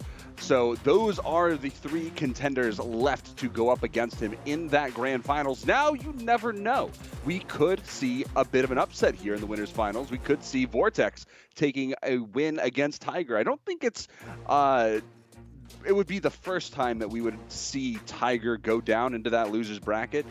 We haven't seen him lose in the 1v1 side of things yet. He did end up getting taken down in the 2v2 side of things, however. So I believe it was Vortex that was a part of that team that did take down Tiger and Jerry K in the 2v2 side. So we will see if this Taros from Vortex will be what it takes to finally put the pin in Tiger's SEA winning streak in the 1v1s. Now, you mentioned our top four, the other two being Reaper and Hollow X. One thing I think that's important to note is Vortex and Reaper, who we might not put going this far in the bracket, they're coming off of a 2v2 win from Steel Series. So I expect, now that they've made it into the top four, I expect good things. Maybe a second and third place finish coming out from both Reaper and Vortex, hot off that doubles win, beating Tiger and Jerry K, unseating them in the twos play space, and coming out on top big.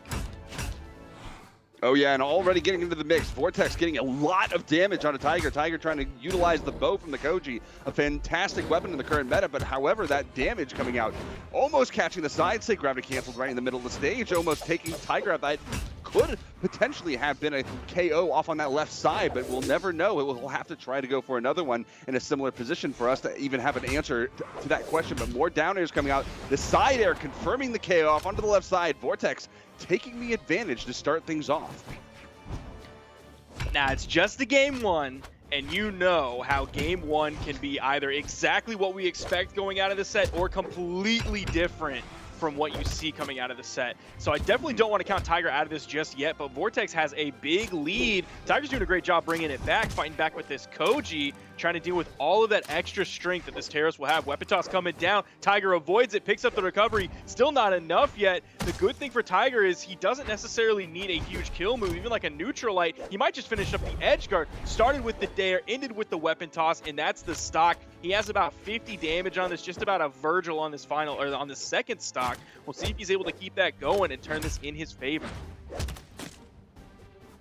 All right, well, going into this second stock for both of these players, Tiger doing a pretty good job holding that map control down. Vortex is going to take that from him. And those neutral airs are a very solid option there to protect the center of that map from anybody trying to make that approach like Tiger, but he is going to find his way into that center, and he's going to control this map. You see how he pushes straight into that edge guard. The side air just barely getting Tiger out of the center of that map stage, and now Vortex the side air controlling that again, just swapping back and forth. Holding onto that center stage positioning is just the most important thing going into this specific map, because it gives you so much control over where your opponent is.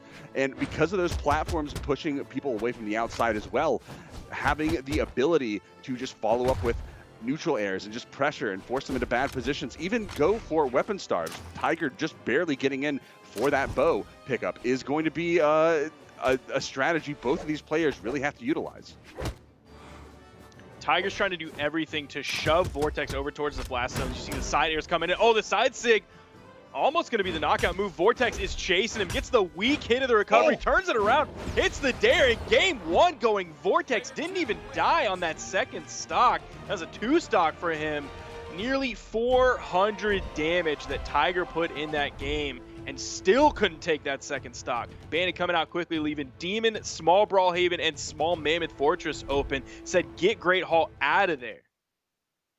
I mean, he went for a lot of the longer walls. Keeping those short sides is not something Tiger is going to want to do. Having the ability to get back and touch a wall space so that he can get back against the axe play, especially that neutral stick that has a little bit of a dip there on the back side of that signature.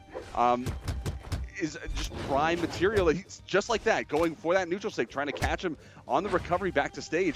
These longer walls are going to allow Tiger to get around that. And now the only problem that he has to worry about is those close blast zones as well. The high damage, the high force coming out of the axe and the hammer from Teros especially are going to lead to a lot of very early KOs if he's not careful. Another recovery might find the KO. Not going to find it just yet. And now going in, that is going to be the KO off the top. Tiger finding that with the recovery off of the downlight neutral light. And now Tiger going right back into the mix, looking for a little bit more on the back end. And Tiger getting punched around a little bit. The axe play from Vortex kind of coming into fruition. The neutral air is coming out, catching the neutral light. A side air as well, forcing off that edge guard. And here we go, the side sig just barely getting the dodge right underneath. A very close option there from Vortex. Here on Small Brawlhaven, we could see either of these stocks going away very quickly. Tiger's doing a great job building up this damage. He's managed to avoid so many KO hits. The GC sidelight not even going to be close to the knockout hit that Vortex needs to take away this first stock. The side air from the wrong side of the stage. Even the weapon toss still didn't send Tiger off screen. The neutral light will almost certainly kill, and it does. We're going to see Vortex try to get to the middle of the stage, strip the weapons a little bit. Oh, he accidentally picked up his hammer a little bit too early, giving Tiger the weapon spawn as he picked it up, cleans up the KO. Now Tiger's going to be the one to strip the field. Vortex is going to be without a weapon. Hits a nice jump there, goes to the side air, picks up an axe, side air, there. See if he can find a third hit, even though it's a little bit delayed. He goes for the the grounded down air, doesn't turn around and hit the D light. That is a true option, and he didn't go for it. Very nice option there coming out of Tiger. The downlight string set just absolutely brutalizing Vortex. Very nice turnaround. Wake up ground stomp into the neutral air, almost finding Tiger right off the top. That was a very close option there, and I'm actually really surprised that it didn't KO. Tiger just barely had the damage threshold that he needed to survive something like that. Now he's going to try to turn things around, push Vortex off stage. He does have one stock left on him, so it's not going to take too much left to finish this round of this set completely up. But we should see, just perfect spot dodge from Vortex to avoid the KO. Still surviving, but not for long, as that side air right off the stage bounce as well is going to find the KO onto Vortex. And that's going to be game number 2 going the way of Tiger, evening up the set moving forward. Yeah, Tiger did not take that loss in game 1 lightly. He came back, Die Hard with a vengeance, which I think is Die Hard 3, but it came back in game 2 for Koji. He didn't even have to wait for the third movie. and now he's forcing the swap from Vortex, going over to the Asuri, just barely level 25 to unlock that black color scheme. Does have the Kindergarten Hattori ready to go back to school on the other side. Tiger's Koji, man, 75 is the level on that Koji. So much time, so many tournaments won with that Koji. Now, I'm curious about this Asuri pick. Is there some other Qatar legend that Vortex might have leveled up to 60, 70, 80, 90? That's a good question. We might not be able to find out for a little bit unless Vortex finds out that he's just not feeling this pick either, because maybe Tiger takes this round down as well. So Vortex going in is going to find the sword pickup right off the bat. Maybe the sword is, no, throwing it away, going for those Qatars right off the bat. We're going to see how Tiger plays around the Qatars. And this is going to be a little bit different of a game. I don't think we've really seen too many Qatars today. A lot of heavy weapons, a lot of bow, but I don't think we've seen too many Qatars. Yeah, he doesn't actually play Qatars that much. According to Brawlhalla, he has about 34 hours holding Qatars. Compare that to like a Teros that we just saw, his axe, 96 hours with that. So almost triple the hours that he's held an axe compared to Qatars. Oh my gosh, and Tiger deleted him. Absolutely disgusting. Just the turnaround, the double side air into the turnaround down air off stage to confirm the KO was absolutely disgusting. And now Vortex trying to make his way back, getting some use out of this side sting. It doesn't look like it. He's going to be using the sword to the best of his ability, but Tiger's bow play is disgusting. He just keeps getting damaged, keeps landing these hit confirmations, and it is so good. Vortex does have the weapon advantage, so he's trying to get back onto the stage. Tiger was more centered towards stage control, though. So even though he didn't have the weapon, he was able to grab one very quickly. He's just completely zoning Vortex. Just pushing him right out, and like you said, and Vortex finding his way back in, just a little sliver of a space. And that is going to push him right into that KO. And now he has the map control right now. Tiger just barely finding a weapon pickup. That's going to be the sword there and getting a neutral light weapon throw. The weapon throw is going to be ducked under. And now Vortex trying to make the approach through the stage. And that neutral light is going to do a good job at holding damage. It's a lot of damage to get into the mix. The side air as well to get a little bit of a push, knockback towards that edge space. But Tiger with the wake up, that was going to be a little bit of a mystery there from Vortex. Going for that gravity cancel side light to continue the read, trying to find a very hard read on that left side of the string that he was running, and Tiger just took advantage of the time that he had during those active frames to catch Vortex with that tatami mat and just send him out into space. Vortex doing a great job fighting his way back into this. Almost has this stock coming out from Tiger. Very close. Gets the sidelight, looking for the D-light, probably attempting to go into the recovery after that. Again, the gravity cancel neutral signature. He does trade out there. The weapon toss did hit this time right as the neutral signature, right after the neutral signature came out. So he at least got the stock there. He is behind about 100 to 120 damage here. So Vortex is going to have to play very carefully. And if the rest of the game is any indication, my money is not on Vortex here. Weapon spawn comes in. Tiger's able to grab it. He has the bow. Vortex isn't able to get more than 2 hits at a time, and even getting 2 hits at a time is not consistent for him. This could be a big option. Gets the ground pound. Tiger disengages back to the main platform. Trying to zone out with those side airs, goes to the side light, misses the dare. The dodge comes through for Vortex. Tiger has him in the red. This might be curtains for Vortex in game 3. There's the neutral air. It's not going to be quite enough. He has Vortex on the ropes. One more of those, a little bit higher. No, doesn't even need it. The ground pound, the down sig, not the ground pound. The down sig comes out. That tatami mat just launching the Asuri way out into space, sending, to be fair, Vortex back to school. He does pound the ground with his foot in order to make the tatami mat rise. So it's not a terrible thing to call it. It's not the best, but it's not a terrible thing to call it. You're technically correct. And being technically correct is the best kind of correct. I think we can all agree on that. And technically speaking, we got the next round right now. The band's underway, and we have Vortex switching over to the Ragnir. I didn't get to see what level the Ragnir was. It's level 21, so even less than his Asuri. Ooh, well, this is going to be interesting, but we do know that Vortex does have time on the axe, and the Katars actually did not look that bad, all things considered. So Tiger going up against this is going to be a little bit of a different beast. I think I like the signature moves on Ragnar a little bit better than a Suri, so we'll see if this is a little bit more successful. It's already starting off better because he hasn't been destroyed yet. He's going even so far with Tiger. Neutral light coming out. Vortex going to be just a little bit ahead at this point. Trying to go for the easy edge guard, and Tiger punishes that. I think Axe players need to chill a little bit on that ground pound edge guard just like that, because it's just such a lazy edge guard. We've seen it punished like 4 or 5 times today. I think it has something to do with the old ground pound from Axe, where it spun like 2 or 3 times as it went down. People just love to do that because it has so many active frames. Vortex with a very nice KO off stage, getting the double down air to the weapon throw, just completely locking Tiger out of all of his recovery options, and now taking him off stage again, potentially throwing him off. No weapon pickup for Tiger as he tries to make his way into the center of the stage. Now again collapsing on Vortex with those Katars.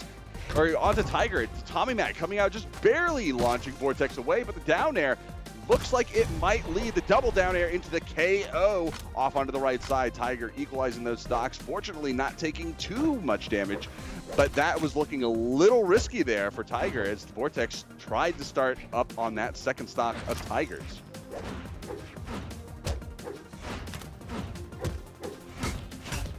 Trading hits back and forth. Vortex grabs a nice neutral light. Still winning the damage fight here against Tiger.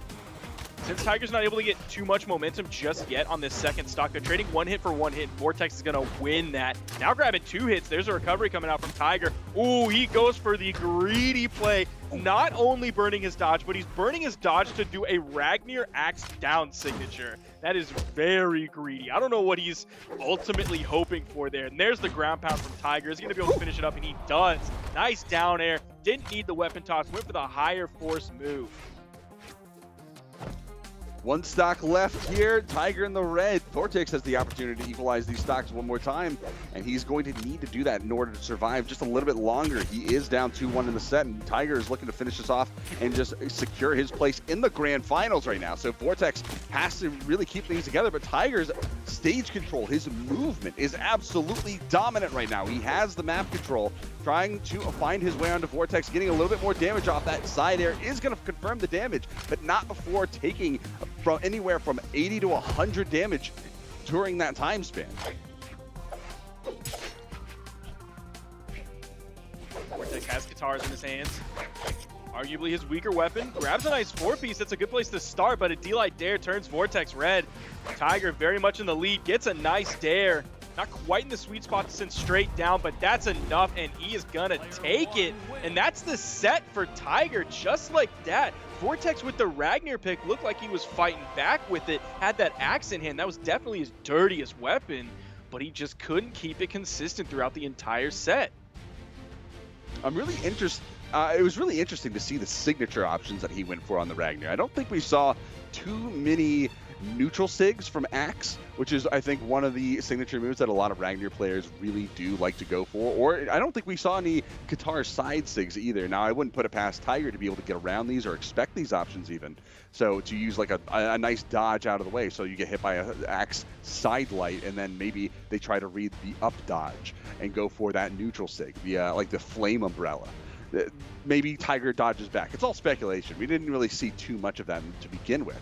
But I think it would have been interesting because those options hit pretty hard. I was actually really surprised to even see that we saw the Axe down sig to begin with, because the space that it covers, especially in the middle of the stage, are really not ideal for a lot of situations.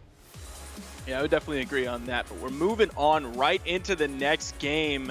There is going to be a second chance for Vortex down in the loser's bracket. He's going to be waiting in the loser's finals for the winner of this next game. It's Reaper versus Hollow X going into this. Going to see a Jala coming out from Reaper on the Jake pick, or sorry, the Finn pick. Then on the other side, Hollow X with a very old skin, but a very good skin. The Demon Bridehead Tori coming in here with the sword and the spear. Axe Swings already starting from Reaper, the typical axe moves that we see from every axe player, where they just jump into the air and start using nairs and dares and hoping some of them hit. The side stick coming out, going for a real hard read, and that is going to allow Hollow Axe to get a little bit of damage, but unfortunately trying to go for a hard chase off stage, just swapping positions here off stage. And now the spear play. Reaper is going to be getting a few more successful hits here, but it's just volleys back and forth between the two right now. Sidelight Nair goes for the recovery, kind of delays the recovery just a little bit, expecting Hollow X to go maybe over him. It's nice sidelight side air, the weapon toss going high over Hollow X, gets the follow-up with the side air. That's going to be the stock, and Reaper takes that one. It was looking very even in the beginning. They were just kind of trading one hit for one hit, but Reaper really started to come alive there and started hitting multiple hits in a row. Hollow X didn't really have much of an answer. Reaper is now in the orange as Hollow X runs all the way to the left side, picks up a sword, hits a side air as well. Another dash jump side air coming in, just goes for the raw ground pound, and somehow that catches Reaper. Hey, if it works, it works. Don't ask questions at that point because, I mean, you took the stock. What more do you want? Hopefully it works again in the future. But Reaper playing a little bit more aggressive with this sword, trying to go in with those side lights, those neutral lights, trying to catch a little bit here on the down air options. But Hollow X going for a triple juggle, going for the quadruple, not going to find the last connection there to get a little bit more damage off. Reaper going for the push off stage, and there's the recovery off the top. It is going to be good. From that gravity cancel down light, just a little bit elevated from the center of the stage where that ground level is, and that extra bit of height is going to be enough to confirm the KO. So that is going to give the advantage to Reaper right now on the Finn, aka Jala crossover skin. And so Hollow X has a lot of ground to cover to equalize things right now, and already taking so much damage here. That neutral signature was almost a really solid read. I would have grabbed Hollow X when he was in the orange. Weapon toss going right over Reaper's head. The down air not going to connect this time. Reaper, nice weapon toss there to interrupt any initiation coming from Hollow.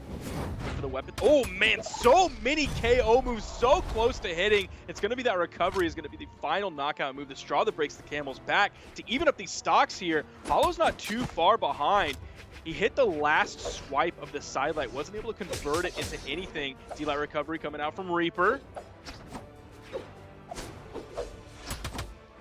Neutral lights coming out the side light chase down, looking for some downlight options here. Goes for the gravity cancel down sig. Very interesting option. It's going to actually connect and get some pretty decent damage off onto Reaper. And the side sig, that is going to sail all the way across the stage from coast to coast over into that KO. And that is going to be Reaper taking game number one. Now going straight into the map bans. We are going to see Mammoth Fortress once again picked out by Reaper. Really favoring this map right now. It's a really consistent go-to for a lot of players because it is just one big old block and a platform that tends to just move very slowly across the stage. Sometimes it can help you out when you're on the corresponding wall space, but already Reaper just no brakes here, just gas all the way through. Reaper just starting right off with a lot of damage from this axe. Reaper coming out of the gate a little bit differently this time, immediately going over to that weapon, grabbing and throwing out a gravity cancel neutral light that high in the air. Probably wanted the higher amount of active frames that the neutral light has because he didn't know exactly where or when Hollow was going to be right next to him. He is a little bit behind in damage. Now, both of them are going into the defense stance, so they're going to take low defense characters and add just a little bit more. But what's going to be in Reaper's favor here is the really high strength. So he's going to be definitely different than Hollow here, who just has that 4 strength coming from the Hattori. Ooh, very nice movement there. Good move selection as well with the spear to bounce Reaper around with the down lights and then follow into the side air in order to find that KO. So Reaper now coming through, the side air is coming out, a little bit more damage. Nice spot dodge and ground pound. That's going to be Hollow X getting taken down off the bottom of the stage. Reaper finding that ground pound off stage in order to confirm the KO. A hard hitting hit move that has, you know, the 360-degree span of damage dealing that you really do have to be afraid of, especially there on the ledge. I mean, you said Axe players gotta chill with that on the ledge. If it works, it works. And for Reaper right now, it is working. But again, we see another grounded down air that didn't immediately lead into a down light. We're seeing several Axe players not going for that. I'm a little bit surprised. Magwabot mentioned that the other day. We saw Cody hit it a couple times today as one of the best Axe players in the world. Double D-Light into the side air, but the fact that Axe players are not going for it and prioritizing it when they hit that grounded dare for the true option is a little bit frustrating. Maybe they know something that I don't, but it's a little bit frustrating to see that you have this free optimal damage on the table that you're ignoring.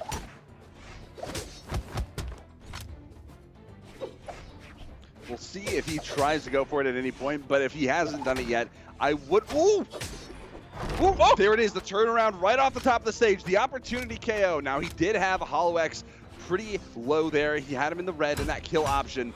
So, taking him right off the top, that was the exact option he needed, especially to take a little bit more of an advantage, get that equalization there of the stocks in play. And now HoloX trying to get a little bit more here out of the sword. He does have the advantage currently. Double recovery, the side air. Reaper trying to find his way back. That's going to be the KO, though. The side air off of the platform on the right side, finding that KO and securing game number 2. HoloX just completely controlled all of Reaper's movement toward the end of that game. He was trying to land. He was trying to find a vertical option below him to hit HoloX away. But Holo was there the entire time, everywhere, juggling him up with the nairs, with the recoveries, then following over with the side air, even dash jumping off stage on the right side to clean it up. Just complete denial of landing for Reaper from Holo. It was incredible. We're going to see if he can keep that up, because his sword play was, like you said, just absolutely phenomenal. And so we're going to have to see if he can keep it up. He is going to get his sword locked out, and he's going to end up losing that, taking a few hits off of Reaper's weapon pickup. Now, turning that from the sword into the axe play and going into so many aerials, the downline actually connecting as well. This is a lot of damage that HoloX on the Hattori pick can't really afford to take. So we're going to see how the response comes into play. And there's the side light down air, downlight reads, not combos. Oh, the side sig coming out. Very, very greedy option from Reaper. Fortunately, because it travels so far, it's very hard for HoloX to punish in that position. But we'll see if Reaper tries to go for another one at some point, if he doesn't get harder punished at another point. A lot of whiffs coming out from both of these players. There's the side signature to get the KO about a minute into this game. Reaper looking for more aerials, trying to get a little bit more damage built up, looking for the side air. That would have been a KO, and there it is. KO off on the left side for Reaper as he equalizes the stocks again, 2-2. A little bit more damage than HoloX's fresh take on his new stock, but fortunately, it's really not that much. It's only about 1 or 2 hits at the most. Now HoloX trying to get a little bit more here. The down air is coming out. Down air from Reaper on off stage, looking for a connection there. A little bit of edge guard pressure. Now HoloX with the down air into the side air, pressuring Reaper, trying to get it off stage.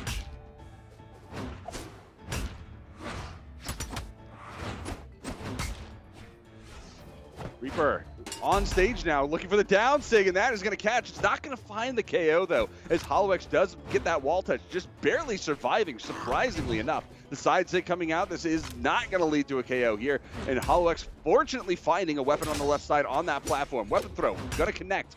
Reaper with the side air and cross map, going to find the KO, finding those stocks right off of the board and in favor of Reaper now, looking for a little bit more damage here. The aerials coming out, the side airs, the side lights, the down light looking for that aerial read from HoloX. Not going to find it though, and a little bit more damage from Reaper, and he has not stopped dealing damage. Down sig again. Controlling everything. We're 2.5 minutes into this game, and it looks like it is not going to last much longer if Reaper continues this pressure and he's able to keep up. Nice gravity cancel side signature from HoloX. He's going to be able to go over, grab the spear. Another weapon spawn's going to come in. He's going to be able to swipe that off the table, leaving nothing for Reaper. Reaper's not eaten just yet, but a D-Light into the recovery unarmed. Seems still trying to maybe finish it up with that, but he goes over, grabs the weapon spawn, stack basically right on top, drops the D-Light recovery. He dropped a D-Light Sayer earlier as well. Still hunting for the D-Light. That time, Kosolix just barely touched the ground and left before the D-Light came out. Reaper. What's he going to go for? The weapon toss? He doesn't mind being unarmed here.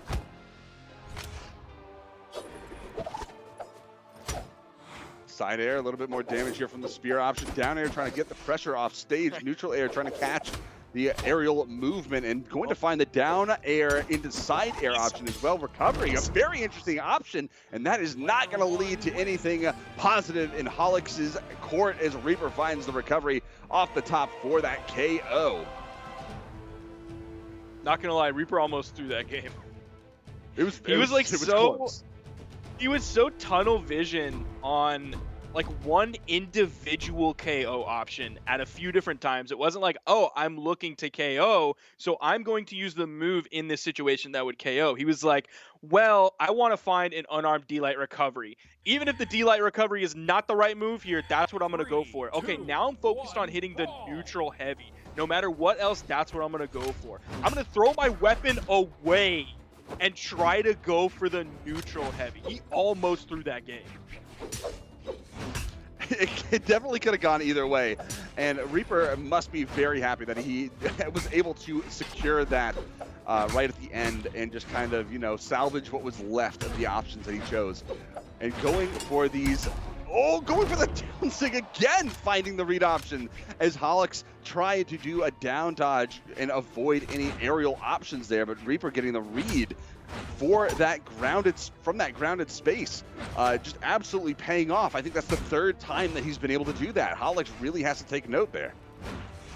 That was a 30-second KO too. Reaper might be completely in control here.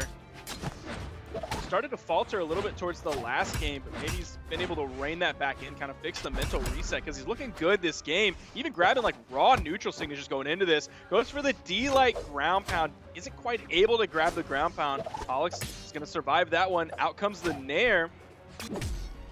Oh! Okay. Oh! What a dirty option! GCD sig. The GCD sig. These raw signatures from Reaper are somehow hitting Kosolix.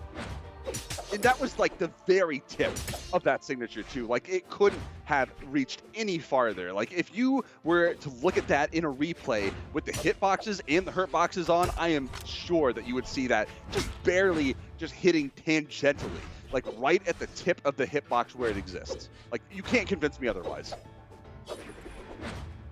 Reaper patrolling the ground, possibly looking at a 3 stock here. Kosolix has to get this stock away.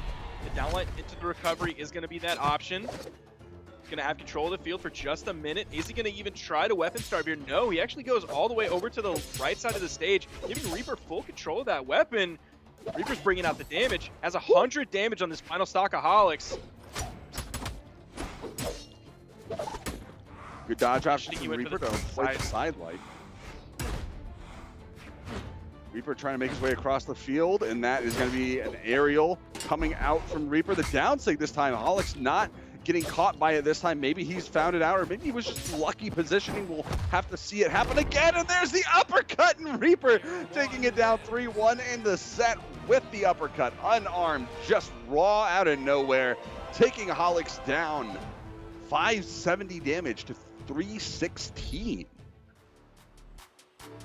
And it looks like we are going to see at least a second and third placement from both Reaper and Vortex. Could be better, but one of those players will be going home with the bronze medal. You've seen the replay here, that neutral air to get back on stage. The weapon toss to just kind of interrupt Kosolix's flow. There is a weapon spawn on the field, but Reaper was ready with the neutral heavy to grab while Kosolix was in recovery frames after that neutral signature stuck in the air. Nice neutral heavy coming out there. Reaper moving on. Gonna fight Vortex here. His 2v2 teammate. We're about to show you that updated bracket right in front of you. You'll see how this top 8 played out today. It's not quite done yet, but we're about to watch in that bottom right-hand corner, Vortex versus Reaper. Of course, Tiger waiting there in the grand finals for the winner of this next set.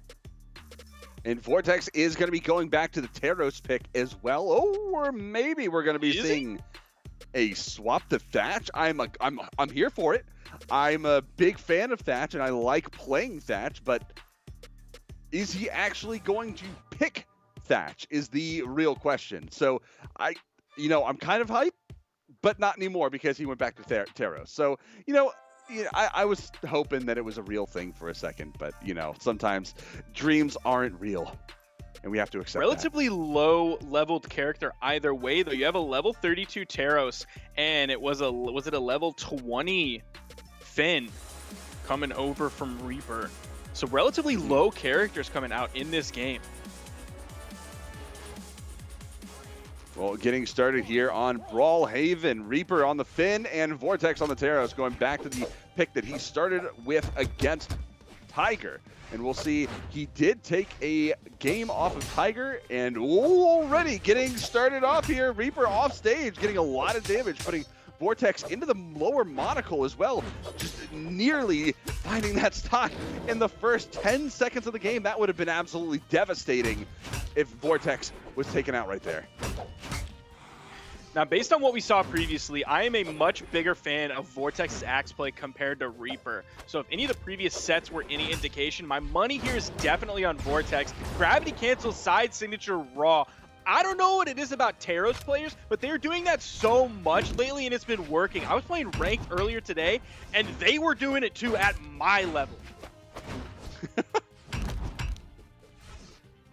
Well, already a lot of stomps coming out, a lot of catches here. They're going for the side sig and then the gravity cancel neutral sig. Really looking for the sig options off stage and looking for the fancy, just flashy options here to make highlight moments look really good. There's the haymaker. It's not quite going to be enough. Not quite in the same ballpark of what was that? What is he doing? Why did he just go? I have no idea what he was going for right there. Just throwing out the raw, just haymaker off stage. I'm not even gonna try to decipher that. I don't have the Rosetta Stone near me, and I can't speak that language. This is Boy too. Like, they're teammates. If my boy did this to me on stream, I would not be happy. Even if I would never celebrate success with my friend. If my friend did me dirty like this on stream, I would be very unhappy. Well, I can tell you right now, I would never do this to you because I'd probably be dying first anyway. But anyway, Reaper going with the axe, getting a little bit of a juggle action here against Vortex. Vortex with the ground pound, the windmills coming down. That's going to be the shine right there, right on, just gravity cancel right above the stage, firing the KO from the right side. Vortex taking game number 1, 505 damage to 324.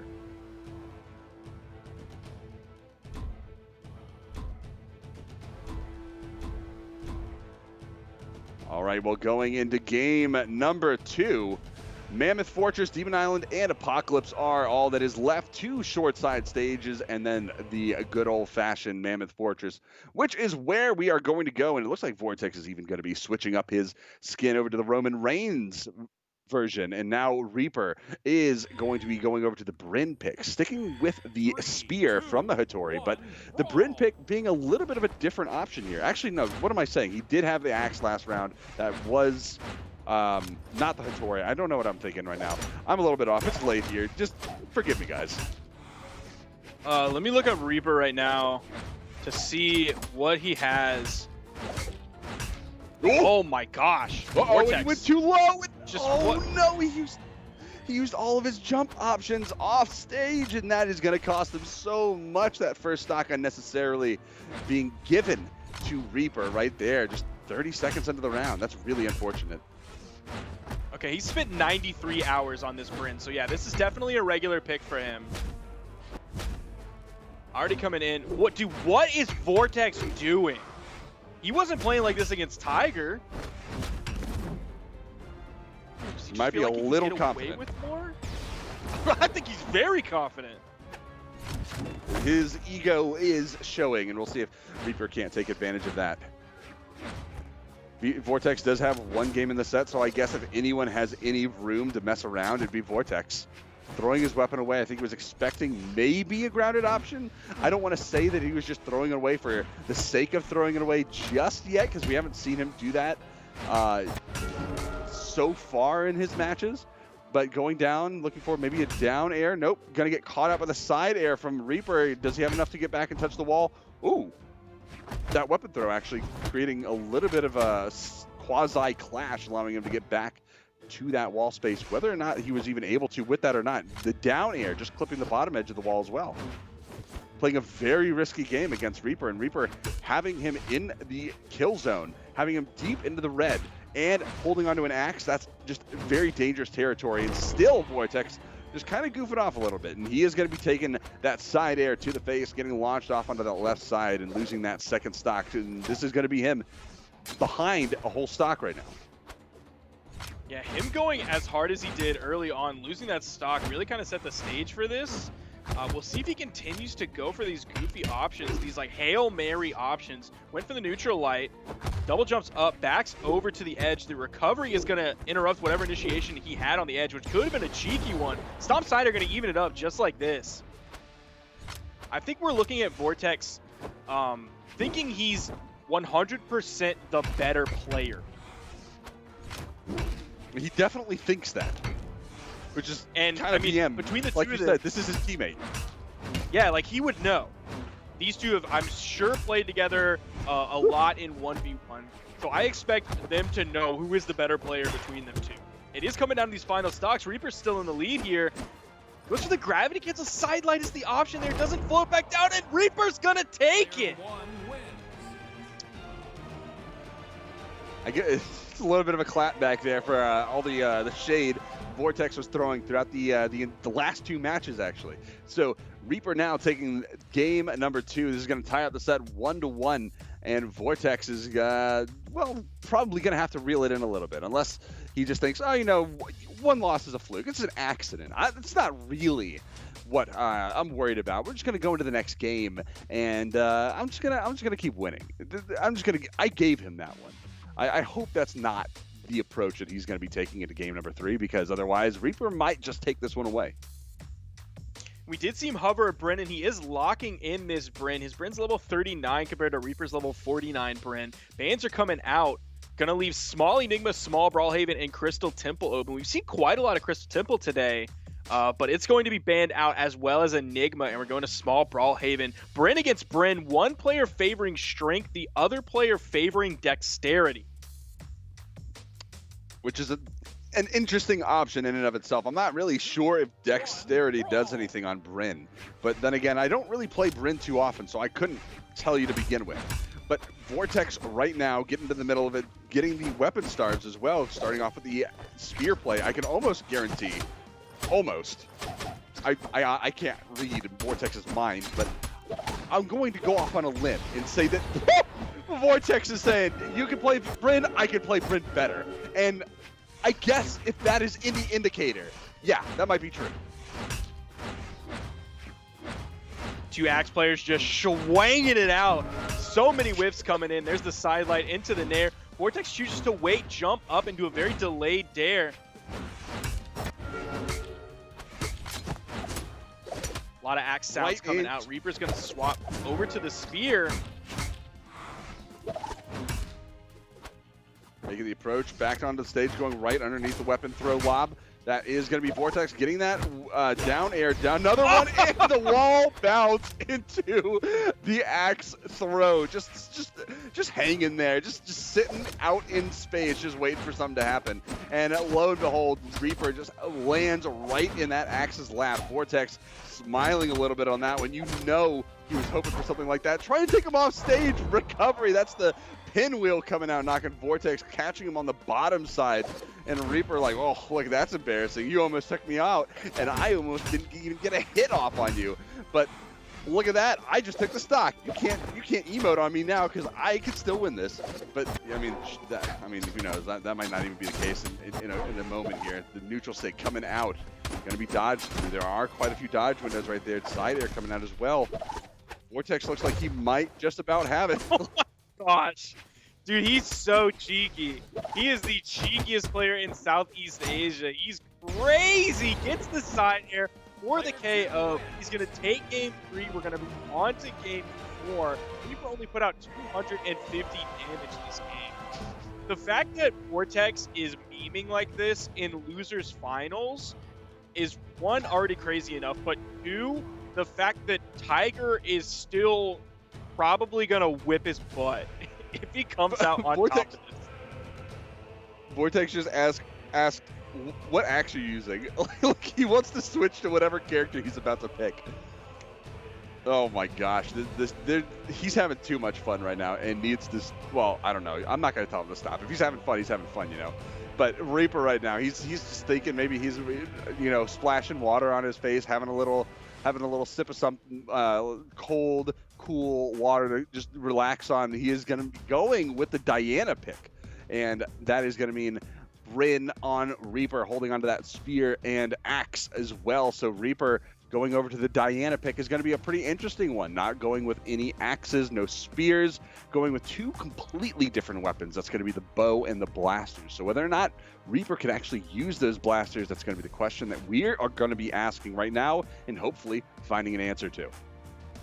He is a level 62 Diana, so going to be higher than any of the characters we've seen from like any of the players so far, other than Tiger before with the Koji pick. So I expect to see some very good blasters coming out from Reaper. We'll see if he's able to deal with the stank that Vortex seems to put on all of his moves.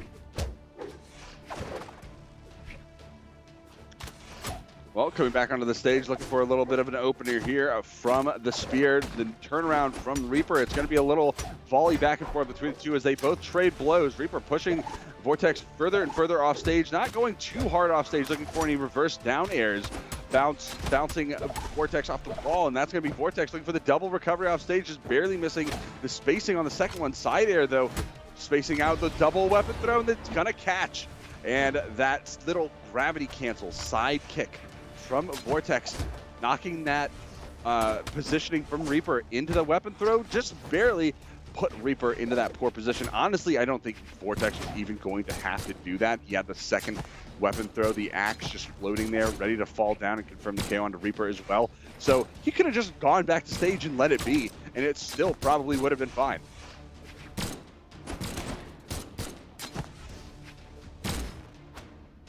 Dash jump side air coming out from Reaper. Oh man, he almost got that dare. Maybe like one or two more active frames and he would have taken that. That would have been a fantastic edge guard. Neutral light though coming out from Vortex, still a hefty lead in his favor. Easy jump back into the side air, lobbing it again. Goes for the low option with the gravity cancel side heavy. Reaper's going to be completely far away from that. Goes for the D-light into the neutral heavy. Didn't quite have the spacing on him. Oh, cheeky weapon toss coming out from Reaper this time. Another weapon spawn comes out right there, just in case Vortex thought he might have any way to get back. And Reaper gets one of his own. He gets one of his own cheeky weapon throws right across the stage. A little bit of sweet irony here playing against Vortex, going for as many of those as you can count as times as Reaper's been off stage. So Vortex now, no weapon in hand, gonna back off, maybe just sitting there, just not even going for the weapon pickup. It looks like he might actually try to confirm the KO with just unarmed here. Nope, gonna go for that. Okay, just kidding. He is gonna prove me right, going to throw away the weapons. And Reaper now looking for that just neutral sig here, getting a little bit of damage perhaps. The sigs, the stocks are evened between the two. He was just standing over on the weapon spawn, not grabbing it, just waiting, shifting back and forth just a little bit, waiting for Reaper to come over so we can, I guess, pick it up and immediately do a neutral light. It's going to be a neutral light from the wrong side of the stage, still going to have enough to KO. Vortex doesn't have a huge lead here, but even so, I don't think he's worried at all during any of this. Somehow the recovery is going to drop from Reaper. Unfortunately, he's not going to be able to even it up off of that. Still going to be behind. Looking for the KO option. These recoveries coming out. Vortex is staying away from all of them. That's like the fourth or fifth recovery. Gets through the side signature. Weapon spawn coming in. Vortex grabs an axe. Neutral light. Dashes forward. Neutral air. Recovery. Almost enough to knock out off the top. Recovery comes out. Weapon toss pick up. Looking for more of these weapon toss setups from Vortex. He tried to go for another cheeky one. He's got... I mean, you could sort of say that he's kind of got the, oh, he tried to go for the double down light. What is he doing? Bro, he has the just win right winning. here. It's late. Is he trying to ladder him with down lights? It's 12:30 for me. It's 1:30 for Frone. Please just win. see what is he doing? He's like, going for another downline, and there it is, grounded recovery. One stock still left on Vortex, and he is so confident. All he has to do, honestly, I wouldn't be surprised if a side light KO'd right now. What is he going for? He's just still going for this, and he's got the Ultra Instinct defense mode on, where all he has to do is avoid as many attacks as he can. Reaper, oh no, he doesn't touch the wall with the ground pound, and that is really unfortunate, and it is going to be Reaper ultimately finding his own demise at the end of the set. As a Vortex, I believe that is the victory, and he goes back up to the grand finals, or is there one more? I think that's it. Yeah, that was it for the losers finals. That is going to be Vortex going up into the grand finals to fight Tiger again, who he just lost 1-3 to. He's going to start off with this Brynn. Now, just a quick reminder, earlier he played Taros, Asuri, and then Ragnir in the 4 games that we saw previously. Of course, Tiger playing Koji in all of those. There you're seeing the updated bracket. We are in the grand finals here for the Southeast Asia Autumn Championship 1v1s, and it's Tiger versus Vortex. We've already seen this once before today. Vortex is hoping it goes a completely different direction, but Tiger may clean this one up quick. Well, we did see him adapt fairly quickly the last time, and it is going to look like he's going to go back onto that Koji. Vortex sticking to the Brynn pick. I think he found a little something there that he felt really comfortable on, and maybe he's going to find enough confidence to take another game off of Tiger. Now, if he can take a second one or even push the reset is a bigger question. And hopefully we do see something along those lines to maybe put Tiger on a little bit of ice, maybe scare him a little bit. But who knows? Maybe this is going to be a 3 and out. Maybe Tiger already has Vortex red. Maybe he already understands the game plan moving in. But right now, Vortex has the map control. He has the axe in hand as well. All he has to do is hit enough attacks to get Tiger into the orange to put the pressure on him right here and just get those edge guard scenarios. Seen those 90-degree chain dodges coming out from Vortex, but in the in-game chat, I don't even think Vortex... Oh, that clash is going to be a yellow KO for Tiger. Even before that, going into this, I don't think Vortex was very confident in himself, because he was saying, you know what, Tiger, you can have ones. Me and Reaper are just going to get the 2s win, okay?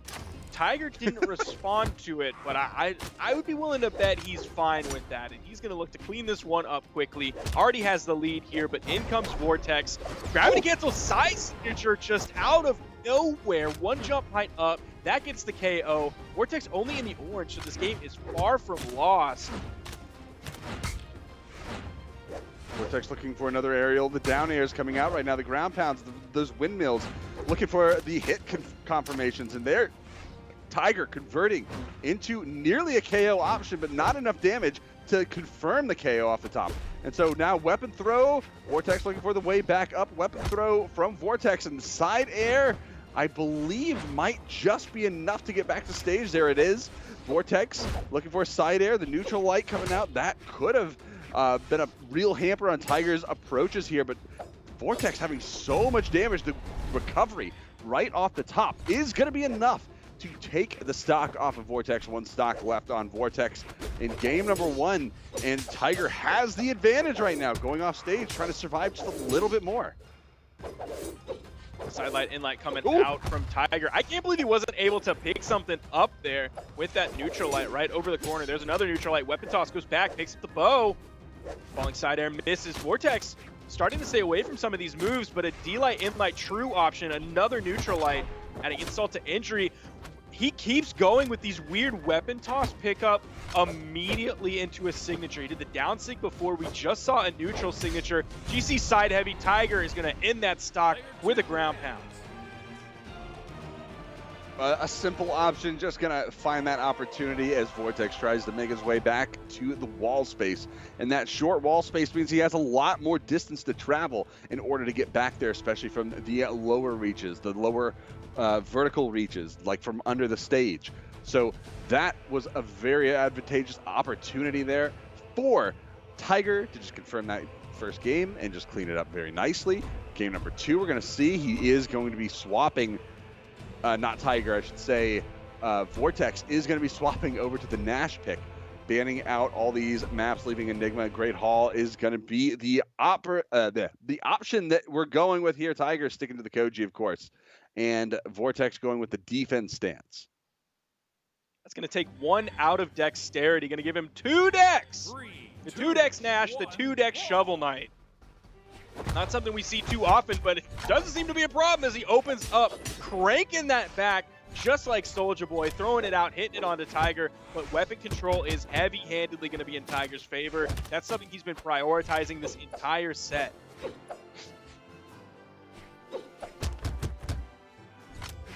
Good defensive options coming out from Vortex right now, avoiding a lot of the damage and approaches from Tiger. Tiger slowing things down to follow up those same movements as well, not trying to overextend and get caught out by a counterattack from Vortex.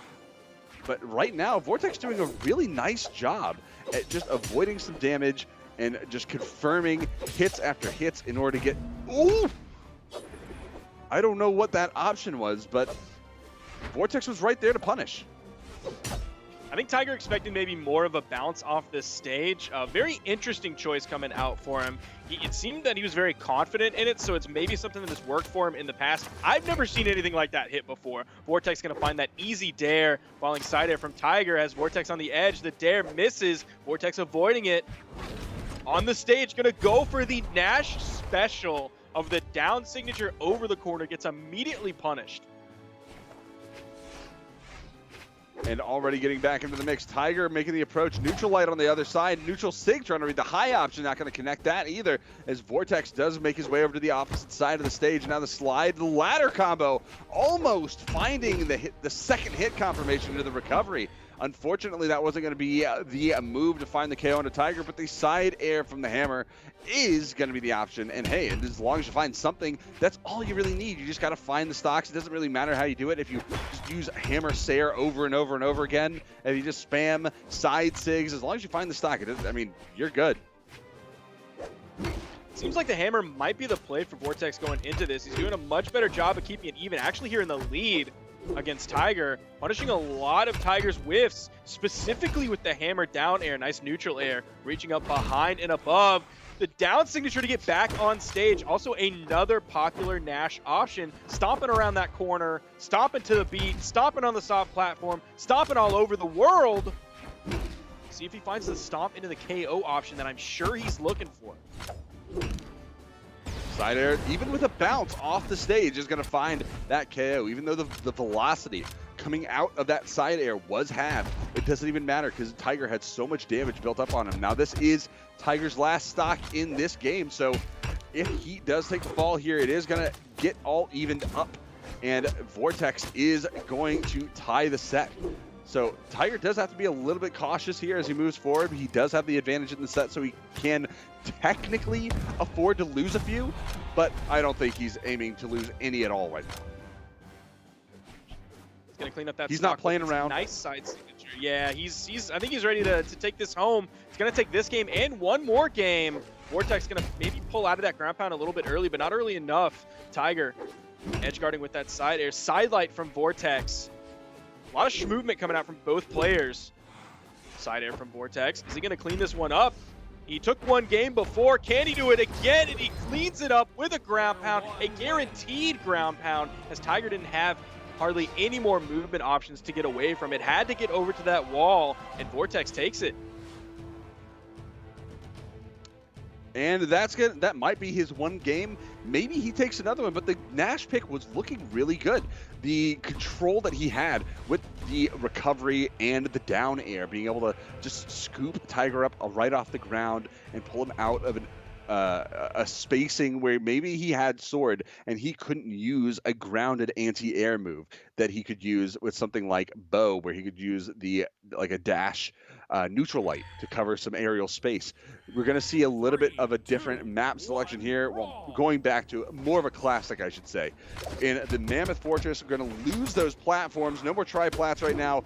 And Vortex, with a nice map control to start things off, is going to just take that hammer and start things off, deny another weapon, and go right into the spear pickup.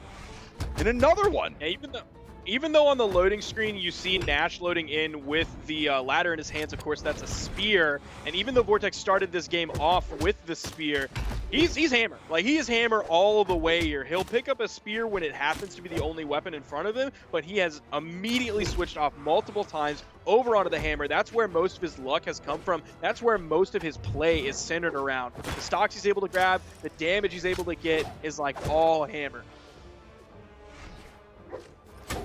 Well, he's trying to use the spear for right now. There's no weapon spawns on the field just yet, and he's probably not going to find any anytime soon. Going for that weapon throw as a bait, and he is going to find the recovery off on the other side using the spear falling down through the ground as a little bit of coverage so that Tiger can't find a way below him to try to take him off the ceiling. Tiger is going to find it, though, the recovery right off the top, right off the downlight. So this is going to be a little bit of an equalization here for Tiger's sake, and Vortex actually doing a really good job at keeping a little bit of a lead. But that string there, those reads, the combos coming out from Tiger with the bow, actually bringing this back into his favor. And now Vortex being put back on the back foot one more time. Ooh. Real solid options for Vortex, though. He's actually making this incredibly close. Ooh, that ground pound's going to take away that stock lightning fast, though. When you get hit by a bow ground pound when you're in orange, God forbid red, you're going to be in a bad spot. Likely going to lead to the KO, if not an immediate edge guard, a simple edge guard to finish it up.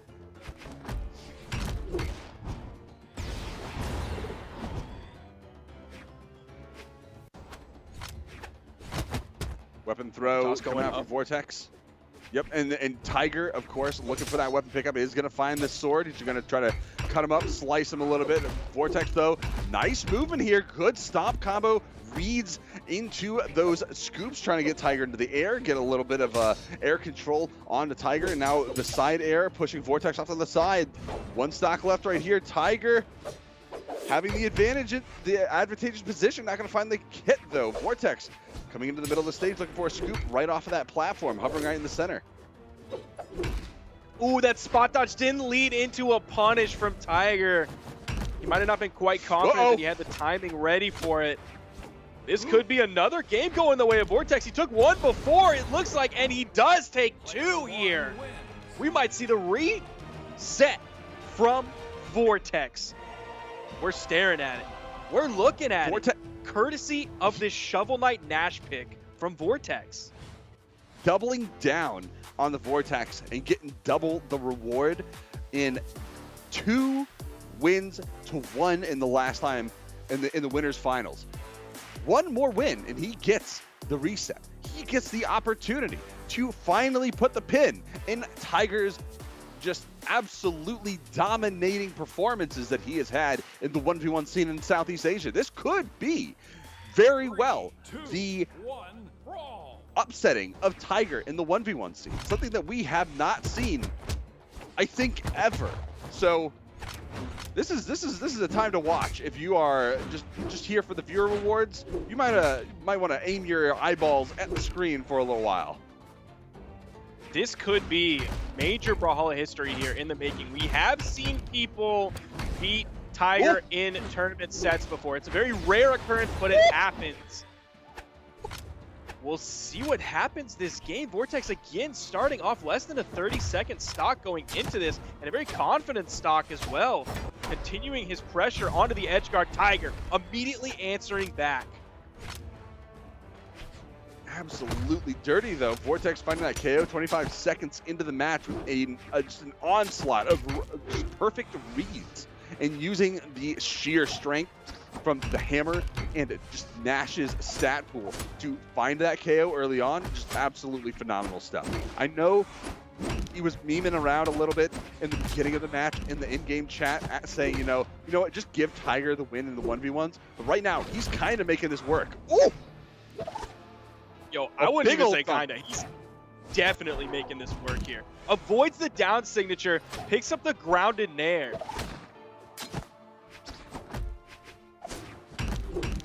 Stomp side air. Vortex, almost a full stock lead here. Tiger now staring down the barrel of a bracket reset. Somewhere he hasn't been, I think, ever. I mean, if he has been in a bracket reset against anybody, I guarantee you, it had been only a single time. So he has a reputation to uphold. And Vortex has a reputation to crush. So Tiger has to be very careful. Vortex looks like he might have been getting a little bit of that ego coming back. We saw him stutter stepping a little bit after he got that really early kill on the Tiger. So I wonder if he has changed his tune completely and if he's now confident that he can confirm this reset in his favor. Ooh! That would have been absolutely devastating if that down stick hit, and it was just frames away from connecting. Tiger finding the priority that he needed there to keep himself alive. He is in the red. Spear coming out for Vortex. Oh man, that was close. Dodging right through it, just barely. Tiger keeps himself alive, has the axe in hand. Neutral light to start it off. Weapon toss. The dodge comes out from Vortex. Neutral light doesn't connect. Downlight from Vortex doesn't connect. He's looking for the KO option. Oh. Raw side air, and that is going to confirm it. We have a bracket reset. History has just been made. Even without the Vortex W for the tournament, history has just been made. This is something that we have never seen, is Tiger finally taking some form of an L in a tournament. Now it's, of course, not over. This is the reset, so they have to go through it one more time. Vortex taking that down against Tiger in the grand finals is huge. And now they're going to go right back into it, of course. Miami Dome is the map that Vortex is going to go with. Tiger now sticking with the Koji, of course he is, because this is the pick that we always see him use. Just always selecting this Koji as his pick of choice. And right here on Miami Dome, we're going to see it maybe come to fruition, and maybe we're going to see an end of an era with Vortex taking this down. Yeah, Tiger swapping off of the Brent back to the Koji, not unexpected here. It worked for him more previously than the Brent did. He's been doing D-Light dares a lot, and dares into recoveries quite a bit. That seems to be something that is very important in the way he plays his sword, which I think is something that not a lot of other players on sword will focus on. You'll see the occasional D-Light dare recovery or a D-Light dare gravity cancel neutral light, but not as often as Tiger is going for. Going for some aerial options. Vortex able to find a lot of hit confirmations here. Weapon throw from Tiger, though, going for the down air, and that's going to be side air as well. There's the neutral light. That's going to confirm the KO. I don't think there's anything he can do to get back. Ooh, the dodge just come back in time, and Tiger, ooh, going into a very unfortunate position and now getting stuck on the wall, going way, way, way too deep. A little bit of an overextension there from Tiger, and oh, just positioning himself close enough to Vortex's weapon throw so that he was able to avoid getting hit by it and just barely getting the turnaround. I don't think that was good for Tiger at all. Even though he did find that KO in the back end, he took so much more damage that I don't know if that overextension was worth it at all, already losing that stock. Weapon toss is coming out. Vortex, of course, going to stick on this hammer. He's gotten so much mileage out of it so far. He is a little bit behind in damage here. About 50 damage points behind. Chase dodging might be equalizing that up very quickly. Nice little string coming out from this hammer. This hammer's so good. It is real clean. It is Mr. Clean. Just soaps and suds and everything in between. I didn't mean for that to rhyme, but I'm glad it did. Vortex with the approaches now, with the weapon throw into another hammer pickup. He's been setting these up because he knows this is where his dominant presence is right now. And Tiger trying to find some aerial moves, some pickups here.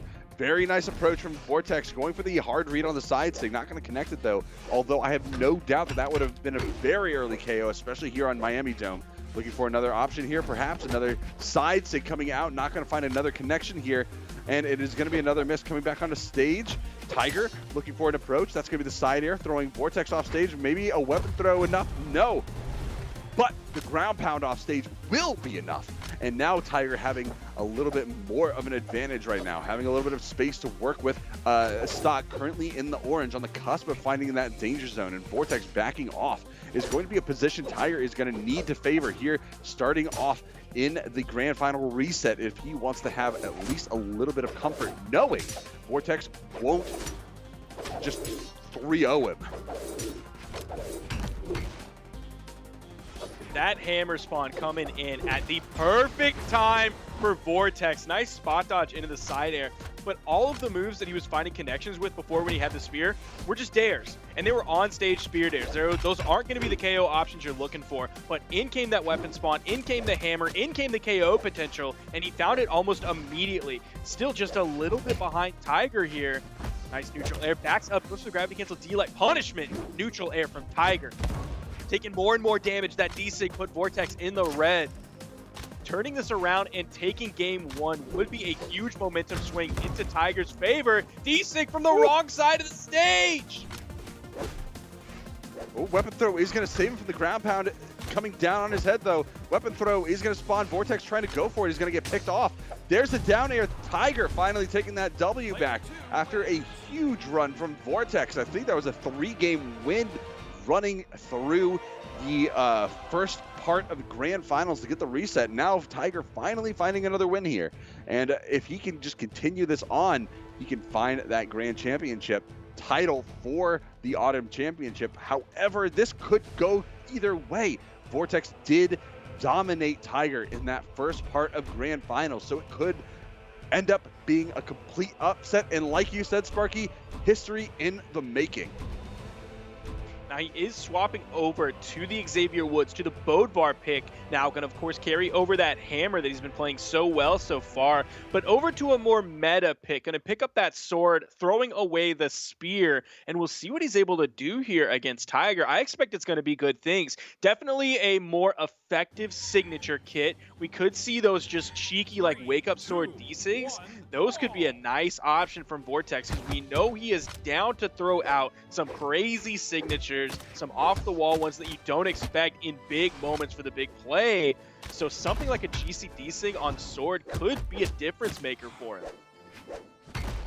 Kind of surprised, though, he did switch off the Shovel Knight Nash because it was incredibly successful. It was the tool of the trade that got him into the reset to begin with. And it was still, even though he took the loss there, it was still incredibly effective and almost got him a win right there. But what an amazing read. This can't be understated by Tiger with the gravity cancel neutral sig right off the top, floating above that stage to get the earlier KO. Don't take Tiger to Enigma. Don't do it. If you're queuing an SEA and you are around Tiger's elo, you ban this map. Well, first of all, it's an awful map and nobody should ever play on this map, but you should also ban it because you might queue into Tiger and he's nuts. He might get the 30-second stock on you. Vortex still staying in this, only has about 50 damage on this stock when he takes the first one from Tiger about a minute into this game. So a little bit of a 30-second answer coming back. See what he's able to do with this hammer. You see Tiger kind of staying away from him just a little bit. In comes the unarmed recovery, grabs the bow. He was able to control so much of the stage with this bow, just backing up where the dash jump nairs come out. Good movement from Vortex to avoid a lot of the approaching attacks from Tiger as well. And the stomps doing just so much work in Vortex's court. Recovery coming out. It's going to throw Vortex a little bit into the sky towards those platforms. And Vortex with the weapon throw, swapping over to the sword pickup. The gravity cancel down light coming out, and that's going to be another downlight Sayer over for the KO. Taking the advantage against Tiger right now, throwing the pancakes into the sky. A little bit of a breakfast celebration. I wonder if they're chocolate, blueberry, or just plain with a little bit of butter and maple syrup. Maybe we'll find out later, but the weapon throw coming down actually hits Tiger on the way down. Vortex playing low on that wall. Oh, just a raw ground pound from Tiger. Just one quick one real quick to take out that second stock from Vortex. Weapon spawn coming in. Vortex is able to grab it immediately. Goes for the side light into the turnaround down air. We'll see what Vortex's sword has in store for Tiger here. Going over, retreating to the soft platforms, floating very high. Tiger just completely controlling the ground, controlling the middle of this stage.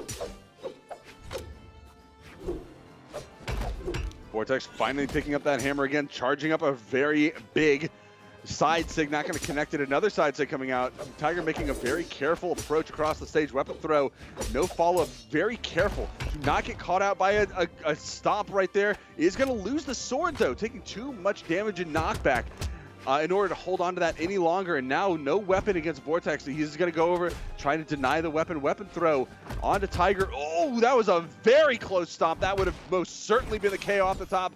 but oh, he thought he had the KO, went for the pancakes, didn't have the confirmation there. Tiger's still alive and both players in the danger zone. This could go either way, and there it is, the side air from Vortex confirming the KO onto Tiger as he gets taken out, tying the set 1-1 in the reset. This is the most challenged that Tiger has ever been in his career. Like, it's no light statement that we say this is Brawlhalla history right here in Southeast Asia. The fact that we're in a reset, the fact that it's tied up, the fact that Vortex's hammer is doing so much work. We're going back to the dome.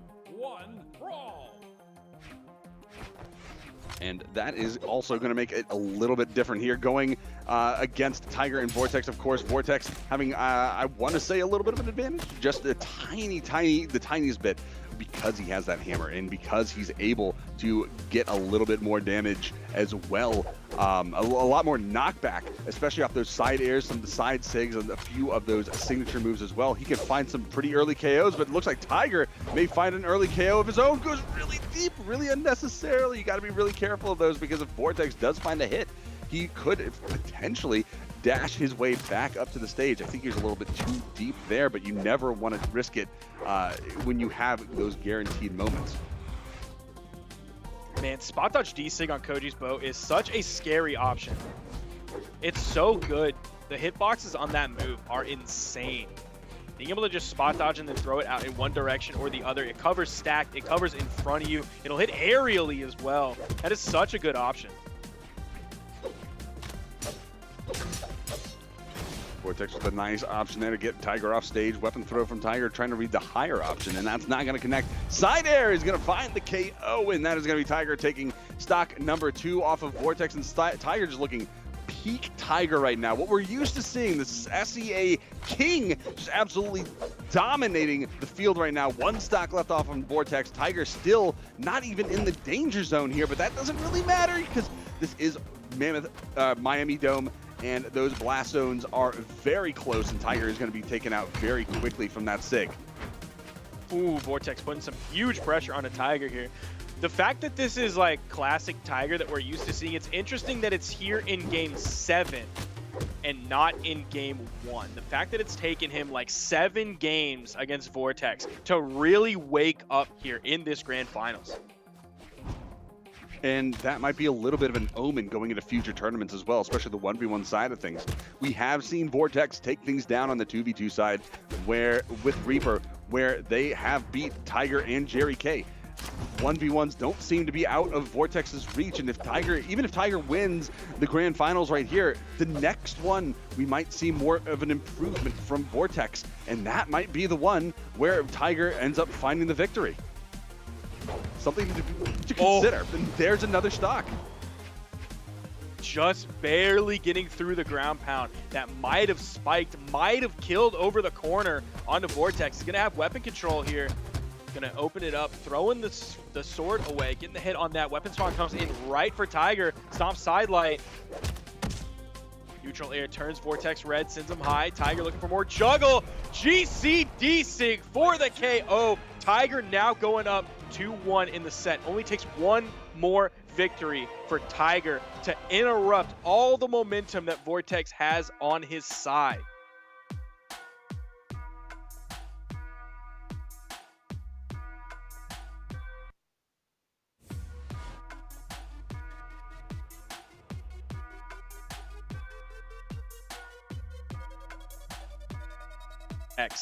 Game 4 in the reset. Game 8 total between these two in the grand finals.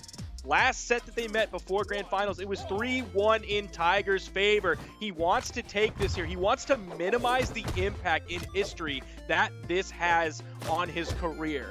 Taking a set off him, that's history, but that ain't nothing like taking a tournament off of Tiger in Southeast Asia. Now over onto the Crystal Temple, those two really low soft platforms. Vortex is going to start off with the sword here. Getting just a little bit of a lead here for Tiger. The D-Light almost reaching over on the edge. The down signature. I don't know how he has so many tatami mats below him. The property destruction coming out from Tiger must be racking up those high numbers. Side air. Weapon toss going up. Dodge already came out. It was just a simple ground pound right along that wall. Vortex able to get back onto the platform, has the hammer in hand, his more popular weapon, his more successful. Side air, Tiger over on the corner. Vortex not going to go over for the edge guard, just maintaining stage control. And the approach right now from Vortex with the hammer, trying to get a little bit onto Tiger. The side air coming out, looking for that first KO. There's the scoop. It bounced off the wall. Actually, is going to cut that velocity in half. And that is this backward slide charge from Tiger to find the KO, the uppercut onto Vortex, taking that first stock in a big reversal. I actually thought Vortex was going to take that first stock, but the opportunity that Tiger was able to convert into that KO was massive. Vortex floating really high, doesn't want to really initiate too much. He waits like as long as he possibly can. That side air for him came out on the wrong side of the stage, but he's able to clean it up with the recovery over on that short right-hand side wall here on the Crystal Temple. Ooh, the double side light and a neutral light has now evened this up. Okay.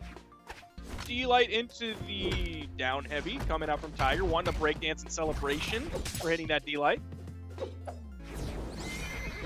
Ooh, a very long slide charge reversal from Vortex, looking for that down sig. It has a long reach, so it's not a bad option, and Tiger wasn't able to close that gap through that hitbox in order to punish the move as well. So Vortex on the way back now, holding onto that ledge guard, the side air coming out, and a little bit of trying to reverse Vortex off the ledge with the down air. Weapon throw is actually going to find a connection here and using the down sig to try to find his way back to the stage. Unfortunately, that does cost his dodge, so no recovery there, no dodge to get that wall touch. That was his last option. A valiant attempt, but not a successful one, unfortunately. Now Tiger looking for a KO right now. He has Vortex in that danger zone. He just needs a neutral sig, a side sig. I don't know if it's a Tommy Mat will do it, but some of the other options may have enough force behind them. But Vortex getting so much bonus damage in this second stock is not spelling anything good for Tiger. Tiger's looking shook here against Vortex's hammer. It has a lot of flow to it. A lot of unanswered hits. Tiger finally gets the KO, not too far behind, but a good amount of damage still was done. Weapon spawn coming in. It is going to be the sword. Maybe not the weapon that he wants. Maybe it actually is the weapon that he wants. See the D-Light recovery coming out up on those soft platforms. There's the D-Light dare. Tiger was looking for the reset, but the side sig came out from Vortex. D-Light side air. Vortex is evening this up. We're going to Game 5 in the reset here in Southeast Asia. And this is the first time. I know we've said it a bunch. I know we've said this is history in the making, but we are not joking. This is serious. Tiger has never been in this position before. He is game number 5 right now against an opponent in grand finals reset. He has lost the first side of reset, or the first side of grand finals. This is the first time Tiger may be upset in 4 years at least. I mean, this is enormous. Ever since the first BCX, when we had one member from each region make their appearance at the first BCX. Australia had Kyler Alice. South America had Kreutzberg. I don't know if anyone even remembers who that is anymore. And now we have Tiger. You know, he's been the representative for Southeast Asia ever since that point. And now, if Vortex finishes him off right here, that is absolutely insane. And I don't think it's what anyone expected. I know both of us had that prediction that Tiger was going to win grand finals. Tiger did take the early stock right now, and it's very, very little damage. So the possibilities are endless. Tiger could end up still taking this at the last second on the cliff edge, in the corner of the square, the squared circle, whatever you want to call it, of the ring. This is Tiger just fighting for his life. Is Tiger going to be the king of Southeast Asia, or will Vortex be the Tiger King of Southeast Asia? Getting back onto the main platform. You see him chase dodging all the way to the right side. Use the side air to get back to the main platform. Tiger continuing this lead, has a very hefty lead. Neutral light coming in, another neutral light coming in. Goes for the D-Light side air. Oh, almost finished it up with a side air. Neutral air coming out. Clash. Perfect spot dodge from Vortex to avoid the downlight. Almost taking Tiger off the top of the reversal there from the recovery. Tiger's recovery is going to find the KO off the top onto Vortex. And Vortex now looking for a weapon here. Tiger with a little bit of a punish, forcing off stage. The recovery throwing Tiger so far away, allowing for the spacing and the little back off. Oh, the double ground pound. That is going to do it. Tiger is your autumn 1v1 SEA champion. It is crazy that Vortex took it that far, all the way to game 5 after the reset, and then Tiger pulls out a 3-stock out of thin air, out of his pocket to end everything just like that, keeping his basically undefeated career in singles intact. Vortex does get to add his name to the list of people, and it's a very short list of people who have taken sets off of Tiger in tournament. I mean, what more can be said? But Vortex could be in the next 1v1, potentially the next Southeast Asian champion. Because with gameplay like that and the pressure really put to the metal onto Tiger, I mean, his pelt, his pride, his reputation was on the line, and it was tested. It was tested harder than it had ever been tested before.